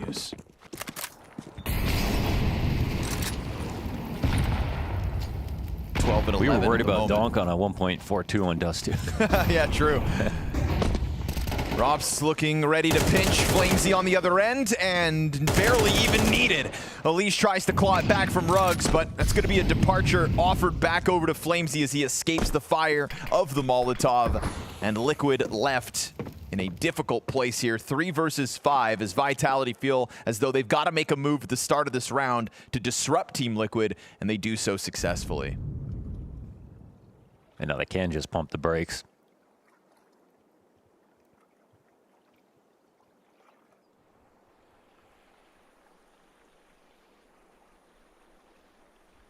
I mean, look at Vitality moving. Almost everybody is magnetized towards the correct site, with Rops in a prime position to get one more.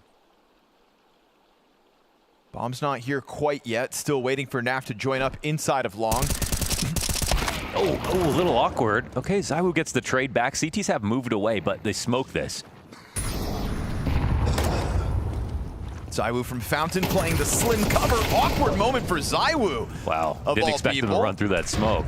And now they're pouncing into the site. Naf and Elige, 20 seconds. 1 kill into the 2v4. They'll pounce off Elige's reload. Leaves Naf 1 versus 3, and he's fully surrounded. That reload was tough. I mean, one guy with a bomb planning, the other guy reloads. It's like, well, everyone's hands are busy. Right? I didn't notice how many bullets he had left. Must have been very few. But for Elige to go for that reload, feels like it had to have been a desperate place. Otherwise, surely he doesn't go for that. You give away 2 simultaneous audibles that you're not ready for a fight. Of course, Vitality pounce. But to be fair, Liquid caught off Vitality the same way. ZywOo made to look like a bit of a fool that round. Yeah, that was crazy seeing him jump off of that position. 6 bullets. Okay, has to. I think Donk would have tanked it, though. Sure. Sure.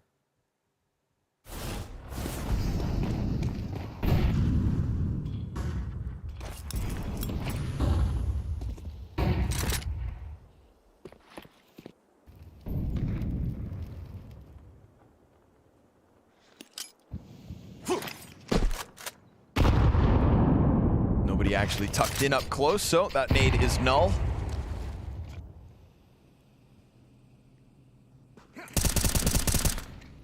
Spam just off the money. Apex tries a second time to no avail.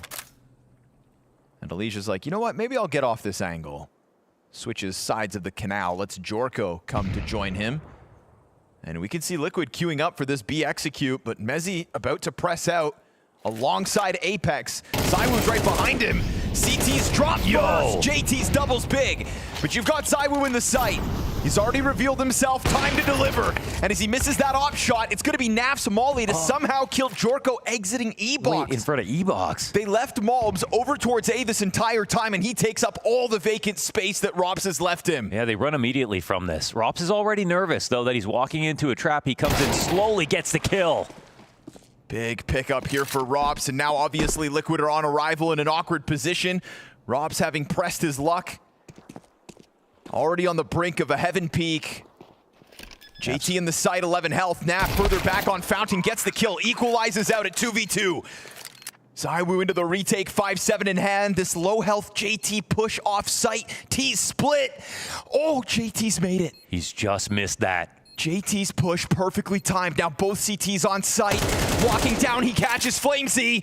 ZywOo's gonna clear out Fountain, but his push could be unexpected. Still, Naf's got it, and Liquid secure this. A 13-10 victory. JT's Liquid successful in their first outing. At the very least, 1 map in this best of 3.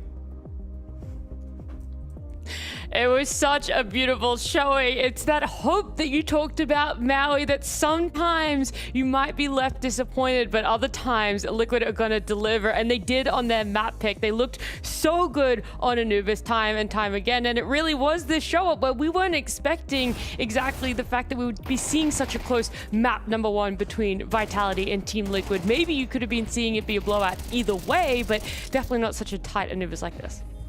Is it too early to say the Vitality era is over? No, I'm just kidding. It's just 1 map. It's just 1 map. Vitality are known to bounce back.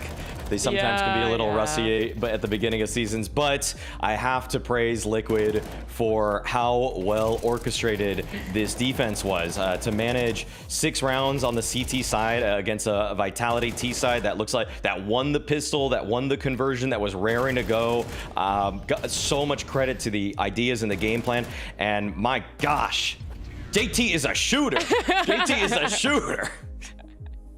He showed, when I spoke to him earlier before this series, it felt like he was just playing coy with me, you know? He was being a little bit humble. He's like, yeah, it's nice to come over to Liquid. They're allowing me to do my own things. But brother, if this is your own thing that you're bringing to Liquid, it feels like there is no real stopping them. You know, you come up against the heavy favorites in Vitality for the whole of 2026, and you're putting up numbers like this. You're showing off your IGLing like this.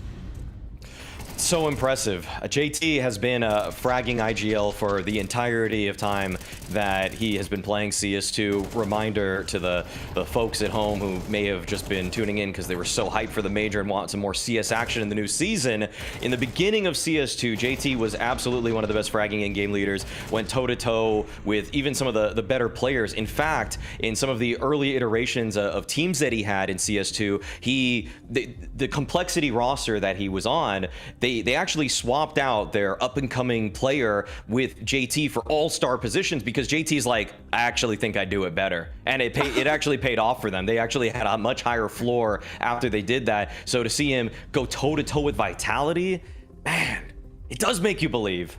It really does, especially because there were 2 new pieces that were coming into this Liquid. It wasn't just JT coming in with his IGLing experience and prowess, but it was also Djoko coming in, where again another question mark remained. Is he going to be able to stand up and face that test? And the first test for this roster being Vitality, well, I'd say he definitely was able to do that one as well, Maui. A little shaky at the beginning. I feel like he had some rifle moments where he would have wanted another chance at it, but I think that the 4K that he got with the AWP, getting every single kill in a round for a Liquid win on the T side, was just paramount to his confidence in this one. So definitely showed up. I mean, he didn't completely jump off the page in a scoreboard sense because of that slow start, but once he got rolling there in the second half especially, he never really looked back. Well, that's the thing. He didn't necessarily jump off the scoreboard in a positive way, but it also wasn't a negative way. And that could sometimes be the talking point where you go, yeah, the team did really well, but there was still this new player for them that was standing out in a negative way. And no one did that at all. And so I do think that there is still many praises to be sung in that regard. But you're right, that 4K, we want to take a closer look at it. What was it? I believe it was round 20 that we were able to see him pop off for the side of Liquid. We're not going to be able to see it, unfortunately. I was hoping to relive that glorious moment. But it just means that he's going to have to deliver in the next map as well, right? We now need to see a consistency from Djoko. I feel like he just passed the first test. He got over the first hurdle, which is to survive a map versus Vitality. I'm gonna be real. I think that's a pretty darn good start, though, to even just go positive or a 1.0 KD versus arguably the world's best. Is this like steeplechase where you start with the hurdles and then you have to do like the big bar that jumps into the water, if you know what steeplechase is? This is a niche reference that I'm not really into horses. I'm not really into horses. It's not a horse thing. It's a running thing. It's like at the Olympics and stuff. That's all good. Niche reference. We'll keep it to the Counter-Strike then. Don't know anything about the Olympics. Don't even know anything about that. I thought that maybe, you were just talking American about the World sports, Cup. okay? Okay, that's the thing. You were talking about the World Cup. I was like, yeah, we could It's throw called in soccer over here. Yeah. No, I'm just kidding. No. I just don't know what steeplechase is for sure. That's right. I'll educate you on that one because you're educating me a lot more on the Counter-Strike. We could have a look as well. Whilst we didn't get to look at the round 20 for Djoko there, we are going to be having a look at a round number 18 because whilst this wasn't necessarily a props for Liquid, we could have seen it be a much cleaner Anubis for the side of Liquid. There were a couple rounds for Liquid that they would have wanted back, and yeah, like you're saying, it could have actually been a more convincing win, but I was prepping this one up because I was thinking, this is the Liquid curse for me. You get a double entry onto the bomb site. Elige has a smoke, and instead of using the smoke to smoke off CT to get onto the bomb site, he throws it right towards Temple. He takes a little bit of damage going across right there, and a bunch of nade damage because they know exactly that he just got across. Even then, he has to jump on to the site, and if he just smoked this area where that molly just landed for the normal cross, then this would have been a much cleaner 5 versus 3 situation, and I feel like that's dare I say it, like those sometimes can be the demons of Elige, where he just wants a little bit more all the time, where instead of using the more conservative smoke, he's just a little greedy with his utility instead of, and I think that if just understanding the number situation there, those macro kind of elements, and reading them on the fly. I know Elige is totally capable of it. I know he's not completely confused by those, but just wanting a little bit more, he's the perennial guy to get his hand in the cookie jar caught. Okay, like we need to get our hands out of the cookie jar, and we can have our cake, but we don't need to eat it too. Okay, like just pick one or the other sometimes. So is this sort of like a trait you've always chalked up to Elige? It's something that has time and time again sort of been there and been prevalent when you've been watching him? It's something that was a problem on I think it more or less reared its head on the what's funny is the time it started was when he first played with JT. I don't think he really had this problem on earlier iterations of Liquid when he was winning Grand Slams and all that, because he could trust his teammates. But I think as time has gone on, Elige's maybe adopted too much of that Mamba mentality of he wants to always take the shot, that he always wants a little bit more, when sometimes you could settle the round down, you can trust the pieces around you, you can play the round out in a more simplistic fashion that will lead to safer rounds being played. Don't always go for the home run hit every time. It doesn't always have to be that home run, but their openings are so strong, right? We saw that they were able to get the opening kills there, but it was time and time again, round and round again, that we were able to see that come out of Liquid. And again, another element to them that is just like, wow, we weren't expecting this from Liquid with such big roster changes. This is playing Anubis the way that you have to on CT side. It is by getting into the faces of your opponents, never letting them be comfortable, and the fact that Liquid were able to find 6 opening kills on the CT half is what propelled them to, they didn't win every single time in the 5-on-4, but frequently they did, and it just kept Vitality off kilter enough that they were able to make it at that even scoreline at halftime. And if you get a six round CT side on Anubis, you feel like you might have won the game. The ball is in your court at that point, and that is because JT, Liquid, they understand you have to play you have to kind of turn the game on its head a little bit. You can't just sit back in the bomb sites, wait for Vitality to exec. That's a disaster waiting to happen. So I'm glad that they took the fight to them at the very beginning of so many rounds. It is nice to see to end that half essentially even with Vitality, to be able to have such a strong CT. I do wonder if that's going to translate into other maps, but before we get to there, I do want to pose a question to you. Well, it's not me necessarily posing the question to you, Maui. It is Polymarket posing the question. We're going to have a look at this prediction here. Is any player going to do more than 500 utility damage in a single map? I actually have a counter stat to this. I feel like this percentage might be running a little bit low, because if you actually look at Apex's averages on Inferno, he averages over 500 util damage per Inferno that he plays. So essentially, we're hoping they get to a map 3, because that is the decider map for this best of 3. That's what you're going for here, if you're saying yes. And Apex is probably the world's best utility player at present time. So just see him on Inferno a couple times, and the averages should play out in the favor of yes. So then where exactly would you put that percentage, knowing now this best of 3, the fact that it could go to a map number 3, that we could be seeing Apex on Inferno? I feel like if I knew that this was a prediction before even the tournament started, I would say you give it 30%, 40%, because it's all just down to, does Apex get to play Inferno twice? And at that point, he should probably just satisfy this. So yeah, no, I think that I definitely think that this should be yes. But maybe, who knows? Maybe Liquid send them home before they even get to Inferno, and then you don't get your grenade guy. I was about to say that. We might not even make it to a map number 3, right? We might have Liquid showing up in ways nobody expected. They were able to do it on Anubis. Will they be able to do it on Nuke? We'll see right after this break.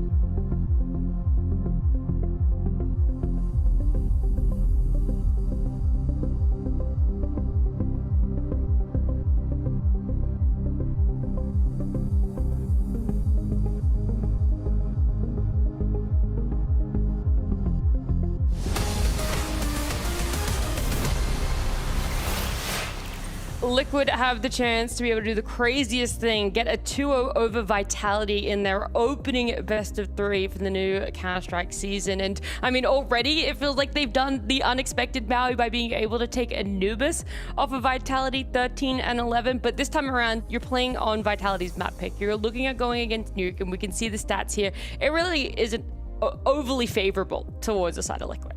Especially given the fact that they're a new team, that they're working with 2 new pieces, and I don't think that this is going to pan out all too well for Liquid. Even though Vitality, one could argue that Nuke may have slipped in their hierarchy of maps. It's one that they did go undefeated at Cologne on, and it's a map that wasn't really a Jorko specialty. When he played it on his last roster, it was in his bottom couple maps for overall rating.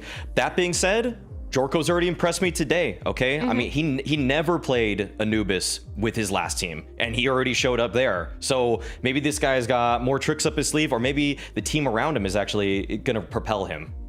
Well, that's the thing. When you kind of create a newer roster, yes, I know it's only really 2 new players, but it feels new at this point for Liquid. What do you focus on first? You want to build team cohesion, so what map are you necessarily looking at? Is it to the point where no one was really playing Nuke beforehand on Liquid? Your new players aren't either, and so you just pushed it to the wayside?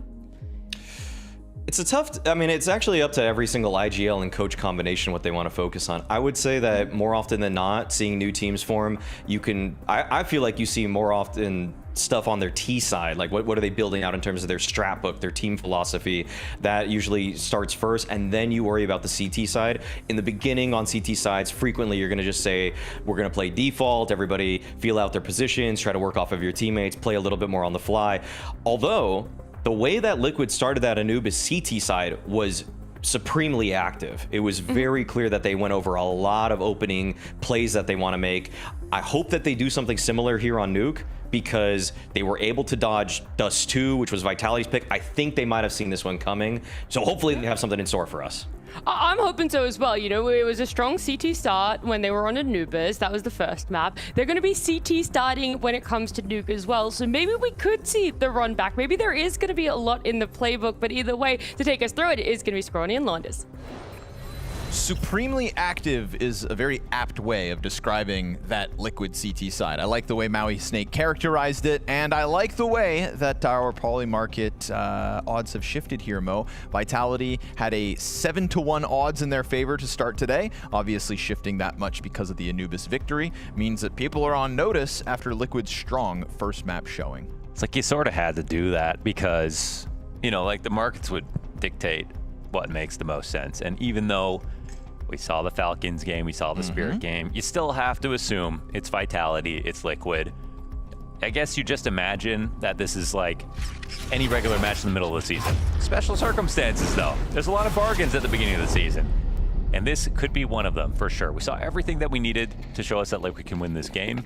And even the fact that it doesn't go to round 24, and they do it without pistols, great signs. Okay, Vitality, I see what you want. Fast clash into the A site, meet the Berettas. MongolZ and Elige just roar through Vitality, not one casualty. There are much worse place to be than being a map up already versus Vitality with a pistol victory and the CT side of Nuke ahead of you. Yeah, they don't even need pistols. That's kind of the best part. We got ZywOo head in hands already off the rip here on Nuke. And the fact that they can't even bring this to a mid-round. No plant, no kills, no investment here for Vitality. They're coming with Glocks. Something I didn't really bring back up by the end of the game, but it was Liquid to win Anubis without either pistol win and full conversions from Vitality both halves. So that was a good start for Vitality back on Anubis each time. This is the first pistol Liquid win, and it is a good pistol to have in your back pocket. We'll just make sure that Vitality, obviously, with nothing upgraded, don't get even a bomb plant in this round. Man, it's a fantastic chance for the CTs to also grow this economy. We'll see how awkward things can get next round when we've still got Jorko on a scout and still a couple of MP9s. Obviously, Vitality about to buy right here, right now. But those limitations, if they can continue to get away with them, this could boon real well for the Liquid start. Yeah, it's already just, flawless start. Lots of money. Everything they'd want. Start of their dreams. And it'd feel a little different if this was the first map, but it's not. So yeah, full pistols with conversions and only 10 rounds in total for Vitality.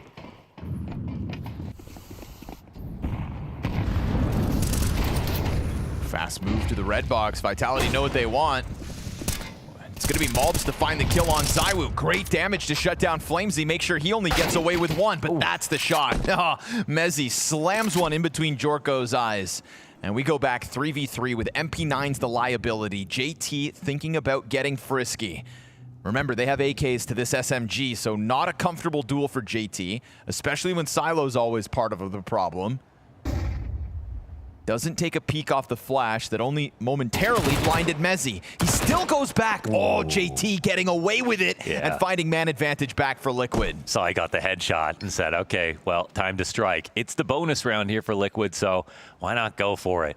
They do a little bit more roaming as well. They can go ahead and get upgrades while they also take better map control. That's just what JT's doing now. Doesn't want to make noise yet. Okay, then goes for the AK. Rocking a hard place here for Vitality. Nade trying to time it. But nobody exposed. No push out Squeaky. It's Rops to go out through Hut first. MongolZ right behind him.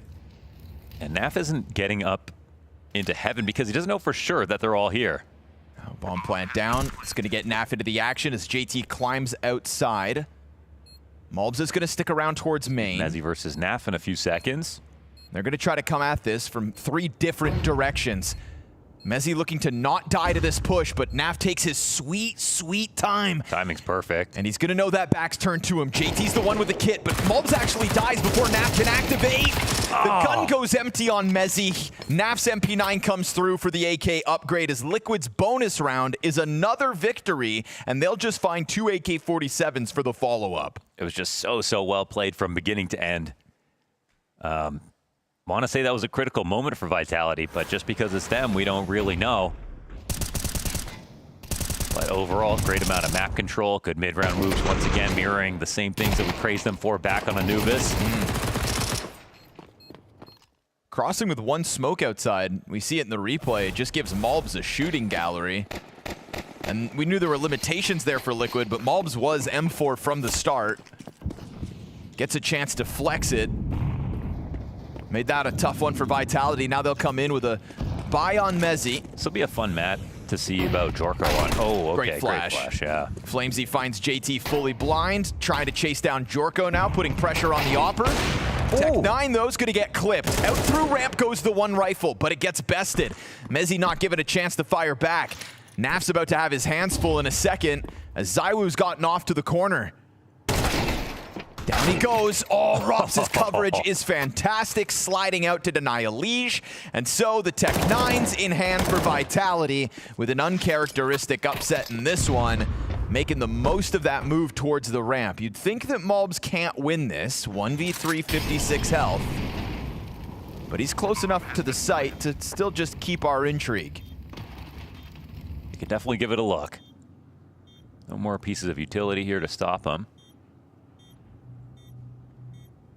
Bit of an off angle here for ZywOo. Let's see what the clear is. No, perfect for ZywOo. That setup and ramp was perfection, really. It was just Tech9's, but baited out just enough that Rops could come in for the swing on the second player. I thought that Jorko, when he got rid of Apex, it was all going to be fine. Like, they kind of had 2 ready to swing out ramp. And good shooting from both, right? ZywOo getting his point-blank kill, and then Rops not missing the chance at the trade frag. Yeah, just laser beams out of those Tech9s in ramp. So Vitality nab 1 in a single rifle round. Vitality have not lost an online series since October of 2022. The Blast Fall showdown against Astralis and CSGO. When did the era start? Vitality have not lost an online series since 2022. I'll just say they virtually played none. Maybe in 2023 they would have played a few. 2024, 2025 is very, very few online games, but undefeated. They've played in every bounty. Yeah. You made every sound like a lot, but... It's like, what, at least 5? This is It's got to be at least the 5th. 6th. Jorko getting the kill to Zywoo. Oh, Leash just draws them in. Doesn't go as swimmingly as last round, does it, Vitality? Leash steps up to bat, guns down 2 very cleanly, and that is going to send Vitality back to the drawing board in an uncomfortable 2v5. Right back to winning. At the beginning of Anubis, it was like Vitality in a 2-on-4, and we're like, all right, well, let's see how they might attempt to win this round. Well, things have changed since then.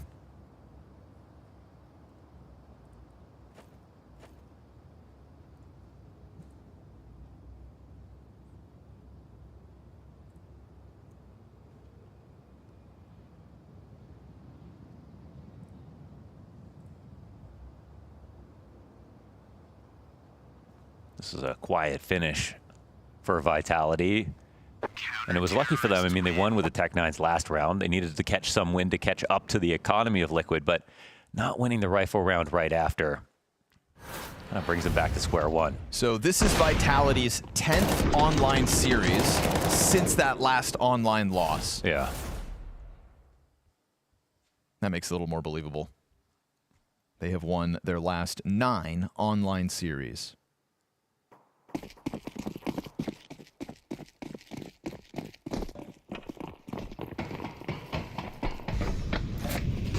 I got to the bottom of it. Now, if it was since 2020, that would be crazy. But still, like the last time they played against Liquid, it was a close game. They didn't lose it.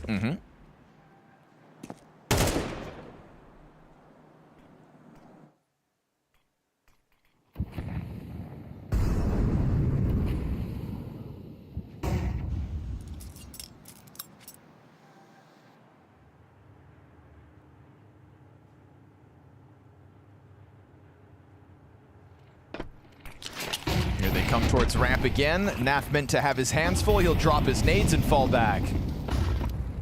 They find a path around the flames, so getting through a second or two earlier. There's a double rotate downstairs. So, like, Vitality are probably wondering why there's no pressure back here, but it's because Liquid, I think, are quite happy with the option that they like, Liquid still have vent control, technically speaking. There's no T's in there.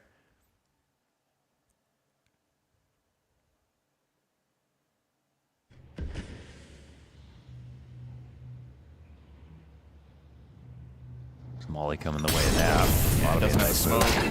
Oh, he got a double headshot? Yeah, Apex and Flamesy both take some damage out of Naf. But smoke grenades in front of Elige means he can't have vision on sight, so just maintaining control to open up the rotate down. Tries to get that spam through on the planter, but can't find the money. Oh, pushing into the smoke here. Insane. Apex is wild. Gives man advantage back over. Then you're going to find Mezzy on full display. Whoa, that might not have been a good move, huh? Flamesy from behind the silo. He's going to get dropped by Elige, who gets this retake going. It's low health for Elige still. Zywoo and Rops 2v2. You hear the stomping over of Elige. He gets backstabbed by Zywoo, who then catches Jorko with further damage. And Vitality will indeed convert this post plant for a second round win. But Liquid just put a real chance at that because Apex delivered an opening. I think we had a spot there where, like, they had 2 players rotated down lower, but then Elige started to go look towards Secret. There wasn't really a double up at the bottom of, well, in lower, and also Nav's spot gets totally called out. It's like Zywoo mollying it first step as they get downstairs. Just a really good read of the situation here for Vitality.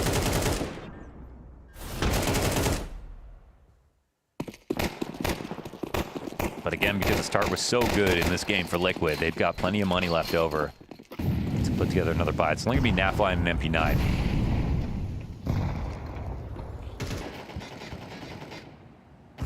No ops on the other side. Pretty key that Jorko saved his. And they once again go for information.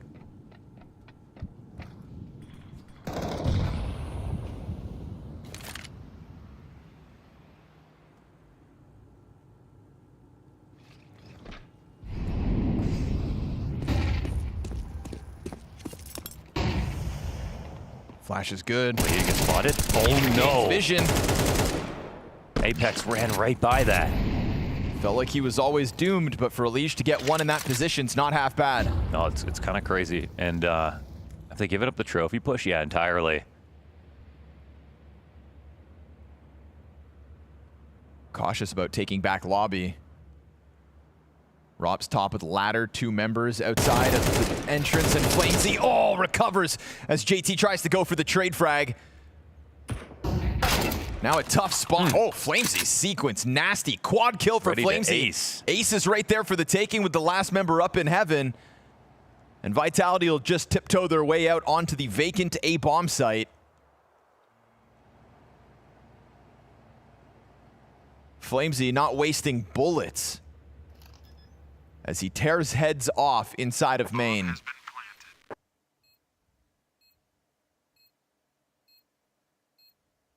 Odds Jorko saves this up.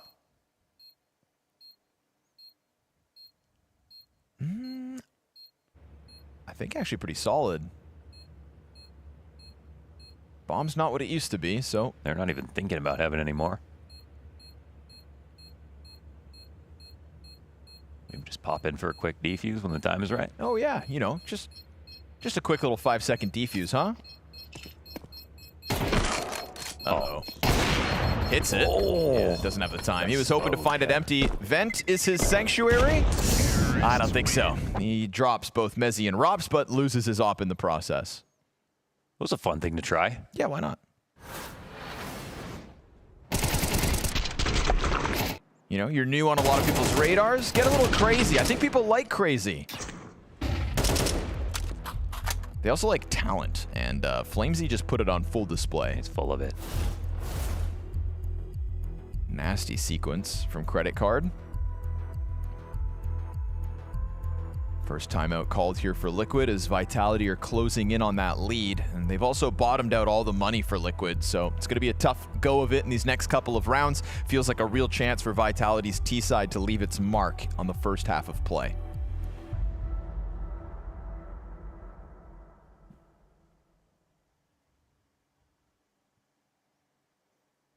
Daiwu's cam is awesome. It's always been like that.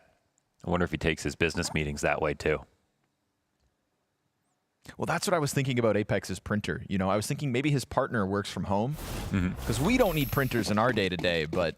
Well, you do. You want to print out your photographs from your phone or whatever. Yeah, sorry, I got loved ones. Printing pictures of us, Launders. These pistols aren't going to stop Vitality from roaring down to the lower bomb site. Okay, here's that JT Deagle. It's a thing of beauty. Most of the time, but not this round. That one gets away from him. FlamZ, okay, from a quad kill to a 3K.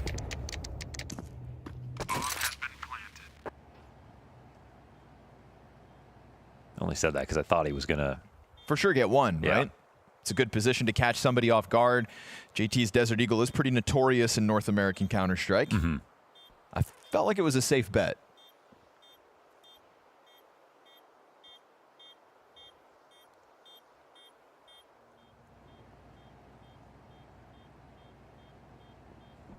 Vitality not looking to get 2-0'd.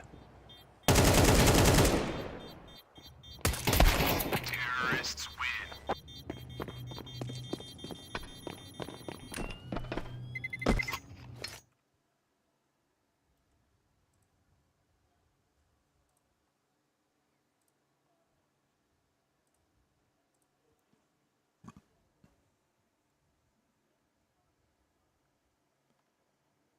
Last time Vitality were 2-0'd in an online game, it was also 2022.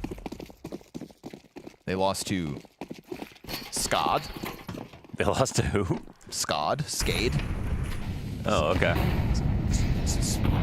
feel like that's even crazy for 2022. Oh. Oh. Elige had full awareness right there.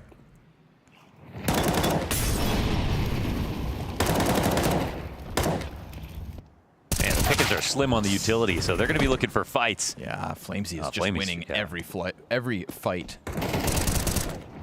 Apex takes flight as he tries to run over to the secret stairs, but gets caught in transition, and man advantage earned by Liquid off that kill. But if FlamZ's alive, Liquid have problems. It will just perpetually be around where they can't let the bomb go down. They're not going to have counter utility. They need to kind of keep peeking things and, you know, just hope they don't get mollied. And there comes the only molly from Vitality in the perfect spot. But Jorko, now he's got a great line. It's sort of hard to interrupt. Pick off, but activates Rops, who doesn't give over the space. Oh no, don't lose this fight. Oh, MongolZ, that's not ideal. Hits the ground as well. They're gonna know damn well. And then peeks with a nade, brother? I don't think so. Wild. Alish, 40 HP now, tasked with a tough clutch. He could catch the front runner off guard, but he doesn't have a ton of health to do this. Gives up his line, doubles back around Squeaky. Rops not watching this, not yet considering this flank. Free kill for Alish. One-on-one now, actually, and FlamZ has a task of having to plant the bomb. FlamZ's been so sharp, though.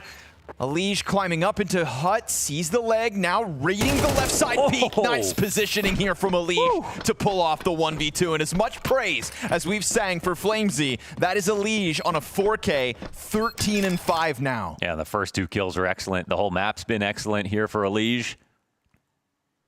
And he's trying all the players on this team, you know, and they took that first map. We didn't really even have to mention him much. He's just having a good game overall. But here he is now. That was a sketchy MongolZ sequence. Very sketchy. Say. He's probably the one who feels the most relieved of anybody after this round. Misses his shot off rafters, falls off rafter and hits the ground instead of Hut. Pulls out a nade. It was a comedy of errors. It's a slippery slope sometimes, and I feel like MongolZ, like you said, very relieved Alish was able to deliver in that much-needed clutch moment to put Liquid back in the lead by 1. I mean, saved the game for them so much. Like, again, they can buy kits now and utility.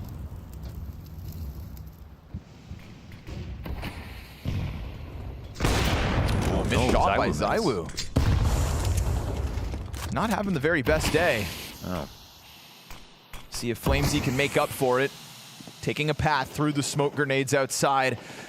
Trying to catch Alish off. CT nade exposes Alish to FlamZ. Luckily, JT trades it, ready for the squeaky push. He'll put a couple shots through the doorway and opt to double back into main. Yeah, they still have squeaky smoke, so he's got a lot of movement.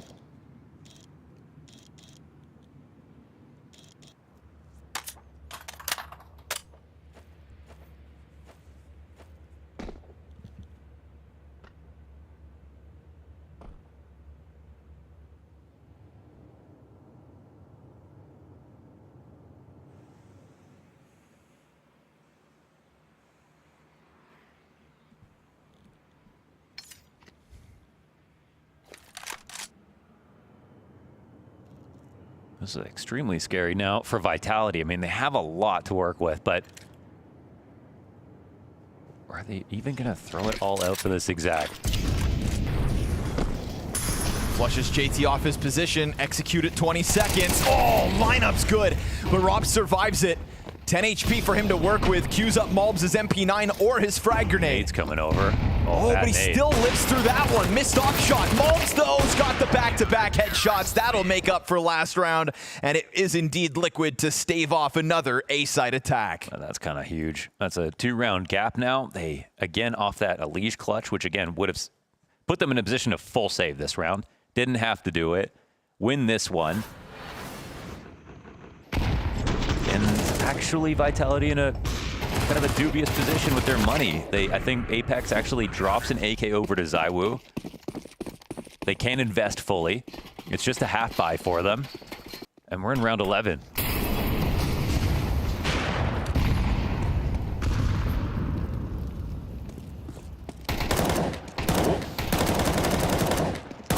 Tech9 frazzle dazzle. Trying to deal with Alish, but that'll just push him back on that M4. Naf putting a little space between him and the ramp entry attempt here from ZywOo. That's the 1 AK in hand at the front of this pack. Naf doesn't know that ZywOo's made it over, and the Tech9 actually wins the duel. And they're gonna try to dive bomb down lower. JT swings wide. AK was never spotted, and so ZywOo hits an instant headshot, and we've got another unlikely Vitality round that they could actually push over the line. Second rifle picked up in the process here by Robs, and a Molotov flushing a leash further back. Do they take their chance at this retake? There's a lot to lose here still for Liquid. Do they cut their losses? Jorko's arrival, nice quick shot. to kill ZywOo. That's a big pickup. He gets whittled down to half health, trying to move forward from the ramp. He's opening the door for Elish, and as Elish starts to pressure that single door, him and MongolZ side by side keep it clean. 3v4 retake here for Liquid. Damn, we hot, Liquid. That's a great retake. And again, Vitality, they only had the one AK coming into it, but once they took ramp and lower, got that bomb planted as quickly as they did, it very easily could have turned into a losing round here for them.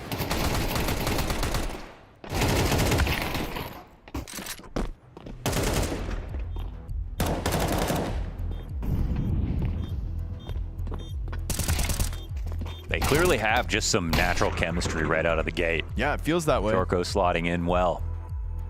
Now Apex is really pissed.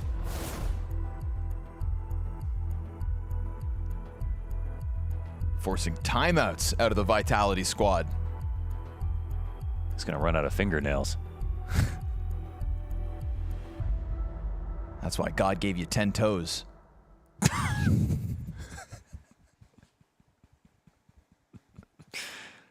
Delicious.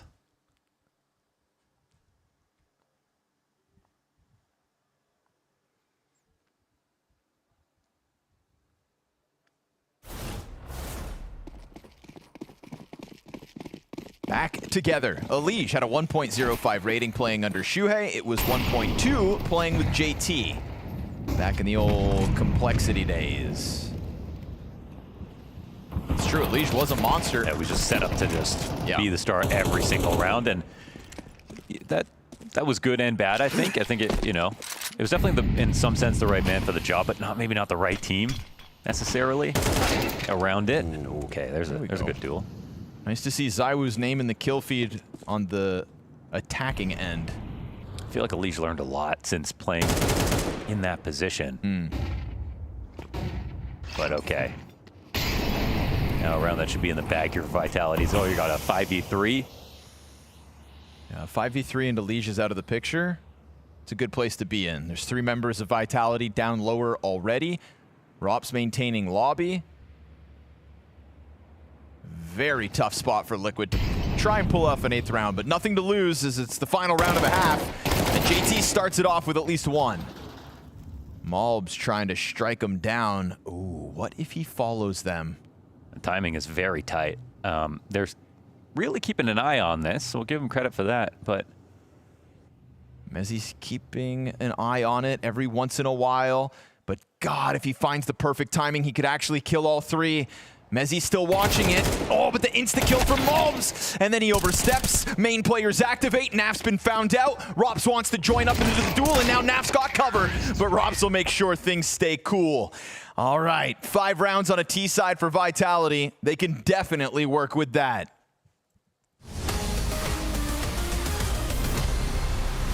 They have to connect, and so far they have. Little peek on short, gets Magisk a double. Missed shot. ZywOo, oh, he leaves the door open. Oh! No! What is that? Quadruple deagle out of Javi. He's going to be able to stop them before they even set up the grenades. That's devastating. Fallen gets one in return, but there's no way you could bring into this bomb site. Cello gets a kill, and at the backside there, missed opportunity. Fallen, that's a shot you had to hit. He's going to get it eventually. The fact that they're even here with the bomb plant is kind of sick. Oh, what? Wide, takes down Cadian. What on earth is going on? Shush jumping the corner, but he did not have the ref line. What? It's Fallen! You must be kidding me! How do you win that round? They're shuffling the molly around. If that actually unseats one of these Ts, this is very possible. Let's see where it goes. Okay, this should be a kill for m0NESY. He's gonna hit the shot. There it is. All right, just Hobbit now, 1v2. He's got a great angle, but what crosshair disruption. m0NESY just soaring across his screen. He's almost getting himself killed no matter what. Yeah, this is so hard to deal with on the other side. When even he lands the shot. Yeah, Hobbit not happy with that one. Ladies and gentlemen, the moment has finally come. Your grand final of Blast Pro Series Miami. Right in there. He misses the first shot in mid-air. Nico, though, a single tap of the USB. A second, oh my god, it's all over Nico again! It looked like FaZe had a solid read on this as Nico closes it out. He gets the kill he wanted, and you can see so calm there. That's a massive kill of the retake. ColdZero next to take down Device, and now Magus. He's going to go down immediately. ColdZero cleaning it up. 3 kills just like that. Currently going into FaZe's coffers. Oh, double smoked. Big mistake. Yeah, you don't want to do that, although they're coming right through and they're going to shut down Rain. Oh, no. Oh, my lord, he's just took down 4 people in absolutely no time flat. It's Daps alone on the other side. What an absolutely absurd performance here. Now sneaking through on the other side. Daps is waiting, and one more headshot. He's waiting for it. Timing is everything. He's going, oh! It can't be real. Didn't see anybody landing the triple right to the smoke. I've never seen anything like it. And now, at least they're gonna get the bomb plant, but FaZe are being robbed once again. Naf, he's still in play in this round. On the other side is Rain, and he wants more. Naf, have you no mercy? He's gonna pick up an ace in the round. Their aggressive setups with their rifles are totally fine. Alicia's always delivering. And there is a shot that just runs right into him. Oh my god! No way that just happened. ColdZero, eat your heart out. Oh, he's got a third. Nitro slamming down the gauntlet. And Dude! There's 15 seconds to plant the bomb, and that might be the saving grace for Cloud9 to be pushing all over the map. There's Tens with a deagle once again. He needs to stay alive. He's got to buy time for his team. Street's cutting off the rotation. There's another one from Tens. Can he get the last one? It's time he's won the round of all these deagle shots, and that's a much-needed last round for Cloud9. Vitality bouncing back after a map 1 loss. Sure, they lose the pistol on the CT side, but they still secured themselves 5 rounds on the attack. So we would think that knowing what Vitality can do in the grand scheme of things, this should be an easy second outing. Keep calm.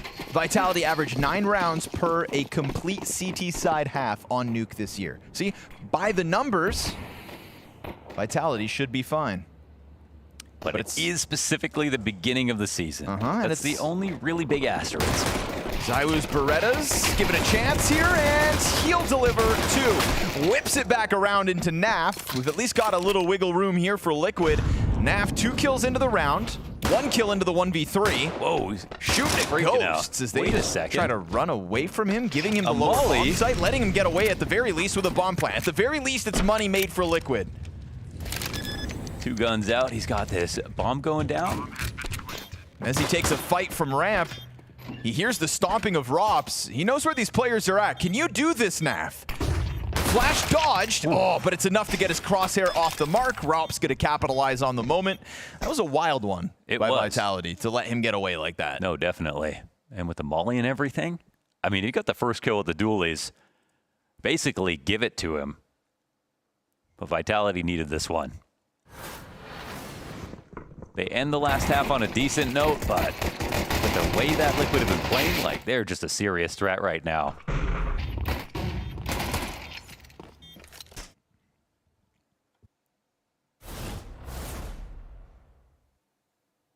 But because of that bomb plant, they're going to have a good buy. They're forcing the AUG out of Rops.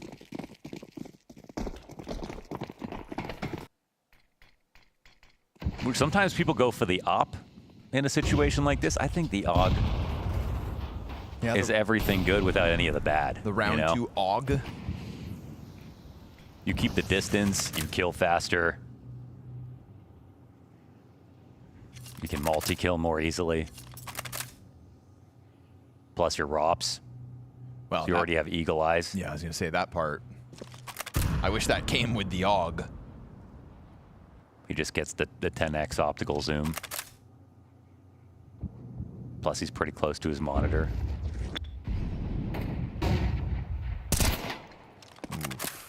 Just flashing their crossover. ZywOo just going to give him a bit of space here. And Apex shuts the door on Jorko, maintains secret control. ZywOo has kind of lost contact, but he knows they're out there. Dink for only 19 damage. He'll try to fall back from this as the pistols keep the pressure on. Nap in the front with the AK. Yeah, and they're going to flush ZywOo all the way back into the ramp room, but that's fine. It's the old bait and switch between him and Mezzi that's going to cut Liquid down to size. 3v5 is what they're tasked with now. Trying to climb that bomb up into heaven. Oh, not spotted. JT gets the kill, takes a bit more damage. Yeah, and there was 2 guys over at ramp. Rops gets a kill. Oh, weird spot, though, for FlamZ. And the August, guaranteed a frag. Now JT's got to deal with the vent player. Even if he were to try to get away with the plant, he could have slid down and attempted to get in with the money, but instead it is Vitality to tie this game at 7. Now they're smiling a little bit. But I'm still curious because we kind of saw both halves looking good for Liquid. Last game, that was the only way they could have done it. It was, again, going up against both pistols, so I was loving the pace of the calls, the tempo. We had very good variety. A lot of different people contributing.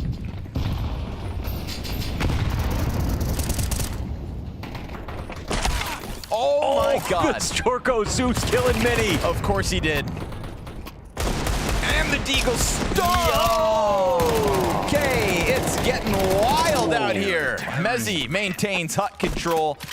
Ooh. Elige inspired by the Zeus. Zeus looked better than a Deagle in that moment. It did. I mean, I guess a Deagle can't one-shot kill to the body. Well, that was zany. The old electric boogaloo. Oh, man. I know that just ruined Elige's day. Yeah. His day is done.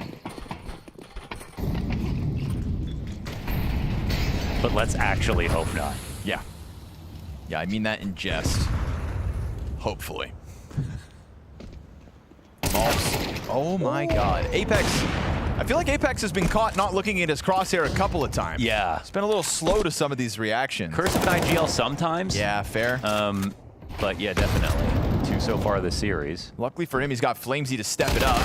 Oh, the AUG bested by JT, so ramp room now belongs to Liquid, and they're just going to go quickly down into the lower site where FlamZ looks to meet them. 3 players to try and cross control. Jorko is bending bullets around some of these corners. He is now up to his 11th frag in this round, and that is going to be a 4v2 post plant earned by Liquid, who have a little zest in this T side, man. The tempo that they're bringing to these rounds, that's catching Vitality a little off guard.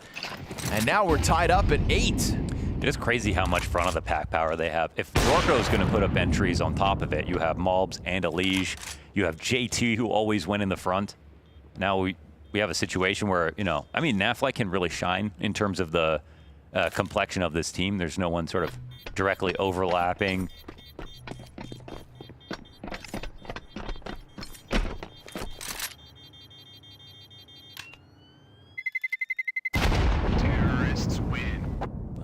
Well.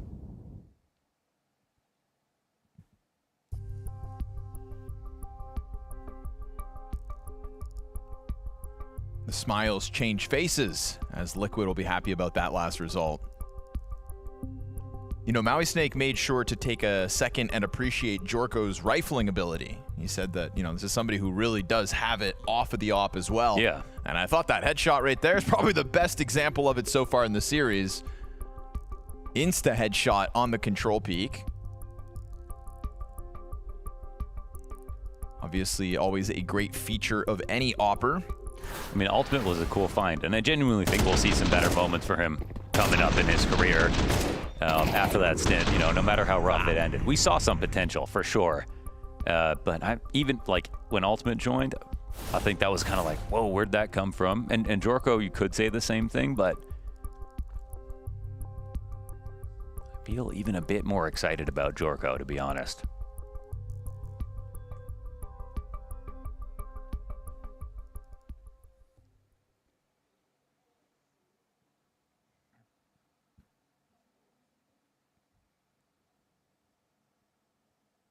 We'll see if they've cracked the code.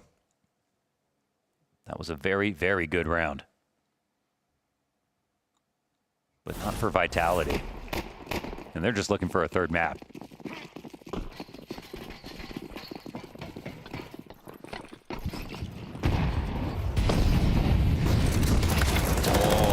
trying to get away with that fast dive. JT dead early. Yeah, also the cross denied.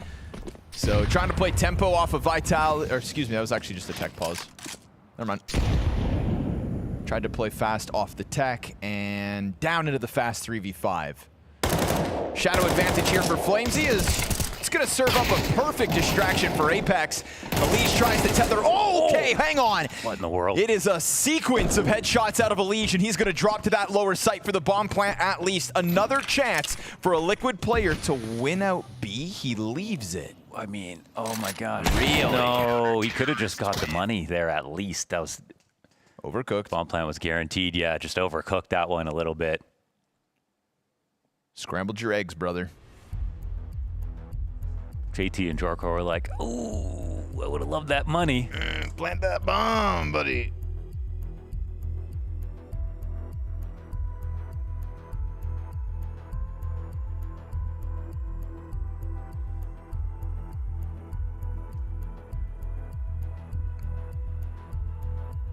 But maybe they shouldn't have really even got that close. Oh no, are they saving? No, Elige has bot. They're gonna half buy behind it. I actually think with the plan, it would have just been a straight up full buy. Right. But Elige says, it's all right, I can be the hero. Buys an AK anyways. Let's see what they can make of it. There's a very fast 5v3 established by Vitality last round. But obviously it leaves Liquid in an awkward place this time.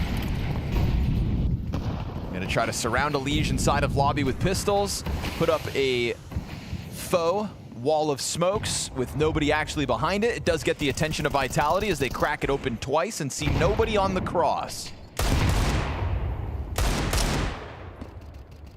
They'll hear the limitations with Nafly letting that Deagle sing. It's gonna be Rops tested towards ramp.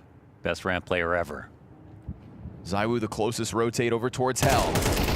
Oh, it gets away from Rops. Elige wins the duel. He does no damage. A wall bang for 30 on JT is a warning sign, but Apex is signing up for a dangerous game here, and Elige has got himself both the entry attempts they needed. ZywOo catching MongolZ trying to take over Vent. Sure, that's something back for Vitality. They're too scared to take control side. They're all within the site, and we've got this ramp retake. I think the T's just need to take a risk, do something together. Okay, they'll go for decon. They have clock. Now they're actually in some pretty good spots. Elige pops up from the back of sight. CT exits Elige. That's 3. And as he just goes for the reload, it's going to try to get Mezzy back. Already fading away from this. Oh, Lord. Wow, Liquid off of Elige and Elige alone this round. You wanted to star the show. Well, Elige just stepped up. Yeah, the 1 AK coming in. After what happened last round, we see the 2K spray. His aim's on point.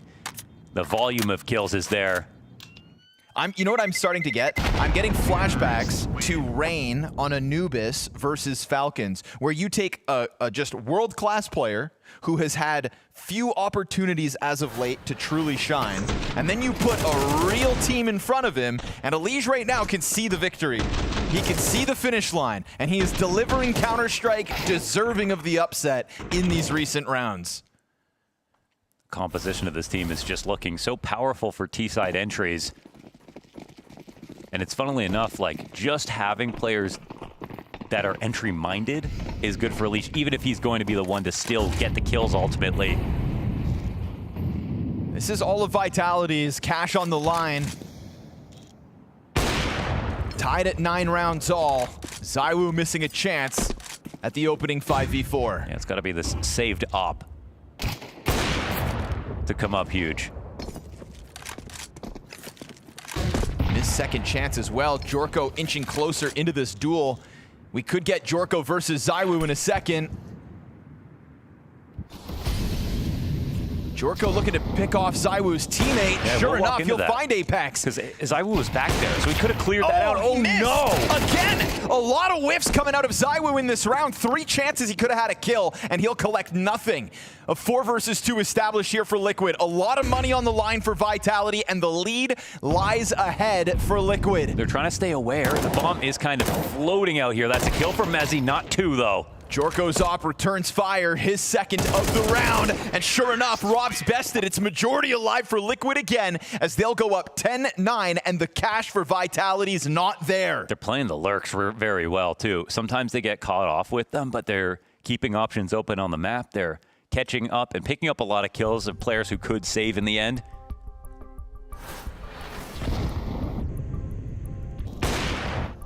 We also have to be honest. I mean, ZywOo he's just not hitting many shots.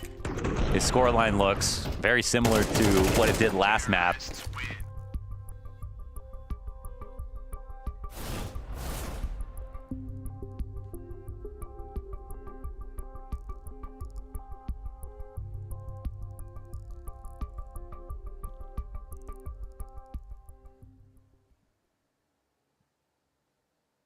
You know, Flamesy tried to go hard carry mode, and it really felt like it was going to be enough throughout that T side. His entry is impressive, but Elige has just seen the challenge and stepped up to the plate. Huge driving force in what is currently Liquid sitting at 10-9 over Vitality. And pistols for Vitality here in the 20th round. Liquid quick to take over lobby. A glance towards the ramp. Nice shot lands. A headshot to boot. Jorko with some style points as this game's gone on, and Elige fully blinded on the fadeaway collects a second.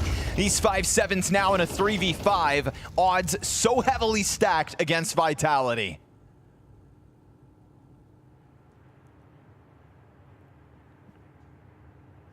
They started out last map in situations where they lost a 2v4. They lost to a big clutch. This game hasn't really had that at all. And this T side, again, just like last map, has been just as impressive as the first half.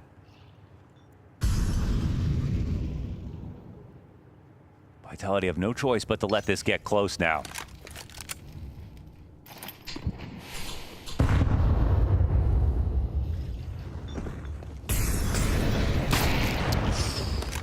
Damn, this op. Yeah, he's on it. Up close, long range, doesn't seem to be a problem. And ZywOo dead with nothing. All 5 members of Liquid up. They are setting themselves up economically to keep this test going till the very end of regulation, no matter whether Vitality can bring back a fight. Right to the timeout here for Vitality. And they've got a few problems in some of these opening segments. Whether it's Apex, who has been caught off guard a couple of times now, and sometimes in a forward aggressive position, not really with someone to trade, he just needs to be the one to get the kill. Or if it's ZywOo next man up, just simply dropping shots, giving himself good opportunities, as he always will, but not connecting like he normally does. Jorko's got all the highlights today. And you can't really talk about a late round without anything in the early and mid round. Not in months. Vitality haven't been swept in any series since November of last year. Last rivals against Falcons. But JT's Liquid? Well, that's a whole other story. Slim pickings here for Vitality. Like, they've got guns, no kits.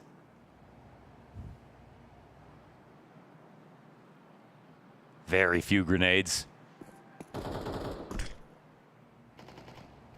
And this is a spot where Robs won't have an easy way to get out of here if he needs to.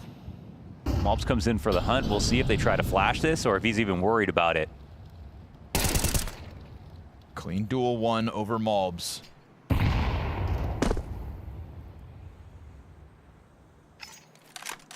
Because that smoke remained up long enough, he's able to cross out for free. So 5v4 very much secured here for Vitality. Rops' position now unknown to Liquid, but JT's looking to test the waters on this squeaky walkout. And Mezzy drops the ball. Player back sight and Flamesy, it's a little bit labored, but Naf is dead. And so man advantage is no longer maintained. It's Elige and Jorko with the bounce right back in. Yeah, they tore through the site like a piece of paper. We got 2 left now. ZywOo on a retake with his op. Oh, coverage from behind the vent. Elige collects, backstabs in. ZywOo's been found out, but Elige will end this. He just keeps delivering. With an op this time. A clutch to close this one up.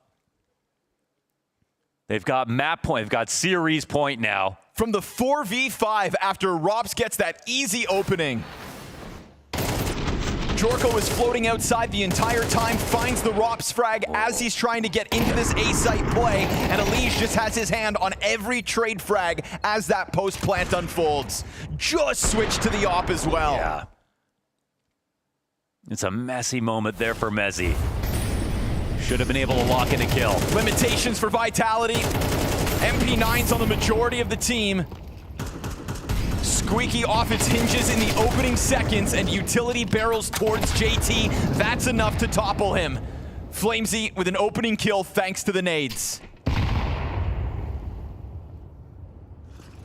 Not a gun that they can get their hands on just yet. They would love an upgrade.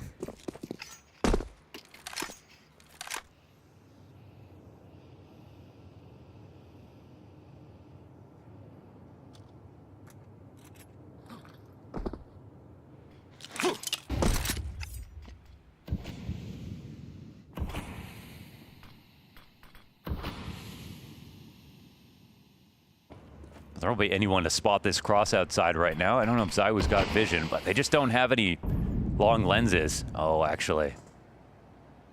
Flames in the stairs to just keep his head tucked, but I mean, what if they call for the sudden upper pop? What's meant to hold it back? 2 MP9s? Jorko on the approach, leads with the op and the bomb.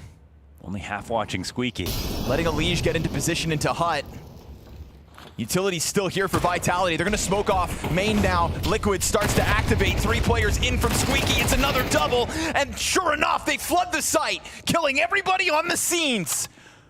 Another Titan looks to crumble here at the start of the season. Vitality bested on Anubis as JT dons the Liquid jersey. 10 years of North American Counter-Strike before he's given his chance on Liquid, and he will not waste his first outing. The first 2-0 versus Vitality in quite some time. Not only has it been over 9 months since we've seen Vitality get clean swept in a best of 3, but Maui, it's been over 3 years since we've seen Liquid be able to best Vitality in a best of 3. This is just insane. I mean, I feel like in all of the bounties, I think we already had the stat on this, that it's been never happened a 60K team gets upset in the first round, and it's happened twice here. So I don't know, this is the craziest player break ever, I guess. I guess every roster move is working out fantastically for everybody, and the only thing that can stop these teams with new players are other teams with new players, as we saw with the MongolZ and HEROIC earlier today. I'm so happy for the way that Liquid were able to close this out with some great T-side calling, and we had moments from a lot of the usual suspects, but I'm glad that Jorko was able to throw his hat in the ring too. Yeah, the fact that we're talking about it, the new piece is working so well for Liquid. It looked great for what JT has been able to do for them. Jorko as well. I'm kind of giving them their own couple name there. But I just love the fact that Elige essentially woke up and he's like, yes, JT, my leader, I remember the complexity days. Let's run it back, brother. And they did for their season opening. Elige is a JT merchant. It's what it's how he works best. It seems like whatever the connection that these two guys had, and I have no doubt that in the discussions moving forward with Liquid, Elige was a huge factor in those. I'm sure he had a voice. I'm sure but they'll never say that. They'll probably never say these kinds of things on record. You know, they'll always just say, oh, some mysterious higher management figure. But I know where Elige looks best, and it's next to JT. The series that he had here against Vitality, I haven't seen really anything like that from him this year. The way he took the fight to them was just spectacular. I mean, he's literally sitting top of our series stats, sitting at the top of that scoreboard. I mean, he was definitely one of the top players that we were able to see, but it feels like, again, this player break, everyone took a similar amount of time to get back into the swing of things. It felt like 1 week was that average that the top of the seedings took, right? Falcons had a similar time frame. Spirit took a little bit longer, Vitality also that 1 week, and now I am wondering, Maui, what actually did happen in that player break? Is it just down to this online Counter-Strike that they like to chalk it up to with a $60,000 bounty? I mean, I think that the teams that were... you would have thought that Vitality was supposed to be hungry coming in after the way that they lost at Cologne, but Liquid had to come in hungrier because they're working with so many pieces, and I bet you that everybody is just also...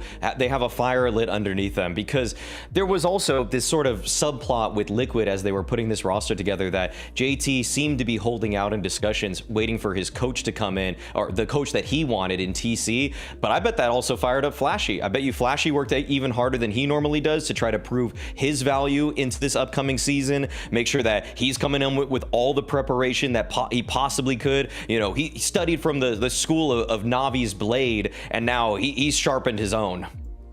Well, look, we do have one of the winners standing by, ready to join us. It's going to be Jorko. He was listening to you singing their praises. Jorko, brother, what a debut into Tier 1. How are you feeling?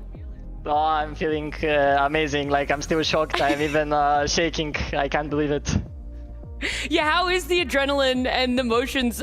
Because, of course, like, it's Vitality. You guys just 2-0'd Vitality, one of the only teams to do it this year. Yeah, I still can't believe it. ZywOo and Flames were playing incredible, especially Flames on Nuke. He was like instating me so hard, really. And I just still can't believe it because they're like such a good team. They're so hard to play against. They're so high ranked up, and it's my first official game in Liquid, so I really can't believe it still. I'm just in shock. I'm sure it's difficult to control some of the emotions, but at least you were able to hold your shot in a lot of those moments. Your rifle was great, Jorko. Props to you there, especially. Op was super solid too. So congrats on your first win with Liquid. My first question is, what is it like though joining an org of this stature? I'm sure that there's a little bit of a change in terms of the atmosphere from Focus before and now into what I would consider a more tier 1 vetted organization. Yeah, honestly, again, it's just amazing to be in such a prestigious organization. It's just a pleasure to play with such experienced players and coaches, and I'm really thankful for the opportunity. Another question I have is, well, I think that your rifle spoke for itself in this one. It was something I noted about you when I was looking up what you've done with Focus in the past. What do you think? I think a lot of... I guess what's your opinion on how important rifling is to be a good player overall? Because your op definitely was good, but that was you were going toe to toe. You're talking about getting one bulleted by Flamesy. You one bulleted him pretty hard down in the lower bomb site. Yeah, rifling is a pretty important part when you are an opera due to you can't always buy AVP. Maybe the game will be a little bit more close at times, like round after round after round, might not be able to afford it. So I'm always just trying to keep my routine in check, training my aim, and just trying to keep shooting hard. Since as a young player, I think firepower is very important for me, and yeah, I'm just quite nervous. I do want to ask as well, you know, being so young, so new to a tier 1 org like Liquid, who has helped you the most to just kind of fit in and take a lot of that pressure off? I would say it's absolutely everyone in this team. It's absolutely great, but I would have to say maybe a little bit more to John Elish. He's been helping me a bit more. He's always someone who I can like reach out to, of course, as well as the other players, but I've just been putting in time with him the most. I love to hear it. Well, Jorko, we'll let you go. We'll let you celebrate with Liquid, and I look forward to seeing you guys in round 2. Thank you very much. It was a pleasure to talk to both of you. Thank you. Thank you. Thanks. Congrats. Well, I'm hoping we can get some more Liquid wins with how sweet Jorko was there to talk to. And I mean, he showed up. Elige really showed up. I'm so happy that this faith in JT as well, getting him another chance to get to just put him on this platform. All of them, it is like, wow, we've always trusted Liquid's process, but you've coined it, and before we even started, Maui, it's like, is that hope going to be crushed though, or are they really actually going to deliver on this time? And they went and surpassed expectations.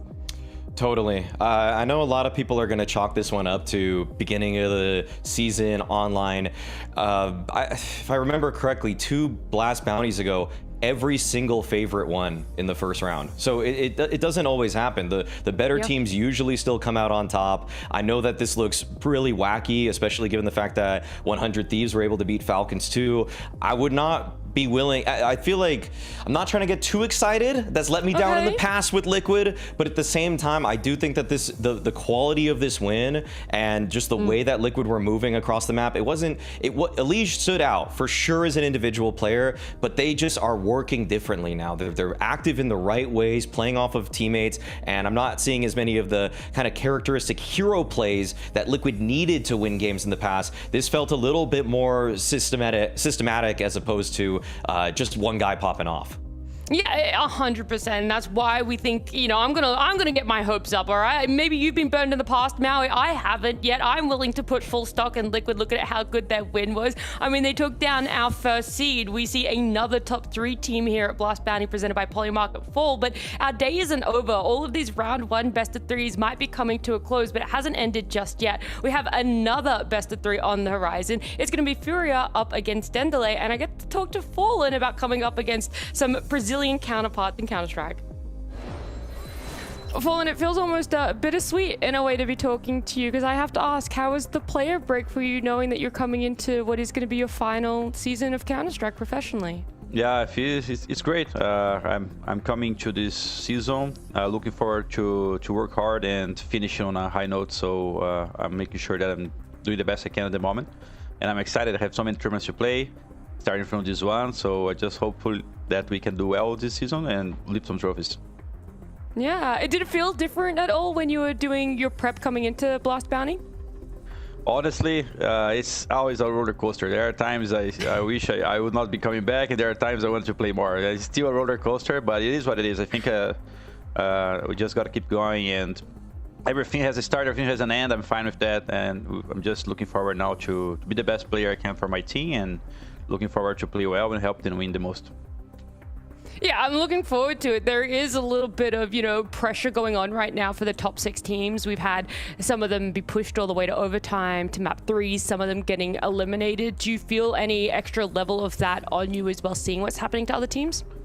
Well, it's online CS. Everyone's coming back in from vacation at the time. So yeah, definitely there is a lot of upset potential on those matchups. And we're going to be playing a team that has been playing very decently lately. I have been watching them play in the past, and you know, they're probably hungry to get success. And on the other hand, we are coming in fresh, and we want to also play good. So it's going to be a good matchup. But yeah, the tier 2 teams and teams that are trying to achieve the top, as I always say in every interview, they're not too far from the level, from the winning teams, from the teams that are lifted trophies. And in a playing field like that is where they can be the most trouble. You're saying that they're a team that is coming in quite warmed up, quite hot, but what does the prep season look like for FURIA? How long is it? How heavy are your days? And you know, how many scrims are you doing, or pubs? Yeah, I think it's been like 2 weeks now. We're back in practice, and it's looking good. I think we have been able to refresh some of the strategies, come with some new things on the playbook, work on some strengths and some weaknesses on the maps that we showed last season. So yeah, it's always starting from a fresh point now, and I think we are in a good situation to win here. But it's not going to be easy. The opponents are also in a good situation to try to upset us. We're seeing the video rolling over that interview as well, and you know, Fallen did he didn't want to spoil some things. He did talk about how they're a team that's coming in, not necessarily as hot as DENDELE, because they've been playing a couple of online events. We've been seeing them ramp up to some amount, Maui, but looking at the video here, Dust2 taken out, Ancient taken out, it leaves DENDELE to pick up Anubis, and FURIA's response of Mirage there, with Cash, that new map being the decider. So both of them may be prepping and wanting to show what they can get if it gets to that map 3. I mean, first of all, I hope we get to cash. I don't think we've seen it enough here on the late shift. Second of all, very surprising from DENDELE, formerly the Sharks team, to pick out Anubis. It's not a map that they've really been picking lately. I didn't really expect them to go for this one whatsoever, but if there's one guy in the limited time I have to kind of just shout out on this map, I think Doc from mid controls the action pretty well for them. So hopefully he can step up, because I think the reason Sharks went for this pick, going back to the draft show, because I think a lot of these Brazilian guys just wanted a shot at the big dogs. So I thought it was because you told them to. That's also, actually, you know what? That is what is factually true. Historically, that is correct, Nat. But yeah. But that was more or less my reasoning for it. Right, that's what you wanted to give them the chance to do. I mean, everyone wants to take a shot at the big dogs. Obviously, we've seen what feels like unprecedented success for a lot of people with Vitality Falcons being taken down. But I do wonder, because Fallen talked about how FURIA has had essentially 2 weeks lead up into this. So their preseason is a lot longer than anyone else's. I thought Spirits was the longest here, Maui, with 1.5, but FURIA are actually having 2 weeks, double the time of everyone else. Oh, it's over. Oh, DENDELE, just wrap it up, okay? You catch in Vitality or Falcons on a week run up to this event, and you catch Spirit on a week and a half. FURIA with 2 weeks? Okay, this team, they know that if they are actually playing to the fact that it's fallen to the last dance, why waste a minute? I think that's it. Yeah. Yeah, why take it for granted?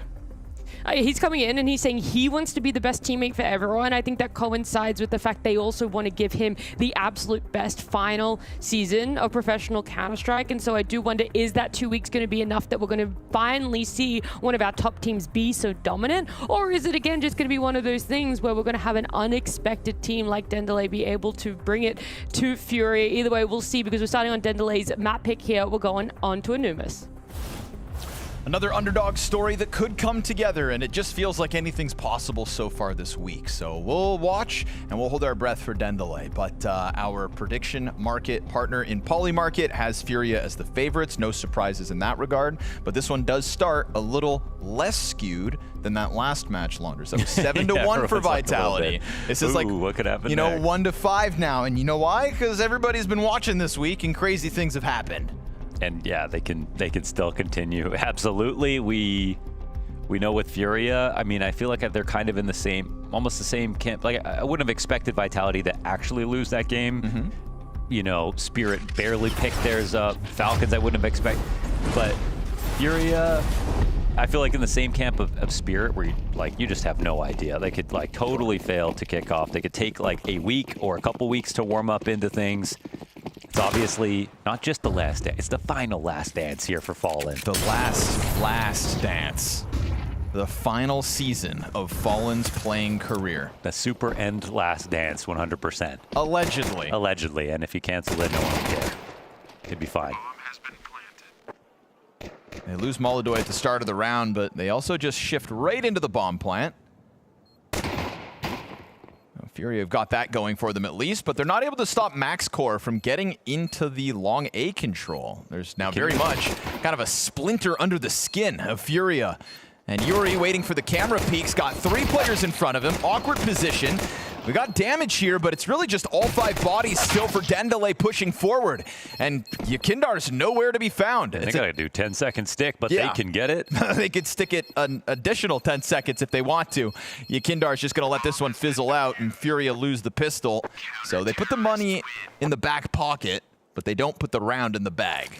It's a really tricky spot from where Yakindar is to have impact. You have to peek, and there can be so many angles beneath you where someone could be standing.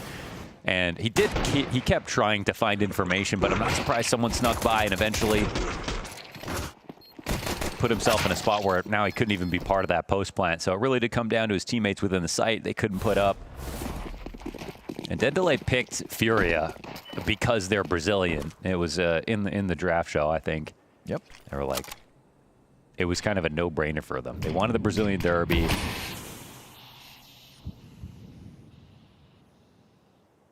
And they've got that. And now they've got a round.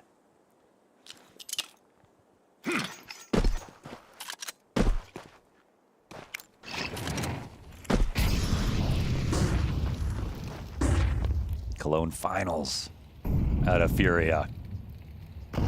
And they really didn't stand a chance in that final. That's for sure. Yeah. But making it there already was pretty impressive. They did have that easier side of the bracket, but still, they got the job done. Yep. And they looked rock solid from the very start of the tournament. That was one of those parts of the conversation where it was like, we were kind of waiting to see if maybe they would have to power up, but they really didn't. It was once that event started, FURIA looking like contenders. Forced by putting the bomb down, but Doc is done for. Quick trade out of MongolZ down into the E-box.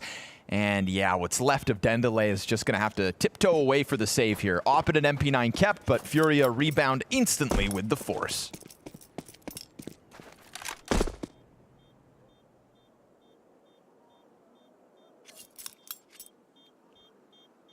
I can't wait to see the B-Tram's FURIA stats pop up like the Vitality ones. Yeah, sure. Into the potential upset if it happens. Because at this point now, an upset is more likely than not. It feels that way. It's not even technically an upset. I mean, we were mere rounds away from having no Vitality, no Falcons, and no Spirit. Yes. We were one. No, they had a match point. We were 1 round away. Yep, from 1 round away. And I'm just going to add, we're not even in the 2nd round of games yet. Yeah, it's the first round of games. The draft show is right after this. Literally opening matches, and 2 of the tournament favorites have been eliminated. So make of that what you will.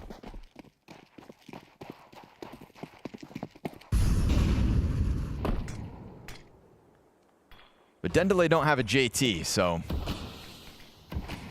let's see how they make it happen. Only one of those. If they can.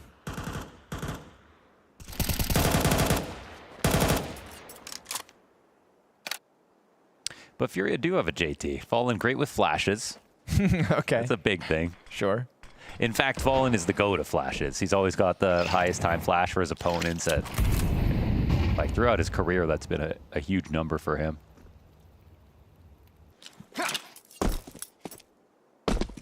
Apex also right up there, but more recently. Yeah, he's kind of found pride in saying how good his util is. Vitality's success. Yakindar toying with MaxCore, who's finds the headshot there. That's nasty. And so trying to rebound right back themselves. DENDELE, man advantage taken away from them by Fallen. There's a pause there on the column. MaxCore finally overwhelmed as Yuri gets another headshot in the middle of that. Doc's MP9, though, not going to surpass that final line. And so DENDELE, they bounce back. To hell with FURIA's force buy. We're going back and forth for the first 3 rounds of play. And there will be another buy after that. It's a 1v1 with an MP9 at the end. Yeah, it gets upgraded. And actually, it would have been the op saved for MaxCore, which is kind of huge. What a headshot. Yeah, good op to save. Massive round out of him. Really did everything he could. I mean, by the time he dies, it's only because that op is on cycle. And that had to be a saved op, I guess. So it's kind of crazy because DENDELE bought that in the 2nd round. Yep. Luckily, they saved it, turned it into a 3K. He's got that op again. It's persisting. Could definitely make the difference.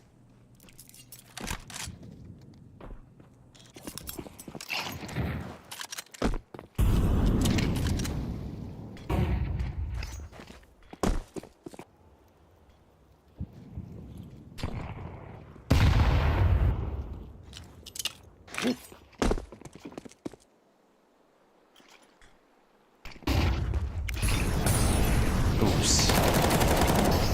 Okay, still kind of works. To have you fall back. Oh, nice shooting, Doc.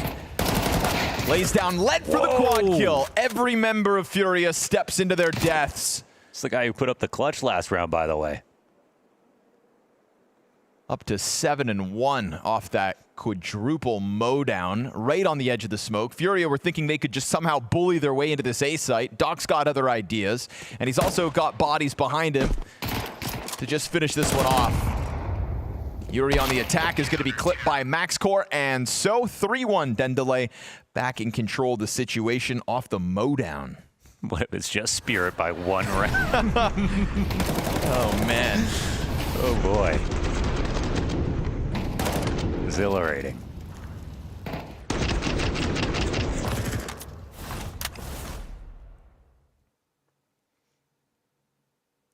And Spirit all the way to the win just genuinely felt like they hadn't figured it out yet.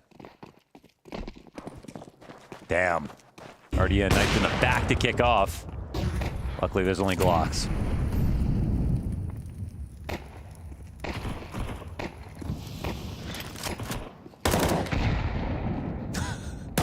Maladoy gets dunked on. Glock limping into this one, met by more nades. 3 frag grenade kills in 1 round. And also 3 separate frag grenades. When's the last time you've seen that? B-Trams. Yeah, if you can find me that stat. He probably has that one without looking it up. No way he has that stat. The last time 3 different players got a nade kill, 3 separate frag grenades, 3 separate players. This would not be worth looking up. I almost want to say it hasn't happened ever. Oh, now you got to look it up because that's never happened before. What a statement.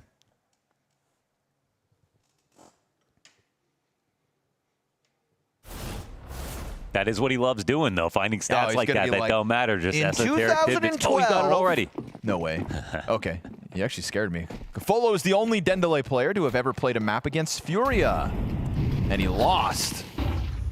2022 has been coming up a lot this evening.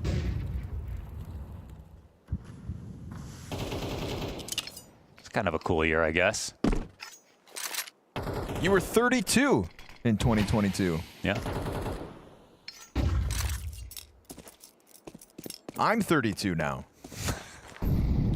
I got stats. B-Tram's got this guy on numbers I right got now. It's all he's stats thinking too, about. B-Trams. What's up? Get this man an abacus. Abacus cadabricus. Let's see some more magic, DENDELE.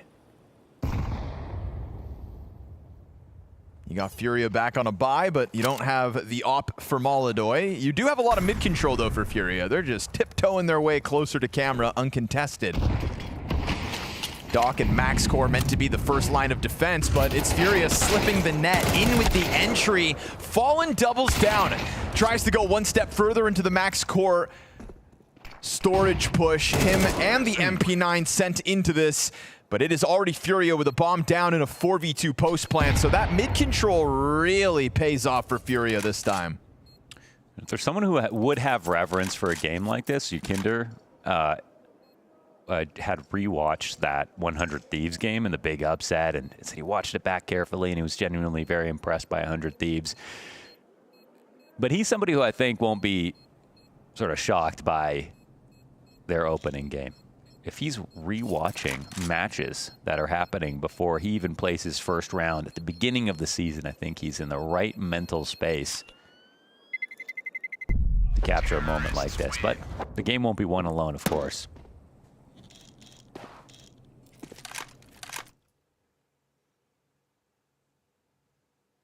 Oh, I forgot that in online games we get the classic two-headed giant. No matter what. The Sid Fallen Wombo combo. Yeah, Sid always young thug behind Fallen. Just glued to Fallen's screen, living vicariously through him. That's a 50-90.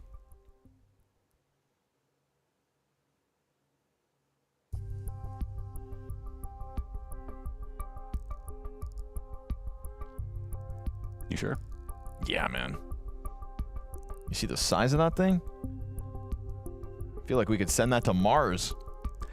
Yeah, without graphics card, you could fit a PC in a Matchbox, honestly. I don't know, man. Where am I going to fit all my RGB fans? You have fans? Oh. Bro, my mom's watching. Every day. That's not true. She's busy. Yuri's going no glasses too? Brain's going no glasses? Actually, I told my mom, I said, Mom, I'm going to head out to work. Okay, I'll see you in a couple of weeks. She said, oh, where are you going? I said, Copenhagen. Mm-hmm. She's like, well, send me the link. I'll watch. And I said, well, actually, the first week it's online. And she said, oh, never mind then. Well, she's really missed out. Can we just say that much? Is she a Liquid fan? I don't. She actually just likes watching Apex lose. Okay, she really missed out. She did miss out. She did miss out tonight. Joke's on you.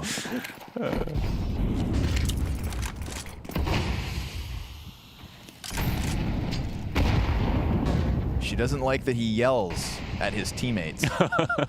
As a mom, it's very fair. Grand slam, though. Yeah. That's awesome. Moms. 3 players front-facing B setup here. DENDELE testing the edge of that smoke and coming out on top with the first one. Gafolo, yeah, it's a multi-kill as he lays down lead to Molodoy. Fallen really trying to get through this. And he will puncture through, but again, that third piece that they don't know about. MaxCore's yet to shoot this op. Fallen hits the pause button. Op shot misses. No, twice. Oh, Queserato far removed, gets the kill on RDN, and MaxCore whips it back around. Fallen has gone through Temple and is running to A, but then pauses and has second thoughts. Yeah, he's totally changed up. But it's being watched pretty well. Oh, what a kill. No way. I mean, and Fallen knows that his teammate was probably halfway to the other site, so he's trying to double mine. We're 4D underwater, upside down. Interdimensional chess here from Fallen. He's called him on his rotate twice. He does have the open site to put the bomb down. But can he complete this round on 19 HP? So much time as well. Oh, he's not believing it. The walkback is starting to take place. Yep. MaxCore already cutting that distance in half. He understands this is going to be the A site. And as Fallen returns to the bomb site, he doesn't have much time to spare, so plants here exposed. MaxCore could even catch him as he comes up off the plant, but no. Fallen, yeah, not expecting MaxCore to be that close. That's crazy that... You expected he had that much time? Yeah. Yeah. You thought he might be A main, so you take it down to 5 seconds, but then you think you've got time to get into heaven? Nah. MaxCore is already breathing down your neck. He is kind of the main character, though. True. Hey, he almost pulled it off. Really worked out. Yeah. But it's another round for DENDELE as they go up 5-2. I'm thinking maybe in his head he was thinking, oh, this is just a very far back play out of A main, and that he just didn't push.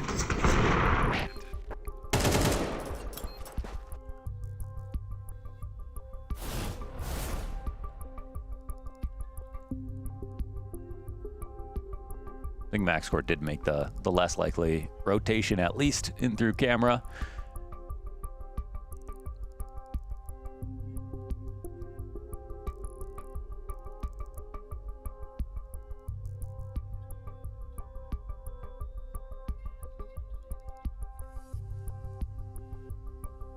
You know, I'm looking at all the teams that have progressed to the second stage of Bounty, and I'm left wondering, could FaZe Clan win this event? Yep. I think... Ain't that something? We'll see about this result. I think this would be a huge, because the bracket, like at least maybe one side of the bracket, you know?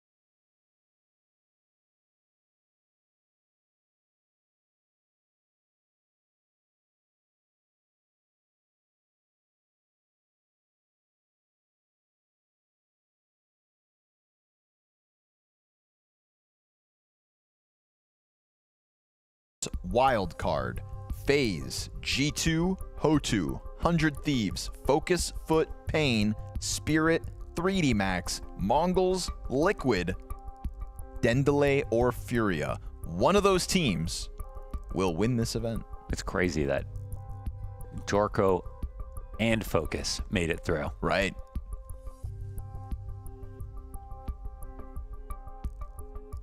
It's crazy how many of the big orgs actually got eliminated. Yeah, I mean, maybe they should have made roster moves. No Falcons, no Aurora, no Sinners, no Gentlemates, no Magic, no Heroic, no Vitality. I mean, there's a lot of names there from the last season of this year that you would have thought, oh, win this opening matchup. You know, I think like the big upsets are obviously the Falcons' Vitality result, and those two are going to kind of catch your attention. But I would say even just the middle of the pack, you know, those guys, we lost Gamer Legion. Oh no. You know, the real casualties. The real tragedy is that we lost the Eyeballers. Yeah. But we gained FaZe, so it's like it's win-win, lose-lose. Yep, that's a tough one. That's a tough one. I hate we that we lost all the Swedes, right? Because we lost Alliance. Yeah, we did. I hate that they love playing each other. Still have Brolin. We got Brolin. Wait, no. No, we didn't. No, we didn't. We lost no, Brolin. We didn't. Brolin's not on mouse anymore. How many Swedes we got? How many Swedes are left? I'll take a look. Adam B. Nope, lost him. Yep. Sus. Heroic. Yep. Nope. Gone. Gone. Oh my gosh. No Swedes on foot. Lost all the Swedes. Any Swedes on wildcard? There's Swedes on focus. Oh, okay. Damn, there's CTR, actually Swedes everywhere. CTR and Jocab. Okay, now I'd like to know how many teams have a Swede on them. That's actually kind of crazy. Maybe they really are coming back.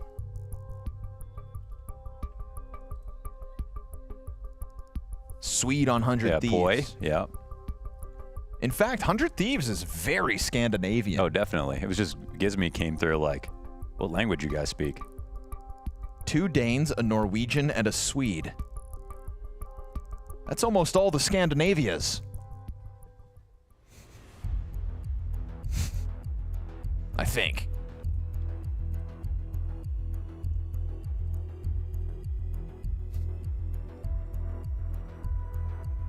What's G2 working with?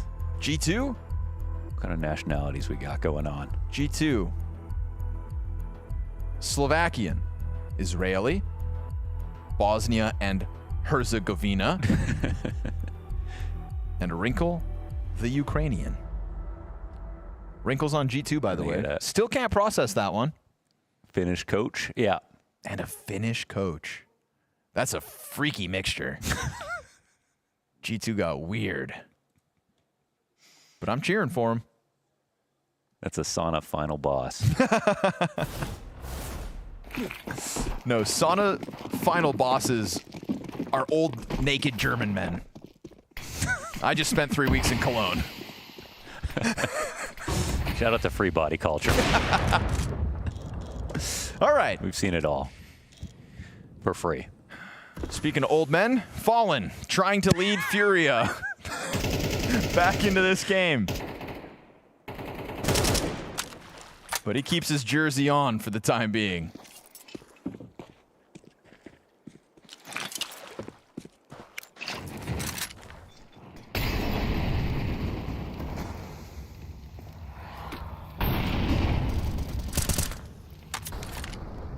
Extended tech pause into a man disadvantage. FURIA are not having fun.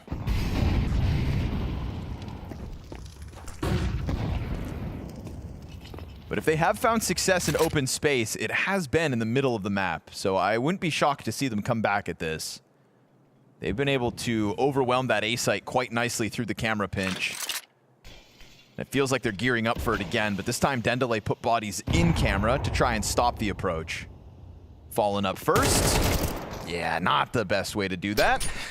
Nate goes through, but he's just so caught off by how close they are, and that's just a testament to the changeup and DENDELE's positioning. He was just so sure it was going to be MaxCore on the line from far away. Yep. Wrong. Now Kindar steps that op through. Nice kill onto Koala. Gafolo also dies empty-handed. This 3 versus 5 turned even 3v3, and they just squeeze enough space to put that bomb down. I'm looking forward to seeing more Yakinder. Oh, okay. Yeah, MaxCore is just that much sharper, He's though, on man. 12-1. Yeah.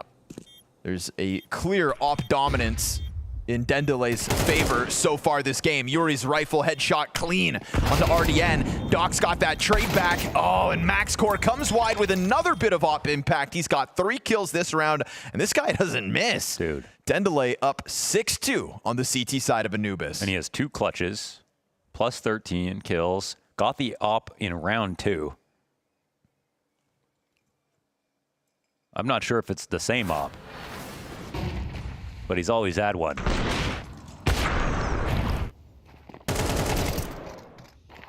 misread here.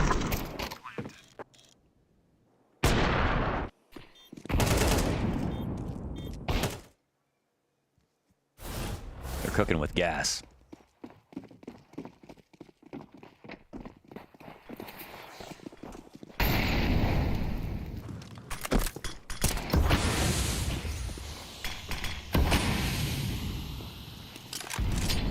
But Connor, becoming numb to the surprise of the upset now?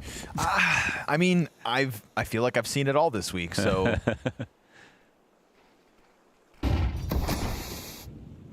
Usually it's the underdog getting crushed in the first map. Liquid changed that tonight. Yeah. DENDELE trying to do that as well. Tech9's in front of him, and they'll stuff the approach on one side, but they do forego camera and allow the bomb to go down. Still, tough go of it for FURIA from that point forward. Not one single kill for FURIA this round. You can take your bomb plant, have your money. It's going to be all the round wins DENDELE's way, 7-2. They're playing so extremely well. The trades are very good. Individually, you can't really improve them.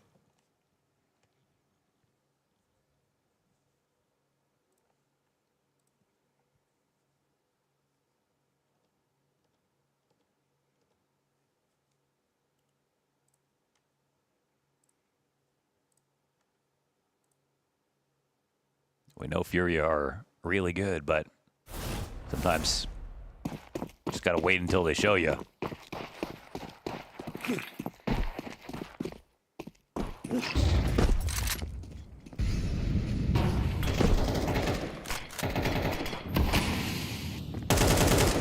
I feel like of all the top teams, they've had some of the most struggle in the lesser events of the season. They kind of just got their form back up in those last couple months. That's why Cologne in their start there was so shocking, because it was like, oh, damn, we're not going to get a shaky start for once.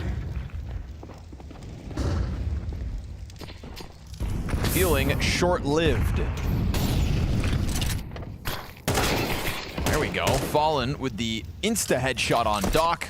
Another bit of mid-success for FURIA. But we've already seen change-ups in that A defense, and so I wonder if FURIA's worried about that half of the map. Molotov for Gafolo to have to deal with. He'll double back. Him and Koala separated from their teammates at the moment, and we can see FURIA inching closer to this B hit.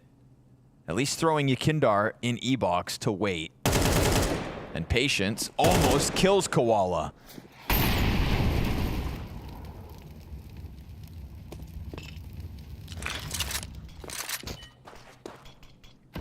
HE would have finished the job.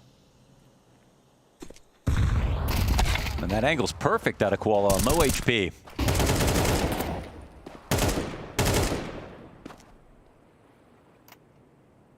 I don't know if that smoke missed, but it put Yuri behind it. There we go. Yeah, they'll put the squeeze on, come back in a few seconds later, and go 4 versus 2 over top of DENDELE. RDN empty-handed on the drop, and so FURIA nice and slow this round, playing the clock aptly. The fact that they waited in E-box, re-aggressed through, catching DENDELE's players in transition, and leaving MaxCore for the save. So it's a hard-fought battle, but it's one that gives FURIA another round win. Best way to win a round, just avoid MaxCore for as long as possible. He doesn't get the shoot on this one.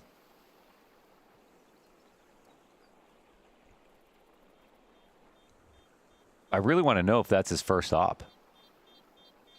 Because it was saved by a teammate in round 2 and then brought back to him, and he only has 1 death. He's also got $12,000, so it doesn't feel like he's had to buy him. B-Traps, is this the longest lasting op ever? You know, he's still trying to find 3 individual grenade kills.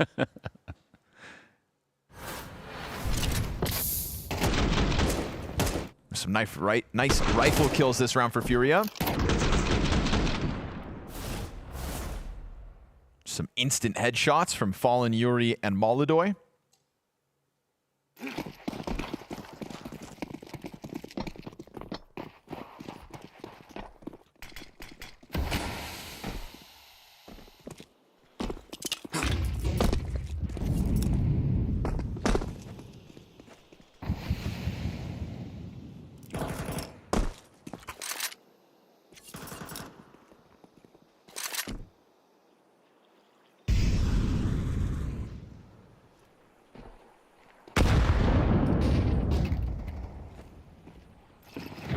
group up, they send mollies in, but do they pounce?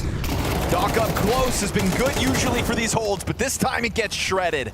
FURIA just skating through DENDELE this round like it's nothing. That was one hell of an attack. Yeah. The flash was great. Everyone looking in the right directions. All the layers of a good offensive you could ask for. They're trying to zone in on these exits too. Oh, yep, there goes Koala. Max Core's op now belongs to csgo.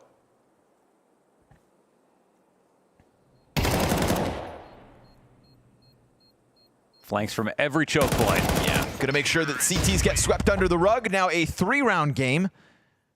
Round 11 belongs to FURIA, just sprinkling in a couple more T-side victories before they'll eventually switch over to the defense after this next one. They were hoping that they could bottom out the bank accounts by hunting down every player, but it is indeed rifles in all of DENDELE's hands for the final round of this half.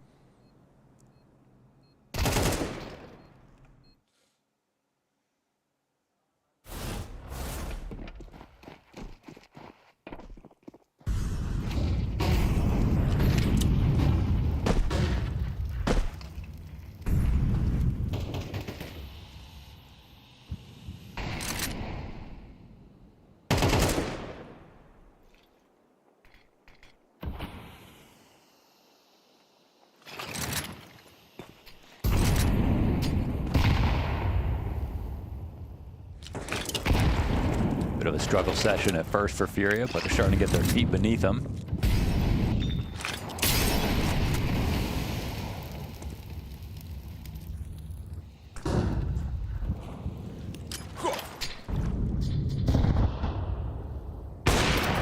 Low utility here for FURIA at the minute mark. And a missed chance with MongolZ's op not finding its kill. Would have been a valuable man advantage to try to finish off this half. He's sticking around to try to punish the fallback, but that welcomes the threat of a peek from the right side. MongolZ very much preoccupied as his teammates queue up for the A-hit, and Doc's gonna hold the line at long to start. They do lose the sight though. Oh, and csgo lines up both kills as they push out. They don't know about Yuri's push towards heaven already. And so again, mid to camera to A has had so much value for FURIA as they've slowly figured out this T side. Yeah, that was kind of a shocking move. They ran out of the site that way, but they really just didn't know what was going on anywhere on the map. Full control here for FURIA as they look to close out.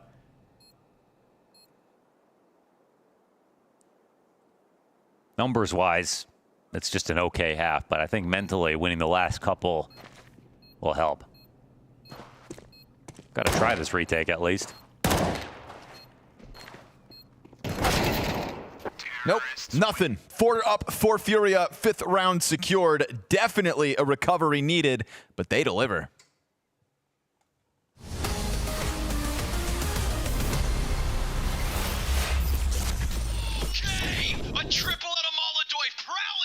He's not warming up. He's hunting. It's just a fluke. You can't drop 30 like that every match. What possessed God in heaven to make a player like MongolZ? God did not make MongolZ. I made him. You trained him, right? I teach this kid everything. Discipline, positioning, grenade lineups. He's ignoring it all.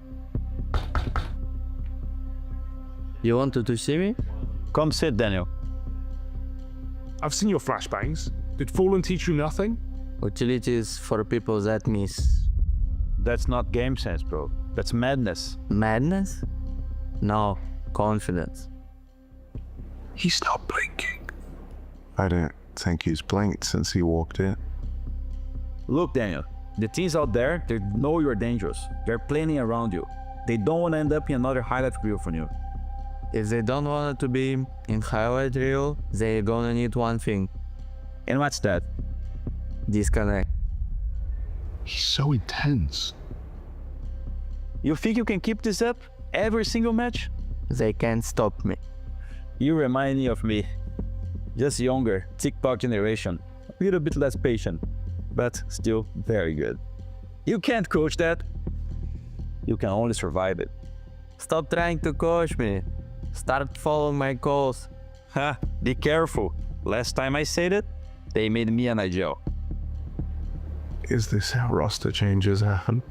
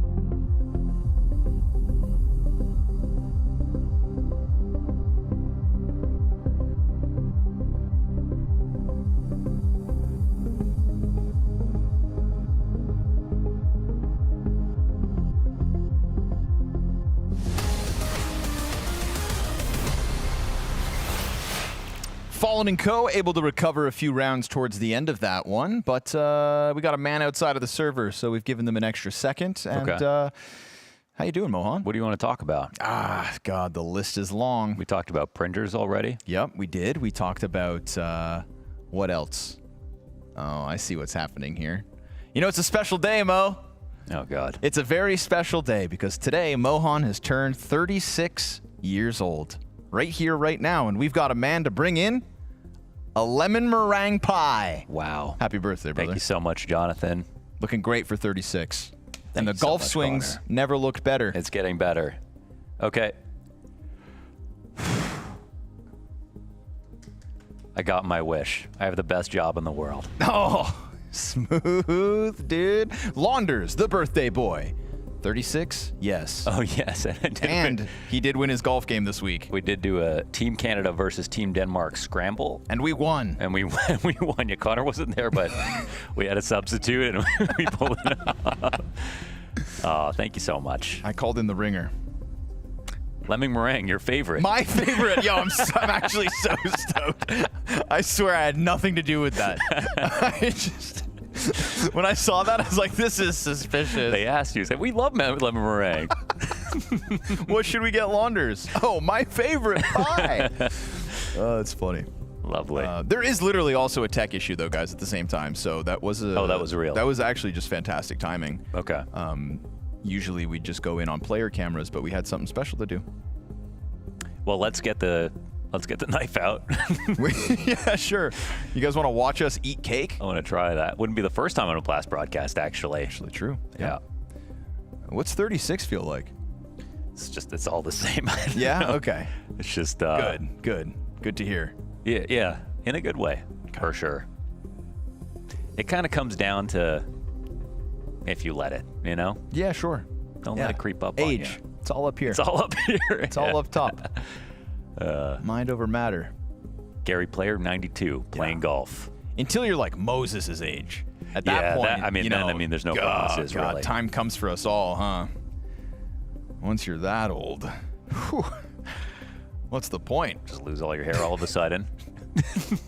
Love you, Jason. It's also Sponge's birthday. Yes, Isn't that's that right. crazy that Every we have- year I tweet him the same picture. Yep. I don't know where it came from, but it was from many years ago because we have the same birthday. You keep it. What are the odds? 2 color commentators. Yeah. Same birthday. Yeah. Kind of freaky. If I'm not mistaken, Anders and Vince. You know what's really weird Anders and about Vince it? have the same birthday too. Isn't that weird? Deadass? Deadass. What? Deadass for real. I'm gonna double check, but I'm pretty damn certain that's You know another what's super strange about the Sponge thing? So my mom doesn't watch all the broadcasts. Yeah. But the first second she saw Sponge, she said, "He looks like you." And I was like, "What?" That is. So my mom is not racist. And Right. I really appreciate that. Well, wait, do I? And then who's the second person? Oh, Sponge's teammate, his former teammate, I think it was like Machine Gun, said he thought that I looked like Sponge like many years ago. I can think of one difference. And it's not the tan. You're a little taller. Okay, yeah. So Vince and Anders are actually 1 day apart, according to Liquipedia. Okay, One that's day not apart. the same at all. It's not the same, but... How are you going to save this one? 1 second. Let me try to figure this out. How are you going to save this one? This is crazy. Is Sponge also 36? Oh. Like, is it literally, you know what I mean, the exact same day? Because for Anders and Vince, it's literally a day apart, same year. Same year, okay. Same year. Let's go look I at actually Sponge. don't know how old Sponge is. Wikipedia, Sponge, Chad Burchill. 89? 89, okay. Same as you? No, 90. No, okay, yeah, true. 6 long years. Last time we had 3 different HE kills from a team. Oh, he found it. Found it. In 2020. Wow. Yeah, Kinder was one of the victims. Wow. B-Trams, you never cease to impress me. It's come full circle. Back to the action. Dendele fast into the onslaught that is a heavily stacked B-bomb site. Fallen, though, finding 2 kills through smoke in the middle of all that. Back to the 3v3 we go. Glock drive-by from Gafolo secures the E-box hold. And with 2 players locked in on long, you'd think this retake's made that much more tough. No kits. Fallen, gonna try to cause a frantic moment here. They kill Quesarado. They let him know where they're at, but nothing he can do about it. Nice kills from Dendele as they come through with a T-side pistol on top of a 7-round CT side here on Anubis. They kind of got a fierce combo going on between Docs and MaxCore. Because we got like lots of multi kills out of Doc. Same thing for MaxCore. Clutches out of both of them. Doc was the guy to save his op early on in the first half. Like, this is becoming a dynamic duo. And the upset continues.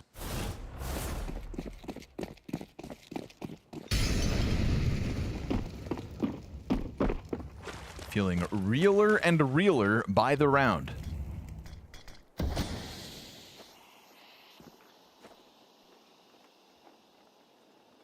You think Alliance regrets picking wildcard? Yeah, I'm sure they do. Yeah, they should have just gone for like one of the top 5 teams in the world. Should have picked Falcons, Vitality, or Furia.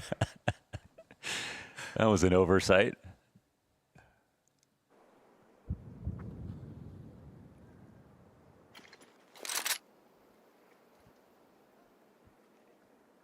Now an MP9 and 5.7's all that Furia have, but this A site is appropriately stacked.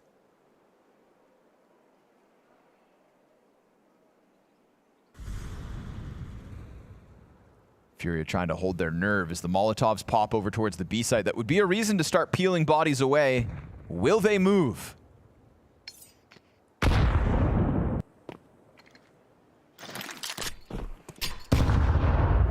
It's actually Dendele to bend a knee. They're a bit scared to take a peek, and honestly, that might be the winning move. Yukinder alone, 5.7. It's a good player with a great gun, but this might be a task too tall.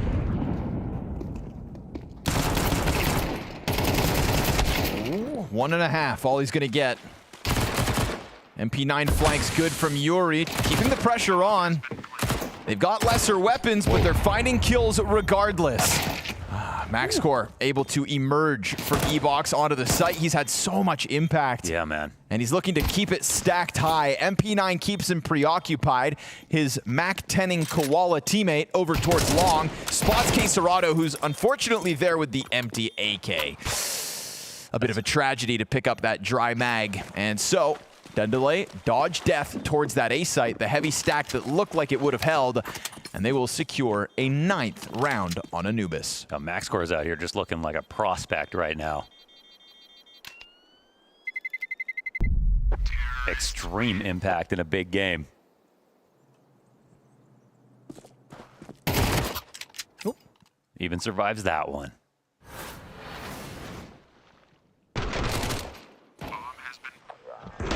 That's Molodoy's 5th kill, so it's a pretty slow game for him so far, too.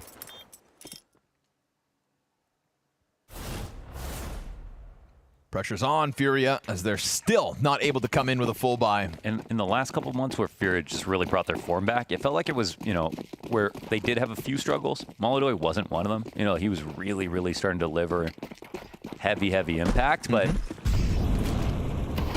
honestly, I expected him to take over today no matter what happened.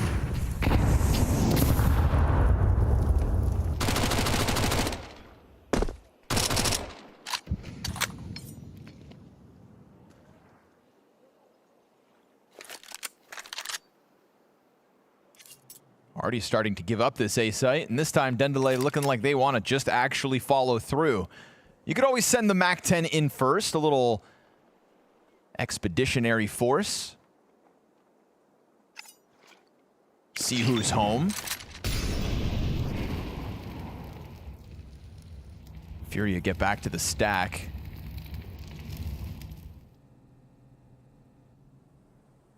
Very comparable to the last round for DENDELE. And we saw them keeping their options open paid off, even despite Yakindar's best efforts. So wouldn't be shocked if they go ahead and try that again. They've still got the time. That E-box smoke will fade in time for Bomb to depart the A site. And sure enough, right at 30 seconds, keeping them occupied on A with grenades, and the bomb shuffles away from the threat. Cleared out sight. Very good protocols here from DENDELE. Yeah, no kidding. Like reliable decision-making, the type of decision-making that could damn well win them this game. And even though there's sort of the advent of, oh, it's a Brazilian derby and we get to bring the bragging rights home, it's also probably got to be a factor that, like, they're the team to be studied in Brazil. They're the team that has the most exposure down there. They're probably a team that, in some regards, they're going to be comfortable when it comes time to have to play them. They're showing that they can even outcall a guy like Fallen. Avoid all jeopardy entirely. Completely honeypot them into the wrong site. Maybe not even let him have an AK in the end.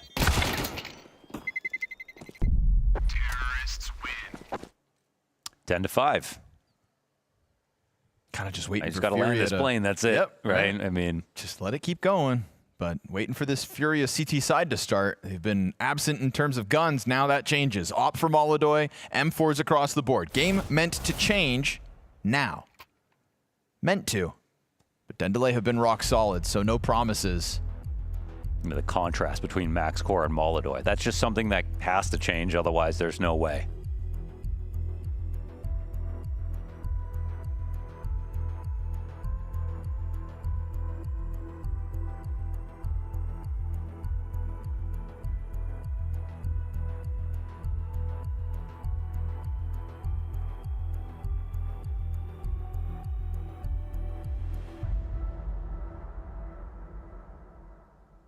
Just want to know what everyone's thinking.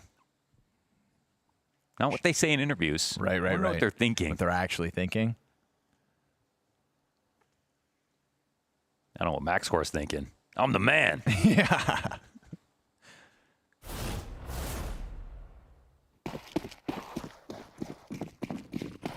Fallen's thinking, well, at least it's my last season.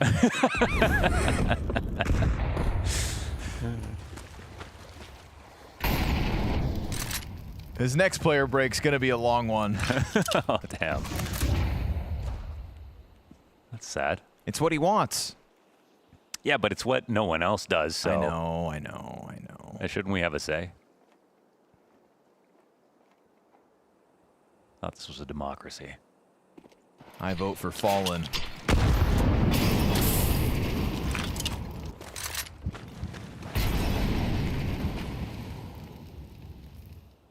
I would also vote for MongolZ to have to do something. Kind of poking him with a stick right now, like 4 and 12. I mean, again, he's been op limited, but this round he's got it, and I'd love to see it kind of thrown out there. You know, get him into the game. He could farm if he wanted to. He could just literally turn it on. You'd think he'd want to. He doesn't need off kills to come to him. He knows how to go get them. Doc does tiptoe into his demise. MongolZ leans back, him and Fallen both at half health this round, but we hit 35 seconds, and DENDELE have played down to the final timings.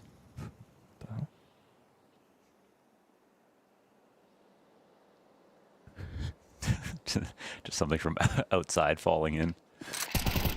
And a kill for Fallen. Oh, Max scores answer. Nice, man. Yuri's tucked in behind Cake, though. That's going to catch somebody unprepared. Yeah, sure enough. Slides out into the Opera as he's throwing out utility. Bomb Carrier tries to close the gap. 7 seconds. Flash was good. And it's actually Yakindar's flash, excuse me, that makes it awkward for the player on site. Koala dies before the clock expires. 2 survivors here for Furia. It's a 4-round game. And finally back on guns, they get their impact. So Furia are not dead in the water, just a little delayed, it seems. Yeah, it's a full control moment. Looking at the money, it's all fine. I mean, Gafolo's on 1,500. That's kind of the only issue for him.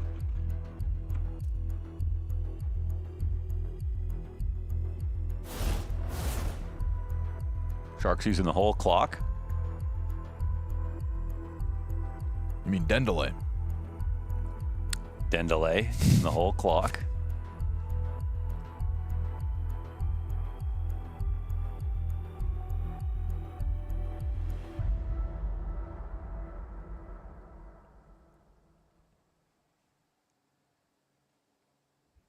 That worked well when they were avoiding stacks and half buys. Yeah, that's sort of the antiquated part of their playstyle that like sort of became popular a couple of years ago. And in Brazil, of all places, starting to slow play T-sides, but that's really fallen out of favor. Even Furia don't do that anymore, so you definitely like to see that change a bit, but maybe something nice to keep for the rounds you just want to be 100% certain on.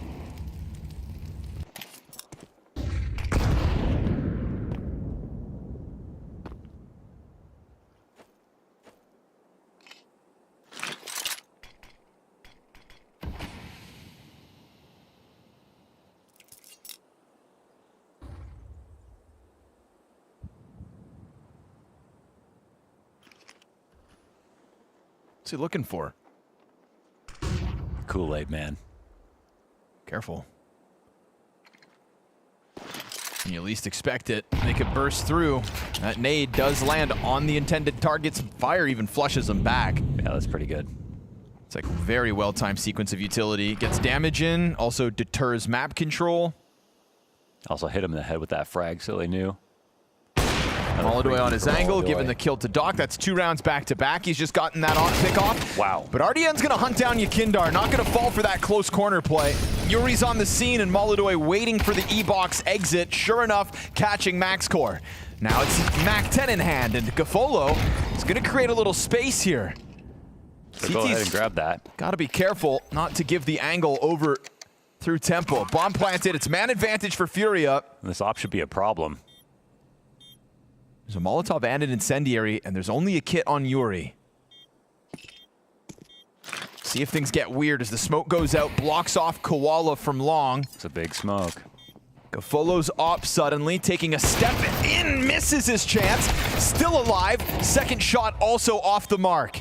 Koala's gonna set that bomb ablaze. Should've stuck it. Now the kit gets picked up by Fallen as well, so a second one on the play. They've got still enough time. He's gonna try to get the diffuser and does. Yuri's dead.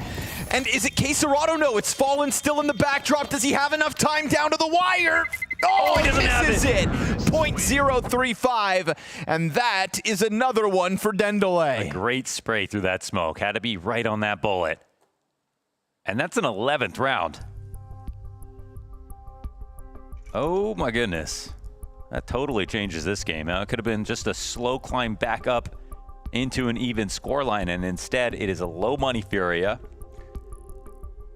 but also a low money DENDELE.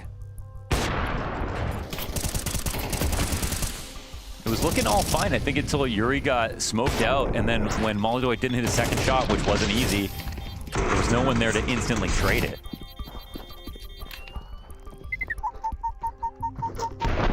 The time changed. 0.1, it says.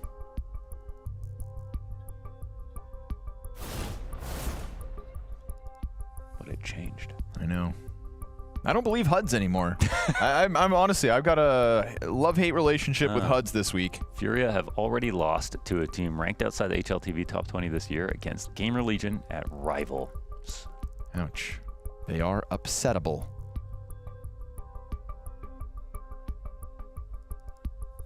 DENDELE will know this.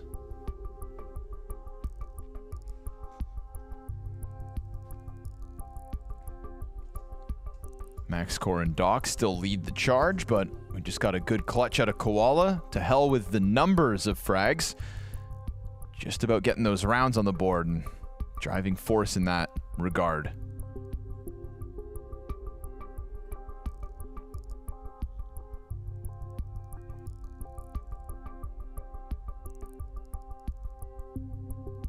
FURIA trail by 5. Their money's in a weird place, and not everybody has a ton of cash either. There's a lot of players still sub $4,000.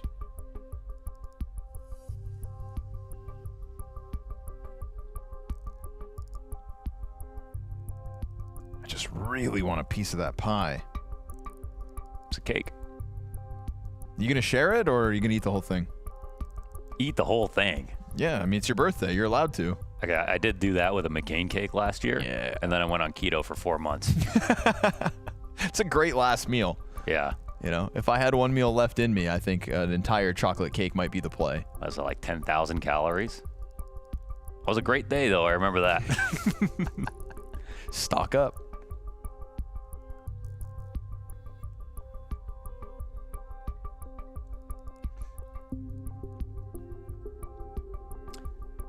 Getting married in September. Congratulations. I actually DM'd McCain because I said I'd like for my wedding cake to be a McCain cake because it's my favorite cake in the world. Yeah. If anyone hasn't tried it, decadent chocolate cake that they keep in the freezer at the grocery store costs like $5. It's a Canadian classic. And it's honestly the ultimate meal. So what'd they say? They said no. I asked if they could stitch together like 12 of them. Rude. And they said no, but you can take them to a baker and they could do it for you. I said, well, at that point, I could probably do it myself. I just thought, wouldn't it be awesome if you sent me a giant McCain cake. 12-piece McCain custom cake? But they did say no. Honestly, they could have just not even replied. It might have been better. Yeah, it left a little mystery. But shout out to them for keeping the prices low for all these years. Yep, can't complain. Yeah. I think the price has gone up from like $2.75 to like $5 in like 25 years. It's like the Arizona iced teas, you yes. know? And bananas. Arizona also lets people mark the price up, even though they still sell it for the same price to those stores to keep it low. Good. And they put 99 cents on the cans. You know, in a world that just keeps getting more and more expensive, there are still beacons of hope. Yeah. Costco hot dogs. Costco hot dogs. Even at the announcement that they might raise the price of Costco hot dogs, their stock tanked. Yeah. Because people thought the culture was changing. Nah. Costco hot dogs, bananas, Arizona iced teas, McCain chocolate cakes. There's a lot of free advertisements going on right now. I'm sorry. I just realized. Some of the best stuff. Blacklight, Poly Market, Republic of Gamers, Refrag. Malta. Movember. Yeah. Everybody else.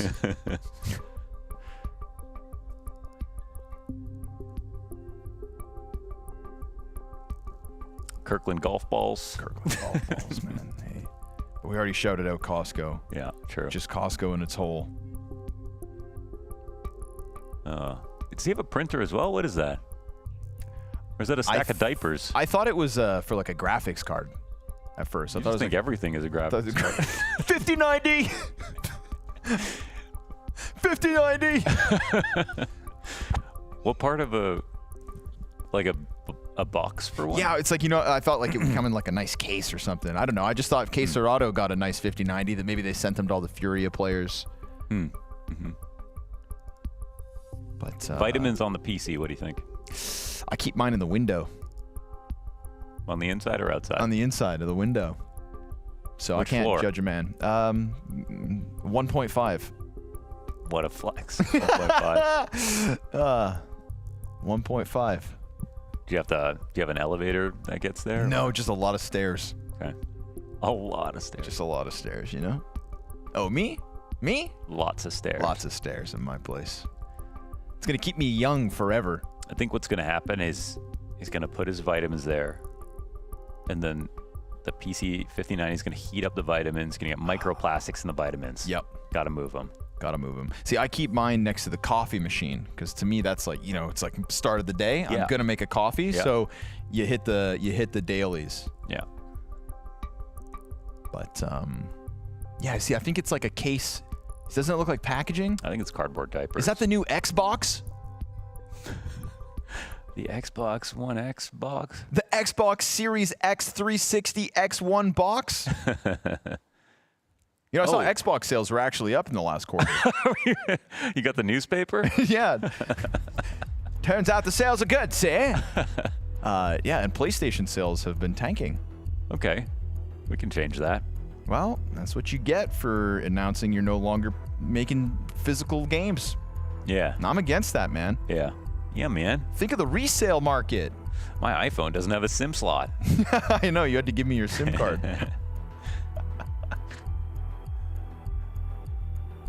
My phone doesn't have an auxiliary jack.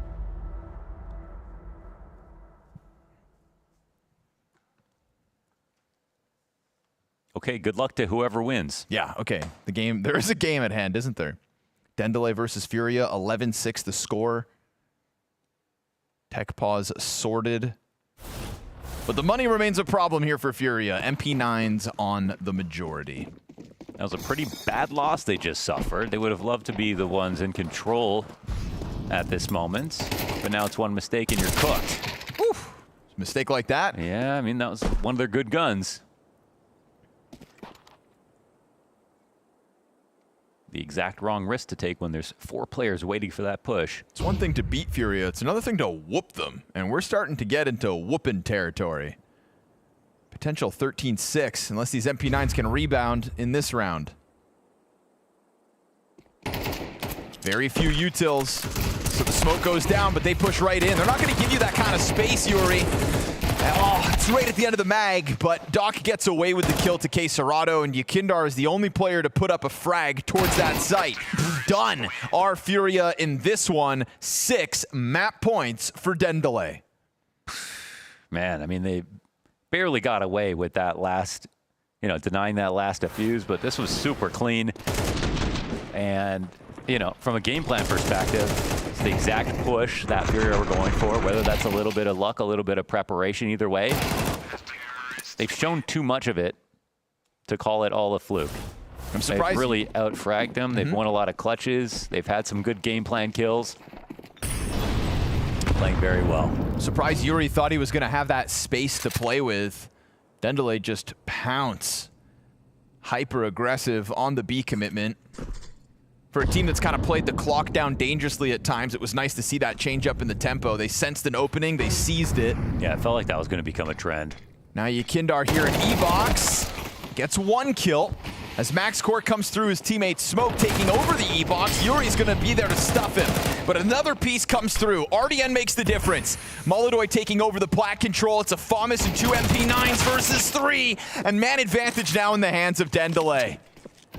Bomb waits for the smoke to go down. And with that, Fallen encroaches. Dropping utility to try to fluster the bomb plant. He'll get half of the health bar gone. Koala still a full HP. And csgo announcing his intentions. An arrival in through E-Box, now finding himself 1 versus 3. He'll cut Gafolo off of this. We've already seen Koala find clutches from long. Trying to test the side of the smoke. He'll come out unexpectedly. And DENDELE won't waste anybody's time. 13-6, victorious over FURIA with a stomp. It looked so fantastic from DENDELE. It feels like we're just being gifted Maui upset after upset. And this is what Blast Bounty is all about, right? The fact that you're seeing teams that in normal tournaments wouldn't be going up against each other, and more often than not, we would see those higher seeds win out. But right now, FURIA, despite having that 2-week lead into this preseason, it just wasn't enough. They had no real answers on Anubis.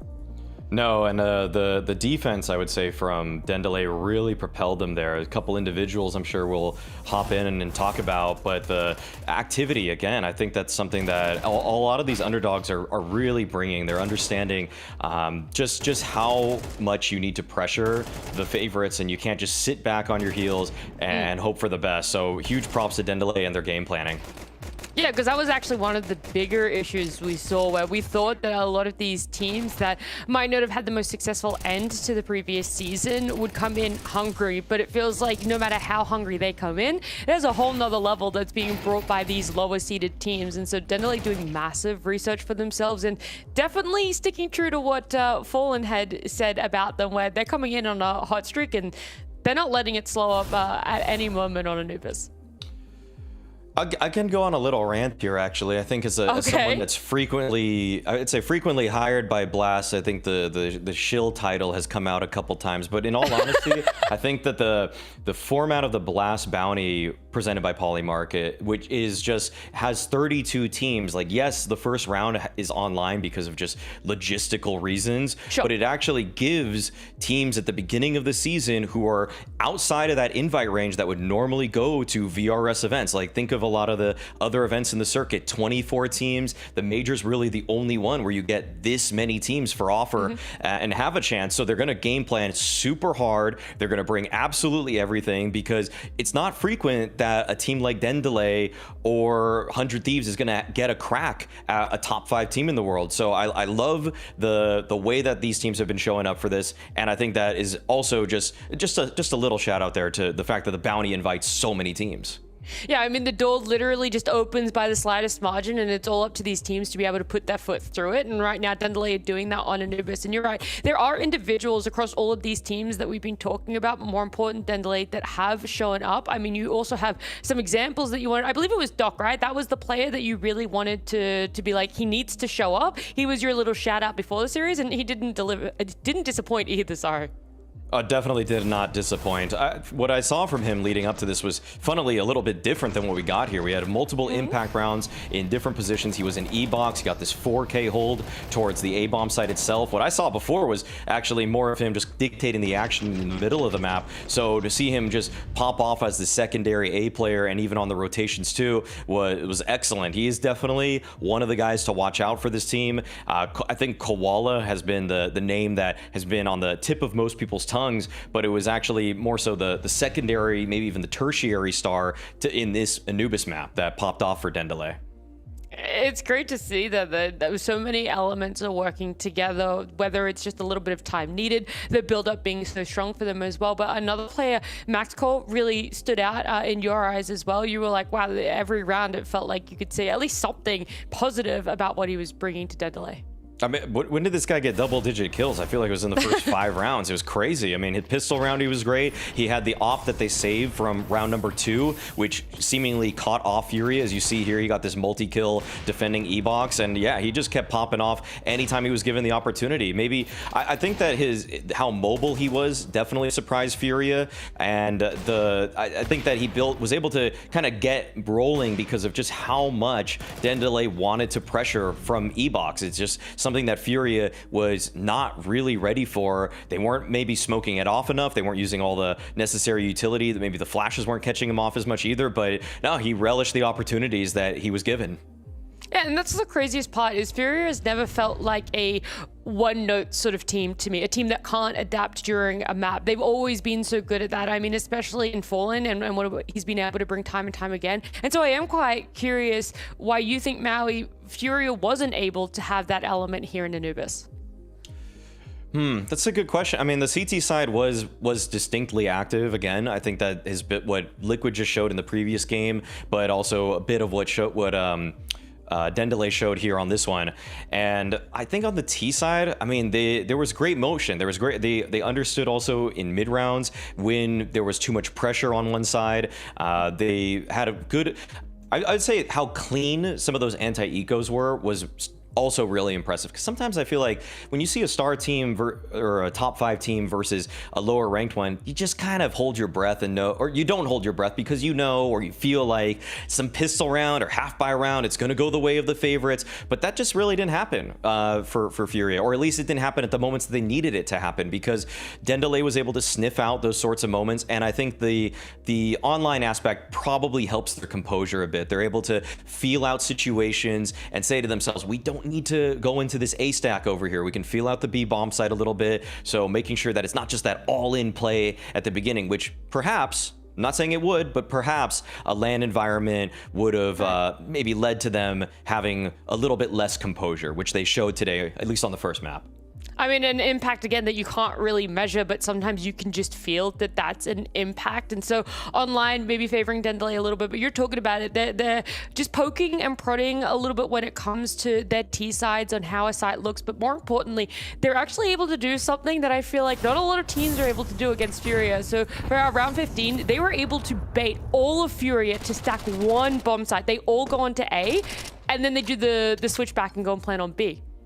I'm gonna just give Nat credit right now because, but this was her suggestion that this was a great round from the side of DENDELE, and I absolutely concur that it was actually a really solid just scouting mission done by DENDELE. They felt the pressure of FURIA with that opening counter utility. They were able to, in that moment, again, gain the composure. They go for a little bit of a fake here, where Gafolo, in-game leader of DENDELE, throws that fake out towards that bomb site. But because of what Doc was able to do, and I think another player who was coming out the B extremity side, they both saw that there was just no opposition towards that side of the map. So I just love that. I love when you can see teams who just are not going to jump the gun, that they recognize that there's more time to play with. That's the hallmark of a veteran team. Usually that's usually something you don't get from the young squad who just says, let's just go onto our strat book and execute anti-eco number 3.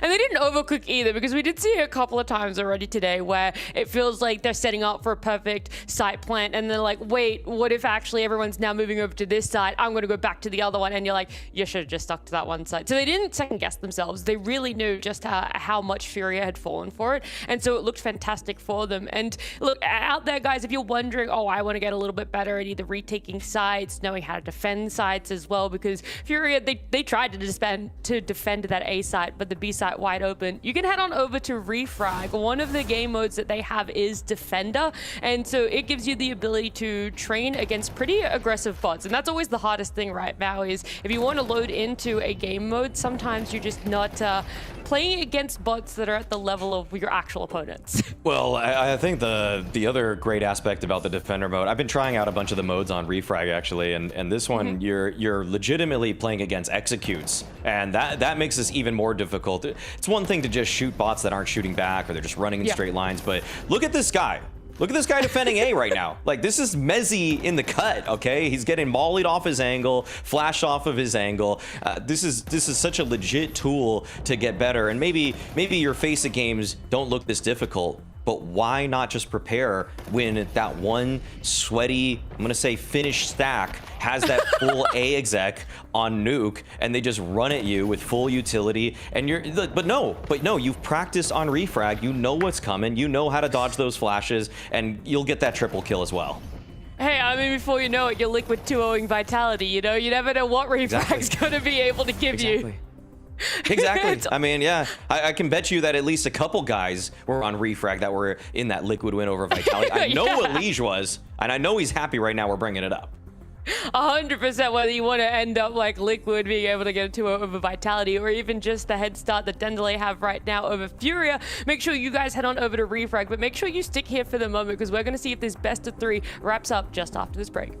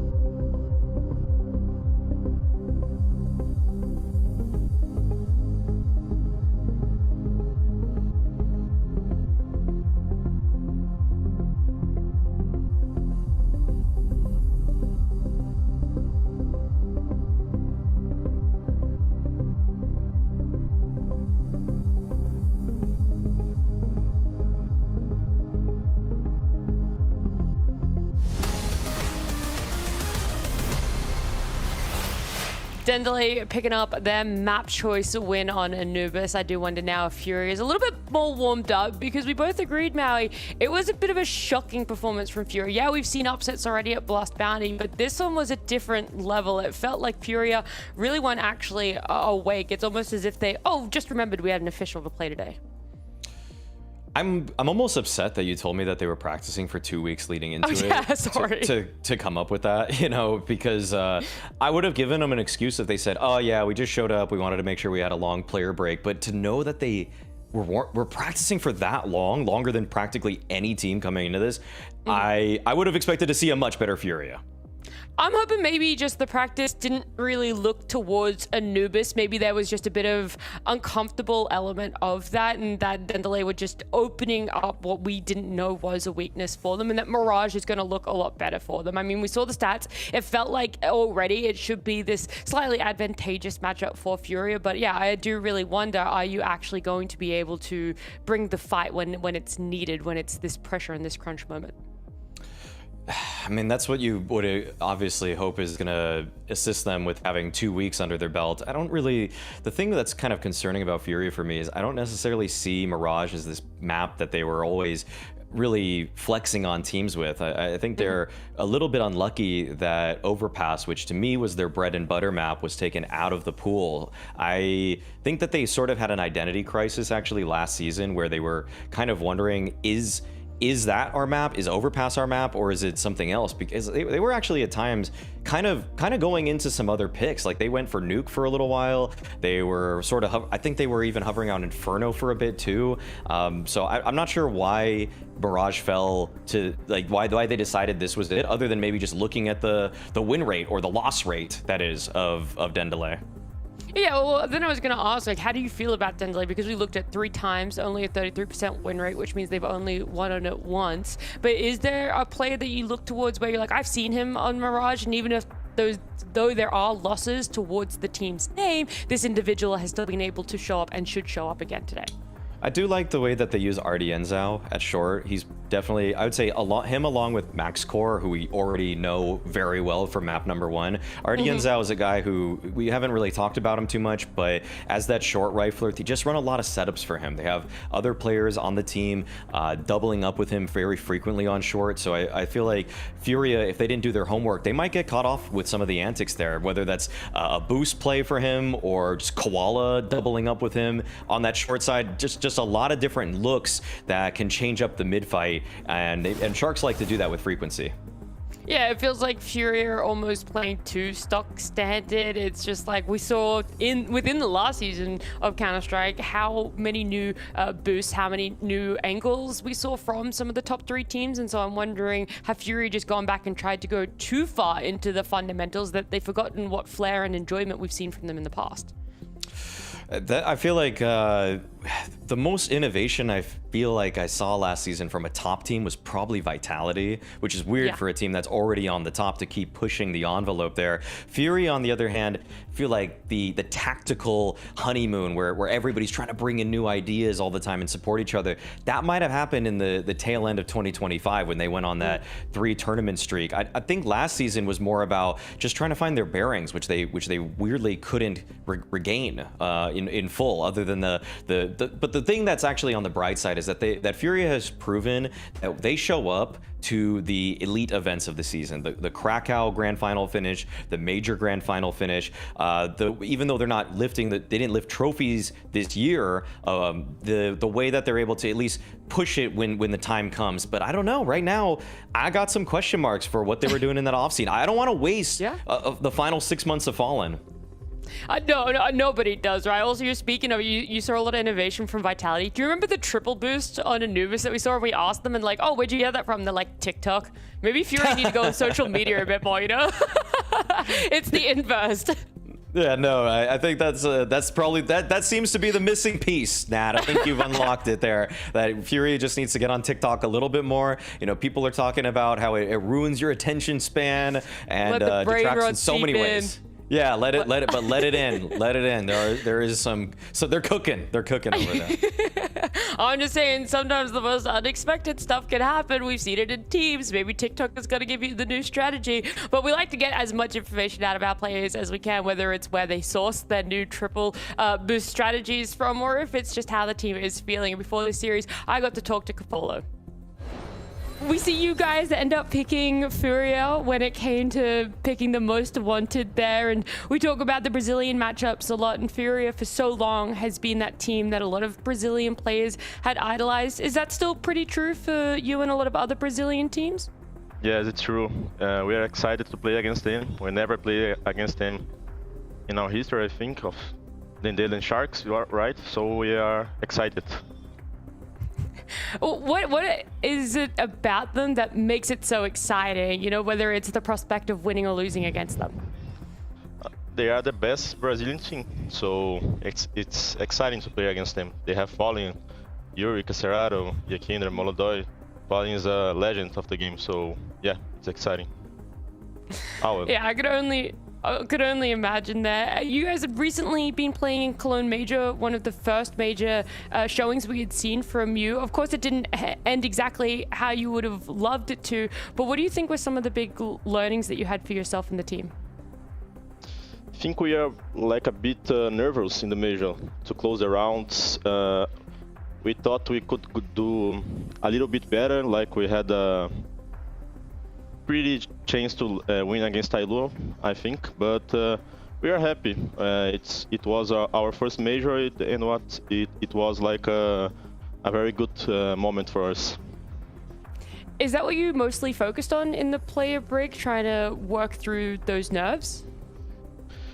Yes and no, because we have to improve like our game also, but yeah, our nerves, we are okay as well.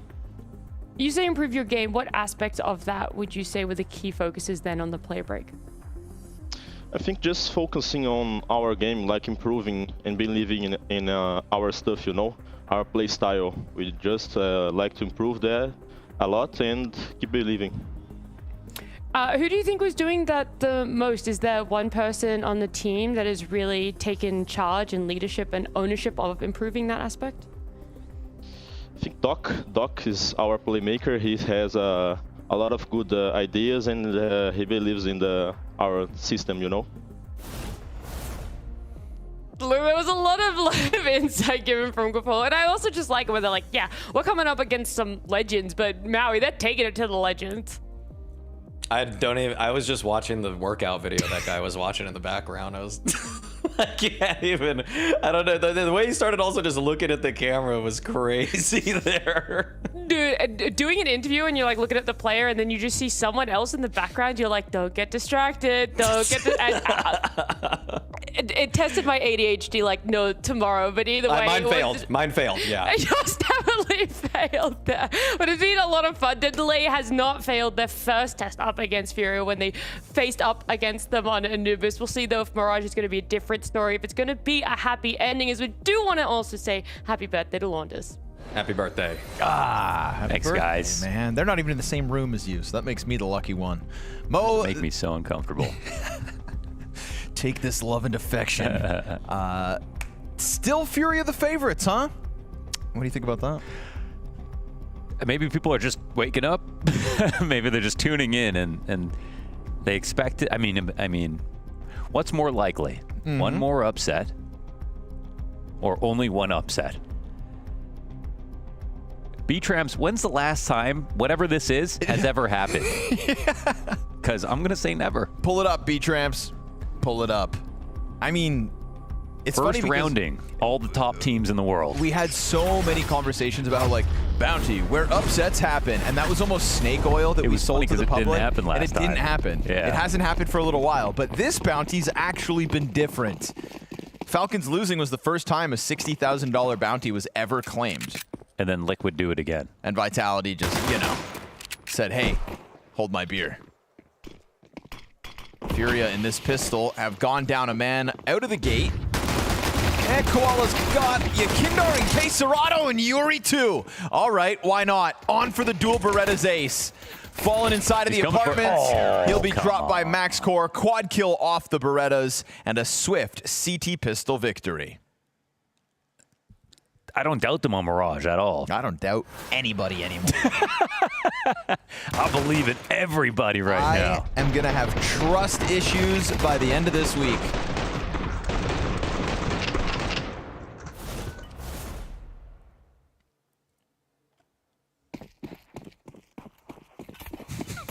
I believe in everyone.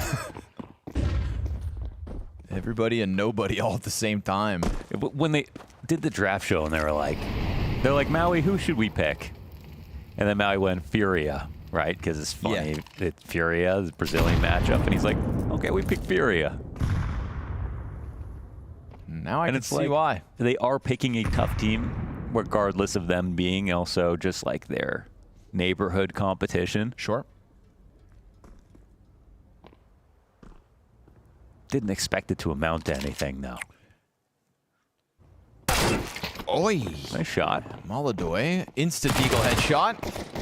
MP9 on site's gonna get swarmed. Koala only one this time around. MaxCore makes sure that Yakindar doesn't get away with much control of the situation. K-Serato's Desert Eagle looking for a victim. And this is while Fallen's already only on 7 HP, so he'll take over the bench control and grab the MP9, but is he longed for this world? No. Doc just taps him through the edge of the wall, and it's all good for the retake. Majority still up for DENDELE, as they will follow through with the B-site retake and go up 2-0. A great hold and a great retake. And it was only the Deagle shot that even made it sketchy, really. They kind of looked pretty calm about that whole situation.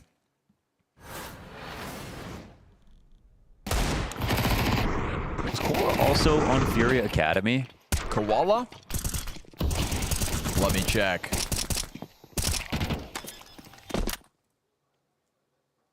Yes. Yes, okay, remember Koala as well. In 2022. Wow. 2022, man, it's come up a lot today. It's been a big year, actually. Pretty freaky. There was Week Play Academy League days.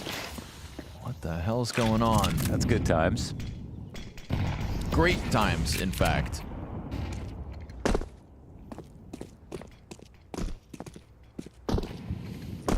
First gun round for FURIA, and it features two players out top middle, kind of jostling back and forth for who's going to stick around, and Fallen opts to be the one.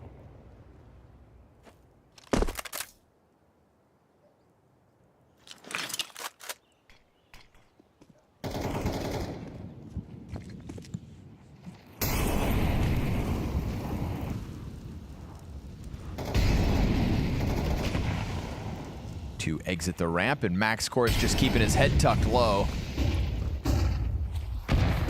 Nades well placed. MongolZ down to 47 now as Utility keeps on raining in. He just steps right back into the fire and dies.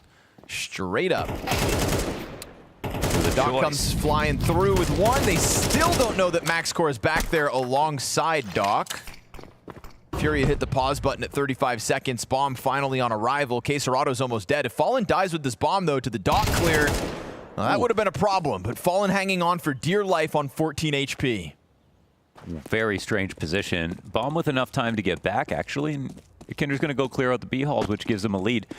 They don't believe FURIA would try this. They don't believe it for a second, but they should. Oh, that's kind of great info. That favors FURIA. Especially with two players still over on that A site. Man, there's two players up in Palace, which is kind of wild for this. Yep.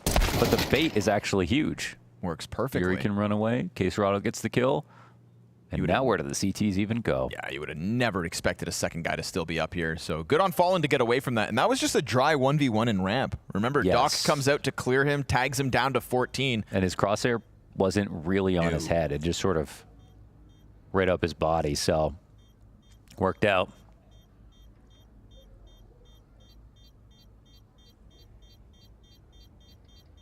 It's a scary one for FURIA, but Fallen has the right presence of mind to get the bomb out of there.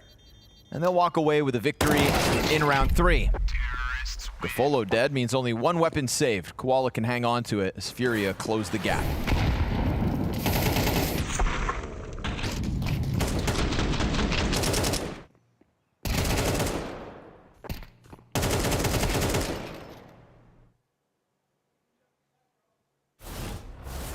Such a ratty bait and switch in Palace. Yeah. Yuri running away, full stomp, totally baits in a CT. Can't even blame the guy. Why would there be 2 there? Yeah, when you know the bomb's getting planted on the other side of the map.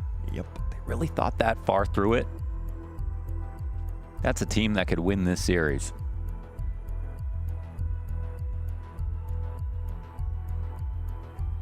I'm trying to see what MaxCore can do on Mirage.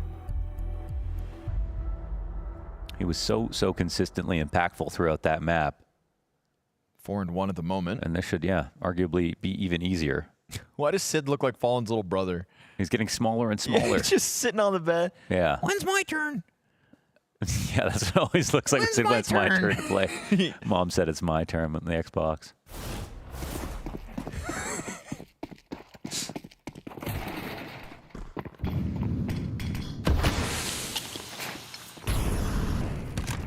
Let me do the Sid documentary one day. Oh, there he is. Bye-bye, Molodoy. Great flick on Molodoy.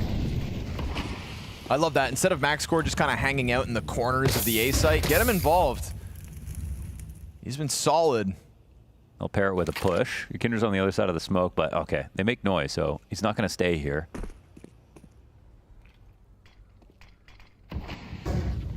Oh, they're trying to punish this. They've just barely missed him.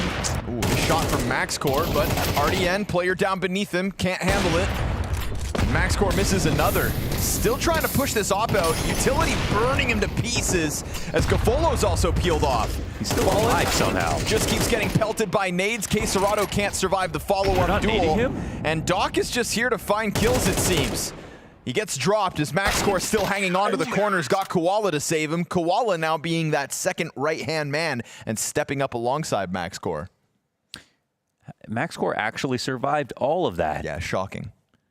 He had 1 death for a long time on Anubis. And you know what? 12 you and can't 1. do that alone. That's what we saw.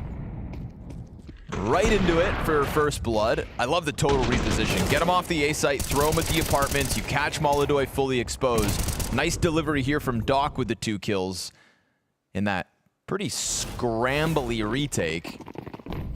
FURIA still have money to come back with a buy, but it's Tech9 and Desert Eagle for Fallen and Molodoy, so numbers strong over to the B site. And it's not MaxCore here at the start of it. Koala is on his own with an SMG. Certainly not ideal. They're going to try to pounce him. Fallen goes in first, so Tech9's dead. He even gets a dink off. Yuri tagged low, and the scramble comes back from DENDELE again. Are they going to try to get away with it once more? Pretty ballsy move to make that happen, but since they go 1 for 1, it's actually a terrible spot now. DENDELE, no cap player, no one walking underpass on the flank. Just kind of the worst way to retake B. They've got a couple smokes. They want to try to block off sight lines. Oh, that'll help. That's key. You find the 1 player you need to. You've got man advantage earned with that one. You've got time to pull off the defuse. Yukindar exposed, gets traded out instantly. Doc has been instrumental for these retakes, and now you know Quesarado's spot. He'll control it with a double kill and a third. Quesarado, clean shots, doubles his kills in 1 post plant, and posts Furia's 2nd round win. Really, really brave call for FURIA to make, and I think it is a round where they sort of force up, get what they can. But it's Koala alone with an MP9. There's no cap player this time. No one doubled up in the site. So maybe something that DENDELE maybe should have been more worried about. Because either it's a save or it's not all the best guns in the world.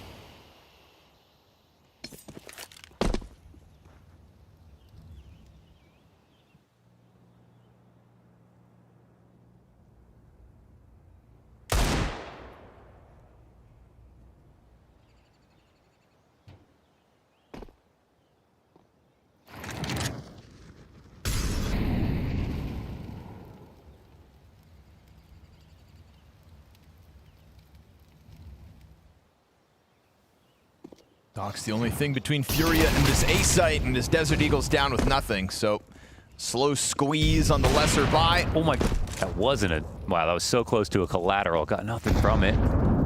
Won't matter though. Yeah, that'll just send them back into a save. They go for the gamble on the wrong side. They're 1 round behind. Thinking maybe it would come B again. Not the case. And this save's not even guaranteed. We'll see if Yukindar wants to risk his life for it. They'd kind of love for him to try this if they can steal his AK. 3 of these players could use the upgrade. He is one of the sneakiest entries, though. Just taking a look. He can sense the danger. But he kind of likes the danger? Yeah, he likes the danger. Likes the danger. Can't blame him. He is some kind of martial arts champion, though, isn't he? Was it judo? Taekwondo. Taekwondo. Yeah. It's judo if they throw this game, though. Ooh. Well, luckily for Furia, it's all tied up, 3 rounds of pop.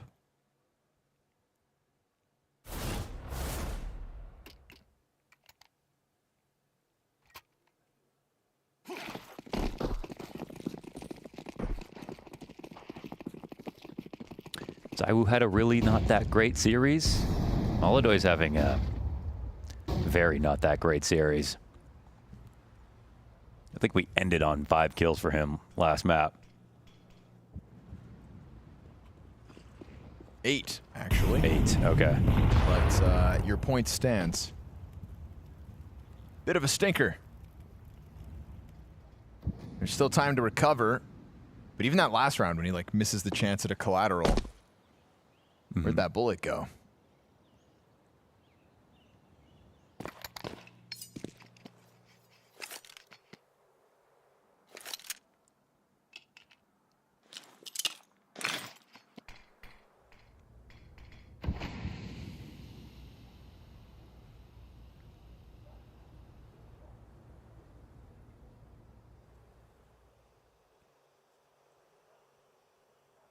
Okay.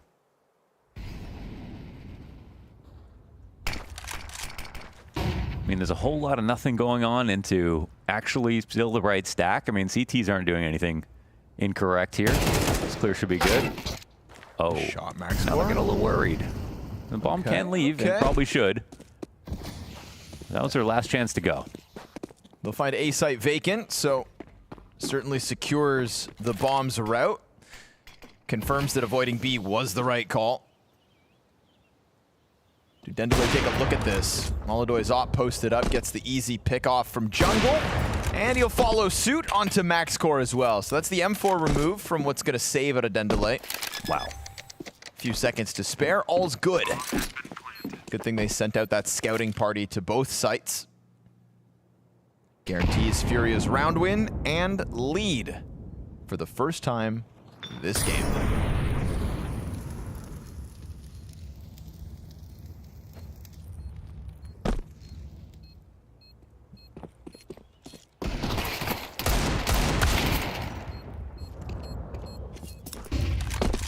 Molodoy trying to turn it up a little bit.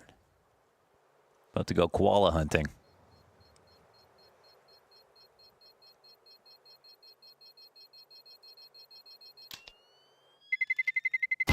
Terrorists win.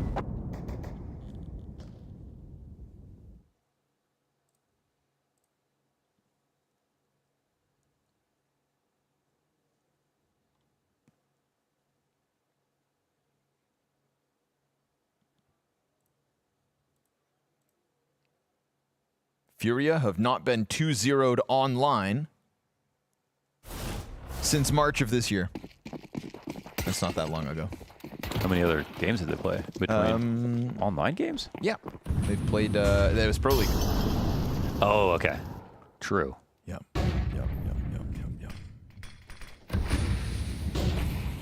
For Vitality, it was much longer ago. I thought maybe we'd have a similar stat, but not the case. Yeah, Furia have had a little bit of a turbulent couple of years, honestly. But very high highs.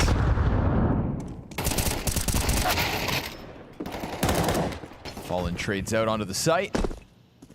But again, they're hitting the bomb site with lesser players here. There's been this shift from DENDELE over. They're trying to just like stack call out everything.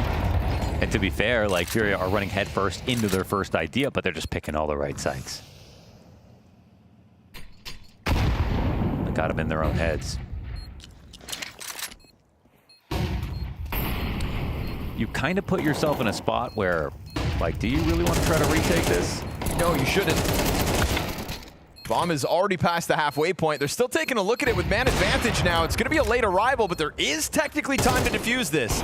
Thing is, they're going to stuff you in your tracks. Just rope you in and cost you all your bodies. Tons of cash burned on DENDELE's late attempt to retake that site, and it's going to be FURIA with 2 surviving afterwards. I think you gotta, you know, if you make your bed, you gotta lay in it, so to speak. If you go for a huge stack like this and you lose your one solo on the other side of the map, you have to say, okay, you got us. You know, the one fast, full move into the site, bomb's going down so quickly, unless we get lucky with our one guy and get a massive hold, we don't go for it, because now you don't have anything. And then in the future, if you don't want that situation, don't go for the lean.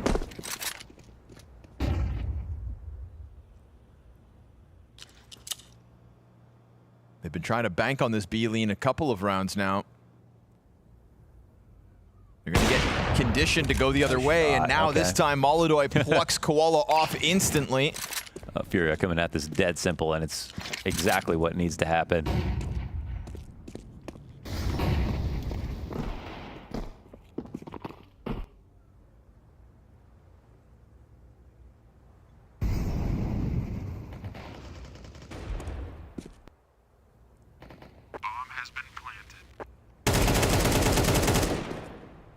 This right here has been a unique map of CS. I'll tell you that much for free. FURIA finding comfort within it. No kit here for Doc, so it's a Hail Mary defuse attempt, and he gets gushed in the attempt to even cross over to the bomb site. Yeah, they're not going to let that one slip through their hands, so FURIA up 6-3 on the T side. Just kind of playing their plan. Making different moves, but successfully walking away with round after round now.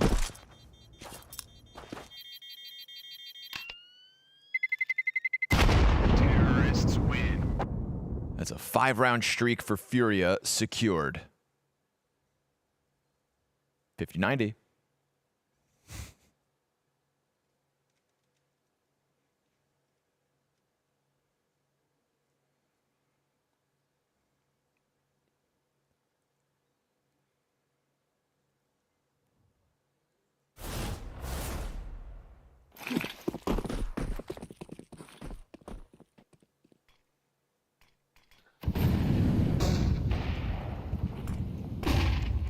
FURIA early smokes are going to play with tempo up the catwalk, just looking to go into this joined up B bomb site hit. Full commitment, and they don't see the player's van. There's a second one in there. Yeah, they're going to try to figure this out. Koala still going unnoticed, oddly. Eventually they'll get there, and already CT's trying to scramble out, so Fallen. Nasty shot around really the put edge. The moves on him. And this round done in mere seconds. FURIA probably starting to feel untouchable with the tempo that they've taken to these last couple rounds, but now Doc is going to try and answer back in the 1v5. First 2 kills are clean. Takes 10 damage on the approach. This draws FURIA's pieces back, but he wants that AWP to go off to the save, so FURIA feels like they're starting to tap into that bit of disrespect. The all-in, guns a-blazing tear towards the B site nets them a 7th on the T side. It could be that, or it could be like this kind of excuse that these teams have on T sides at the beginning of the season where they don't feel very flexible, you know? They kind of just haven't stretched it out. They haven't really like gotten loose and comfortable and had ideas flow. And even if you do it in practice and all that for a few days, it's just not the same as doing it in an official, because kind of what I see is that they're like hitting the reset button on their style of play and saying, okay, let's go back to super slow. Let's go through all the motions, like in order, like we remember from the beginning. And now let's go for some set plays that are pretty quick. But it just doesn't feel like anything they do 2 months from now. It's sort of what we're seeing from FURIA right now. It's sort of what we've seen from Spirit yesterday. We saw into overtime. They actually started to get to a level where they can be creative, do things at a higher level. But the comfort definitely not there. Fallen continues to tear it up with the AK. Oh. Nice individual moments from him in back-to-back rounds. Who's going to find another? Zoning Gafolo back and away from the engagement. Doc tries to get into the action, and that's going to cost him his life. So 4v2 for FURIA. They hit the pause button in the B apartments, met by smoke that's now fading.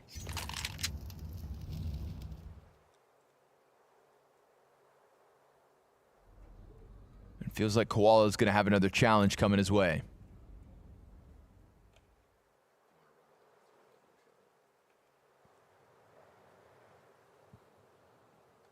1-1 to sights. No one moving around too much. I mean, actually, csgo gets caught off, which means that Gafolo maybe go stack with her teammate or someone take a risk here because they actually have a chance to potentially hold this. Puts it in a 1-on-2. Bomb has been planted. Not impossible. And at this point in the half, freed up to go for it. Oh, he makes his move, gets out through the window, and it's slightly more likely. But remember that early Fallen damage? That's not going to help Gafolo, and he's riding off the get-right spot. So, yes, sir, Yuri guns him down, and FURIA on the brink of a 9-3 T-side. Pretty good. Again, it's not like the aim's starting to come out, simple tactics and everything. It's mostly just the fact that they're committing really hard, and and that's working. That's been super sound here for FURIA. Yeah, if you're gonna die, at least die on your own sword. Thing is, individually, FURIA doing enough. Not just enough, in fact, a lot. Yeah, MongolZ's got some bigger rounds here for sure. Yep. Hell, even Fallen's AK has been hitting quick headshots.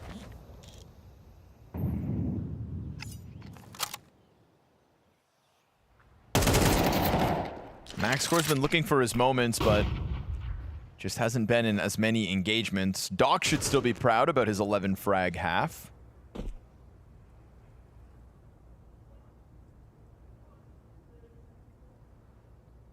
MongolZ tiptoes in, catches wind of Gafolo, and predicts the window peek. That Fallen's got covered off, so another double man advantage, and another instance here where FURIA are having a field day on this T side of Mirage, looking much better on their own map pick than their opponents. They've gotten the gunk out of their eyes, and the game is afoot now. Bomb circles back around through T-spawn. You know, FURIA have shown enough caution throughout this half as well to make sure that they minimize mistakes. Can't really point to a single error that they've made. All while effectively avoiding DENDELE. Remember, this game started 3-1 DENDELE. You know, I think they would have, when we look back at Cologne, I think they would have got a much better final if FURIA had a little bit more challenge when they got the playoffs. Sure. I think you look at Falcon's run, and it was just so hard for them every step of the way. They just kind of grew up very quickly inside of playoffs and learned so much. I mean, FURIA got to that grand final dropping 2 maps. You know? Like, they were flawless through their opening stage, nailed the playoffs up until grand finals, and then came up short. So powering up here as well, this time versus DENDELE. Rock solid stuff for FURIA after losing Anubis. It's a 9-3 answer in full control. Oh, Kaique. I'm not feeling too well. At least, was I good to you? Yeah, you were. You were. Do you think I was a good leader? I prefer art, to be honest. Work of art, you said? Yeah, work of art. Gabriel, you're a symbol for Brazil, CS. Without you, there is no me, there is no SK, there is no luminosity. Oh, man. That takes me back. Gabriel, you are so much more than all those who came before you. You played with fire in your heart and tricks in your sleeve. The whole world knew to listen when Fallen and his all were in the clutch. then it was all worth it. I'd give anything to have you back, my friend. What the hell is this? Bro, you just died, bro. No. It wasn't me. That was Bad Fallen. Bad Fallen, really? Yeah, and I'm Good Fallen. Okay. I left to a friend, I came back as a prophet. I went far and beyond. Alright. I saw everything. Now I know what I need to do to win next major. Please tell me. First, we need a better AWPer. Okay, who? I got a Molotov. Molotov? Motoboy? Who is this guy? Calm down, wait. I also revived the top 10 rifle in the world. Cold Zero, let's go. You wish, kid. Yekindar. Oh boy, Bad Fallen, please come back.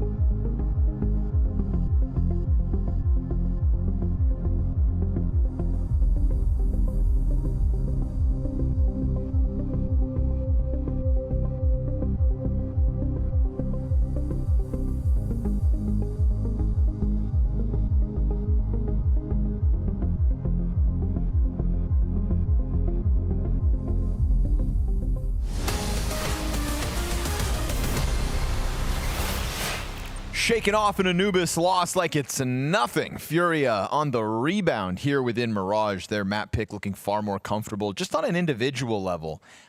Some antics early on attempted by DENDELE, but clearly just outplayed throughout the first 12 rounds of Mirage. Just kind of a lot of gambles for them that they could have just looked like geniuses in, but FURIA like had the sense to avoid it, figured it out, maybe gambled themselves correctly. But everything went their way for once. Real chance at shutting down map 2 and extending play to Cash. Then we'll be wondering whether FURIA are well-versed on the newest addition to the map pool. That's a question that'll get fun. Yeah, it is actually a great place to end this series.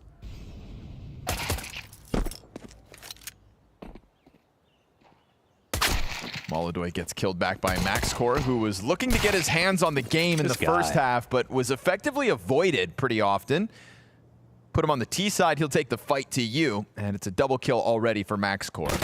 It's actually an open line towards B. This is just a bit of a bait. All three CTs, just want to let you know you should stay here. And their rotation point around through spawn will be guarded by MaxCore eventually. They just have no idea this is happening. So bomb plant uncontested. MaxCore hears the rotation being stomped and finds another kill. He's got all three so far in the pistol. Potential fourth and fifth victims around him. But Yuri's got something to say about it. No chance they retake, however, so DENDELE will give themselves a chance at making the comeback happen. Pistol in the bag. Shout out MaxCore one time. Again, maybe this is kind of the solution, right? Him freed up on the T side, starting to take contact on his terms. We'll see as things unfold. Definitely. I want to say the T side's going to be too hard, like for versus FURIA CT Mirage. It's so strong, but it's that's one thing for sure. That's MaxCore showing us some really cool stuff today. MaxCore. It's like some cultural phenomenon.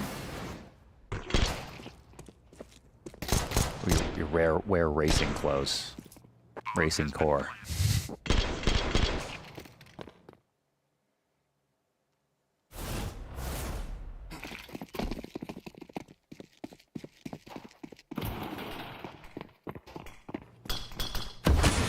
DENDELE to the max.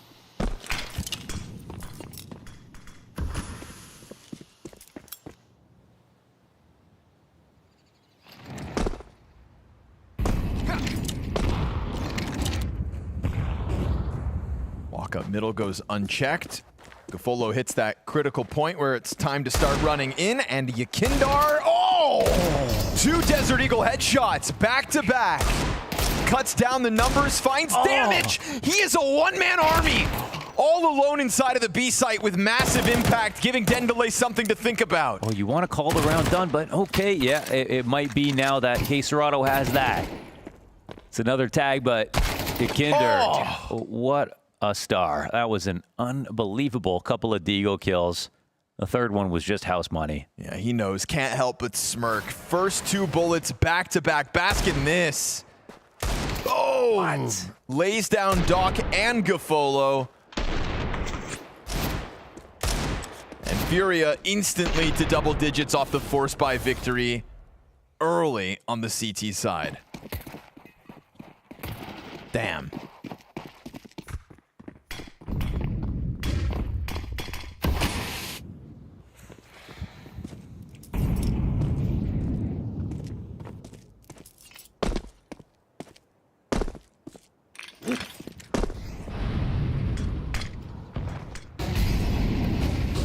Burned out of sandwich. Yuri's on the run.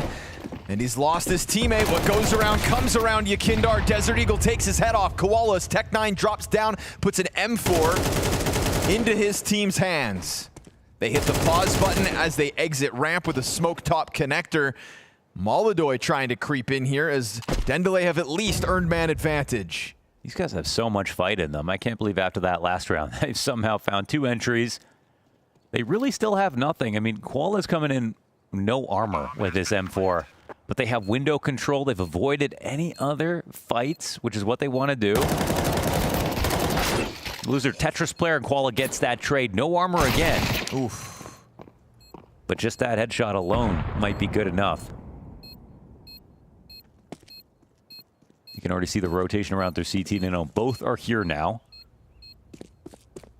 And it looks like FURIA are going to donate these guns. Is this overplaying it a bit? Koala's running for the hills. Gafolo, okay, good on him to finish off Fallen. K-Serato's got the kit, but he missed the defuse and then kind of runs around the boxes to get out of here, so figured he would have just been sprayed down, and that is the case. Gafolo will die to the bomb. Koala, you gonna hunt this down? Whoa. No, he lets it go, and that's 2 kills to Koala. Good on him, opening up with a grabbing of the M4A4. Crazy. He drops down, naps his prize.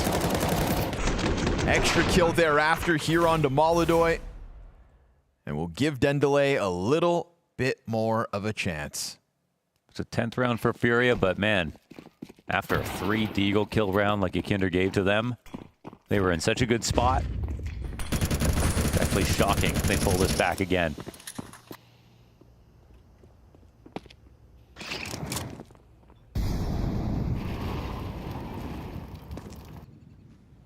It's a team that clearly believes in themselves.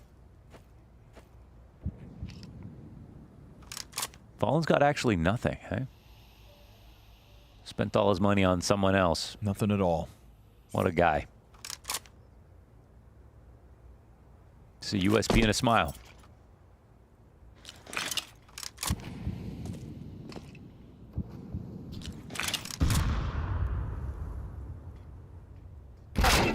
Oof. Quick do it.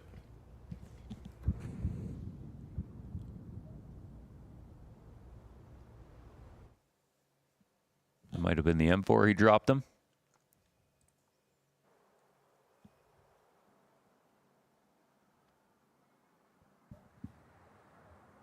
Waiting for that bomb to join forces and hoping somebody just goes for the van jump, but obviously with this setup, it's all about baiting him into MongolZ. Koala trying to sell a fake, but it's mid-control here for FURIA. They fall back, and they just want MongolZ to anchor in. He'll slide out, one and done. Yakindar still trying to stick around as Fallen looks to join up through the catwalk, and just hanging on as the rotate comes through, really takes the wind out of the sails of DENDELE. MaxCore's got to be careful he doesn't die after time, because there's also this underpass flank coming. He's worried about it. Die before the clock expires, but not allowed to save that one. Furia find an 11th. We go back and forth 4 times since this second half has started. Works out better for Furia, I think, because they don't even fully invest. And their first half was already so strong. For sure, this just game of cat and mouse bodes well for them. Yeah. 2 AKs on the buy for DENDELE.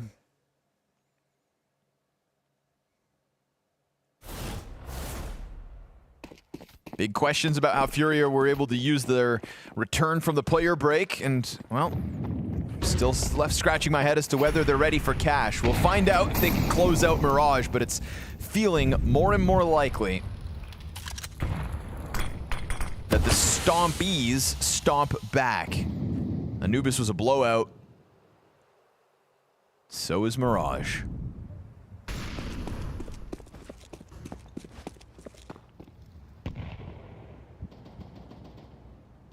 And it's a team effort from all the players here on Furia, so.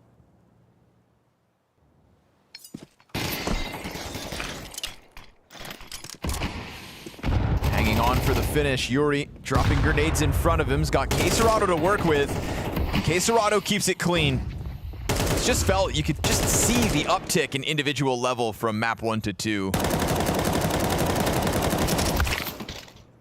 MongolZ kind of asks for that. Oh, on the reload he gets pounced, but it's a Tech9 to come through. MaxCore kills Yuri. Now that's an open sight. Bomb gets picked back up. Rifles in hand here for DENDELE now. Ooh, you kind of asked for that, Furia. A little bit. Right? And they've got Doc low, which means a well-placed nade from Ykinder. And then maybe give this a sniff. Won't even try to use it before. Oh, okay. Nice. Well, that's finishes a low off HP Doc. player. Doubled up, though, on Ninja. Ykinder the one with the kit, unless Fallen goes back to Ticket. He didn't grab it. Ykinder gets pinched from the crossfire. MaxCore just going to take up position in the smoke, and Fallen not able to grab a defuse kit. Missed Ykinder's as well. Means this one's going to expire, and DENDELE with another at the very least. It's costly, sure, but Furia kind of jumping the gun there. You know, MongolZ spamming the smoke, csgo going for the reload. Good on DENDELE to seize the opportunity that presented itself, but it very much presented itself with Furia's ambitions. Yeah, not the sexiest map out of Furia, for sure. They're winning by a lot of rounds, but trading back and forth here on CT, and between that and some of the calls, I mean, I feel like they're just kind of happy to get through it at this point.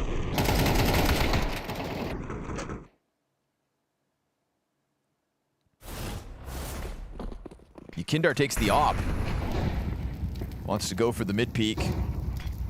I feel like he's kind of the most reliable presence on the whole team at the moment for some of the plays that he's made.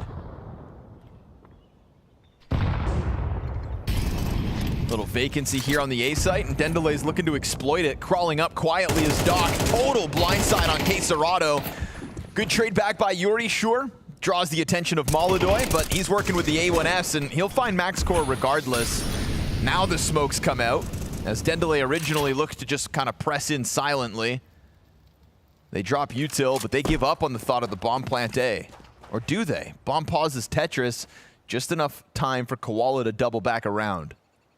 Looks hard to get this lurk into place, and with only 3 players, like, they kind of need everyone to be a little bit active. But Gafolo really sitting back. Might find a timing to take advantage of Fallen. We'll see. Yep, that's actually a great kill, and it's actually still quite early in the round. Okay, I mean, give it up, surely. Oh, he still gets the kill. Bomb drop, though. They boosted the bomb carrier in the middle of that. Oh, that's insane. Fails the jump up twice, still gets away with a kill, but then MongolZ slides wide of Ticket and rebounds back. So what you gonna do now? Yeah, nope. Sure thing.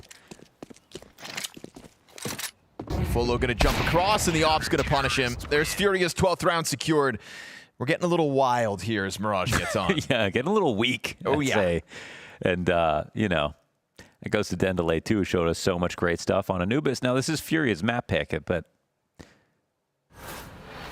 It's not been the most impressive game of CS. We'll put it that way. Failing that jump 3 times, then dropping the bomb on top stairs, then getting the kill anyway. Yeah, I mean, you want to criticize that they commit to it, but it's like they got the frag. Sure. Pistols up for DENDELE. Yekindar has 101 ADR and a 1.43 rating on the CT side Mirage the last 3 Give months. him an up every round. Yes, sir. This man, a driving force in the FURIA rebound within this series.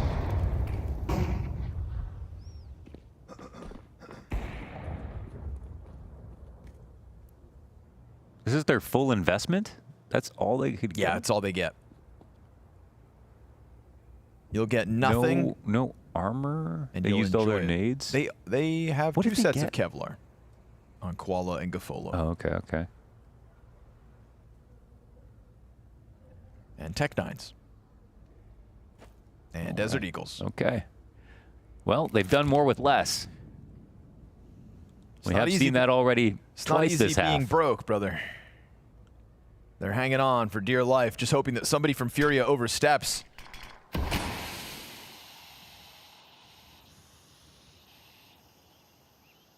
Kindar slots in behind the smoke. The Palace walkout's about to happen with Bomb.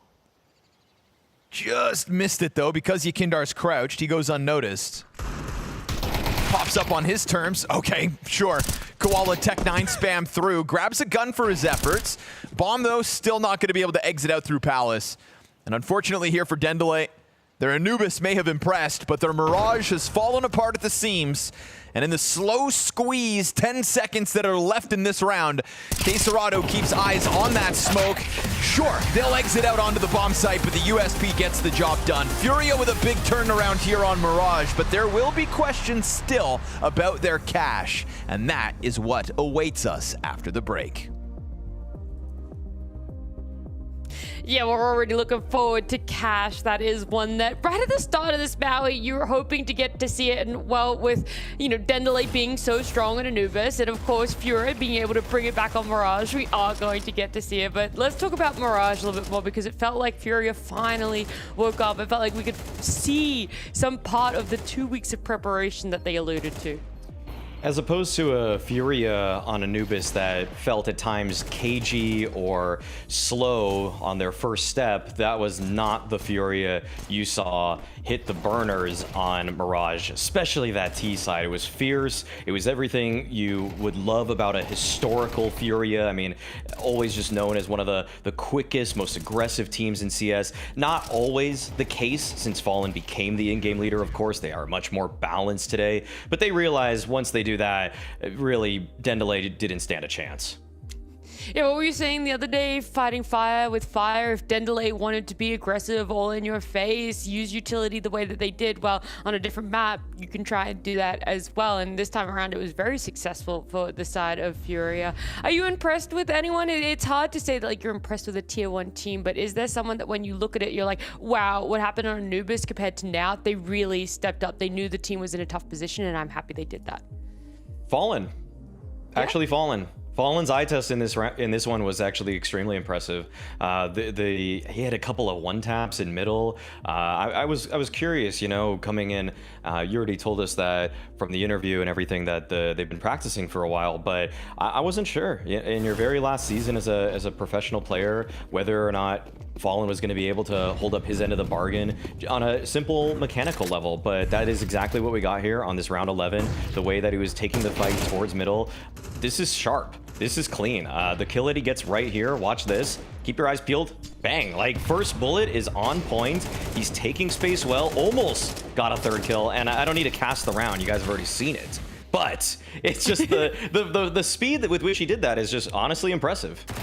Yeah, he said it, right? This is his last one. We always use that quote unquote, players retire, whether they don't retire, who really knows? But he said this is going to be his last one, and he wants to be the best he possibly can be for the team. And that is so nice to see. After Anubis, it's almost like leading by example. The team sees just how strong he is on this Mirage, and everything else fell into place there for the side of Fallen. But you were also talking about this aggressiveness that came out of FURIA this time around on Mirage. Did you have an example of what you meant by that? Absolutely. We could also go back to round 8, if I'm not mistaken, earlier in that first half, where there was a time in this when Furia was sort of working the map slowly, but then they just started pouncing on every opportunity. They throw right side smokes early. Fallen gets the opening kill again against Doc. It's a trade. But the thing that's confusing to me is what DENDELE does, because when we were talking about fighting fire versus FireNat, I think there might have been a little too much heat in the kitchen here for DENDELE. This is a very ill-advised retake. I mean, the bomb is already halfway gone. You're just now starting your retake. If I'm not mistaken, also, they have no kits. I don't know. I don't know what they're even really expecting to get done here, as they're just walking in like lemmings into the bomb site off of what was a very impressive and composed Anubis. Unfortunately, that's not what we saw from DENDELE here in the second map of the series. Yeah, it almost felt like they wanted to squeeze every little bit that they could out of Furia, but at the same time, what are you potentially giving up in return? And that was the biggest difference. In Anubis, we were able to see them hold on to that ult for so long. I mean, so many of you guys have mentioned how notable that was, and then on Mirage, you see them go in like that, and you're like, well, now you're kind of in a position where everyone has to rebuy, and you at least could have saved 3 guns if you didn't just run in that way. The thing is, I don't know. I mean, it's yeah, those kind of oversights, I feel like they would have lost this game anyways for a handful of reasons. But I did bring the round up because I just think that those kinds of margins, I mean, it's one of two things. It's saying you actually didn't in the mid-late round discuss that or come up with the objectively stronger play, which would have been to save there, or you were so desperate for round wins that you took any chance you possibly felt like you had and just swung for the fences. And I think on round 8, you have a lot more half to play with, especially in MR12. Yeah, it should not be the point where you're kind of clawing in a almost desperate attempt to get those rounds there. And whilst we might not know exactly why they ended up to do it that way, you're right. It wasn't just that round. There were so many more things that eventuated into being a much better Furia than what we see in that first part there. So big props to them as well. And it's just like crazy to see it so day and night, how an Anubis can be so bad, but a Mirage be so good for Furia.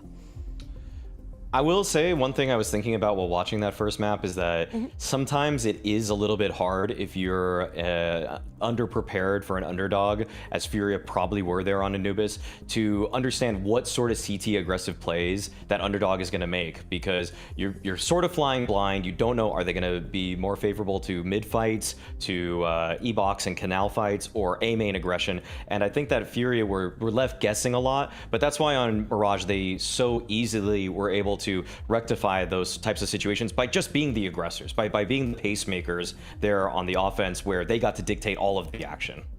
Yeah, do you think, and I know I'm sort of like you going into what the next map might be, but do you think Cache is a map that enables that Furia can be just as aggressive?